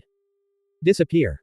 Nie Yan evaded the attack coming from behind him. He then leapt back, disengaging himself from the battle, and started fleeing away. The 5 thieves quickly chased after him. After being rescued by his companions, Dark recovered from his cripple state and followed in pursuit as well. The situation wasn't good. Nie Yan had given it his all, but he still couldn't break past the teamwork of these 5 thieves. If he could kill 1 or 2 of them, it'd become much easier. However, their synergy was too good, and they always managed to rescue each other from a pinch in the nick of time. Nie Yan had no hope of picking one of them off. Nie Yan had used up almost all his skills. However, these 5 still had plenty to spare. At this rate, he was going to be overwhelmed. So be it, seems like I won't be able to take them down this time, Nie Yan muttered. Even so, he had gained quite a bit from this exchange. At the very least, he got a feel of the enemy's strength. Nie Yan pulled out an unknown transfer scroll from his bag. Since he couldn't win, he would escape. He could always get his revenge another day. Don't let him escape. We're going to have his head today, no matter what. Nirvana Flame's undefeated legend will fall at our hands. Dark gritted his teeth. He sped up and pounced toward Nie Yan. If the 5 of them could kill him, their worth would skyrocket by at least 5-fold. This was their opportunity. They definitely couldn't let it slip by. Die. Seal stabbed toward Nie Yan's forehead with a concussive blow. At the same time, Ardent and Dark arrived behind Nie Yan and sealed off any path of retreat. The nearby Shadow pulled out an advanced web scroll and chanted out an incantation. A giant web dropped down toward him. Nie Yan had nowhere to retreat. Just as Seal's dagger was about to stick his forehead. Phantom assassination. Nie Yan's figure suddenly became illusory, evading Seal's attack. He took advantage of this moment to crush the unknown transfer scroll. At this moment, 3 daggers struck Nie Yan's forehead, chest, and the back of his head. Yes. Dark and the others cried out in elation after seeing their attacks land. At this moment, Nie Yan's figure blurred and disappeared from sight. Shit, he teleported away with an unknown transfer scroll. Nie Yan's movements were too quick. If he were a step slower, then even the unknown transfer scroll wouldn't have been able to save his life. Damn it, he got away. Ardent and Dark glanced at each other. There was shock and fear lingering in their eyes. In the beginning, Nirvana Flame had plenty of time to escape with an unknown transfer scroll, but he didn't. He probably stayed around so long to probe our strength. Even under the combined assault of the 5 of us, he still managed to hold his own. Mad rogue Nirvana Flame. He's truly worthy of his reputation, Dark said with a hint of admiration. Even he had no choice but to recognize Nie Yan's skills. What are we going to do next? How are we going to explain ourselves to the client? Ardent asked. Forget it, we'll try to find another opportunity. According to our agreement, only killing the elite members of Asskickers United is fine too. When we meet with them next time to negotiate a contract extension, if they want us to kill Nirvana Flame, they'll have to at least double the price, Dark said. After the exchange with Nirvana Flame today, he could determine one thing. Nirvana Flame's head was worth a whole lot more than they were offered. Let's head back, Shadow said. They had just carried out an ambush on Nirvana Flame. This area was no longer safe. They had to quickly leave. The 5 thieves disappeared into the trees. About 1,000 meters away, Nie Yan emerged in a patch of forest. 3 damage values floated up above his head. He was stunned for a few seconds before regaining control of his body. Nie Yan ducked into a corner and patched himself up with combat bandages. Thankfully, he was still alive. He escaped by the skin of his teeth. He had luckily used the unknown transfer scroll in time. This minor detail was a reflection of his skill. If he was late by even a little bit, he would be dead. Sadly, his Faulkner warhorse had died. Its loyalty would probably drop by a bit. These 5 thieves from Blood Fiends were truly difficult to deal with. Nie Yan sent a video of his battle with Dark and the other 4 to Guo Wai. After watching the video, Guo Wai asked, "You were ambushed?" "Yeah, by the Blood Fiends. Those 5 were really strong, I almost didn't make it out alive. Tell the people below to be careful and not to go out alone. Even you barely escaped with your life." Guo Wai knitted his brows. Nie Yan had almost died. If the other players encountered people from Blood Fiends, one could easily imagine the outcome. "Start gathering intel on the Blood Fiends. If you find out their location, immediately report it back to me," Nie Yan said. Since the Blood Fiends dared to be so brazen, he wouldn't hold back either. He posted up a bounty on them on the mission boards of the Union of Assassins. Killing any one of their members and causing them to drop 1 level would net 100 gold. As for Ardent, Dark, and the other 3, the reward for their heads was 1,000 gold each. This was called fighting fire with fire. "Alright, I'll get to work right away." Guo Wai nodded. He understood the severity of the situation. These several players from the Blood Fiends were too strong. With them constantly carrying out ambushes, Ass-Kickers United would suffer heavy damages. This matter had to be settled once and for all. While chatting with Guo Wai, Nie Yan received a notification. Ignatius was the owner of the secret fur shop. He was the old man Nie Yan had previously entrusted with the information of the demon beast invasion. He held an extremely esteemed position in the Hilton stronghold. Based on the events of the previous timeline, almost all the NPCs lost their lives during the invasion. However, in this timeline, roughly 10% survived. Thanks to the timely reinforcements of the capital, several powerful generals and great generals also got out alive. This was all Nie Yan's contribution. The leadership of the stronghold would surely want to reward him, or else they would be seen as ungrateful. Ignatius searching for Nie Yan was likely for the purpose of rewarding him. The Faulkner warhorse was on cooldown for a day after being killed. Nie Yan could only head to the Hilton stronghold on foot. He activated Gale Step and pressed on ahead. Before long, Nie Yan arrived at the Hilton stronghold. Blade Light and the others had already set to hunt their first demon beast. Their target was the Crusoe demon beast, a level 90 lord which resided in the dark caves on the outskirts of the stronghold. It was a giant beetle that came from the underworld. One Strike Vow had gone ahead to scout out the exact location of the Crusoe demon beast. Only then did Blade Light and the others set out with the expedition team. Nie Yan had complete faith in the leadership of Blade Light and Smoke Stub. He left them to their own devices and continued on toward the Ignatius fur shop. The gem market slowly turned lively again over the past several days. The players finally realized they had been swindled. That so-called secret gem shop never existed in the first place. A rumor was going around that it was all a scheme by the Century Financial Group. They had started the fake rumors, so that they could gobble up all the gems after their prices plummeted. Then when the prices recovered, they would sell back everything for a profit. Originally, the Century Financial Group had some evidence to prove their innocence. However, public perception of their guilt solidified after word came out that they did in fact acquire gems en masse. Cao Shu never thought it would play out this way. He had only treated the shift in the market as an easy investment opportunity. He didn't expect to be actively plotted against and have dirty water dumped on him. Sadly, his enemies were too numerous. Finding out the culprit was impossible. He only had himself to blame for not being covert enough. All he could do was swallow his anger. The Century Financial Group, Alliance of Mages, Divine Protectors, God Executioner Sword, Penumbra Empire, all of them had the foresight to take advantage of the shift in the market. Some invested more while others invested less. As for who was the main culprit, it was already too late to find out. Those who had sold their gems in a panic were filled with endless regret. Those who had kept onto their gems were inwardly celebrating. After experiencing the huge dip, the gem market rebounded right back up. The prices rose to more than double their original price. God damn it. I should have bought gems when the prices were still low. Look at the prices now. Some of the gems are even tens of times higher than before. A thief player lamented. It's a pity I didn't have any gold a few days ago. I would have spent all my spare change to buy some myself. Now it's too late. We need fire resistance gems to run Nightmare Gorge. What do? We buy. What else can we do? The prices will only keep getting higher. Shit, it's all the fault of those bastards from the Century Financial Group. The players were dumping all their resentment on the Century Financial Group. It was the largest financial group in the virtual reality industry. Its reputation was already stained. This sort of accusation leveled against them meant nothing to them. The demand which had been suppressed for so many days suddenly erupted out all at once. All the gems listed up in the market were swept clean as prices started skyrocketing to unreasonable levels. Dungeon teams took the biggest hit. If their resistances were too low and didn't meet a dungeon's requirements, they would almost certainly wipe. The easiest way to make up for this deficiency was with potions or gems. The former wasn't that cost-effective since they were single-use consumables. On the other hand, the stat increases from gems were permanent, and the socketed equipment could be sold for gold later on. Nie Yan, should we start selling now? Guo Wai asked. The gem market was quite heated right now. Nie Yan checked the price of gems. It had already doubled from what it was originally at. Any higher and it would exceed the threshold players could tolerate. Alright, start selling. Be careful. Make sure no one finds out. No worries. Just leave it to me. Guo Wai said. The gems they had amassed would soon be converted into gold. Ass-kickers United had heavily strained their finances for the sake of this undertaking, even resorting to borrowing a large amount of capital from high-interest loan companies.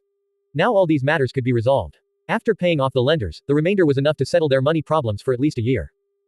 Don't sell everything off at once. List up 5% every day. After you've sold off 70%, save the remaining 30% for our guild members to use, Nie Yan said.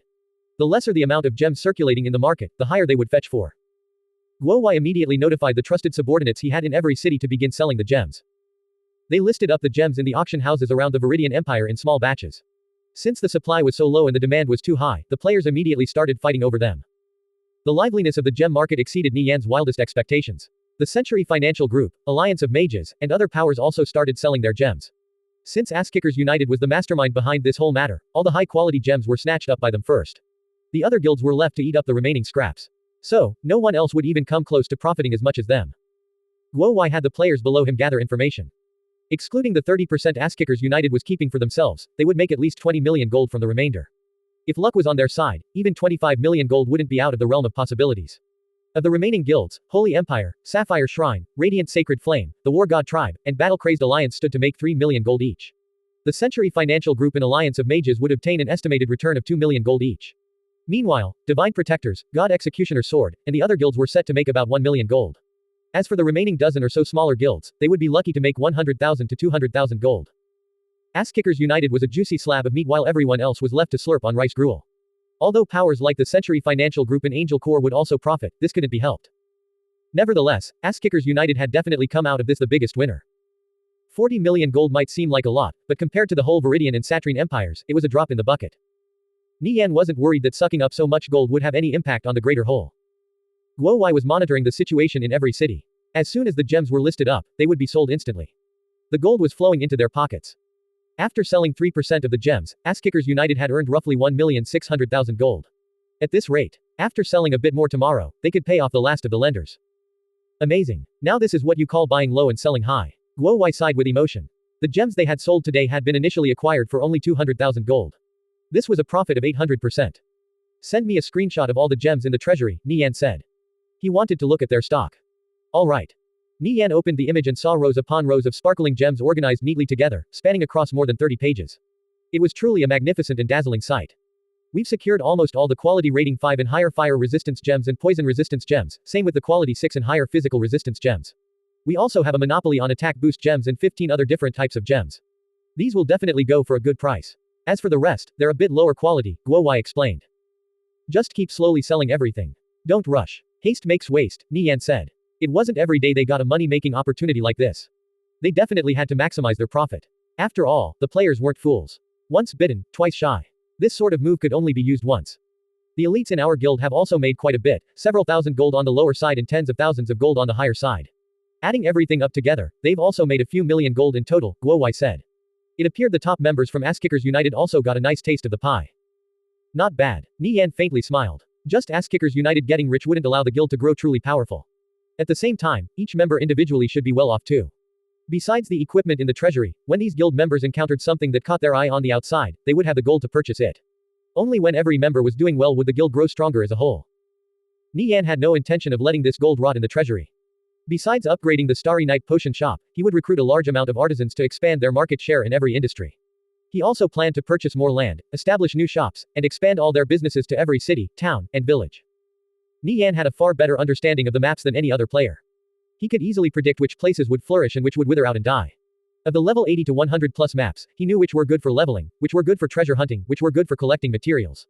He knew everything. This was the benefit of foresight. 20 million gold of capital would allow Nie Yan to expand his business by more than fivefold. In the future, he would be able to earn several up to tens of times more gold.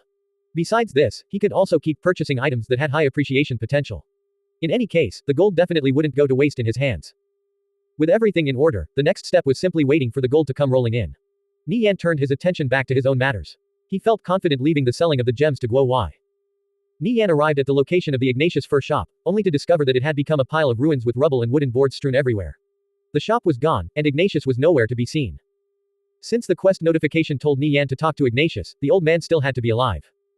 The Hilton stronghold was comparable to a medium-sized city. Finding a single individual in this sea of people posed some difficulty. Suddenly, a certain location came into Nie Yan's mind. The administrative hall. Nie Yan headed toward the center of the Hilton stronghold. As he walked through the streets, he passed by several shops here and there, which only sold the most basic consumables. Everything else was broken down buildings and rubble. There were more than 60 properties up for sale in this area. About a third of them had been bought while some of the remaining ones were still decent. Even though travel to the Hilton stronghold wasn't convenient, equipment ranging from level 70 to 100 dropped here. This place would surely become a hotspot for player activity. During its most flourishing period in the previous timeline, the number of players moving in and out of the stronghold daily reached in the millions. The value of the land here would skyrocket in the future. It'd be great if I could snag up a few of the properties here, Nie Yan muttered to himself. The property that had been allotted to Asskickers United was used to establish a branch of the Starry Night Potion Shop. Unfortunately, it was rather small. At most it could be upgraded to tier 10. Nie Yan pondered for a moment. Relying on his status as a grand scholar and his successful divination of the demon beast invasion, perhaps he could convince the administrator of the Hilton stronghold to give him a few extra properties. Nie Yan gazed at the street ahead. He saw fallen walls and debris everywhere as well as NPCs and players walking by. The number of players in the Hilton stronghold was gradually increasing. Aside from the elite teams from the large guilds, the famous top-ranked teams had also arrived. They were moving about in groups. These players were all moving in units of 20-man teams, sticking close together. The monsters around the Hilton stronghold were much stronger. It generally took 5 teams working together to deal with a single demon beast. Sometimes even 5 teams wasn't enough, requiring the cooperation of more than 10 up to several dozen teams.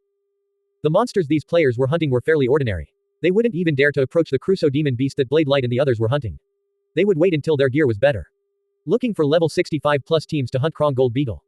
2 more teams, and we're setting off. If you're interested, whisper me. The streets were filled with players looking to hunt demon beasts. The minimum requirement was to be part of a 20-player team. All solo players were basically ignored. After passing through the bustling streets and crossing a large plaza, Nie Yan arrived at the Hilton stronghold's administrative building. It was 5 stories and more than 20 meters tall. It looked quite grand with several watchtowers erected up in the nearby surroundings. There were fully armed guards patrolling the vicinity. Security was extremely tight. The walls of this building was riddled with faint cracks. One could imagine what kind of bitter and desperate battle took place here.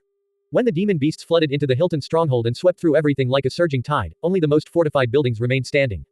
Everything else was flattened into ruin. Several players were chatting a small distance away from the administrative hall. What is that building? The Hilton stronghold's administrative hall. It's so heavily guarded, completely different from the administrative halls of other cities. Not a single player can approach the administrative hall right now, a thief said. At this moment, his gaze fell onto Nie Yan, whose appearance was hidden by a black cloak, approaching the guards. Look at that idiot. He's done for. The guards are going to catch him. An arcane mage gleefully squealed with schadenfreude. Clad in thick gold-plated armor and wielding sharp great swords, these guards were level 100 elites. The players thought Nie Yan was an idiot for daring to approach the administrative hall. However, what happened next left them dumbfounded. The guards didn't stop Nie Yan but instead greeted him respectfully. After exchanging a few words, the guards led Nie Yan into the administrative hall, his back disappearing into the building. Who the hell was that? I don't know. He must be extremely important. The group of players glanced at each other in shock. They'd never seen a player like Nie Yan before. These high-level guards were usually arrogant and rude to any player who approached them. However, in front of Nie Yan, they were as meek as lambs. Nie Yan entered the administrative hall. The inside looked spacious and grand. Nie Yan took off his cloak. It would be too cumbersome to converse with NPCs otherwise. Besides, there were most likely no other players inside the administrative hall. A slim old man quickly approached Nie Yan. It was Ignatius. Grand Scholar, sir, it's an honor to see you again. Ignatius greeted. Likewise. Nie Yan nodded. Grand Scholar, thank you. If it weren't for your successful divination, everyone here would have become food for those demon beasts, Ignatius said with a grateful look. It's nothing, may God protect everyone in the Viridian Empire. Nie Yan smiled. Please follow me. I'll bring you to meet Administrator Killfeather. Ignatius led Nie Yan deeper into the building. After passing through the lounge, they arrived in a long corridor with statues lined along the walls. At this moment, another player was walking towards them. Nie Yan's heart trembled. He didn't expect to meet another player in this place. He wanted to put his cloak back on, but it was already too late. The eyes of the two met. The other player was a mage. A lightning symbol was sewn to his gray robes, signifying he was an elementalist. He was a square-faced man who looked to be in his 30s. His appearance was somewhat familiar. The scarlet gem at the tip of his staff emitted a dazzling light akin to a blazing flame. Peric's blaze staff. It was him. The guild leader of Alliance of Mages, Crazy Magic. He actually appeared here of all places. Nie Yan and Crazy Magic met face to face. Both of them were briefly taken aback. Enemies really did travel on a narrow road. Neither of them expected to meet under these circumstances.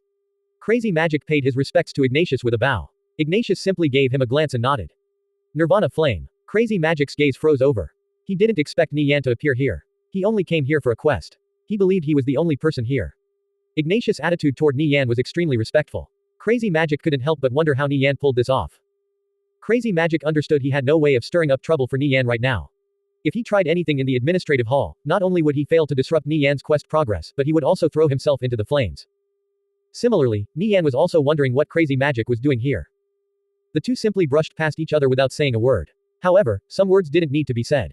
It was clear as day these two players had their own allegiances. Some people were destined to be enemies. Seeing Crazy Magic leave, Nie Yan turned to Ignatius. Can you tell me what he's doing here? He previously received a quest from the administrative hall and came here to turn it in today. He's an advanced demon hunter and sentinel. Advanced demon hunter and sentinel were pretty rare titles among ordinary players. However, they were far lacking compared to Nie Yan's several titles. His Devil Slayer title was a full rank above demon hunter. As for the sentinel title, though a bit rarer than the demon hunter and a fairly high-ranking title, it was merely good as a stopover. It couldn't be compared at all to the Grand Scholar title. Apart from the Grand Scholar title, Nie Yan was already on his way to becoming a great prophet, an exalted existence in the Viridian Empire. Not to mention he was also the savior of the Hilton stronghold. How could Ignatius dare to not answer his inquiries? Meanwhile, Crazy Magic had to be extremely cautious and respectful in front of Ignatius, since he was an important character and the Hilton stronghold. This was the difference in status. In the Viridian Empire, this sort of difference in status was extremely evident. This world followed a strict nobility system. Someone like Nie Yan with his Grand Scholar title could talk to any NPC in any city and easily receive their quests. However, many ordinary players didn't even have the qualifications to talk to these NPCs, let alone accept quests from them. Nie Yan learned about Crazy Magic's situation from Ignatius. Nothing was omitted. This was the benefit of authority. Nie Yan followed Ignatius into the Grand Hall, where he saw a tall NPC in dark violet scale armor which sparkled brilliantly under the lighting of the room. A soaring dragon was carved on the left pauldron. Nie Yan's heart trembled. It was legendary grade dragon armor. Dragon armor was crafted from the scales of dragons. It boasted powerful defense with light weight for easy maneuverability. NPCs who could wear legendary grade dragon armor were all supreme existences. Nie Yan recalled hearing that the administrator of Kalor was the most powerful out of all the administrators in the Viridian Empire. He was the king. The next most powerful was the administrator of the Hilton stronghold. Out of the 3 Grand Dukes in the Viridian Empire, he held the most authority. Nie Yan inspected the NPC with transcendent insight. Administrator Killfeather level. Titles: Grand Duke, Great General, Dragon Slayer. Transcendent insight didn't reveal Killfeather's level. However, Nie Yan could confirm he was at least a level 180 lord. It's nice to meet you, Grand Scholar. Thank you for everything you've done. If it weren't for your divination of the demon beast invasion, the Hilton stronghold would have been completely destroyed, and many more lives lost. You're our savior, Killfeather said. A Grand Scholar that had successfully predicted a major event would be recognized as an existence closest to God, a quasi-prophet. As a fellow citizen of the Viridian Empire, it was only the natural thing to do, Nie Yan replied. After Killfeather recounted the events of the demon beast invasion, Nie Yan more or less understood the gist of the situation. Although 90% of the NPCs in the Hilton stronghold were killed, most of the generals and great generals had survived. If reinforcements from Kalor hadn't arrived in time, the top brass would have likely been wiped out as well. Nevertheless, the fact remains you've saved the Hilton stronghold. Here, this is a small token of our gratitude. Nie Yan's heart trembled. He was finally going to receive his reward. Nie Yan heard 2 notification jingles ring in his ear. You have received the Saint of the Hilton stronghold title. You have received Weiger's Bulwark Bracers. The Saint of the Hilton stronghold title was a high-ranking title. It might not mean much in other cities, but inside the stronghold it made the holder only second in status to the administrator. Nie Yan checked the bonuses of the title. Saint of the Hilton stronghold. Increase influence in the Hilton stronghold by 50. Receive a 70% discount from all NPC shops in the Hilton stronghold. Any player that offends the holder of this title will be thrown in jail and become an enemy of all NPCs within the Hilton stronghold. Apart from the administrator, no other NPC in the Hilton stronghold would dare to disrespect Nie Yan. Nie Yan's status in the Hilton stronghold had basically reached the peak. Any higher and he would be the administrator. Aside from the title, Nie Yan also obtained quite a drool-worthy piece of equipment, the legendary grade Weiger's Bulwark Bracers. The Weiger's Bulwark Bracers granted the wearer formidable protection. They were ashen-colored, a rather ordinary look to them. Most thief equipment was like this, generally consisting of colors which easily blended into the darkness such as gray or black. Function over form, these bracers fit this description perfectly. They were engraved with mysterious, ancient runes. On the sides of both bracers were jagged hook-like metal teeth which didn't obstruct the user's movements at all and could be used to parry attacks. Nie Yan examined the properties of Weiger's Bulwark Bracers. Weiger's Bulwark Bracers, legendary. Requirements: Level 100. Description: a piece of equipment crafted by Weiger's, the blacksmith of the Hilton stronghold. It boasts excellent defense and can protect the user from receiving any damage. Properties: defense 720 to 768, block rate plus 20%, all control skills level plus 1, all freedom skills level plus 2. Restrictions: thief. Although Weiger's Bulwark Bracers' defense stat was high, the real highlight was the block rate plus 20%. This property was generally only found on shields. It could block an opponent's attack and at the same time greatly reduce incoming damage. The all control skills level plus 1 and all freedom skills level plus 2 were also fairly good. They were first-rate properties. Although Wygrus bulwark bracers didn't have any supplementary skills, it was entirely worthy of its status as a piece of legendary grade equipment. It could be equipped at level 100 and serve as a good placeholder until Nie Yan could equip the Tyrant Abok set at level 180. Nie Yan put the bracers away in his bag. He began wondering if he should ask Administrator Killfeather about buying land in the Hilton Stronghold. The properties in the Hilton Stronghold were highly coveted by all the guilds. It wasn't every day that Nie Yan got to meet Administrator Killfeather. He couldn't let this opportunity slip by.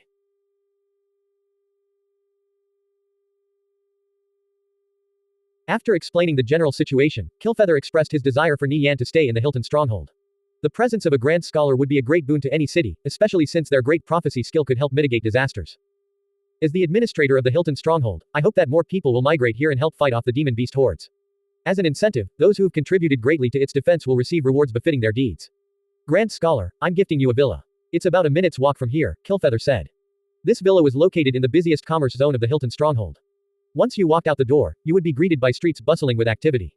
If a shop was established here, it would have huge appreciation potential. Yet this property was turned into a villa by the administrator. Nie Yan couldn't help but feel this was a huge waste. However, Nie Yan had no reason to reject a free villa. Administrator Killfeather, I'm wondering if I can buy some land in the Hilton Stronghold. I feel like an increase in commerce would incentivize more people to migrate here. Nie Yan eagerly awaited Killfeather's answer. Of course you can. The Hilton Stronghold still has roughly 230 properties up for sale, of which 60 are located in the trade district. We've set a rule that non-residents can buy up to 6 properties depending on their contribution. These properties are not transferable, and a commerce tax equal to 5% of the business profits must be paid annually. If the property is no longer in use, the owner may sell it back to us at 80% of the current market value. As the savior of the Hilton Stronghold, you may purchase 6 properties, and you will be exempt from paying taxes, Killfeather replied. Purchasing properties in the Hilton Stronghold was different from other cities. Nie Yan checked the rules. He could only purchase 6 properties. There was nothing to be done about it, such were the rules. The properties here would become incredibly valuable further down the line. Not to mention with the Saint of the Hilton Stronghold title, he didn't have to pay any taxes. These are all the stores waiting to be sold, Killfeather said after pulling out a map depicting the Hilton Stronghold. There were a great many dots spread out all over the map. Nie Yan gave a quick look over the 230 available properties on the map. Some properties were located in the center near the administrative hall. Others were located near the fringe. Their prices varied greatly, with the most expensive costing several hundred of thousands of gold and the cheapest costing only a few thousand. No player had come forward to buy properties yet, and the ones allotted to the level 5 and higher guilds weren't that great. All 20 of the prime real estate locations from the previous timeline were still there. With so many good properties in front of him, Nie Yan was having a hard time picking the best ones. After doing a once-over, Nie Yan finally settled on 6 properties he believed would have the best appreciation potential. All of them could be upgraded to tier 16. Administrator Killfeather, I've decided. Nie Yan pointed out the properties he wanted to buy on the map. After signing all the necessary documents, Nie Yan paid 180,000 gold to Killfeather. If not for the 70% discount from Saint of the Hilton Stronghold, he would have had to pay 600,000 gold. After receiving the title deeds, the 6 properties officially belonged to Nie Yan. Nie Yan had benefited greatly from this trip to the administrative hall. 6 properties were far from enough to meet Nie Yan's needs. However, he had no way of buying any more himself. After thinking for a bit, he decided to have Blade Light, Smoke Stub, and the others quickly raise their contribution in the Hilton Stronghold. That way, they could purchase 1 or 2 properties before any other player. Right now, there were still prime real estate locations up for grabs. A few months down the line, however, even the cheapest most undesirable properties would be long gone. There were many ways to raise contribution. One of them was to accept the Demon Beast subjection quests. Increasing contribution was a slow process. It couldn't be rushed. After finishing up his business, Nie Yan bid Ignatius and Killfeather farewell and left the administrative hall. He wanted to check out the villa he was gifted. After passing through a plaza and entering the flourishing trade district, a luxurious 3-story villa tucked away in a street corner entered Nie Yan's sight. It was gated off from the public, with a stone wall running along the perimeter of the property. Inside was a vibrant, lush garden filled with all sorts of flowers and plants. Butterflies fluttered about and birds chirped cheerily. This 10,000 square feet estate stood in stark contrast to the war-ridden surroundings. It was as if a fairy tale wonderland had plopped down into a bustling downtown core. This villa stood out like a sore thumb. Establishing a shop here would be quite profitable. Sadly, Nie Yan could only reside in this villa, not tear it down. It had a long history behind it and was considered a landmark, having weathered through many great battles without so much as being damaged. It was rumored 6 legendary mages had established a protective barrier around this villa. This was why it wasn't destroyed during the Demon Beast invasion, or any of the other wars that had swept over this stronghold. This building will make a good temporary guild office for ass-kickers united in the Hilton Stronghold, Nie Yan muttered as he approached the villa. A large crowd of players had gathered around the entrance. They were in a heated discussion about something. What's going on? Nie Yan was baffled. After getting a closer look, Nie Yan could finally overhear their conversations. Nirvana Flame's residence. Do you think it's referring to some NPC or the Mad Rogue? Probably some NPC. This villa is a landmark of the Hilton Stronghold. We're in the middle of the trade district. Each of the properties here cost an arm and a leg. Even if Nirvana Flame had the gold, he'd buy a shop front, not some villa. It has no practical value. I heard this villa has over 2,000 years of history behind it. It's had more than 20 owners. Some NPCs say it contains a priceless treasure. If that's really true, it'd make sense that Nirvana Flame bought this place. Hearing these comments, Nie Yan shifted his attention to the villa entrance and saw a wooden plaque beside the gate, elaborately carved with the words Nirvana Flame's residence. Most famous NPCs had wooden plaques indicating their names outside the entrance of their residences. This villa belonged to Nie Yan. Naturally, this kind of plaque would be put up. Before long, the patrolling guards came over and dispersed the crowd of players that had gathered here. From now on, everything within a 5-meter radius of the villa entrance was private property. No one was allowed to approach without Nie Yan's permission. Nie Yan took a stroll around the villa. The interior was quite spacious and fully furnished, and there was a large terrace in the garden. Nie Yan made an announcement in the guild. From now on, this villa would be a temporary gathering hub for the players of Asskickers United inside the Hilton Stronghold. Accommodating a few hundred people wouldn't be an issue. The players from Asskickers United broke out in discussion. Snagging this kind of villa in the most flourishing commerce zone of the Hilton Stronghold was quite eye-catching. The forums also exploded with activity. Everyone was marveling at this villa. Some rich tycoons were even offering upwards of 600,000 gold to purchase it. However, Nie Yan rejected them all. He wasn't short on gold first of all, and it couldn't be sold to others anyway. This villa was a symbol of Nie Yan's status. In the future, all the Asskickers United players traveling to the Hilton Stronghold would gather here. It would become a mark of pride for the guild. At present, no other player could enjoy this sort of glory in a city. Only a moment ago, when players were talking about a hidden treasure inside the villa, Nie Yan didn't believe them. However, he would be lying if he claimed his interest wasn't the least bit piqued. Nie Yan searched through every room of the villa. The layout of the furnishings was simple yet elegant at the same time. After failing to find a hidden mechanism or anything of the sort, he could only hang his head low in defeat. Finally, he rearranged the chairs and tables in the main hall. In the future, it could serve as a conference room. So, I heard you got yourself a villa in the Hilton Stronghold. Blade Light asked. It was a reward from a quest. It'll be our temporary gathering hub. I've already had Watchful Snail dispatch people to take care of this place. Not bad, we just happened to be lacking a base here. When Blade Light previously heard news of Nie Yan acquiring a villa, he thought it was just a rumor. He didn't expect it to actually be the truth. With this kind of villa, doing work in the Hilton Stronghold would be much more convenient. How are things going on your side? Nie Yan asked. We've already taken down 2 demon beasts. We're on our 3rd one right now. I guess level 90 lords only amount to this much. Nie Yan chuckled. It wasn't that level 90 lords were too weak, but rather the elites of Asskickers United were too strong. In the previous timeline, he had never seen a single guild with a lineup this powerful. With Blade Light's unparalleled equipment added to the mix, level 90 lords were indeed nothing to break a sweat over. Guo Wai worked hard day and night for the guild. In his busy schedule, he also made time to gather information on the guilds that had arrived in the Hilton Stronghold before Asskickers United. Alliance of Mages had taken down 7 level 80 lords and Divine Protectors had taken down 6. Since their main tankers were nowhere close to being on the same level as Blade Light, Lofty Shadow, and Nie Yan, they didn't dare to challenge the higher level lords. This was the gap in strength.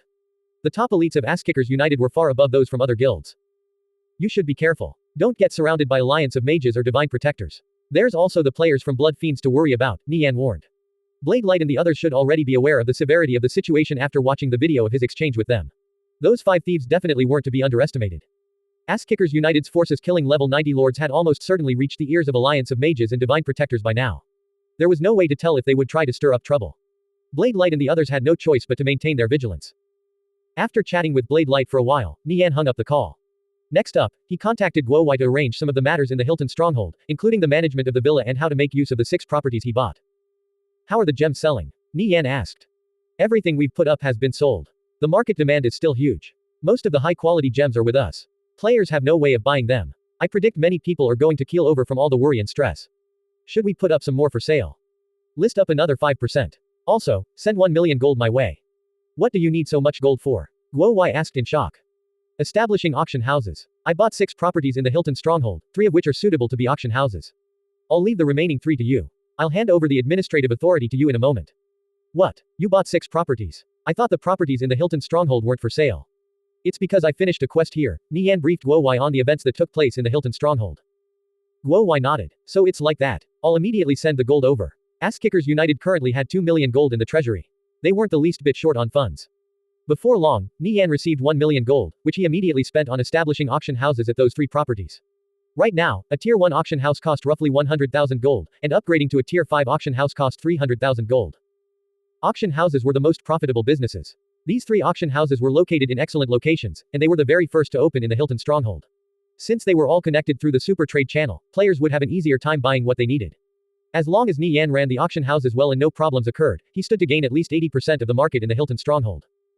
As for what the remaining 3 properties would be used for, Nie Yan and Guo Wai had decided they would be used for material collection, equipment procession, and a tinkerer shop.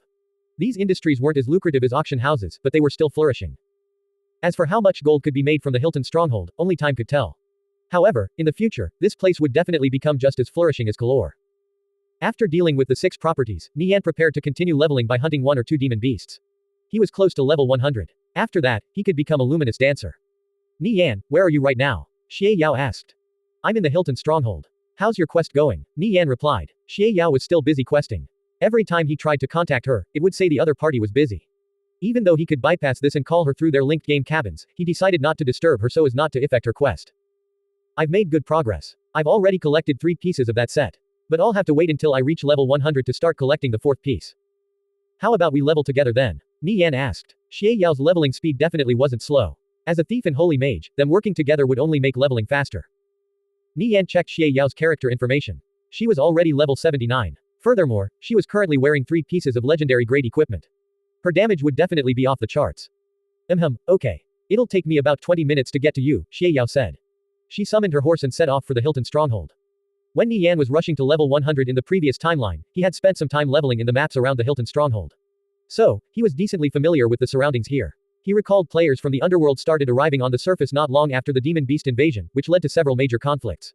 When the demon's beasts were finally wiped out, this land was transformed into a battlefield between players from either camp. The war of the righteous faction and evil faction was fast approaching. Nie Yan pulled up some information related to demon beasts online and started researching the topography of the nearby maps. Gradually, his old dust-laden memories were brought back to the surface as he recalled the locations of certain chests, monsters, and more. There were several suitable leveling spots for him and Xie Yao in the vicinity of the Hilton stronghold.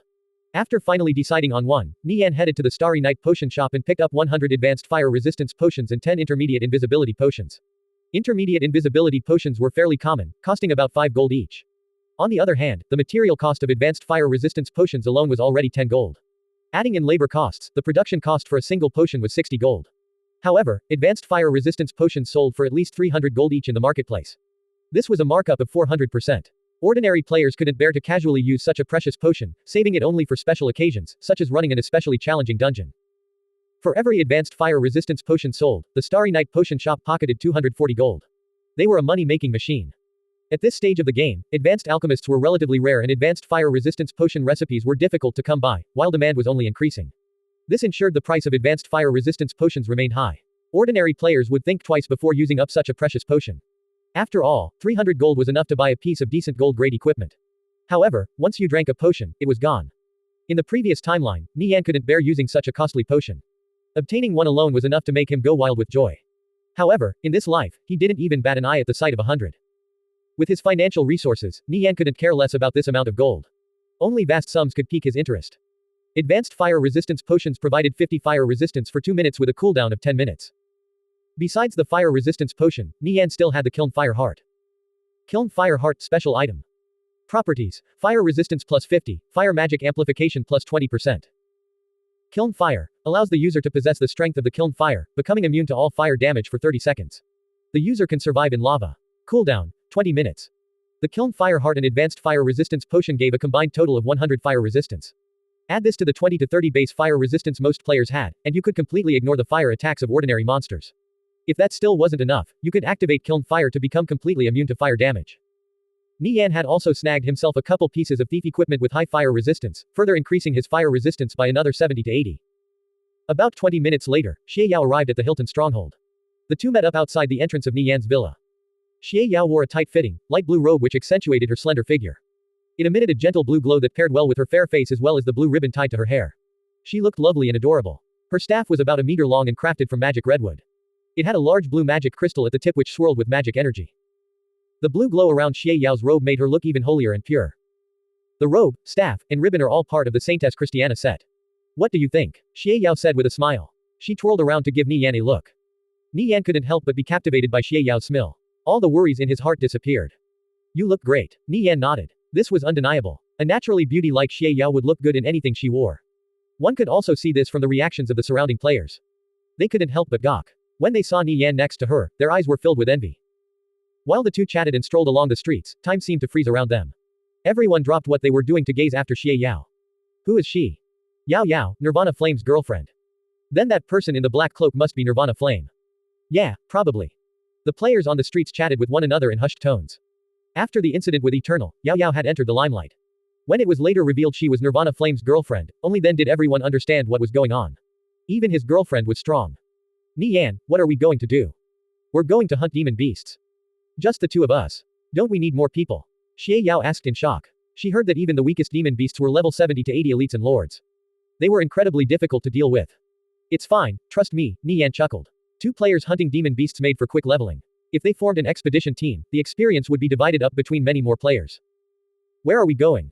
Flame Cavern, Nie Yan replied. Flame Cavern was a map where level 80 elites and lords roamed. Xie Yao figured Nie Yan had probably come up with some bizarre leveling method. She had a type of absolute confidence in him. After he reassured her, she stopped worrying. She would leave everything to him. It seemed like he already had a plan anyway. Take these, you'll need them later, Nie Yan said. He handed over the Kiln Fire Heart and 100 advanced fire resistance potions to Xie Yao. Xie Yao accepted the trade. The two departed from the Hilton stronghold and set off for the Flame Cavern. Inside a house in the Hilton stronghold, Crazy Magic, Divine Flame, and 15 others had gathered for a meeting. Everyone here was part of the upper echelon of Alliance of Mages or Divine Protectors. We've received word that Asskickers United's forces are challenging level 90 lords right now. I reckon the amount of contribution we earn from killing 6 level 80 lords won't equal their earnings from killing a single level 90 lord. At this rate, all the properties in the Hilton stronghold are going to end up in their hands, Divine Flame said. Merit points were required to purchase properties from the administrator of the Hilton stronghold. Whoever racked up contribution the fastest would get to snatch up all the good properties first. In the future, the Hilton stronghold would become the battlefield between the righteous faction and evil faction, the main place for players to earn glory and achievements. Every expert in the Viridian Empire who planned on walking the martial path would come here. The future prosperity of this stronghold was guaranteed. Not to mention the consumption costs for players here was significantly greater compared to other cities. They definitely didn't wish to see Asskickers United monopolizing such a large market. If worst comes to worst, we'll have to resort to that, Crazy Magic said in a chilling tone. He wouldn't sit idly by while Asskickers United gobbled up all the properties in the Hilton stronghold. Even a rabbit would bite if backed into a corner. We'll leave this matter to you then. Let us know if you need anything, and we'll try our best to accommodate you. Divine Flame let out a lazy yawn. He didn't enjoy doing this type of work. Whatever plan Crazy Magic came up with, he would be happy to idly follow along. The relationship between Alliance of Mages and Divine Protectors was complex. They shared the same boss, having both received the investment of the Century Financial Group. So, they had to cooperate. At the same time, they were also competing against each other. As level 7 guilds that occupied a city each, both were important partners of the Century Financial Group. However, neither was willing to lose out to the other. Both wanted to surpass the other and receive more investments from the Century Financial Group, for the sake of growing more powerful. So, from a certain angle, they were also fierce rivals. Since Alliance of Mages was taking the initiative to impede Asskickers United, they were receiving more support from the Century Financial Group. Meanwhile, Divine Protectors opted to recuperate and gather their strength. They didn't care much for the conflict between the Century Financial Group and Asskickers United. Most of the time, they were only putting in the bare minimum amount of effort. After hearing Divine Flame's words, Crazy Magic inwardly snorted. He was quite dissatisfied with Divine Flame's attitude. However, he didn't say anything. They were allies, after all. The Century Financial Group wouldn't permit any internal fighting. There was no reason to have a falling out over something like this. Crazy Magic gathered some thieves. After passing down his orders, he had them move out and start tracking the movements of Asskickers United's forces. I heard Nirvana Flame is in the Hilton stronghold. Apparently, he got himself a villa here, Divine Flame said. Any news about Nirvana Flame was always world-shaking. This matter had already blown up on the forums. I know. I bumped into him earlier, Crazy Magic responded. You two met. Where? Divine Flame was stunned. He wondered what kind of circumstances would lead to the two of them meeting. At the administrative hall. After I finished turning in a quest, I saw Ignatius leading him inside. I can confirm whatever quest he received, it wasn't ordinary. Ignatius is one of the most influential figures in the Hilton stronghold. However, he was completely fawning over Nirvana Flame. This can only mean one thing. Nirvana Flame has a much higher status than him. Who knows what kind of title he obtained. Not long after that, word came out that he got himself a villa here. That villa is probably a quest reward. It's best if you steer clear of him in the Hilton stronghold. His status is higher than ours. If a dispute breaks out, we'll be the ones suffering, Crazy Magic said. He recalled a previous incident when the former guild leader of Victorious Return, Heaven Breaker, had been tricked by Nirvana Flame, and was thrown into jail and locked in there for quite a few days before being released. If Alliance of Mages and Divine Protectors wanted to harm Nie Yan, they would have to do it outside the stronghold. Furthermore, they would have to make sure the tables couldn't be turned on them. Divine Flame sank deep into thought. Nirvana Flame truly wasn't simple. Even though Asskickers United was still only a level 5 guild, they weren't the slightest bit weaker than Alliance of Mages or Divine Protectors. In some aspects, such as number of experts, they were even superior. With Nirvana Flame's esteemed status in Kalor and the Hilton Stronghold, defeating Asskickers United would be incredibly difficult. At least, this wasn't something Alliance of Mages or Divine Protectors could accomplish. It would be better to wait and see what the Century Financial Group had up their sleeve. Perhaps only Angel Corps going all out stood a chance of victory. At this moment, Crazy Magic received word that the thieves he dispatched to tail Nie Yan and Xie Yao had completely lost track of them. Crazy Magic's expression gradually darkened. It appeared tracking Nie Yan's whereabouts wasn't a simple matter. Do you know the identity of the 5 who surrounded and almost killed Nirvana Flame? Divine Flame asked. It wasn't easy for him to obtain this insider information from Asskickers United. Alliance of Mages, on the other hand, had a better information network than Divine Protectors. They're from the Blood Fiends. I've already asked. Those 5 weren't hired by the Century Financial Group. It appears there are others eyeing Nirvana Flame besides us. They don't seem simple either, Crazy Magic said. They had previously hired Shadow Killer to assassinate Nie Yan, but that ended up in failure. 1 or 2 people probably wasn't enough. If he couldn't be outmatched in skill, they could only rely on numbers. Another major power is eyeing Asskickers United. Isn't that great? Have you made contact with them yet? Divine Flame asked with a faint smile. The more hectic things were, the more advantageous for him. No, we haven't been able to reach them, and the Blood Fiends are completely stonewalling us, Crazy Magic shook his head. In any case, my scouts have spotted Asskickers United's forces. What say we stir up some trouble? Up to you. Tell me your plan, Divine Flame said. He needed to consider things carefully. Outside the Hilton Stronghold, Nie Yan and Xie Yao were swiftly heading towards their destination. Their speed was enough to evade the pursuit of most if not all players. Previously, several players had tried tailing them, only to be quickly thrown off. Their speed couldn't be compared to Nie Yan and Xie Yao's. They could only watch helplessly as the two got farther and farther away, disappearing into the horizon.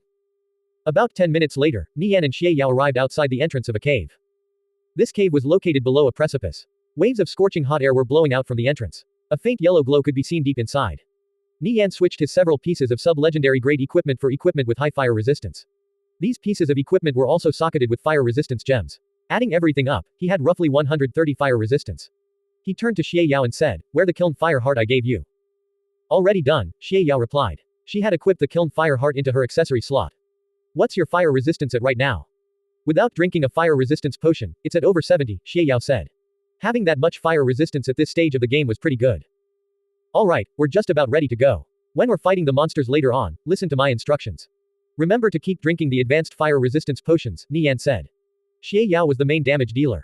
Her damage would fall off too hard if she swapped to fire resistance gear. A mage having 70 fire resistance was already quite decent. Nie Yan, I have something here. I'm not sure if it'll be useful or not. Xie Yao took out 2 scrolls from her bag. These 2 scrolls were embroidered with gold. They had a faint golden glow and looked quite ornate and elegant. It instantly caught Nie Yan's attention. He could tell they were definitely high-grade goods. What are these 2 scrolls for? Nie Yan asked. Resurrection scrolls, they can revive a teammate once. I obtained them from a quest reward, Xie Yao replied. She handed over the scrolls to Nie Yan. No wonder, they're resurrection scrolls. Nie Yan had heard about resurrection scrolls in his past life. He knew what they were but had never seen them before. They would sell for thousands of gold and counted as one of the most expensive consumables. However, they were almost never for sale. Generally, only top-ranked teams and players could obtain this item. They always kept it for themselves for emergency use. As such, resurrection scrolls were impossible to find in the auction house. Nie Yan checked the description of the resurrection scrolls. They could revive a fallen comrade at the loss of only 20% experience. Red-named players would be put in a weakened state with all stats reduced by 90% for 10 minutes. Most importantly, this item could be used in the middle of combat. When there were no priests around, resurrection scrolls were quite useful. For high-level players like Xie Yao and Nie Yan, the amount of experience lost from dropping one level was extremely costly, far more than a single resurrection scroll. Let's both keep a scroll on us. That way, if one of us dies, the other can revive them, Nie Yan said. These resurrection scrolls acted as a form of insurance. As long as the both of them didn't die at the same time, it would be fine. Losing 20% experience was still bearable. With numerous escape skills in his arsenal, Nie Yan wouldn't die under normal circumstances.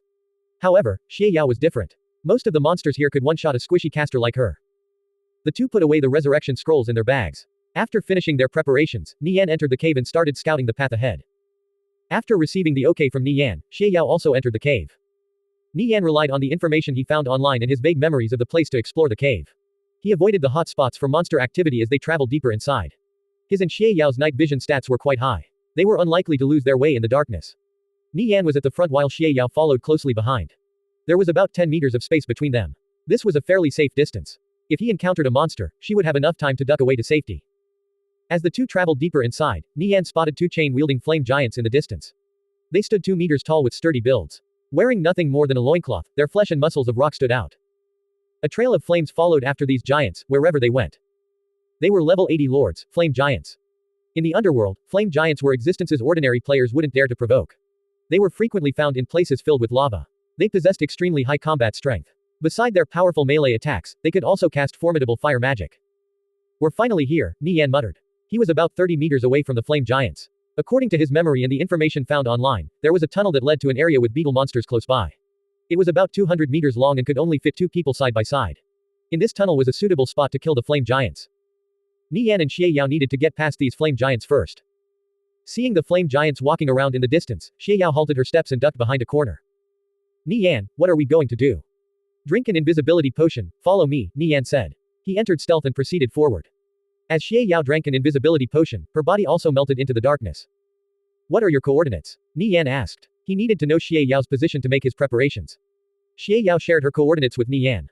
"I'll go draw the flame giants away," Nie Yan said. He took out the Dullahan cavalry crossbow and fired off a few bolts into the distance.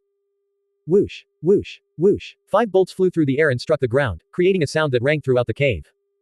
Hearing the sound, the flame giants halted their steps and went over to investigate. "Let's go, now," Nie Yan anxiously said. The two rushed forward.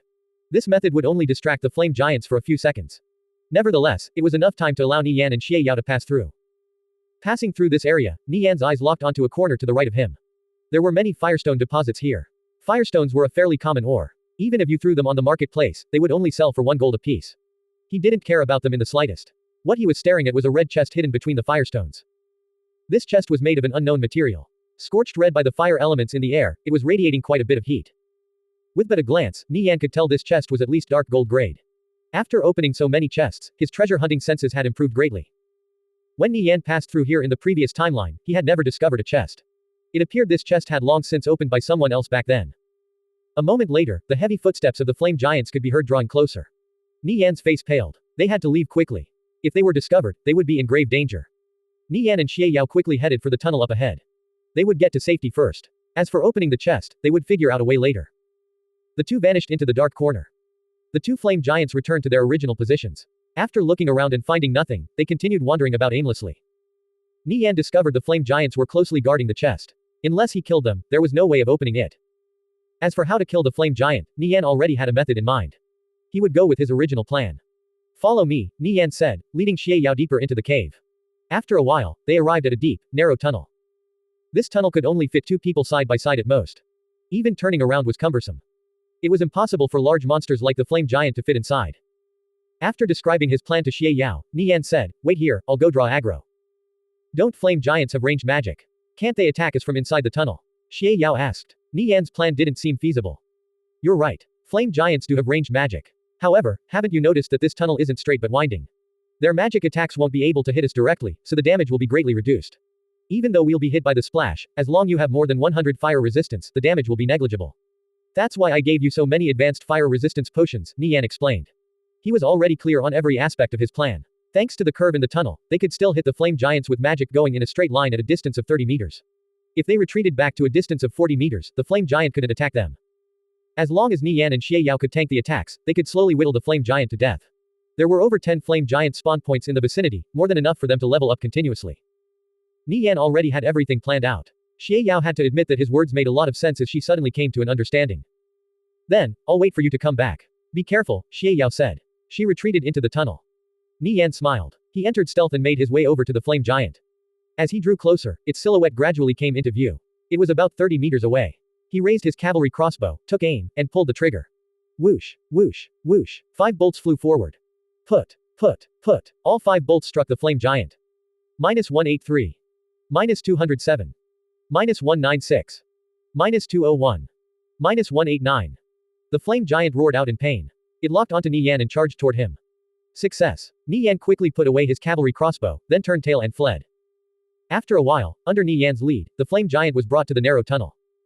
With a whoosh sound, a ray of holy light flew out of the tunnel entrance and struck the flame giant, exploding on impact. Xie Yao started attacking while Nie Yan ducked into the tunnel. She brandished her staff non-stop, firing off one spell after another. Her gear was much better than Tang Yao's. After all, she already had 3 pieces of sub-legendary grade equipment. The only thing she lacked was a fairy. She was superior to Tang Yao in terms of raw power but lost out in cast speed and mana recovery. Like this, the two were roughly neck and neck in damage. Xie Yao's spells were each dealing more than 1,600 damage to the flame giant. This was quite considerable. Nie Yan checked the flame giant's health, roughly 1,200,000. Its health recovery speed was also quite high. With Xie Yao's damage output, killing it would take at least 3 hours. Keep attacking. Be vigilant. If the flame giant starts casting magic, quickly pull back and drink an advanced fire resistance potion, Nie Yan said. He was closely watching every move of the flame giant. The unending barrage of magic caused the flame giant to roar out in pain and thrash about ceaselessly. Its aggro shifted onto Xie Yao. However, due to the tunnel being too narrow, it had no way of squeezing inside. It stuck its thick arm into the tunnel and tried to grab Nie Yan and Xie Yao. However, they were out of its reach. Nie Yan also took out his cavalry crossbow and started shooting at the flame giant. Although he didn't hit nearly as hard as Xie Yao, every little bit of damage helped. The flame giant attempted to widen the tunnel entrance. However, the best it could accomplish was breaking off a few rocks from the wall. With a thunderous roar, the flame giant shook the entire tunnel.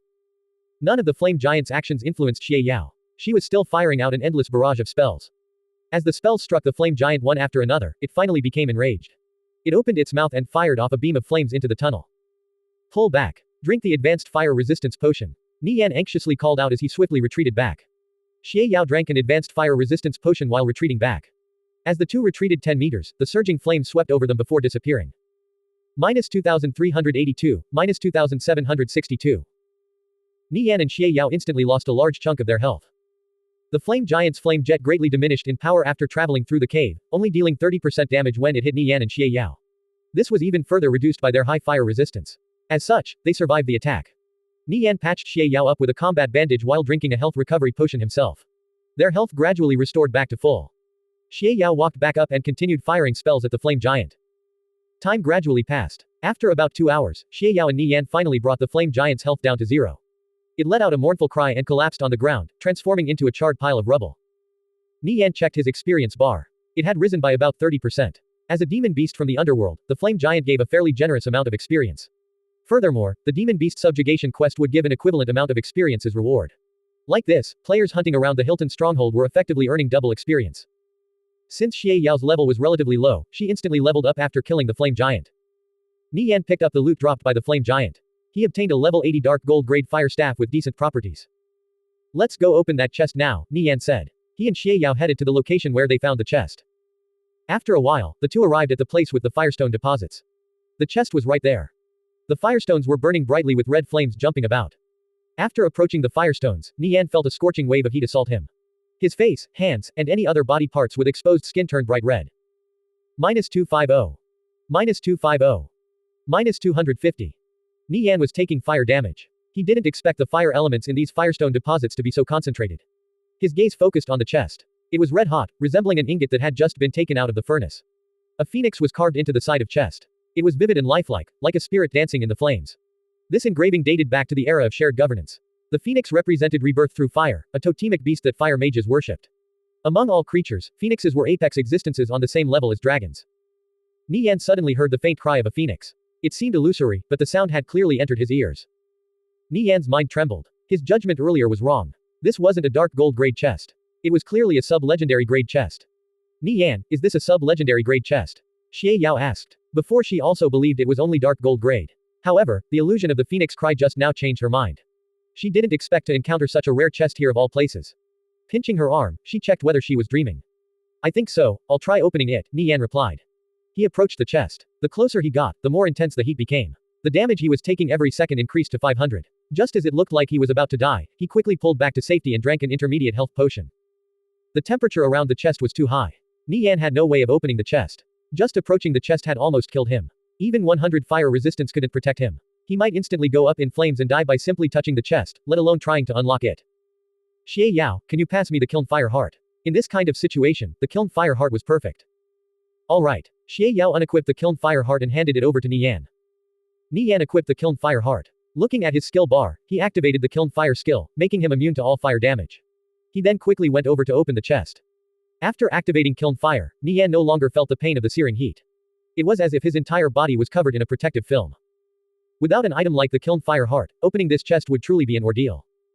Nie Yan couldn't help but wonder who had opened this chest in the previous timeline and what sort of loot they found inside. Nie Yan furrowed his brows after inspecting the chest. This was bizarre. The lock was extremely high level. He had no way of opening it with his current lockpicking skill. This was only a level 80 map. Why would such a high-level chest appear here? Nie Yan suddenly had a thought. Did this chest belong to some sort of special quest, and only those with a special key could open it? If a special quest was involved, certain conditions would have to be met to open the chest. Furthermore, whatever was contained inside would likely be related to the quest. Nie Yan was about to give up, when he recalled the mana key in his bag. He wondered if it could open the chest. Nie Yan took out the mana key and aligned it with the keyhole of the lock on the chest. The key emitted a brilliant light and changed shape to fit the lock. Nie Yan inserted the mana key inside. Nie Yan's mind trembled. Perhaps the mana key really could open this chest. About 30 seconds later, a notification popped up. Opening treasure chest. Progress, 8%, 12%. The mana key actually worked. Nie Yan was elated. This was a sub-legendary grade chest. With how high level the lock was, the items inside definitely wouldn't be ordinary. I hope it's not a quest item, Nie Yan muttered. With a click, the chest popped open. Nie Yan was greeted by a blast of hot air which nearly sent him flying. Nie Yan stabilized himself. A bright red light radiated out from inside the chest as a domineering aura swept over him. He rummaged around inside and fished out a large crimson red egg shrouded in scorching hot flames. He could feel a strong heartbeat pulsing through his hand. There was a living creature inside. -320. -320. -320. Will you accept the Resurrection of the Blazing Phoenix quest? Nie Yan's eyes widened in shock. There was a phoenix inside this egg. Nie Yan couldn't help but be moved. He had obtained another flying mount. It's a pet egg. Here, you can have it, Nie Yan said. The difficulty of the Resurrection of the Blazing Phoenix quest probably wasn't low. A player with a certain amount of skill was required to clear it. Not to mention things like pet eggs had to stay by their owner's side. Nie Yan had never heard of anyone obtaining a phoenix. This map had already been opened up at level 80 to 90. It seemed this sub-legendary grade chest was added only after the release of flying mounts. Nie Yan instantly thought of something. Since he had found this egg here, that meant there were definitely more in other places. The proliferation of flying mounts was inevitable. You don't want it? Xie Yao asked. I already have the Darkwing Dragon. Each player can only have a single flying mount, Nie Yan explained. This blazing phoenix egg couldn't be allowed to go to waste. Oh, alright. I'll take it then. Xie Yao nodded. When she took the egg from Nie Yan, she started taking 160 fire damage every second. She quickly accepted the Resurrection of the Blazing Phoenix quest. After which the scorching hot flames around the egg no longer harmed her. After I accepted the quest, my fire resistance increased by 80. Xie Yao exclaimed. Her current fire resistance was over 160. If she drank an advanced fire resistance potion, it would almost be 200. This was quite frightening at her current level. Even if she were to be directly hit by a flame giant's fire magic, she would probably only take around 20% damage. The phoenix was a creature of fire. Nie Yan continued rummaging through the chest and pulled out a silver-white necklace. In contrast to the scorching hot heat from the chest, he felt a refreshing, cool, and soothing sensation from the necklace. Nie Yan's heart trembled. This necklace definitely wasn't ordinary. After taking out the necklace, the chest transformed into flames and dissipated into nothing. Nie Yan inspected the necklace. Necklace of Serenity, sub-legendary, special item. Properties. Grants the user immunity to rank 8 or lower charm, fear, and other mind-related status debuffs. Restrictions. Can only be equipped by players with less than 1,500 spirit. How high is your spirit stat? Nie Yan turned to Xie Yao and asked. This was his first time encountering a piece of equipment with this kind of requirement. Only those with low spirit could equip this necklace. When a player's spirit was below the threshold, the spirit imprint on the necklace would have an effect. However, if the player's spirit was over the threshold, the necklace would have no effect. The Necklace of Serenity was likely related to the Resurrection of the Blazing Phoenix quest. If Xie Yao could use it, he would give it to her. It's over 2,300, why? Xie Yao replied. Wow, that's pretty high, Nie Yan sucked in a cold breath of air. It would be impressive for ordinary players to have 1,200 spirit at Xie Yao's level. Having 2,300 was practically unheard of. With such high spirit, even if she didn't wear the Necklace of Serenity, she would still have a high chance of resisting any rank 8 or lower mind-related status debuffs. All 3 pieces of legendary grade equipment I'm wearing increase spirit, Xie Yao explained. It was impossible for her spirit stat not to be high. So it's like that. Only then did Nie Yan recall the spirit bonus of the Saintess Christiana set was excellent, far superior to other similar sets. Since Xie Yao couldn't equip it, Nie Yan decided to keep the Necklace of Serenity for himself. This necklace was fairly useful to him, especially as a melee class that tended to have fairly low spirit. Mind magic was the main method casters used to deal with melee classes. The harvest this time around was pretty good, in particular the phoenix egg in Xie Yao's hands. If she could hatch it, Ass Kickers United would have another flying mount. Let's keep farming flame giants, Nie Yan said. The two continued farming flame giants to level up. Grinding like this, their contribution was rising rapidly. In a day or two, Xie Yao would probably have enough contribution to buy a property in the Hilton stronghold. They had to snag as many properties as possible, especially the ones that were prime real estate. In the future, these properties would be golden gooses. Nie Yan continued aggroing over flame giants. By taking advantage of the terrain, killing the flame giants was fairly easily, especially now that Xie Yao's fire resistance had greatly increased. She no longer feared their magic attacks. After 5 hours, Nie Yan lit up with a brilliant light. He had reached level 94. He estimated he would rise halfway to level 95 when he accepted the subjugation quest reward from the Hilton stronghold. What's your contribution at? Nie Yan asked. They had just killed another flame giant. Even within the darkness of the narrow tunnel, Xie Yao's eyes resembled black pearls flickering with a captivating light. As he looked at her from the side, he could see her curvaceous and enchanting figure. Let me check. Sensing Nie Yan's gaze, Xie Yao felt a bit flustered. About 20,000. Xie Yao was quickly gaining merit points. It took 5 or more 20-man teams to safely take down a single demon beast. After killing one, the amount of contribution earned was evenly divided, so the amount each individual received wasn't much. Meanwhile, the contribution Nie Yan and Xie Yao received was only divided between the two of them. The amount of contribution Nie Yan and Xie Yao received for killing a flame giant was 50 times that of what each player in an expedition team received after killing a demon beast. Add this to the fact their mobbing speed wasn't too bad, and they were earning contribution at a rocket-like pace. I estimate you'll be able to buy your first property in the Hilton Stronghold by tomorrow, Nie Yan said. Each property acquired represented another significant source of income. I'll go pick up the loot dropped by the flame giant, Xie Yao said. She had to walk past Nie Yan. In this narrow tunnel where even turning around was incredibly cumbersome, making intimate body contact was inevitable. A faint, sweet smell wafted into Nie Yan's nose. Seeing the delicate and charming Xie Yao brush against him, he felt a wave of warmth in his heart. He could feel her supple skin through the thin fabric of her robe. This was the virtual world, not reality. In this place, Xie Yao in her light blue robe possessed a type of captivating, dreamlike beauty. Nie Yan reached out and grabbed Xie Yao. His mind flashed with the scene of their time in the secret underground chamber. He wondered if that place was still the same as back then. In the narrow tunnel, Xie Yao could hear Nie Yan's heavy breathing. Her mind instantly turned chaotic. He had gradually taken a more and more important place in her heart. The two had accepted each other's feelings. However, every time they became intimate, she would always become uncontrollably flustered.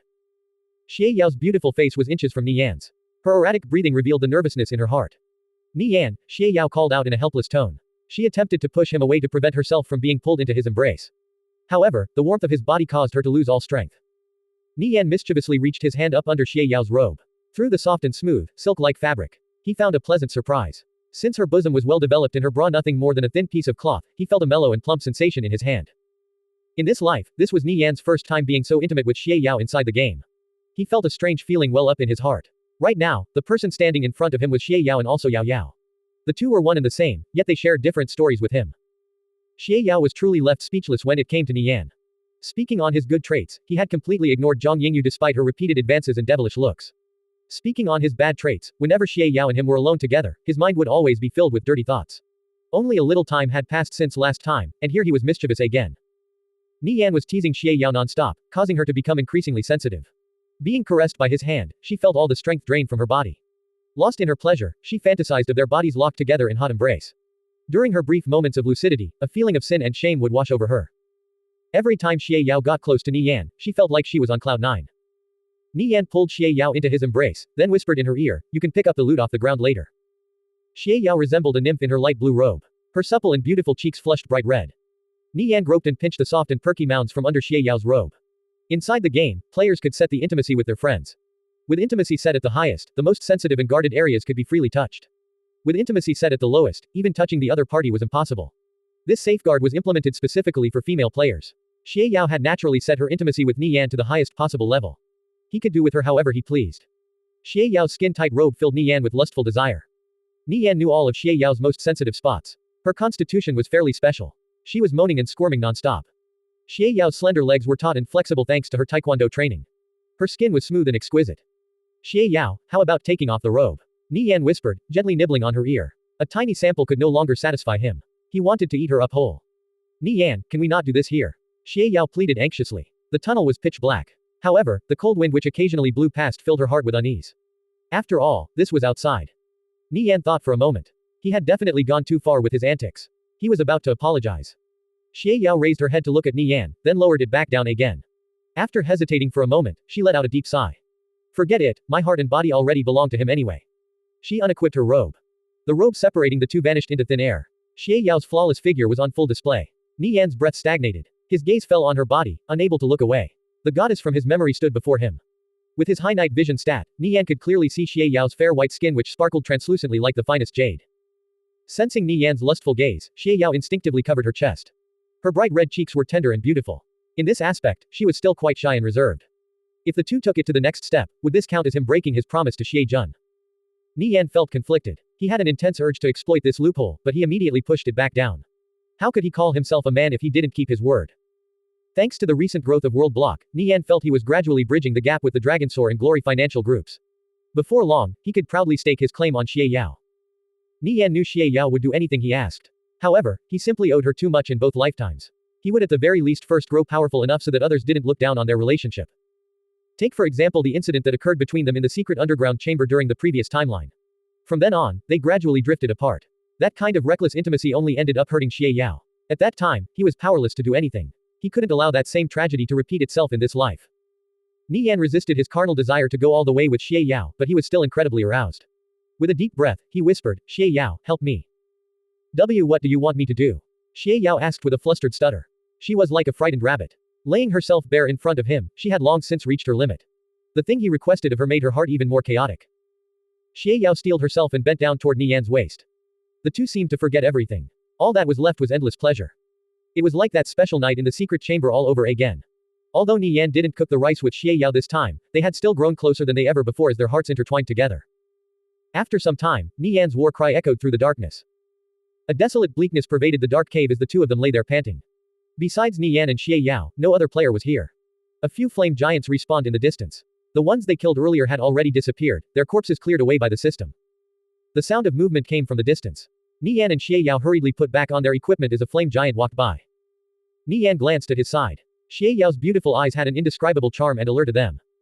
Nie Yan felt a fire ignite inside him. After going through the previous affair, their relationship had advanced another step forward. A little while later, Nie Yan started aggroing flame giants again. The two acted the same as before, killing and leveling up. The seconds turned into minutes, and the minutes into hours. About 20 minutes away from the flame cavern, a 300-man expedition team was making their way toward the deepest parts of the Lesso ravine. They were preparing to hunt the level 90 Lord, Thunder Ape. These 300 players were precisely the forces of Asskickers United led by Blade Light and Smoke Stub. They were the only expedition team in the Lesso ravine. At this time, they were the only team capable of taking on level 90 Lords. A Thunder Ape emerged in the open space up ahead. It looked like a gigantic gorilla with bronze fur which sparked and crackled with electricity. It was a formidable existence that could freely control lightning and thunder. After discovering Blade Light's group inside its territory, the Thunder Ape let out a deep roar that shook the entire ravine. The players quickly spread out in a coordinated fashion. Blade Light raised his level 100 Great Shield and charged toward the Thunder Ape. Shield bash. Blade Light rammed his shield into the Thunder Ape. The Thunder Ape let out a pained roar. It raised its gigantic arms and slammed down on Blade Light with the might of a raging thunder god. Blade Light raised his shield to block. With a loud clang, he was pushed several steps back. However, he immediately regained his balance and rushed back up. Thanks to Nie Yan's efforts, Blade Light was decked out in full level 100 dark gold grade equipment with the level requirements lowered. His defense was unparalleled, making him akin to a walking fortress. The Thunder Ape could only deal around 1,000 damage to him while he had more than 6,000 health in total. He had no trouble tanking the Thunder Ape. If it were another equal level fighter, even if they had the same amount of health, they would still die in a single hit. A gentle light enveloped Blade Light as the priests in the rear restored his health back to full. Since he wasn't taking much damage, their job was fairly relaxed. With Blade Light securing the Thunder Ape's aggro, the other fighters rushed forward and surrounded it. The paladins and berserkers also got into position. At this moment, all 170 mages raised their staffs and ruthlessly bombarded the Thunder Ape with spells. Lightning, ice, and fire magic arced toward the Thunder Ape from all directions. Among the mages, the most eye-catching was without a doubt Tang Yao in his crimson-red robes. Even a random arcane fireball from him dealt more damage than anyone else could. Due to his damage being too high, he had to pause between casting, or risk shifting the aggro. The Thunder Ape furiously roared, unleashing an onslaught of lightning-imbued attacks. However, it was barely doing any damage to Blade Light. His health bar never fell below half. Blade Light is invincible. Nothing can scratch him. A priest in the rear sighed in amazement. Blade Light's defense was sky-high. With Young Seven and Painted Muslin in charge of the healing, there wasn't much for them to do. Apart from buffing their teammates with blessings every now and then, they were basically lounging around. The guild leader helped him obtain all his current gear. I heard his defense is already over 8,000. Wow, 8,000. This number caused all the players in the surroundings to suck in a breath of cold air. This amount of defense was unimaginable at this stage of the game. It was rumored that the main tanks of Alliance of Mages and Divine Protectors only had roughly 5,000 defense. They were nowhere close to being on the same level as Blade Light. While Blade Light and the others focused on killing the Thunder Ape, a group of 30 thieves from Alliance of Mages and Divine Protectors tracked them down into the Lesso ravine. These thieves were the most elite among their peers in Alliance of Mages and Divine Protectors. They represented the best the two guilds had to offer. They lay in ambush, closely eyeing the players of Asskickers United. The leader of their group was a thief called Broken Bone Blade. He was the #1 thief in Alliance of Mages. His skills were top-notch, only falling somewhat behind the likes of Sun and King of the World. They were hidden in a patch of thickets several hundred meters away from the fighting, observing every move of Blade Light and the others. Damn, what's up with that fighter's defense? He can even tank a level 90 lord, so easily too, a thief beside Broken Bone Blade whispered. Broken Bone Blade nodded. However, the most frightening out of this bunch is Nirvana Flame. I wonder how he managed to bring all these people together. Blade Light, Smoke Stub, Young 7, and the others were rare talents that belonged in the top 0.001% of all players. Yet Nie Yan had somehow managed to gather them all together. Just what kind of foresight and charisma was required for that? After hearing Broken Bone Blade's words, the thief went silent.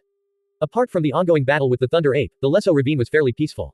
The surroundings were covered by a faint mist. The sound of birds chirping could be heard in the distant trees. The relaxing atmosphere would cause anyone to lower their guard. Blade Light was still locked in combat with the Thunder Ape. Its health finally fell below 20%. It wouldn't take more than a few more minutes to finish it off. Blade Light was about to give the order for the final push, when his voice chat started ringing.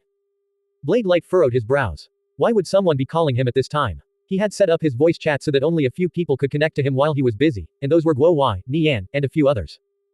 Blade Light checked the caller ID. It was Guo Wai. They had already reported to Guo Wai before setting out. Guo Wai contacting them now meant that something major had happened. Blade Light immediately answered the call.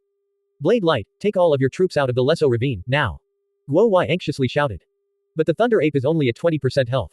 It won't take long for us to finish it off. Blade Light immediately sensed something was wrong after hearing Guo Wai's tone. However, he wasn't willing to just leave with the Thunder Ape at such low health. Screw the Thunder Ape. Leave now, or else you're all going to die. Blade Light's face paled. He immediately ordered in the team chat, everyone, we're pulling out. Huh, why? Yeah, the Thunder Ape is almost dead. Just a few more minutes and we got it. Could it be that we're being ambushed by Alliance of Mages? Didn't we confirm beforehand that their forces were busy hunting level 80 lords? Even if they did come, there's no reason for us to back off like this. Enough talk. We're retreating, that's an order. Blade Light also didn't know what was going on. However, he could confirm that the situation was definitely grim. Listen to Blade Light. Everyone, retreat. Smoke Stub shouted in the team chat. Both leaders had spoken up. No one dared to dally. The forces of Asskickers United stopped attacking and started beating a quick retreat. Blade Light started leading the Thunder Ape away in the opposite direction, giving everyone an opportunity to disengage safely. Broken Bone Blade's group, who were watching from a distance, suddenly noticed strange movements from the forces of Asskickers United. Boss, they're retreating. Broken Bone Blade immediately reported this back to the higher-ups in the Hilton stronghold. Crazy Magic was caught off guard. Asskickers United retreating meant that their movements had been leaked. If they stalled any longer, the enemy would get away. Crazy Magic immediately gave the order to begin their assault. At this moment, the players from Alliance of Mages started moving. Apart from them, Divine Protectors had also dispatched a large number of players to provide assistance. Their players disappeared one after the other, brought away by the teleportation magic of arcane mages. Seeing the updates in the guild chat, Blade Light's heart trembled. All 3,000 of their players, who had separated into smaller groups to hunt the demon beasts around the map, were besieged by the forces Alliance of Mages, Divine Protectors, and Blood Fiends at the same time. Their casualties had already exceeded 800. These players were their elites. The death of any one of them was a major blow. Alliance of Mages and Divine Protectors had schemed meticulously. Guo Wai's warning came too late. Asskickers United suffered the disastrous losses. The enemy thieves caught their forces off guard with Twisting Vines scrolls and Quagmire scrolls. Everyone, escape with return scrolls. Blade Light ordered after sensing the situation taking a turn for the worse. Alliance of Mages and Divine Protectors were definitely eyeing their group as well. After all, they were Asskickers United's top elites. If they didn't retreat immediately, they would certainly encounter trouble. Over there, thieves from Alliance of Mages. Young 7 called out. He had cast Illuminate and spotted 3 thieves in the vicinity. Shit, they're here already. Blade Light's expression darkened. At the same moment, Young 7 revealed the 3 thieves with Illuminate. Tang Yao, Summer Bug, and Undying Scoundrel locked them down with control magic. No matter how skilled these thieves were, there was no escaping. They were ruthlessly blasted with spells and knocked flying back. It was over in the blink of an eye. Broken Bone Blade and the other thieves broke out in a cold sweat. These Asskickers United players were basically death gods. As soon as their scythes came out, heads would roll. When some of the Asskickers United players began channeling their return scrolls, ripples of magic swept over them. -1. -1. -1. Although the damage was negligible, it was enough to prevent them from teleporting away. Over there, it's a thief. A player pointed to a silhouette hidden behind some thickets in the distance. The thief was precisely Broken Bone Blade. He had used a Ripple Wave scroll to interrupt their return scrolls. Kill him. Don't let him run. Tang Yao, Summer Bug, and the other mages raised their staffs and fired off a slew of spells at Broken Bone Blade. Broken Bone Blade was already prepared. He ducked away with Gale Step and disappeared from sight. At this moment, players from Alliance of Mages and Divine Protectors started appearing in the surroundings en masse. There were more than 1,000 players in total. All of them had been teleported here by the arcane mages. They started aggressively closing in on Blade Light and the others, with their numbers continuously growing. We've been surrounded. Smoke Stub shouted. Alliance of Mages and Divine Protectors had clearly come prepared. These pieces of trash think they can stop us. We'll slaughter our way out. Tang Yao said. He raised his staff and started firing off spells like a madman. The thieves from Alliance of Mages and Divine Protectors took out scrolls and targeted the forces of Asskickers United. Alliance of Mages were well known for their scrolls. They had spent time, money, and energy nurturing a large number of expert scroll crafters. Even when they had time off, they were still making scrolls. As such, they accumulated far more scrolls than any other guild, not to mention the numerous scrolls they bought from scroll shops. For the sake of dealing with these players from Asskickers United, they had invested quite a bit of resources. For the sake of this operation, Crazy Magic had spent more than 300,000 gold on scrolls alone. Everyone, Asskickers United won't last much longer. Slaughter them. Crazy Magic shouted in a deep voice. He stood atop a cliff, his dark red robes fluttering in the wind as he commanded the players below. A group of 120 thieves all activated advanced web scrolls simultaneously. Giant webs emerged out of thin air, resembling a net shrouding the sky. Tang Yao and the other mages hurriedly cast fire magic to burn the webs. However, some still got through and trapped the Asskickers United players below. Alliance of Mages and Divine Protectors had Blade Light's group completely surrounded. There was nowhere for them to escape. Both sides clashed, with players dying left and right. Tang Yao, Undying Scoundrel, Natural Fiend, and the other mages raised their staffs, sending one enemy flying after another. However, for every enemy they killed, two would take their place. Where's the mad rogue? If you have the balls, show yourself. Don't think you can be invincible forever. Crazy Magic howled with laughter. Blade Light's group had suffered heavy losses. Due to the webs trapping them, more than 30 players died to the barrage of spells. However, Asskickers United's forces didn't falter. Despite being at a clear disadvantage, they still fought with the ferocity of tigers, killing over 70 players from Alliance of Mages and Divine Protectors. Nevertheless, their losses were still heavier. Each of their players was a top elite. Any one of them could easily climb to the ranks of top 50 or even top 10 in any other major guild. Seeing the players from Asskickers United dropping like flies, Crazy Magic emotionally clenched his fists. Based on the success of today's operation, he could receive even more financial backing from the Century Financial Group. Compared to that, the initial investment of 300,000 gold was nothing more than overhead. After suffering such a disastrous loss, Asskickers United would definitely be licking their wounds for a while, allowing Alliance of Mages and Divine Protectors to accumulate contribution and freely snatch up the important properties in the Hilton stronghold. The battle raged on. Alliance of Mages was determined to wipe out Blade Light's group. They were using scrolls like they grew on trees. Mind Assault scrolls, Twisting Vines scrolls, Blizzard scrolls. Every type of scroll was used without hesitation. Blade Light, we can't hold on much longer. Our losses are too heavy. Young Seven cried out. Seeing his comrades getting massacred, Blade Light's heart ached. These players made up the core strength of Asskickers United. Everyone, follow me. We're forcing our way out. Blade Light hollered. Drinking an advanced magic resistance potion and activating barbarian strength, he led the vanguard in breaking out of the encirclement. Blade Light charged into the enemy lines, sending multiple players flying. Blade Light immediately attracted the attention of the players from Alliance of Mages and Divine Protectors. Around 60 mages focused their firepower on him, only to find to their dismay that they simply didn't have the strength to deal any substantial damage to him. Even their critical hits were barely dealing over 100 damage. Nevertheless, Blade Light's health was dropping fast. Rays of gentle light fell over Blade Light, restoring his health back to full. His health rapidly fluctuated up and down, but he was kept relatively safe thanks to the timely healing of Young Seven and painted muslin in the rear. Buffed with several blessings, Blade Light finally charged through to the enemy's backline. He felled a player with each swing of his blade. These squishy, cloth-armored mages were no match for him. Smoke Stub, Monochrome, Edgeless, and the others followed close behind Blade Light. As they slaughtered their way out from the north side of the valley, they left a trail of corpses in their wake. The warriors from Alliance of Mages and Divine Protector charged into Asskickers United's ranks. A chaotic melee ensued as fighting broke out everywhere. No one dared to cast AoE magic for fear of hitting their own. The situation devolved into a battle of attrition. Most Asskickers United players could easily 1v3, with some of the stronger ones even being able to 1v5. Meanwhile, players like Blade Light and Smoke Stub could sweep through everything in their path. They were far superior in both equipment and skill. However, the person who had racked up the highest kill count wasn't Blade Light or Smoke Stub, but Tang Yao. He was like a turret, firing off one spell after another. No player, mages and warriors alike, could survive his assault. His Arcane Fairy had already reached rank 4. Even during Nie Yan's peak in the previous timeline, Arcane Fairies were still fairly rare, capable of immensely boosting a mage's firepower. At this stage of the game, Tang Yao was practically a godlike existence. Several warriors tried to rush at him, only to be blown away by powerful magic. Crazy Magic overlooked the battle from atop the cliff. Asskickers United were known for their invincibility. He had witnessed their strength firsthand during the siege of the Crypt stronghold. However, in the blink of an eye, his forces had already killed more than 100 of their players. He was quite satisfied with the progress of the battle, even if his side had suffered more than 500 casualties in the process. Crazy Magic looked down and saw Blade Light, Tang Yao, and the others slaughtering their way out. He knitted his brows. These bunch of players were too strong. Just a few of them alone had killed more than 60 players. Damn it, Boiling Water, go stop them. Don't let them escape. Any piece of equipment they drop is priceless. Crazy Magic ordered. Understood. Boss, that young Sparrow Hawk has a flying mount. Should we take him down first? Flying mounts were too powerful. If Tang Yao was given the opportunity to summon his Nether Thunder Eagle, they would be in trouble. No, let him summon his flying mount. In fact, don't try to stop him. Crazy Magic laughed. It would be a huge achievement if they could kill Tang Yao's Nether Thunder Eagle.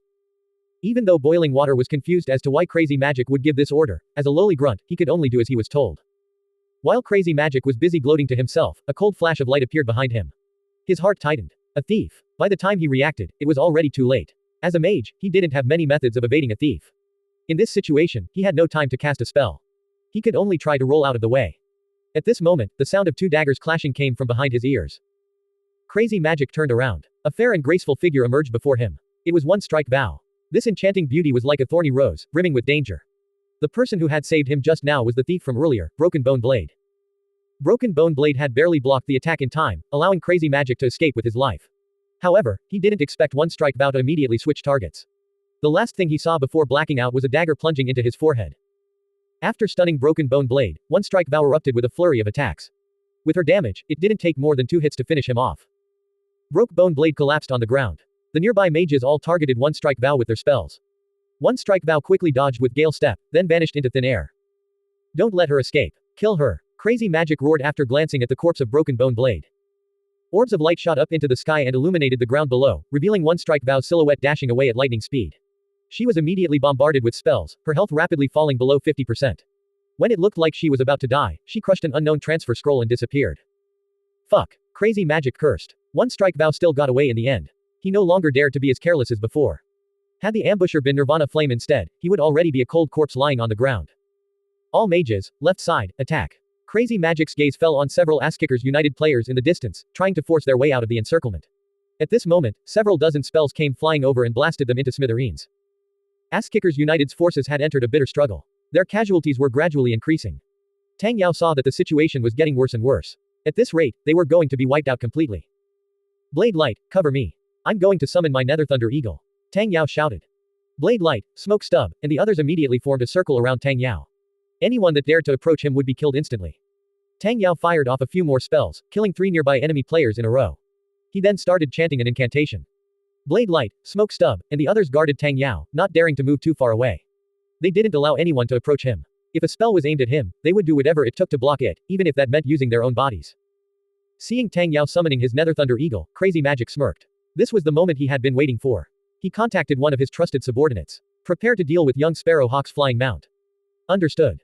As the last syllable flowed from Tang Yao's lips, the Nether Thunder Eagle emerged with a brilliant flash of light. With its massive 10-meter wingspan, it could practically blot out the sky.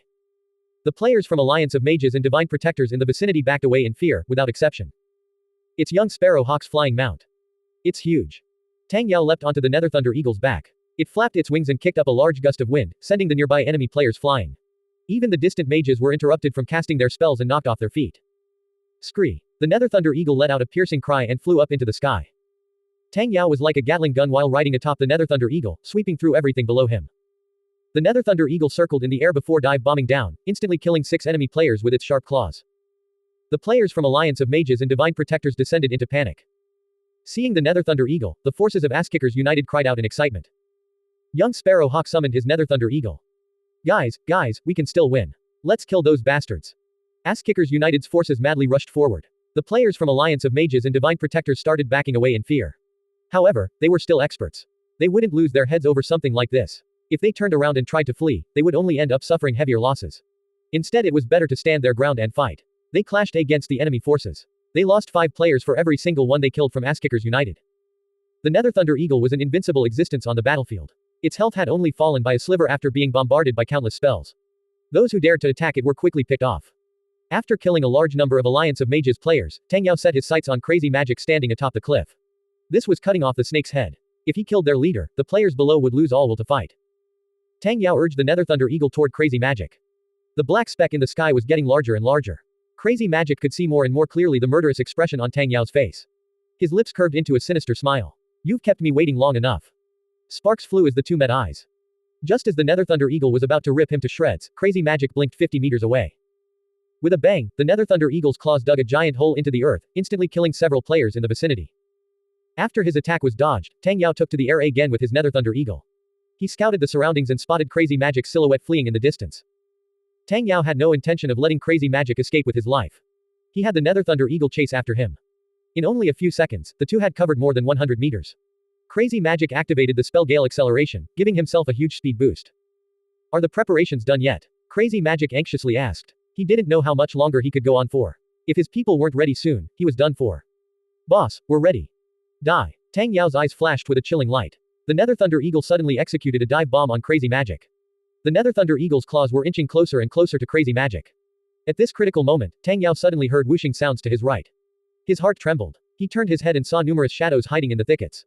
He had been completely focused on killing his target. He never expected it was all a trap.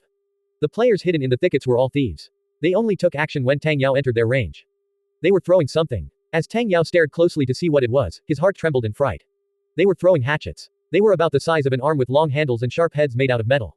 Even more frightening was that the blades were smeared with a green poison. Throwing hatchets were fairly uncommon items with high attack power. Throwing weapons were the nemesis of all flying mounts. The 30-meter altitude that flying mounts normally flew at was too high for them to reach. However, Tang Yao had gotten close to the ground for the sake of chasing Crazy Magic. He was completely vulnerable. The Nether Thunder Eagle would definitely suffer serious injuries if all these throwing hatchets hit. Flying mounts could be lightly wounded, moderately wounded, and heavily wounded. It would only take a few hours to recover from light injuries. However, heavy injuries required a special type of medicine and up to a week of rest to fully recover. Unlike players, they couldn't be healed by drinking a potion. If left untreated for long enough, the flying mount could even die. Reviving flying mounts generally wasn't possible. Tang Yao hurriedly urged his Nether Thunder Eagle to execute a barrel roll. It was a high-difficulty evasive maneuver. Whoosh, whoosh, whoosh. Several dozen hatchets flew past Tang Yao. Two still managed to hit the Nether Thunder Eagle. It cried out in pain as blood splattered out. Another hatchet lightly grazed Tang Yao's cheek, causing him to break out in a cold sweat. Shit, that was dangerous. The Nether Thunder Eagle had only been hit by 2 hatchets. Its injuries were light, so it wasn't in any immediate danger for the time being. The players from alliances of mages and divine protectors had been laying here in ambush for a long time. Tang Yao wasn't stupid. He immediately knew this was a trap. He stopped chasing after Crazy Magic and turned tail to flee. The poison smeared on the blades of the 2 hatchets was rapidly spreading and influenced the Nether Thunder Eagle's speed. Thankfully, it wasn't by much, and he could still escape. Crazy Magic believed 10 or more hatchets would hit. Like this, the Nether Thunder Eagle would suffer moderate injuries, and its speed and maneuverability would be greatly impacted. It would have given them the perfect opportunity to kill it. However, he didn't expect Tang Yao to execute such a difficult aerial evasive maneuver. Thieves, ready your hatchets again. Don't let him get away. We have to take down his Nether Thunder Eagle, no matter what. Crazy Magic anxiously shouted. This opportunity wasn't easy to come by. They couldn't let it slip past them. A total of 26 thieves from Alliance of Mages and Divine Protectors chased after the Nether Thunder Eagle. They couldn't throw a second time right away since they had a cooldown. Furthermore, the number of throwing hatchets each of them could carry was limited to 2. There wasn't enough time. The Nether Thunder Eagle was going to escape. Just as Tang Yao was about to escape, he sensed something off in the air. He heard a rustling in the thickets, followed by a strange cry. What is that? Crazy Magic asked. Did Ass-Kickers United come with reinforcements? I don't know. A giant creature suddenly emerged out of the trees. It had a long serpentine body and a pair of transparent insect-like wings growing on its back. It appeared to be slithering through the air as its wings flapped non-stop. It's a wind serpent. An Alliance of Mages player cried out. Wind serpents were a type of flying mount. At present, the flying mount leaderboard already had 3 entries. The Nether Thunder Eagle was rank 1, a white-maned griffin was rank 2, and the wind serpent was rank 3. Among all flying mounts, wind serpents were a fairly weak species. Their physical attacks were rather lackluster. However, they had a powerful secret weapon, and that was their highly potent poison. They could shoot it to deal lethal damage. So, their combat strength was still fairly high. That said, any flying mount was an invincible existence to ordinary players. A shadow priest was riding on top of the wind serpent. He was wearing a black cloak which completely hid his appearance. The entrance of the wind serpent was too sudden. Both Tang Yao and Crazy Magic were caught off guard. The wind serpent's rider clearly didn't belong to Alliance of Mages or Ass-Kickers United. Countless experts existed inside Conviction. Even Nie Yan didn't dare to claim he was unrivaled. After reincarnating, he had used the experiences of his past life to raise the strength of his guild as much as possible. A top player from Ass-Kickers United could easily face off against 3 or more top players from Alliance of Mages or Divine Protectors. This was already extremely impressive. However, as for the number of hidden experts, or the number of players that didn't reveal their name on the level leaderboards, that was hard to say. This shadow priest had popped out of nowhere. Any power that could obtain a flying mount at this stage of the game certainly wasn't ordinary. Hey, how strong are wind serpents? Tang Yao whispered Nie Yan. Information related to various flying mounts was fairly limited online. Other than the name, he was clueless on wind serpents. You encountered a wind serpent? Nie Yan asked in surprise. Yeah, why? If you've encountered a wind serpent, blast it with lightning, then get the hell away. Whatever you do, don't get hit by its poison. Nie Yan warned. Even though wind serpents were fairly low-rank flying mounts, their poison was extremely frightening. If the Nether Thunder Eagle was hit, it would suffer at least moderate injuries. Nie Yan had learned from Guo Wai that Ass-Kickers United's forces hunting demon beasts around the Hilton stronghold had suffered ambushes en masse. His heart was extremely anxious. He paused his leveling and hurriedly rushed to the battlefield of the main expedition team with Xie Yao. His Faulkner warhorse had recently died, so he couldn't summon it right now. He could only go there by foot. At this moment, he all the more realized his need for a flying mount. He definitely had to hatch the Darkwing Dragon as soon as possible. Ordinary flying mounts were trash compared to the Darkwing Dragon. Furthermore, his mobility would significantly increase, which made rescuing guildmates in trouble much more convenient. After hearing Nie Yan's words, Tang Yao's heart trembled. Seeing the Wind Serpent chasing after him, he hurriedly had the Nether Thunder Eagle fly to the side. The Wind Serpent's actions were clearly hostile. Scree. The Nether Thunder Eagle shot lightning at the Wind Serpent. The Shadow Priest immediately had the Wind Serpent perform a roll mid-air, dodging the lightning. Seeing the Nether Thunder Eagle take action against the Wind Serpent, Crazy Magic ecstatically cried out in the voice chat that Wind Serpent is our ally. Everyone, shoot the Nether Thunder Eagle down. Thieves, throw your hatchets. Tang Yao was about to flee, when dozens of throwing hatchets came flying at him. The hatchets were fast approaching. Seeing Tang Yao in a hard spot, the Shadow Priest had long since maneuvered the Wind Serpent to block off his escape path. Tang Yao's expression sank. He was being pincered from the front and rear. It appeared there was no escaping this time. Just as the hatchets were about to hit, Tang Yao hurriedly ascended. He managed to avoid most of the hatchets, but 5 still landed. The Nether Thunder Eagle let out a miserable screech as its blood rained down from the sky. Good opportunity. Seeing this, the Shadow Priest cracked a sinister smile. The Wind Serpent let out a hissing cry, then shot out a glob of green poison.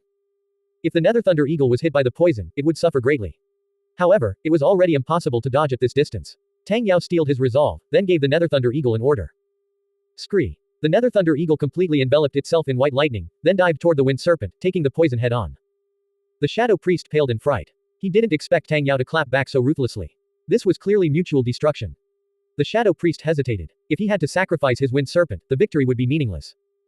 The Shadow Priest hurriedly ordered his Wind Serpent to pull back, planning to deal with the Nether Thunder Eagle afterwards. At this moment, a giant lightning bolt split the sky and came striking down from overhead, stunning the Wind Serpent. Countless electric currents crackled around the Wind Serpent as it fell from the sky. The Shadow Priest had already lost control. In a battle, the Wind Serpent was still at a huge disadvantage. After all, the Nether Thunder Eagle was of a higher rank. Tisk, he didn't die, Tang Yao muttered. He was disappointed the lightning bolt didn't hit the Shadow Priest, or else it would have been an instant kill. After being afflicted with the highly potent poison of the Wind Serpent and struck by so many throwing hatchets, the Nether Thunder Eagle was heavily injured. Tang Yao didn't dare to dally and quickly made his escape. The Nether Thunder Eagle flew up into the air, escaping the range of the throwing hatchets. Shit, he got away. Crazy Magic cursed. The Nether Thunder Eagle was already nothing more than a small speck in the sky. Catching it was no longer possible. With a loud crash, the Wind Serpent fell into the thickets below, toppling several large trees over when it hit the ground. Boss, should we go over and take a look? A thief asked.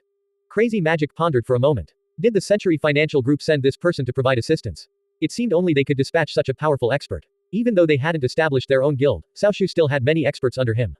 The country's most mysterious gaming organization, Direwolf, was rumored to also be under his control. As for how strong this gaming organization was, no one knew. However, it was believed they had many top experts under their wings. Unlike most professional players, this group didn't chase fame and reputation. Instead, they worked hard to earn the extremely generous salary the Century Financial Group paid them. After operating in the virtual reality industry for many years, the Century Financial Group had at least this kind of card hidden up their sleeves. The Shadow Priest had helped them. Crazy Magic naturally believed he was someone dispatched by the Century Financial Group. Let's go over, Crazy Magic said. He brought 20 thieves along with him toward the Wind Serpent. After a while, the Wind Serpent recovered from being stunned and wobbled back to its feet. The Shadow Priest looked up to the sky. The Nether Thunder Eagle was already long gone. He could only give up. Hearing rustling sounds in the distance, the Shadow Priest turned his head and saw Crazy Magic leading 20 thieves towards him. Friend, are you from Direwolf? Crazy Magic shouted while waving his hand. With 20 thieves by his side, Crazy Magic could put up a decent fight. However, seeing the size of the Wind Serpent, he couldn't help but feel intimidated. The Wind Serpent was 10 meters long with a thick and powerful body. It was only a bit smaller than a wyvern. As its red tongue flickered in and out, it looked like it could swallow someone whole at any moment. The Shadow Priest didn't respond. His face was hidden behind the cloak, so his expression couldn't be seen. Crazy Magic furrowed his brows. Controlling his temper, he said, Friend, if you're from Direwolf, come down and let's talk. The Shadow Priest still didn't answer. Crazy Magic was starting to get angry. Even if this fellow had a Wind Serpent, so what? He was still the leader of a guild. This other side was giving him no face at all. The several thieves were resisting the urge to curse out in anger. If it wasn't for Crazy Magic restraining them, they would have already let loose with all sorts of foul obscenities. As the Shadow Priest stared at Crazy Magic's group, his eyes flashed with a cold glimmer. The previously calm Wind Serpent suddenly let out a loud hiss and spat a glob of poison their way. Crazy Magic was shocked. Seeing the Wind Serpent attacking him, he blinked to safety 50 meters away. However, the thieves he left behind weren't so lucky. The poison was like a torrential downpour, hitting 3 of the thieves. They let out miserable screams and collapsed to the ground. 2 nearby thieves were also lightly splashed with the poison. They didn't make it more than 10 meters before collapsing to the ground. The wind serpent's poison was too potent. You son of a bitch. How dare you attack us? Fuck. Kill him. The thieves had already used up their throwing hatchets to deal with the Nether Thunder Eagle. They had no way to deal with the wind serpent. It instantly turned into a bloodbath. The 20 thieves from Alliance of Mages were being crushed like ants. They had no way of putting up a fight. Some of the faster ones managed to escape.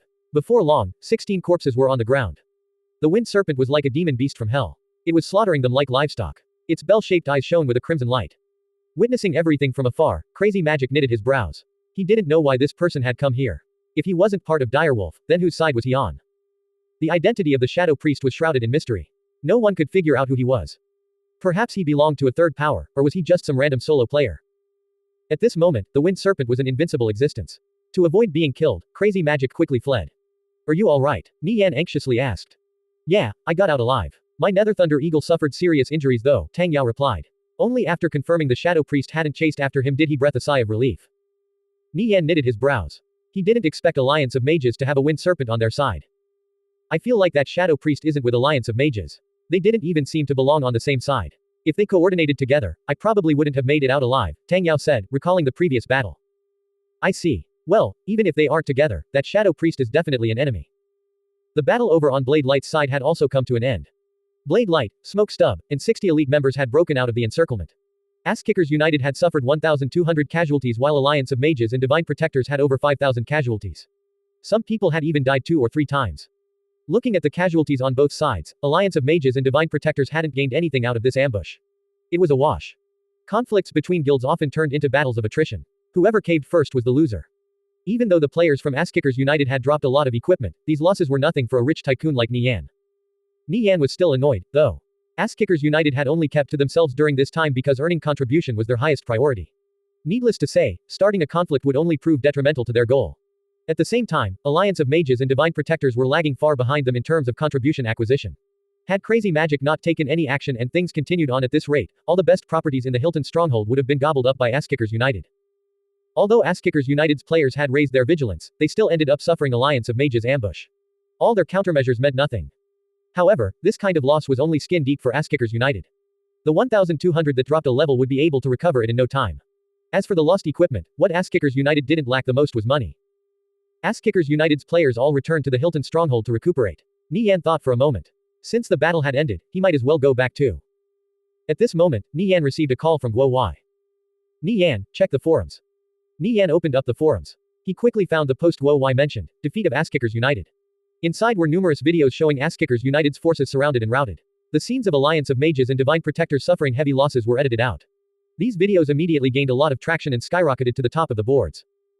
Ass-Kickers United was defeated. Why isn't there any information on Ass-Kickers United's side? I heard Ass-Kickers United returned to the Hilton Stronghold beaten black and blue. Right now, they're recovering in their villa. Wow, this is the first time Ass-Kickers United has been defeated. The clueless ate it all up. Some Ass-Kickers United players tried to respond to explain the situation. However, their comments were mysteriously buried to oblivion. These several hundred videos occupied the front page of the Viridian Empire boards. Nie Yan snickered. Alliance of Mages and Divine Protectors were too childish, resorting to such petty tricks. What do? We can't let things continue on like this, Guo Wai said. The longer these videos stayed in the limelight, the more it would impact the morale of the guild. I'll post a response, Nie Yan chuckled. He made a new post on the forums. What are you writing? I'll find people to upvote your post, Guo Wai said. He immediately got in touch with the players below him. When Nie Yan's post went live, Guo Wai checked the forums. Alliance of Mages and Divine Protectors, do you have the balls to publicize the casualties on both sides? It was merely a single-line response. Nie Yan's tone was quite brash too. However, Guo Wai was already used to it. He smiled to himself. Sometimes, a few simple words was the best way to solve a problem. He started looking for people to upvote Nie Yan's post. The first to bump the post were Tang Yao, Blade Light, Smoke Stub, then Undying Scoundrel, Natural Fiend, and the others. Before long, the post had received more than 60 upvotes. Seeing Nie Yan's post, many players grew curious and clicked it. When they discovered the poster was Nirvana Flame, they immediately became starstruck. I'm admiring a god close-up. First. Players were constantly replying to the post. Some replies had meaningful discussions while others contributed very little. In the blink of an eye, the post rose to the top of the forums. Seeing Nie Yan's words, players started growing suspicious. Was there something fishy about these videos? They couldn't help but become curious about the casualties of the battle between Ass-Kickers United and Alliance of Mages. Was it like what the videos described, with Ass-Kickers United being completely crushed? Before long, interest in the casualties far surpassed that of the videos. Crazy Magic sat in a church in the Hilton Stronghold. He was monitoring the forums. The idea of the edited videos was planned by his subordinates. Even though it was a bit clumsy, it still had some effect. Seeing Nie Yan's post, he coldly snorted. This was a masterful riposte. The attention of the players immediately shifted to the casualties on both sides. This was what they didn't want to reveal the most. Before long, someone obtained the results of the battle. Ass-Kickers United had suffered 1,200 casualties while Alliance of Mages and Divine Protectors had suffered over 5,000. Players were left speechless. With these kind of numbers, Alliance of Mages and Divine Protectors still had the face to claim they won. Ass-Kickers United's combat strength was too frightening. On average, each of their players could take on 5 top-ranked players from Alliance of Mages and Divine Protectors. If a player encountered 5 equal-level enemies, or even several levels lower opponents, even if their equipment was good, they would still die. Only classes like Thieves and Paladins stood a chance of escaping with their lives. However, winning generally wasn't possible. Among players, those who could win 1 versus 3 were already few and far between. Those who could win 1 against 10,000 simply didn't exist. If a player really suffered an ambush from 10,000 players, not even a trace of their corpse would remain. Take for example the top elites of Alliance of Mages and Divine Protectors. These players managed to rise to the top of the ranks among hundreds of thousands of others, earning themselves the status of elites. They were all extremely skilled. Yet Ass-Kickers United's players had completely crushed them. This difference was simply too great. It left people speechless. A commotion erupted in the forums. Even though Ass-Kickers United had returned to the Hilton stronghold beaten and bruised, no one said anything any longer. Nie Yan and Xie Yao returned to the Hilton stronghold and turned in their demon subjugation quests. Nie Yan rose to level 96 while Xie Yao rose to level 85. Their leveling speed was astonishing. Besides this, Xie Yao headed to the administrative hall and bought a property. This property was located next to Nie Yan's villa. It was quite large and could accommodate a tier 16 shop. Such a property could be said to be priceless. Every extra property snagged by them signified another huge source of income in the future. Nie Yan discovered that there were less and less properties for sale. 2 of the prime real estate properties he had been eyeing had already been purchased by others. He had no idea who the buyer was. They were quite quick. It appeared he would have to hurry up. The properties in the Hilton stronghold were limited. Once they were all taken, there would be no more. The 2 arrived at Nie Yan's villa in the Hilton stronghold. Inside, the players from Ass-Kickers United were gathered in groups of 2 and 3. Seeing Nie Yan walk in, they all greeted him. Boss. Boss, you're here. Nie Yan gazed at these brothers from Ass-Kickers United. Some of them had lost 1 or 2 pieces of equipment. Many had died once or twice. However, there wasn't the slightest bit of dejection on their faces. Even though they had been ambushed, they hadn't come out worse for wear. As Nie Yan walked through the villa, he heard the chatter of several players. I managed to kill 7 of those bastards from Alliance of Mages. I lost a piece of equipment, but it was totally worth it.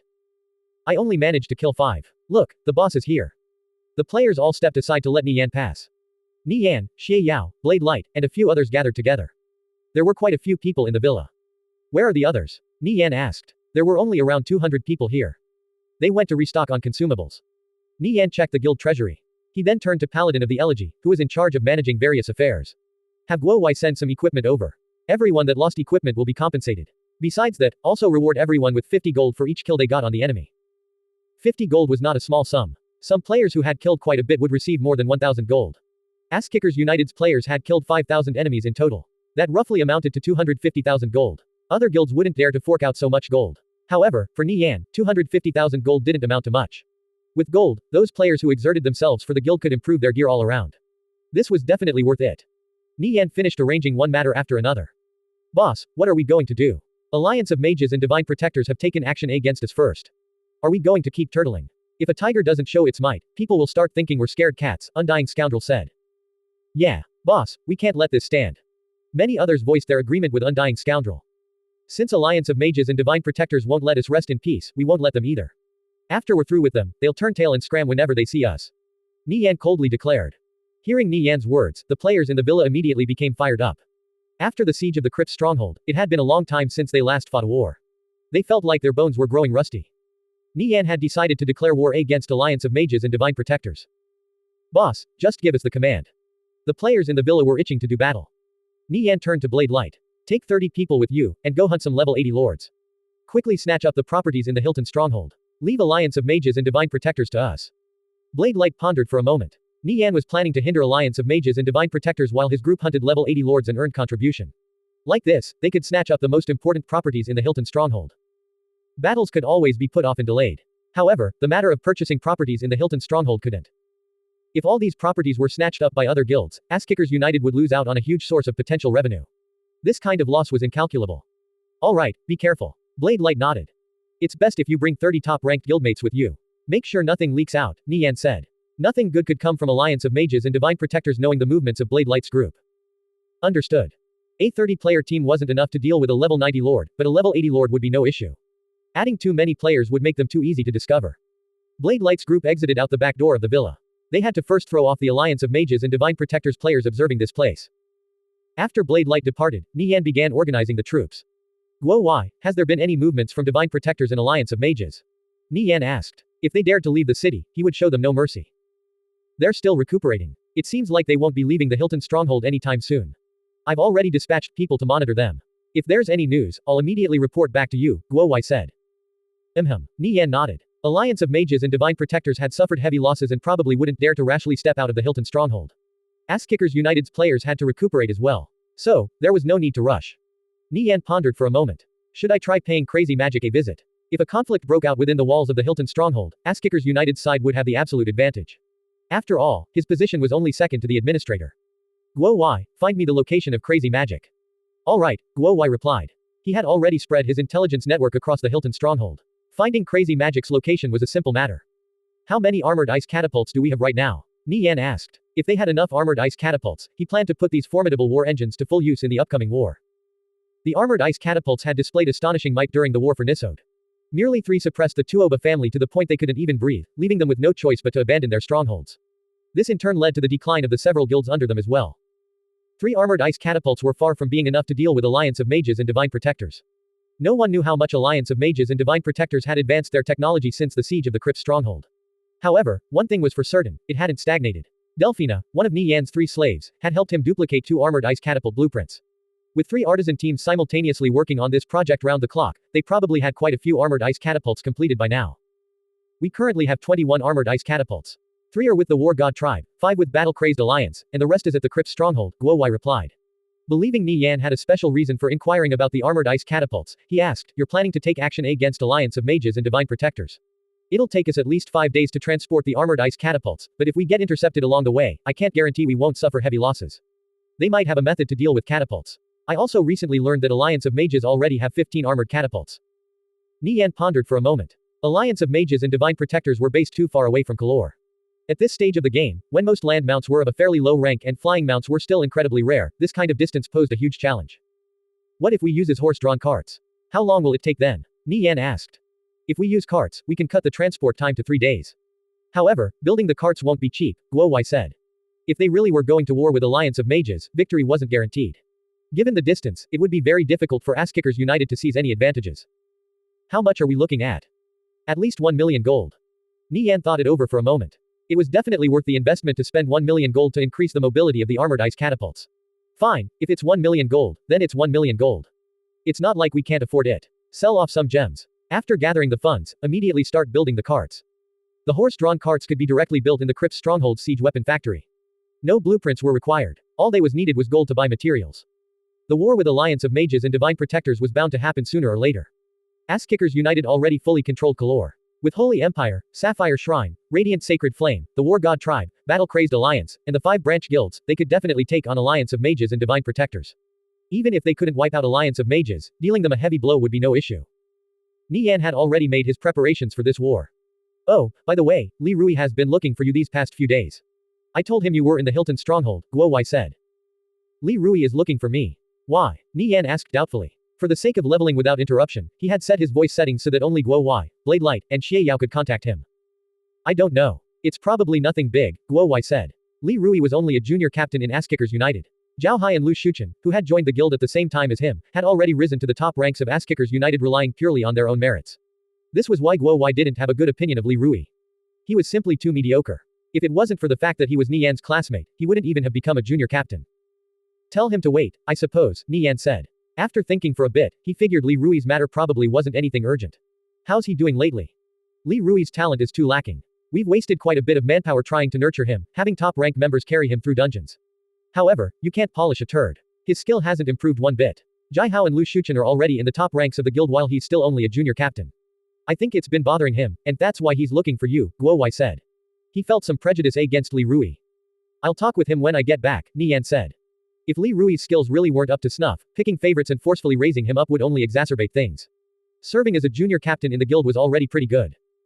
Since Nie Yan had given the word, Guo Wai didn't say anything more. He planned to reply to Li Rui. I've found Crazy Magic's location. He's at Christine's potion shop, Guo Wei said after receiving a report. Christine's potion shop was the Hilton Stronghold's sole NPC potion shop. The goods there were quite expensive, more than 30% higher than market price. At present, there were only 2 potion shops in the Hilton Stronghold.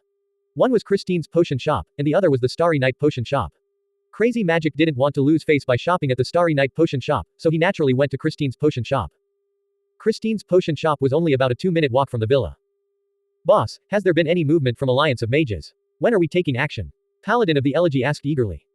Alliance of Mages and Divine Protectors are still recuperating. It seems like they won't be leaving the Hilton Stronghold anytime soon. I'm going to pay Crazy Magic a visit. You guys can remain on standby until the equipment from Kalor arrives, Nie Yan said. Nie Yan turned to Xie Yao. Let's go together. Alright, Xie Yao replied in an elegant manner. Nie Yan and Xie Yao departed from the villa and headed for Christine's potion shop. This place was a shabby building with only a single floor. Nie Yan and Xie Yao immediately attracted the attention of the Alliance of Mages and Divine Protectors players in the vicinity. As Nie Yan glanced at the surrounding players who were pretending they were merely passers-by and inwardly sneered. These people had probably already informed Crazy Magic. Nie Yan and Xie Yao leisurely walked through the streets while chatting. After learning Nie Yan was approaching, Crazy Magic asked a subordinate beside him, how many players does Nirvana Flame have with him? The players tailing him were reporting that it's just him and his girlfriend. Crazy Magic knitted his brows. It certainly wasn't a coincidence that Nirvana Flame was coming in his direction. He recalled the incident with Heaven Breaker and inwardly warned himself not to fall into the same hole. The thought of leaving Christine's potion shop never crossed Crazy Magic's mind. If he fled like some scared rat every time he encountered Nirvana Flame, he would become a laughingstock. Nie Yan and Xie Yao stepped into Christine's potion shop. At the same time, Crazy Magic turned around and gazed in their direction. Crazy Magic was accompanied by a dozen players, all of whom were elites in Alliance of Mages. Nie Yan and Crazy Magic met eyes. The atmosphere inside the shop instantly grew tense as the smell of gunpowder filled the air. Sensing something off, the unaffiliated patrons hastily retreated off to the side. Isn't that Nirvana Flame? I think so. That other guy is Crazy Magic, the guild leader of Alliance of Mages. I heard Alliance of Mages and Asskickers United have been butting heads a lot recently. Yeah, they're sworn enemies. I wonder what's going to happen. Didn't they only just fight each other? The players whispered amongst themselves. Alliance of Mages and Asskickers United, neither were existences that could be provoked by the likes of them. At this moment, an elderly NPC in luxurious gray robes rushed out to the front. He was slim with white hair and beard and had a dignified air about him. The players were puzzled. Why did he come out? This old man was Christine. He was the owner of this potion shop. All the potions used by the NPCs of the Hilton Stronghold were supplied by him, making him a relatively well-known character within the Stronghold. He also held the lofty title of Earl. Most players never got the opportunity to meet him, since he rarely showed himself in the store. And even fewer had the opportunity to buy potions from him, since he only sold to players with a high status. Only a lucky few could buy rare and precious potions from him. In the past, several players had continuously bothered Christine in an attempt to do business with him. One of them had even attained the title of Baron. In a fit of rage, Christine called the guards and had them all locked up in the dungeon for almost a week. A lesson was learned that day. From then on, players inwardly vowed to never provoke Christine. Meeting Christine wasn't easy. This opportunity definitely couldn't be missed. Of the players present, several who had some status tidied up their clothes and prepared to meet him. Perhaps they could obtain a few potions. However, Christine paid them no heed as he headed straight for Nie Yan. It's an honor to meet you, Grand Scholar, no, Saint Nirvana Flame. Christine respectfully greeted. Christine dropped a bomb with his words. Everyone was staring at Nie Yan in shock, including Crazy Magic who felt like tremors were going off in his heart. Grand Scholar, Saint, just what kind of titles were these? None of them had ever heard of either of these two titles before, but they immediately understood they were of an incredibly high rank. The system of hierarchy and conviction was ironclad. If even an earl like Christine was so respectful to Nie Yan, one could imagine what kind of existence he was in the Hilton Stronghold. Crazy Magic clenched his fists as he felt a suffocating pressure on his chest. He had guessed that Nie Yan's status in the Hilton Stronghold was extremely high previously in the administrative hall. Although he was also the leader of a top guild in the Viridian Empire, the difference between the two of them was too great. No other guild leader could be like Nie Yan and truly become the very backbone of their guild. It was precisely Nie Yan's existence that created the undefeated legend of Asskickers United. In the previous ambush, did Asskickers United really lose? Alliance of Mages and Divine Protectors had suffered just over 4 times the casualties to take out only 1,200 players from Asskickers United. This kind of result could hardly be called a victory. Hello, Earl Christine. Nie Yan nodded. Nie Yan's indifferent attitude once more shocked the players present. He actually spoke to a high-rank NPC in such a manner. How daring. Christine said a few words, then stood a few meters by Nie Yan's side. His bearing was very humble. Nie Yan gazed at Crazy Magic. Everyone was nervously waiting to see what Nie Yan was going to say. They knew whatever he said would surely blow up on the forums. Let's have our final battle in Karul's realm of death.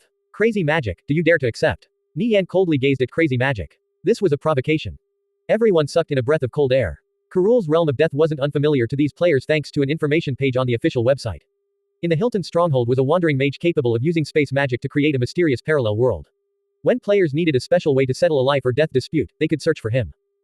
The realm of death had its own special rules. Players would be teleported to a certain point on the map. They would have to contend against the harsh environment as well as their enemies. If you died inside the realm, you would lose 5 levels and drop 3 pieces of equipment, then be teleported out. If it was a group battle between 1,000 or more players, the map would have 10 points. One side had to first capture every point and then occupy all of them for an hour to achieve victory. As such, battle would break out near these points. In this type of war, one's leadership, ability, adaptability, and understanding of the surroundings all played crucial roles. Losing 5 levels and 3 pieces of equipment was an extremely frightening prospect for most players. Unless it was a life or death feud, no one would be willing to go to such a place. Everyone was staring at Crazy Magic. They were all wondering if he would accept. Hearing Nie Yan's words, Crazy Magic's heart trembled. If he accepted Nie Yan's challenge, in a 1000 vs 1000 battle, Alliance of Mages had no chance of winning. Ass-Kickers United's players were simply too powerful. Alliance of Mages had far too few experts to be a match for Ass-Kickers United. On the other hand, if he got cold feet and refused with so many people watching, he would become a laughingstock once this video was published online. What are your terms? Crazy Magic asked, pretending to be calm. At the same time, he was live streaming what was happening to Cao Shu. Crazy Magic was a smart man. The Century Financial Group was their backer. For now, he could only push these problems to them. City of the Lost. This was a small city in the Satrine Empire. In a cathedral in the center of the city, Cao Shu was pensively watching Crazy Magic's live stream. Because he saw their immense growth potential, he previously wanted to acquire Ass-Kickers United. They turned him down. Since he failed to acquire them, if they were allowed to continue to grow, they would one day pose a great threat to him. He used Victorious Return and Radiant Sacred Flame to deal with them, from petty tricks to full-blown wars. However, he never expected that they would only grow stronger with each battle before finally taking control of all of Kalor, leaving him with no choice but to abandon his investments there. Ass-Kickers United's astonishing growth also drove the sudden expansion of the Dragonsaur Financial Group and World Block in the virtual reality industry. These two powers were gaining a larger and larger foothold, pushing the Century Financial Group out. The dissolution of Bloodthirst Blades and the investment of the Dragonsaur Financial Group into the virtual reality industry had already caused the Century Financial Group's market share to drop by 1%. If Ass-Kickers United continued to grow stronger and swallowed up Alliance of Mages and Divine Protectors too, he could hardly imagine the consequences. Conviction's popularity was ever increasing. This was a fat slab of meat that no one was willing to give up on. Naturally, Cao Shu wasn't willing to cede his share to others either. His feud with Ass-Kickers United had reached the boiling point. One of them had to go down. Hearing Nie Yan's provocation through the video, the hand Cao Shu was holding his cup with paused for a little. He took a deep breath. Nie Yan's move was ruthless. By bringing the battle to the realm of death where both sides had to have equal numbers, Alliance of Mages was simply not Ass-Kickers United's opponent. It would practically be a one-sided slaughter. But if Crazy Magic refused, and word spread out, Alliance of Mages wouldn't even have the face to show themselves ever again. Hearing Crazy Magic's words, Nie Yan inwardly sneered. Under these circumstances, Alliance of Mages definitely wouldn't dare to accept because the realm of death had a rule where both sides had to have equal numbers. I want to bully you, what can you do about it? Ass-Kickers United and Alliance of Mages will put forward 3,000 players each to fight in the realm of death. Ass-Kickers United won't request any outside help. If Alliance of Mages feel their strength is inadequate, they can request the help of others. As for what we're betting on, excluding their main stronghold, the victor gets to annex 5 strongholds of their choosing from the other side. How about it? You scrub, do you dare to accept? Nie Yan asked. His tone was rude and filled with provocation. The dozen players accompanying Crazy Magic were so infuriated they wanted to go up and give Nie Yan a taste of their mind. Crazy Magic was still hesitating. If Alliance of Mages accepted, the consequences were unimaginable. He was still waiting for Cao Shu's reply. Everyone was staring at Crazy Magic, waiting for his answer. I think Alliance of Mages is afraid. I think so too. With equal numbers on both sides, Alliance of Mages is definitely no match for Ass-Kickers United. If I was Crazy Magic, I'd obediently admit defeat. The onlookers quietly discussed among one another. Boss, we're waiting for your word. If you agree, even though we know defeat is inevitable, we brothers will still fight it out with them. If you back down, we'll no longer have the face to stay in Alliance of Mages. We might as well resign, a priest said. He was Alliance of Mages #1 priest, Carefree Maple Sky. He was definitely an important voice in the guild. He's right, boss. We can die fighting, but we won't suffer disgrace. Another player chimed in. They were the elites of Alliance of Mages. They had their own pride. Cao Shu still hadn't responded. Crazy Magic found it hard to breathe under the pressure. If he agreed without the Century Financial Group's go-ahead, they would almost certainly lose. If he didn't agree, the whole guild might collapse considering how much sway Carefree Maple Sky and the others had. It was a lose-lose situation. Crazy Magic clenched his staff. Crazy Magic steeled his resolve. He was going to accept Nie Yan's challenge. He also had his own pride. As a guild leader, he had no choice but to make decisions based on reason rather than emotion. However, sometimes emotion still got the better of him. After being backed into a corner, the only choice left was to fight to the bitter end. Crazy Magic was about to give his answer, when his voice chat suddenly rang. Cao Shu's voice came out through the other end. Tell Nirvana Flame to set a date and time. These words were like a godsend for Crazy Magic. Alliance of Mages elites were absolutely no match for Asskickers United's. Defeat was guaranteed. However, things were different if the Century Financial Group took action. After operating in the virtual reality industry for so many years, Cao Shu had gathered countless experts under his banner. Did the Century Financial Group plan on dispatching Direwolf this time? Even though Crazy Magic wasn't familiar with Direwolf, like most, he had heard the rumors. There was a global leaderboard for professional players called the GP Rankings. It was quite prestigious, with countless top talents on it. One example was Crow, a European who was a godlike existence in the virtual reality game Hunter. He once reached the #1 spot in the GP rankings and maintained it for 6 months straight. Later on, he vanished without a trace. It was rumored he had been recruited into Direwolf by the Century Financial Group. However, the rumor was never confirmed. Another example was Raven, a Chinese player of the game Mercenary who stayed in the top 3 in the GP rankings for 2 years straight. Later on, he bought nearly 50 million yen worth of stocks in the Century Financial Group and then disappeared. The Century Financial Group's foundation definitely couldn't be looked down upon. In comparison, entities like the Dragonsaur Financial Group and World Block were lowly upstarts that had only recently entered the virtual reality industry. Crazy Magic's anxiousness faded away. He gazed at Nie Yan and said, "Go ahead. Name a time. How do you want to do this? Alliance of Mages will accompany you to the bitter end." Nie Yan had been observing Crazy Magic's expression the whole time. Based on the initial hesitation to the response full of bravado, he concluded Crazy Magic was in contact with someone, and that someone was most likely Cao Shu.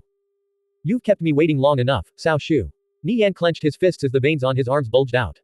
Their battle was only just beginning. Nie Yan understood Cao Shu wouldn't be as easy to deal with as people like Crazy Magic. He was like a crocodile lurking below the water's surface, waiting for the perfect opportunity to deal a fatal blow to its prey. The lessons of the previous timeline had taught Nie Yan to never underestimate an opponent like Cao Shu. Back then, battle-crazed Alliance, the War God Tribe, and countless other guilds had gradually been swallowed up by Cao Shu. Even though Asskickers United had tenaciously survived to this day, this matter still couldn't be treated lightly. "Tomorrow, 30 minutes after the server opens," Nie Yan replied. He didn't know how long this battle would last, or what kind of people Alliance of Mages would recruit. "Then it's settled," Crazy Magic said. He appeared much more confident than before. Nie Yan, with Crazy Magic responding so confidently, will there be a problem? Xie Yao whispered. "Since we've already issued the challenge, there's nothing to be afraid of," Nie Yan said. It didn't matter who Crazy Magic's side called over for help. Everything would be fine as long as they prepared adequately. He had faith in the players of Asskickers United. Nie Yan turned to Christine and asked, "Earl Christine, may I trouble you to be the witness of this battle?" "It would be my honor, Saint Nirvana Flame. I swear in God's name that I will oversee this match fairly," Christine replied. Having an NPC judge ensured that neither side could try anything funny. The meeting between Nie Yan and Crazy Magic in Christine's potion shop was posted online and instantly created a stir. News of the battle between Asskickers United and Alliance of Mages in the realm of death spread like wildfire, becoming the hot topic of conversation. The conflict between these two guilds was a long-standing one. But for it to be settled in such a way was rather unexpected. Players who died in the realm of death would lose 5 levels and 3 pieces of equipment. This kind of penalty caused many players to break out in a cold sweat. As the news spread, it quickly became the focus of attention and both parties could feel the pressure coming down on them. Whoever lost would undoubtedly have to swallow an extremely bitter pill. Nie Yan's challenge to Alliance of Mages was received quite positively by the players of Asskickers United. The guild chat was flooded with heated discussion. "Boss, we have your back. We've been sitting back long enough. This time, we'll definitely teach those bastards from Alliance of Mages a lesson." Alliance of Mages actually dared to accept. Is Crazy Magic an idiot? We're going to crush them. After learning they were going into battle, the players from Asskickers United grew endlessly excited. Guo Wai, organized 20,000 troops. Why? Guo Wai asked in confusion. To transport the armored ice catapults to Moonlight City. Guo Wai was stunned for a moment before his face lit up with excitement. "I understand. You sure are ruthless." Nie Yan planned to take advantage of the moment when all of Alliance of Mages and Divine Protectors elites were in the realm of death to transport the armored ice catapults. Without their elites or leaders present, Alliance of Mages had no chance of stopping the armored ice catapults. When the battle in the realm of death ended, if Asskickers United won, their armored ice catapults just happened to be in position to enter their newly acquired strongholds. With these strongholds as a strategic base, they could siege Alliance of Mages' other strongholds and attack Cao Shu's very foundation. As for losing, the thought never crossed Guo Wai's mind. Be careful of Angel Core interfering. However, it seems their plate is already full over in the Satrine Empire, so there probably isn't anything to worry about, Nie Yan said. The conflict in the Satrine Empire had never stopped. Angel Core had their own matters to deal with. I'll immediately pass down the order, Guo Wai said. He started convening Asskickers United players from various maps together. I'll give you a list of items in a bit. Have the people below you gather them, Nie Yan said. He began recalling various scrolls, potions, and special items and wrote them all down. The battle in the realm of death was too important. If spending an extra bit of gold allowed Asskickers United to suffer fewer losses, he would gladly take it. He decided to have his players stock up a few items prior to the battle in order to deal with Alliance of Mages. Alliance of Mages would also definitely prepare a large amount of scrolls, potions, and special items. Relying solely on the financial support of the Century Financial Group, Alliance of Mages would be lucky to bring out even 1 million gold. However, Nie Yan could take out 2 million, 3 million, or even more gold without any problems. He could crush alliance of mages to death with gold. Nie Yan checked his personal storage for gems and crystals. 20 magic crystals, 30 radiant crystals, 2 life crystals, and 1 power crystal were required to hatch the Darkwing Dragon egg. Nie Yan had previously put up a request for these items on the mission boards of the Union of Assassins. He had also mobilized the players in Asskickers United to help him search for radiant crystals. At present, he had gathered all but 1 life crystal. But without it, he couldn't hatch the Darkwing Dragon. It was truly vexing. Items like life crystals had pitifully low drop rates. Finding one was simply a matter of luck. If Nie Yan could hatch the Darkwing Dragon before entering the realm of death, Asskickers United's victory would be even more certain. Nie Yan pondered for a moment. He had the players below him post an anonymous request in the Mercenary Association, offering 100,000 gold for a life crystal. This kind of reward was enough to create a huge stir. As long as someone had one in their possession, even if they didn't want to sell, they would find it hard not to. It would be amazing if he could get his hands on one. However, if he couldn't, so be it. He still had many other things to do before entering the realm of death. Nie Yan recalled there was a secret shop in the Hilton stronghold. However, he had already forgotten its exact location. In the previous timeline, he only heard others talking about it but never checked it out himself. It was rumored even the cheapest consumables there cost more than 1,000 gold while the most ordinary items sold for tens of thousands of gold. Definitely not something he could hope to afford back then. Aside from the sky-high prices, one required at least 10,000 merit points to enter this secret shop. After killing so many demon beasts, Nie Yan had already accumulated 30,000 merit points. It was definitely enough. Nie Yan had never visited this secret shop in the previous timeline, so he didn't know its exact whereabouts. But from what he heard, it was in the vicinity. Nie Yan went to ask Ignatius. As a prominent resident of the Hilton stronghold, he should know at least this much. After a few minutes, Nie Yan pried out the location of the secret shop from Ignatius. Xie Yao and the other players of Asskickers United went off to level together. To prevent being discovered by Alliance of Mages, they moved covertly. Nie Yan prepared to set off to the secret shop by himself. Nie Yan had more than 10 people tailing him while walking down the street. However, once he decided to ditch them, there was no one who could follow him. Nie Yan went into stealth and entered a nearby alley, quickly shaking off his pursuers. After moving around in the narrow alleyways for 10 minutes, taking numerous twists and turns and passing through several passages that could only fit a single person, Nie Yan arrived in front of a shop. 2 fully armed guards stood by the entrance. Their silver-white armor appeared quite dazzling. These 2 guards were in charge of protecting the secret shop. They were normally quite arrogant, but once they saw Nie Yan, they hurriedly bowed and behaved with utmost respect. Nie Yan paid the entrance fee. Looking at his contribution, only 3,000 merit points had been deducted. This was probably one of the benefits of his Saint of the Hilton Stronghold title. Nie Yan entered inside and was greeted by a large hall with many shelves arranged on both sides. They were stocked with all sorts of goods. The person at the front counter was a tall middle-aged man in civilian attire. Nie Yan inspected him with transcendent insight. Peleg, level. Titles, Adventurer, Earl. Peleg greeted Nie Yan. Sir Nirvana Flame, welcome to my humble little shop, Peleg beamed. He had a capable air about him. Thank you, Nie Yan replied politely. He started browsing through the list of merchandise. Seeing the prices, Nie Yan's heart trembled. It seemed the rumors were not exaggerated. All sorts of special items were up for sale, such as the silk spinner ring and crawler ring.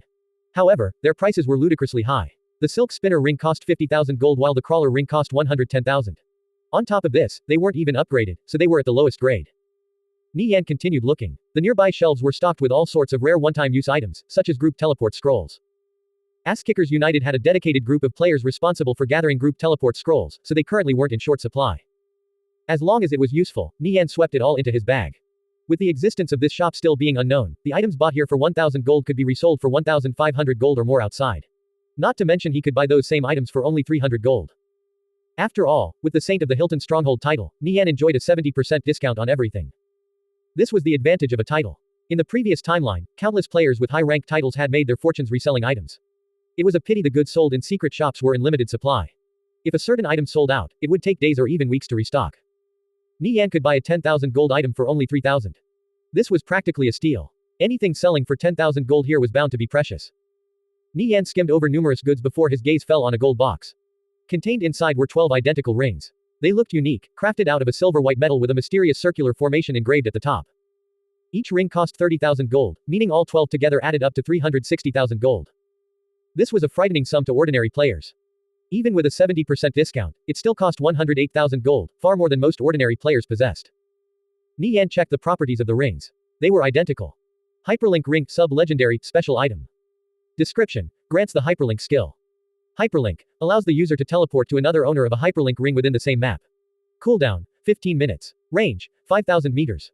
Reading the description of this skill, Nie Yan's heart trembled. This ring was quite nifty, especially in the right hands. The cooldown was short too, only 15 minutes. These 12 hyperlink rings were definitely worth their price. Peleg, do you have more of these hyperlink rings for sale? Nie Yan asked. I'm sorry Sir Nirvana Flame, I don't. Like other sub-legendary and legendary grade items, this set of hyperlink rings is unique. These 12 are the only ones in existence, Peleg explained. Since it was like this, Nie Yan could only drop the subject. However, to have 12 of them was still good. Nie Yan planned to give these 12 hyperlink rings to the top players of Ass-Kickers United. He already had their owners in mind, himself, Xie Yao, Tang Yao, Blade Light, Smoke Stub, Sun, King of the World, Young Seven, Painted Muslin, Sunny South, One Strike Vow, and Lust Boy. Of course Ass-Kickers United had many more experts. However, only 12 hyperlink rings existed. Besides the 12 hyperlink rings which cost 108,000 gold, Nie Yan bought many other useful items for the elites of the guild. Even though each and every single one of these items cost a small fortune, they were definitely worth it. After concluding his shopping spree, Nie Yan had spent a total of 600,000 gold to fill all 5 of his bags up with items. Nie Yan left the secret shop with a satisfied smile on his face. Next time, he would buy even more items to resell to others for a decent profit. However, there wasn't any time right now. He needed to prepare for the upcoming battle in the Realm of Death. Over in the Crypt Stronghold, players kept bringing all sorts of goods to Guo Wai, who in turn had them transported to the Hilton Stronghold as quickly as possible. Once there, Nie Yan would handle the rest. The reason Alliance of Mages ambush succeeded last time was in part due to their many scrolls. Those scrolls had caught Ass-Kickers United off guard, leading to a large amount of casualties. Otherwise, with the superiority of Ass-Kickers United's players, the final outcome might have been very different. Fighting fire with fire. If they were fighting to see who had more scrolls or gold, Nie Yan definitely wouldn't lose out to Alliance of Mages. Nie Yan had Ass-Kickers United's players return to the Hilton Stronghold. He then started distributing useful items to everyone. Every player received all sorts of items worth at least 1,000 gold in preparation for the upcoming battle. With the preparations finished, the only thing left was to wait for tomorrow. Alliance of Mages side had probably finished preparing too. Alliance of Mages players were all gathered in the slums north of the Hilton Stronghold. They had bought several houses here. They were quite remote and also extremely cheap. Due to how far they were from the heart of the stronghold, travel was inconvenient, a far cry from Nie Yan's personal villa. They had gathered a total of 1,200 top experts. Divine Protectors had also sent some of their best over. Cao Shu's side showed no sign of movement. That was to say, Guo Wai's information network had no way of infiltrating Direwolf and tracking their movements. Just what kind of existence was the Direwolf gaming organization for their number of experts to remain a complete mystery? A dark hand behind the scenes like Cao Shu's wouldn't allow Alliance of Mages to walk to their deaths. He would definitely dispatch some of his most trusted subjects to oversee this battle. It seemed achieving victory in the realm of death wouldn't be too easy. However, Nie Yan would finally get a chance to meet the experts under Cao Shu's control. Regarding hatching the Darkwing Dragon before entering the realm of death, Nie Yan didn't hold any extravagant hopes. He was even about to give up, when Guo Wai sent word a life crystal had been found. Nie Yan was elated. He hurriedly called up Guo Wai. Someone is selling a life crystal. Nie Yan asked. Yeah, we've already made contact with him. That bastard's really greedy. He isn't willing to sell even for 100,000 gold, Guo Wai said. 50,000 gold was already a sky-high price for a life crystal. However, the other party still considered Nie Yan's offer too low. Nie Yan frowned. How much does he want? I'm guessing he knows we're desperate. That's why he's trying to milk us for as much as he can. He said 200,000 gold, no less, or all negotiations are off. Exchanging equipment is fine too, Guo Wai said, his eyes flashing with killing intent. 200,000 gold for a life crystal. How about you go rot in a hole instead? Exchanging equipment, Nie Yan pondered for a moment, then asked, what kind of equipment does he want? Some experts didn't particularly care for gold, since they had plenty of it. At their level, top quality equipment was much more attractive, the kind that couldn't be bought even if you had the money. If they came in possession of a relatively rare item, they generally wouldn't sell it but would rather exchange it for equipment instead. Top quality Shadow Priest equipment, and he's picky. That guy's equipment is pretty good too. He has quite a few pieces of sub-legendary grade equipment. He even has a legendary grade staff, Guo Wai said. A Shadow Priest with amazing equipment. Nie Yan's heart trembled. Shadow Priests were the least played class, with next to no experts. Only 2 players came to mind, that fellow on the Wind Serpent who attacked Tang Yao and Black Heaven's big brother. What's that person's name? Black Hell, Guo Wai replied. It really is him. What a small world, Nie Yan muttered. He didn't expect to meet Black Hell again. A life crystal wasn't something that could be obtained purely by luck. A certain amount of skill was required too. The fact that Black Hell had managed to obtain one wasn't strange. You know him. He's Black Heaven's big brother. Oh, so it's like that. Since he's an acquaintance, that makes things much easier, Guo Wai said. Black Heaven was a huge pain in the beginning. But after getting to know everyone, he gradually blended in. Although he was a recluse by nature, he respected people with ability. If Ass-Kickers United was full of trash, he probably wouldn't have stayed for very long. He initially looked down on everyone in the guild. However, after meeting Undying Scoundrel and the others and losing several times to them in one-on-one duels, then witnessing the skill of Blade Light, Smoke Stub, and the rest, his view changed. Afterwards, when everyone got familiar with one another, they realized Black Heaven himself wasn't too bad either. Since Black Hell was his big brother, there was no harm in having him do the negotiations. First, see if we have any good Shadow Priest equipment. We shouldn't try taking advantage of him, Nie Yan said. If he could obtain a life crystal, trading away a few pieces of equipment was definitely worth it. Nie Yan, can we try recruiting Black Hell? I mean, Black Heaven is already here, Guo Wai asked. It'll be difficult. I've already tried but failed. He seems to have some special attachment to the Dark Hero Guild. Black Hell wasn't wearing a guild emblem, though. He's a solo player. I heard a while back some Shadow Priest in Dark Hero slaughtered more than 20 of their guildmates, including the guild leader, and then withdrew from the guild. Maybe that's him. Nie Yan hadn't heard about this incident. This wasn't odd. Guilds like Dark Hero were basically ants compared to Ass-Kickers United. Why would he pay them any heed? Even if Guo Wai happened to learn about their matters, he wouldn't bring it up either. Whatever drama broke out within these guilds was inconsequential to Ass-Kickers United. Black Hell withdrew from Dark Hero. Nie Yan found this piece of news hard to believe. Since Black Hell was currently guildless, Nie Yan had a chance of recruiting him to Ass-Kickers United. How skilled is that fellow? Guo Wai excitedly asked. Everyone could see how skilled Black Heaven was. Since Black Hell was the big brother, he shouldn't be too bad either. He's definitely a godly Shadow Priest. If he joined Ass-Kickers United, he could easily place within the top 5 of the entire guild, Nie Yan replied. The top 5 within Ass-Kickers United, this was a position many players strived for but could never hope to reach. Guo Wai's heart shook. Just what did this signify? Right now, the top 5 in Ass-Kickers United were Nie Yan, Blade Light, Smoke Stub, Sun, and Tang Yao in that order.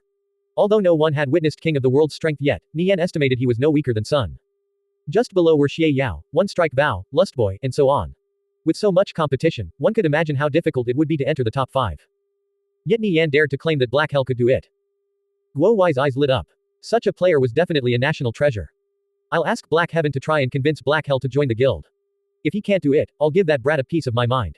Guo Wai said in high spirits. He quickly went to contact Black Heaven. Black Heaven likely also wanted Black Hell to join Ass-Kickers United. It now all depended on what Black Hell wanted. Last time, his choice was to stay in Dark Hero, probably because his attachment to the guild was too deep.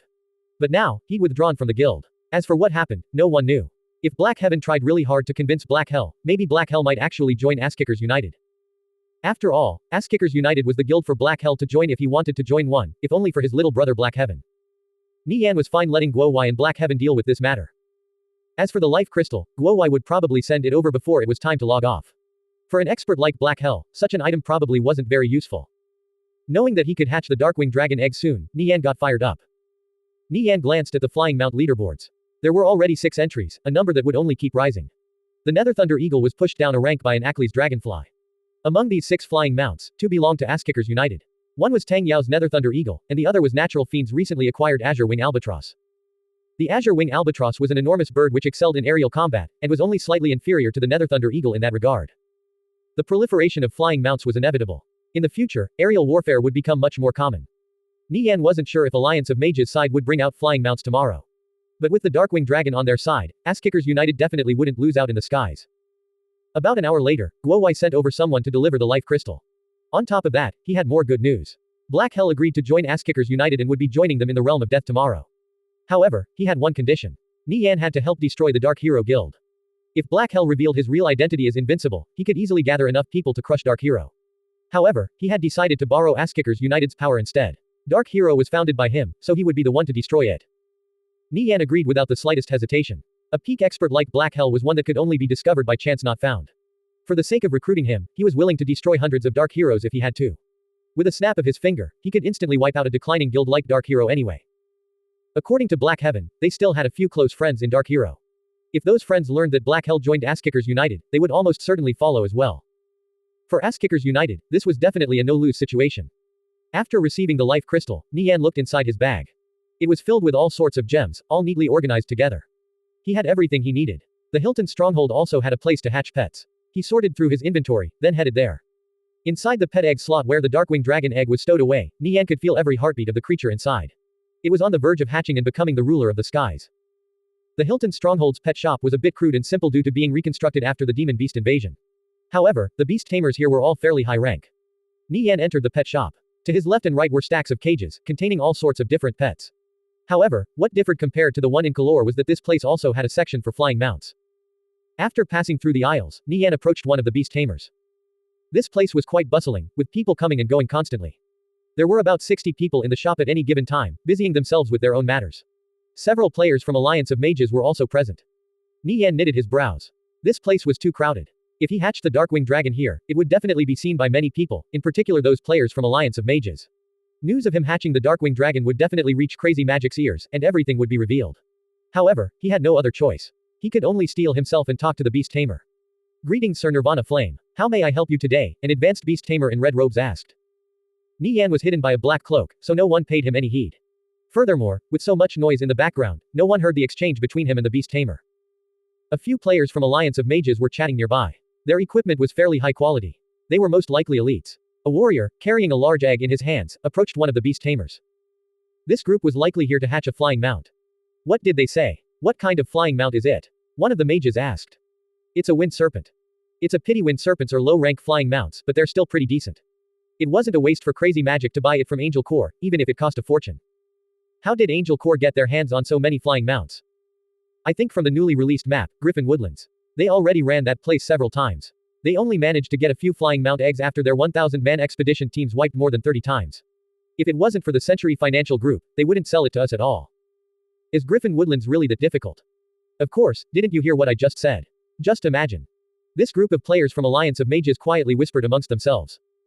As the Beast Tamer gently stroked and caressed the egg, a small serpent broke out of the shell. It had a pair of transparent wings growing on its back, flapping up and down non-stop as it floated in the air. It was quite small, looking exactly like a miniature version of the wind serpent that Tang Yao had encountered before. Similar to the Nether Thunder Eagle, it could also change its size. Those with no knowledge of flying mounts would never realize that this little snake was actually a powerful creature. It hatched. An Alliance of Mages player excitedly cried out. The group played with the wind serpent and chatted for a while before leaving the pet shop together. Watching their backs disappear behind the pet shop's entrance, Nie Yan had a pensive look on his face. For Angel Corps to be willing to give away a flying mount, a lot of machinations had to be going on in the background. It seemed Alliance of Mages was really putting everything on the line here. However, a wind serpent was an ant-like existence compared to a Darkwing Dragon. Even if Alliance of Mages brought out several flying mounts, Nie Yan would still thoroughly crush them. Seeing much fewer people in the shop, Nie Yan spoke to the Beast Tamer. I'd like to hatch this egg. Nie Yan handed over all the crystals and the Darkwing Dragon egg to the Beast Tamer. This is a dragon egg. The Beast Tamer stammered. He cautiously accepted the Darkwing Dragon egg, then wholeheartedly devoted himself to pouring the energy of the crystals into it. As the Darkwing Dragon absorbed the energy within the crystals, they gradually transformed into useless rocks. Nie Yan felt the life energy within the egg growing stronger by the second. The creature inside was rapidly growing. A moment later, with a slight tremble, it started breaking out of its shell. Peck, peck, peck, cracks spread across the shell. Nie Yan's eyes lit up with excitement. A new life was about to be born. The Beast Tamer was fully concentrated on the hatching process. At this moment, the other players in the shop started taking notice. They curiously stared at the egg in the Beast Tamer's hands. This was their first time seeing such an egg, so their interest was piqued. They wondered what kind of creature would hatch. Looking at the Beast Tamer, his expression was quite anxious as sweat dripped from his forehead. What is that? Who knows, probably a flying mount. Just a while ago, 2 people came to hatch their flying mount too. Right now, there are more and more flying mounts. I bet it's just an ordinary flying mount. Hiding himself with a cloak, does he think he's a big shot or something? A player harumphed. He was clearly having a case of sour grapes. Nie Yan ignored these players. He was solely focused on the egg in the Beast Tamer's hands. The tightness in his chest grew more and more intense. Since Nie Yan was covered in a black cloak, no one could see his expression, which was filled with nervousness and expectation. Obtaining a flying mount was a far-fetched dream for many players. In the previous timeline, Nie Yan could only gaze in envy as others rode on their flying mounts. However, now he would finally have his own. With a loud crack, the Darkwing Dragon finally broke out of the egg. It curiously gazed around at the world. Its eyes resembled black pearls and shone with intelligence. It flapped its wings and started flying up. The Darkwing Dragon looked like a large bird. However, it had many of the distinct characteristics of a dragon. It was a type of winged dragon. Its entire body was onyx black, with a fat round belly, a pair of powerful claws under its wings, and strong legs brimming with strength. Its speed both in the air and on the ground wasn't to be underestimated. Compared to a true dragon, the Darkwing Dragon was a bit smaller. An uproar erupted in the pet shop. What creature is that? It kinda looks like a bird. No, a dragon. The players were all guessing. As the Darkwing Dragon flew around, its eyes swept through the players in the shop before finally stopping on Nie Yan. It could feel a sense of kinship from him. It flapped its wings and flew over to him before landing on his shoulder and nestling itself against his neck. A peculiar feeling arose from Nie Yan's heart. He could feel a connection with the Darkwing Dragon, allowing him to give it orders. Seeing players gathering around him, Nie Yan quickly recalled the Darkwing Dragon into his pet space, then made his way out of the pet shop. Seeing Nie Yan's back, the players started ferociously discussing with each other. That was a dragon, right? Who the heck was that guy? Only now did players think to check the flying mount leaderboards. Several new entries had appeared, and occupying the top spot was the Darkwing Dragon. Damn, it really was a dragon. What an unbelievable guy. Maybe that was Nirvana Flame. I heard he obtained an amazing flying mount egg, but couldn't hatch it yet. The Darkwing Dragon was a fairly high-rank existence even among dragons. It boasted powerful darkness magic, and though its close combat ability was average, it was still far stronger than an ordinary dragon. At the same time, its magic and physical resistances were some of the highest out there. Reading the information found online, the players in the pet shop felt even more shocked. Some of them couldn't help but imagine how amazing it would be if they could walk out of the door and ride off on their own Darkwing Dragon. However, such thoughts were followed by deep sighs. Let alone a Darkwing Dragon, they couldn't even afford an ordinary flying mount.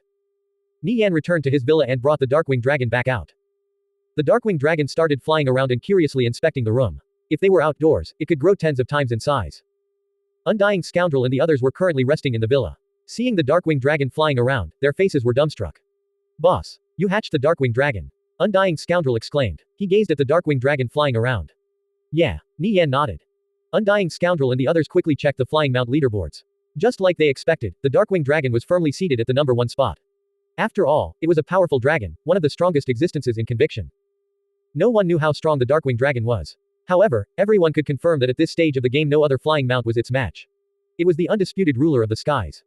The Asskickers United players became even more confident of their chances of victory in the realm of death. With a powerful dragon on their side, what was there for them to be afraid of? It was the perfect time to go to war. Nie Yan checked the Darkwing Dragon's information page. Darkwing Dragon, Flying Mount. Attack type, Dragon Breath Physical. Armor type, Divine. Health, 250,000. Defense, 12,000. Magic resistance, 1,000. Poison resistance, 1,000. Physical resistance, 1,000. The information page contained every stat in detail. Nie Yan only did a brief scan. He would go over them more closely later on. However, he could confirm that the Darkwing Dragon was far stronger than any ordinary flying mount. For example, even if it had to fight 3 of Tang Yao's Nether Thunder Eagles at the same time, it would still easily come out on top.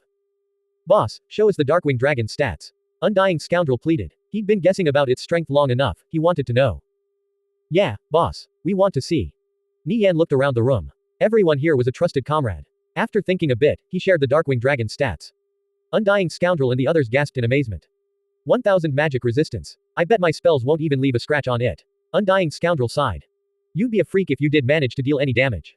Did you look at the Darkwing Dragon's defense type? It's divine armor. I'm guessing only attacks from catapults and ballistas can really damage it. As Nie Yan was analyzing the Darkwing Dragon's stats and deciding on which ones to focus on, there was movement on the side of Alliance of Mages. A group of 60 players wearing black cloaks appeared outside the small residential area which served as a temporary base for Alliance of Mages. These people radiated a mysterious and stifling pressure. Receiving news of their arrival, Crazy Magic hurriedly rushed out to greet them. It's a pleasure to meet you, Crow. I welcome you on behalf of Alliance of Mages, Crazy Magic greeted. The warrior called Crow didn't bother responding. Crow and the players accompanying him were cold and indifferent, much to the indignation of the Alliance of Mages players. Even though Crazy Magic was inwardly steaming at being disrespected like this, he still had a fawning expression on his face. He understood this group couldn't be provoked. Leaving aside the fact they worked directly under Cao Shu, all of them were extraordinary characters in their own respect. You're too kind, Crazy Magic, an arcane mage called Raven answered. Raven was also Chinese. He appeared to be a good talker. On the other hand, Crow's arrogance was clearly written on his face. These 60 players were the elites of Direwolf. Ordinary players had only heard of them but never seen them in action. Nie Yan was more or less the same. All he knew was that Cao Shu had nurtured this organization for many years. Crazy Magic invited Crow, Raven, and the rest inside to discuss the upcoming war. Nie Yan was still in the villa, when he received word that Black Hell was looking for him. He's finally here, Nie Yan muttered. He still recalled how he had almost lost in their previous duel. He was more than willing to welcome an expert like this into the guild. Nie Yan headed out to greet Black Hell. The two met outside the villa's entrance. We meet again, Nie Yan said, looking Black Hell up and down. His equipment had vastly improved since they last met. His staff was crafted out of an extremely pure darkness crystal. Crystals were the best catalysts for channeling magic and the go-to material for top-quality staffs. At the same time, the greater the purity of the crystal, the greater the damage bonuses for magic corresponding to the crystal's element. Guo Wei's eyes weren't mistaken. This staff was legendary grade. Black Hell chuckled and nodded. Black Hell still had that indifferent calmness about him. However, hidden behind it was now also a hint of loneliness and bleakness. Nie Yan understood Black Hell's personality and didn't ask about Dark Hero. Welcome to Asskickers United, Nie Yan said with a sincere expression. Thanks. After learning of Black Hell's arrival, Black Heaven rushed over from the west side of the Hilton stronghold. He excitedly shouted, Big brother. Black Heaven had matured quite a bit. Black Hell patted his shoulders with a proud look on his face. Big brother, since you've left Dark Hero, forget all that happened. The past is the past. You have us here, Black Heaven said. Black Hell chuckled. It seemed like my decision to have you join Asskickers United was correct. You've grown quite a bit. Black Heaven laughed while scratching his nose. Dark Hero was famous in several popular virtual reality games and bore an invincible legend, having never once been defeated. The members of Dark Hero felt a strong sense of belonging to the guild. Even after it disbanded, many people still thought back to its glory days as well as their old guild leader, Invincible. Nothing lasts forever. Invincible was now Black Hell. Black Heaven believed he would never again find a guild where he could feel the same sense of belonging like he did back in the glory days of Dark Hero. However, to his surprise, he quickly blended into Asskickers United. From Black Heaven's point of view, Asskickers United greatly resembled Dark Hero during its peak. He believed Black Hell would also quickly fit in here. This place had many trustworthy brothers. Nie Yan was also excited about Black Hell joining. It was almost time for the servers to go down. After finishing their preparations, the players from Asskickers United logged off around the villa. They would set off together to the realm of death first thing tomorrow. Nie Yan and Xie Yao logged off. Spending most of the summer in Nie Yan's room, their first semester of university life was about to begin. The top military academy was located in West City, roughly a 3-hour drive from Huahai. Xie Jun had already bought them a villa there. In order to avoid attracting any attention, Nie Yan and Xie Yao moving there would be kept a secret. Nie Yan and Xie Yao were both students of the top military academy. This also served as a form of protection. The people targeting Xie Yao likely wouldn't take any action near the academy. Xie Jun firmly believed that Xie Yao's kidnapping attempt was orchestrated by Lu Rui's father. However, he couldn't find any concrete evidence. So all he could do was dispatch people to closely monitor Lu Rui's father, preventing him from making any big movements. Since the villa has already been bought, how about we move in today? Nie Yan suggested. World Block was on the right track. As long as nothing happened to the War God tribe, it would be as steady as Mount Tai. Xie Yao thought for a moment. Moving into the new villa now or in a few days made no difference. She nodded. Sure. Nie Yan gave Father Nie a call and explained his intentions. Father Nie agreed. With how developed the roads were, visiting Nie Yan would only take 3 hours. He also suggested sending over a security team to escort them, but Nie Yan turned this idea down. More people would just make them a bigger target. After packing up their things, Nie Yan started up his Thrawn and drove off with Xie Yao toward their new home in West City. Nie Yan couldn't help but recall his past life. When he went off to university, he felt a sense of loneliness watching the fleeting scenery behind him and the receding view of Huahai. He was moving away to a faraway place, and his future was uncertain, filling him with a sense of loss and anxiousness. Now, however, he could peek through the fog and see his own future. Even more than that, he had Xie Yao close by his side. About 3 hours later, Nie Yan and Xie Yao arrived outside the entrance of their new villa. It was built right beside a mountain, secluded and peaceful. The area was filled with red maples. The top military academy was only a 10-minute drive away, so the commute was pretty convenient. Nie Yan checked the villa's security systems. It was definitely top-notch. Before coming here, Nie Yan had already got in touch with Bayonet. He would leave Bayonet in charge of protecting his parents. As for him and Xie Yao, he could handle most situations that came their way himself. So long as a top expert on the same level as Bayonet didn't appear, his skills were enough, though that wasn't to say he wasn't a bit anxious. The two didn't bring any servants along, so they would have to do all the housework themselves. After tidying up the place, Nie Yan couldn't help but wonder if this would be the beginning of them living together. Nie Yan gazed at Xie Yao wiping the nearby table. Right now, she was already starting to look like a housewife. To his surprise, he also noticed that her figure had grown a lot more fiery than before. Her chest especially seemed to be overflowing. Nie Yan couldn't help but wonder if this was his handiwork. The Xie Yao of his past life wasn't nearly as well developed as her present counterpart. She also started exuding the charm of a young married woman, though he hadn't actually eaten her up yet. Nie Yan, should we take a look around the school? Xie Yao dropped what she was doing and asked. Sure, we could use the fresh air. Nie Yan nodded.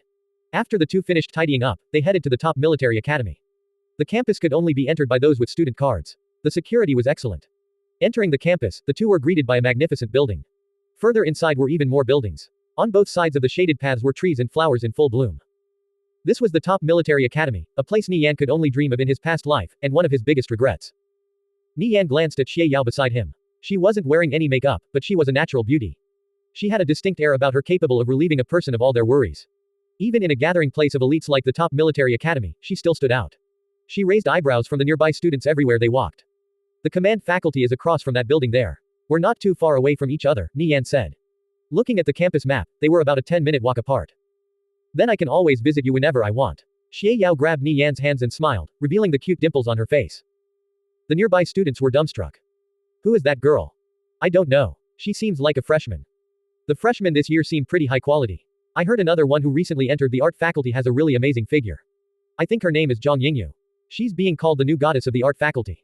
Now look, another one has appeared. Too bad she already has a boyfriend. Some of the gossipy students whispered amongst themselves. The gazes directed at Nie Yan were filled with envy, cursing his good luck for finding such a beautiful girlfriend. On the other hand, far fewer people were paying attention to Nie Yan. He wasn't particularly handsome, and he definitely didn't stand out in this place filled with high-class elites. However, he also didn't seem like a frog trying to eat swan meat. Nie Yan naturally didn't pay attention to the gossip around him. Gazing at the enormous and grand campus, he couldn't help but smile. It seemed like his future in the top military academy wouldn't be boring. What took him by surprise was that Zhang Yingyu had arrived before them, and it seemed by quite a bit. Thinking about it, the enrollment time for the art faculty was fairly early. The start of the semester was still a week away. Nie Yan and Xie Yao strolled around the campus before grabbing a bite to eat. They spent the rest of the afternoon working out in the gym, then returned to their villa at around 5 o'clock. After arriving back home, Nie Yan prepared a simple meal for dinner. Though Xie Yao also knew how to cook, his culinary skills were a notch better. When he had to live alone in his past life, he had no choice but to prepare his own meals. So, he became a pretty good cook. 3 dishes and soup, though a bit light, the food was delicious. Xie Yao's evaluation of Nie Yan went up yet again. She couldn't help but wonder how he made these simple dishes so delicious. As the two cleared away the plates, a homely atmosphere sprouted between them. In the blink of an eye, the clock struck 6. We should log back into the game, Nie Yan said, looking at the time. His expression turned serious. He knew the outcome of today's battle would play a crucial role in the future of Ass-Kickers United. Yeah, Xie Yao nodded. Seeing Nie Yan turn serious, she was a bit dazed. She inwardly gloated at the fact Zhang Yingyu would never know that he was the coolest when he was serious. She was his closest friend and lover. This was a position Zhang Yingyu could never take. She had no need to feel uneasy. 2 game capsules were set up in their bedroom. They were far more advanced than the ones back in Huahai. The two stepped into their game capsules and entered conviction. Nie Yan and Xie Yao walked out of the villa in the Hilton stronghold and gazed at the plaza outside. They were greeted by the sight of a large crowd of Ass-Kickers United players. They were fully equipped and ready to set out. The other players walking by had expressions of awe on their faces. They were simply observers. Seeing the players of Ass-Kickers United in high spirits, Nie Yan also got fired up. Boss, you're here. The players from Ass-Kickers United erupted with thunderous cheers which shook the whole plaza. The passers-by were completely flabbergasted. What a frightening display of morale.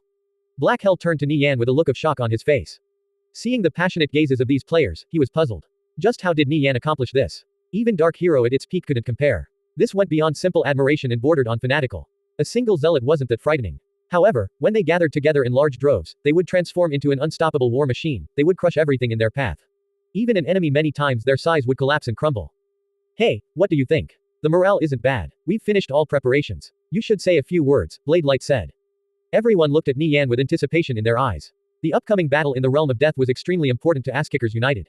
All players would be watching. It didn't matter how much outside help Alliance of Mages brought. Losing was not an option. Seeing all these familiar faces before him, Nie Yan's heart was filled with emotion. Nie Yan suddenly had a lot of things he wanted to say. Calming his mind, he faced the crowd. Do any of you know how many battles we've fought since Ass-Kickers United was established? Hey, I doubt many people still remember. Even I've lost track myself. But I still remember our first battle. Sparrow Hawk, I, and the rest of our group were ambushed and surrounded by Victorious Return.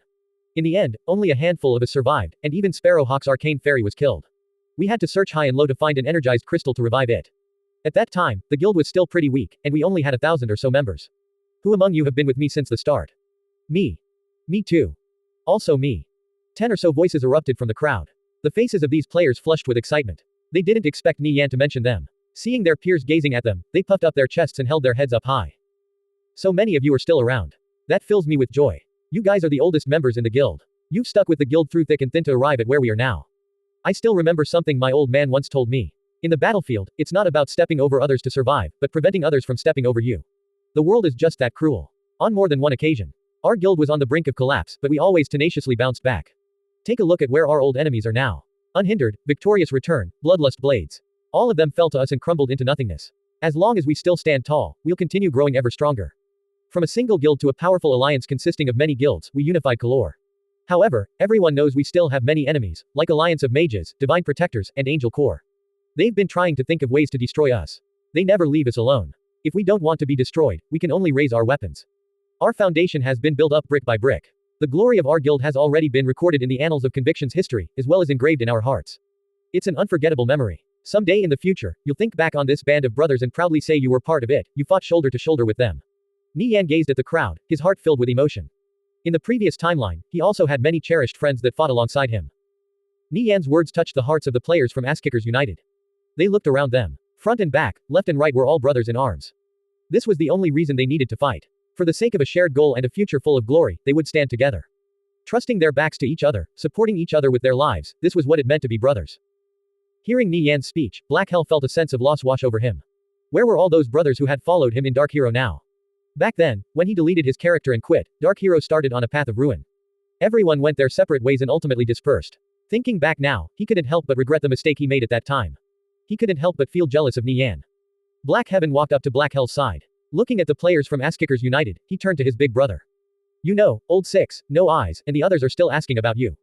Even though you've changed your name, you're still the same invincible in our hearts. It's funny. I still remember that time when Smirk and those bastards killed No Eyes. You dared to storm into their guild headquarters all by yourself, killing more than 100 of their players. I told myself back then that you were my big brother, and the only one I would ever recognize. Black Hell wanted to say something, but he was interrupted by Black Heaven. When you deleted your character, we searched everywhere for you. You entered Conviction and changed your name to Black Hell, so I named myself Black Heaven. I didn't say a word when you decided to return to Dark Hero in secret. I knew it was for the sake of that woman. In the end, you had me leave and join Asskickers United. When I first arrived here, I didn't fit in and looked down on everyone. But then I lost to Scoundrel in a one-on-one duel. It was then that I began to respect them. When I started running dungeons with them, Bladelight and Smoke Stub taught me many things. I learned the meaning of being in a team and gradually blended in.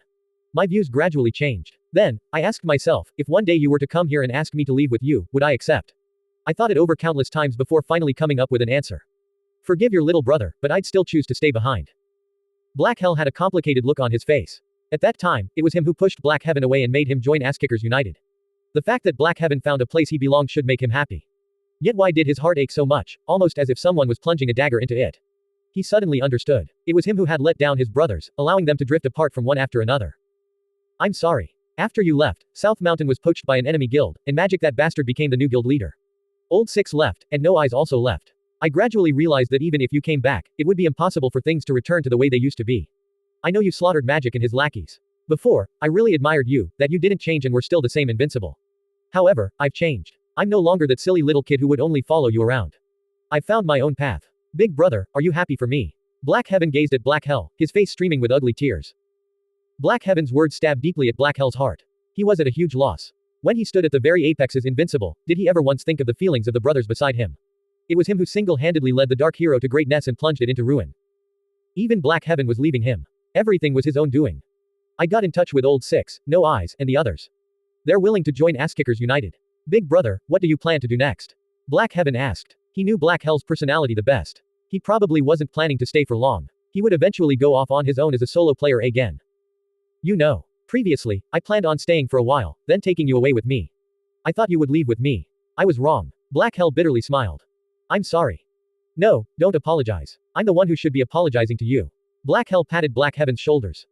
Wherever you go, I'll always be your brother. Black Heaven said firmly. I don't know why, but I've suddenly given up on leaving. Maybe I'm getting old. I'll stay here and wait for Old Six, No Eyes, and the others to come. Black Hell laughed brightly, as if a burden was lifted from his shoulders. What harm was there in staying for a while? He wanted to see just what kind of guild Asskickers United was for it to influence Black Heaven so deeply. Nie Yan's impassioned speech set ablaze the crowd. Nie Yan naturally didn't believe he was charismatic enough to have every single member of Asskickers United follow him blindly. What mattered was that they had a deep attachment to the guild. With so many close brothers around them, they would form an unbreakable link in the collective whole. Today, they had to win. On an occasion like this, everyone would rise together.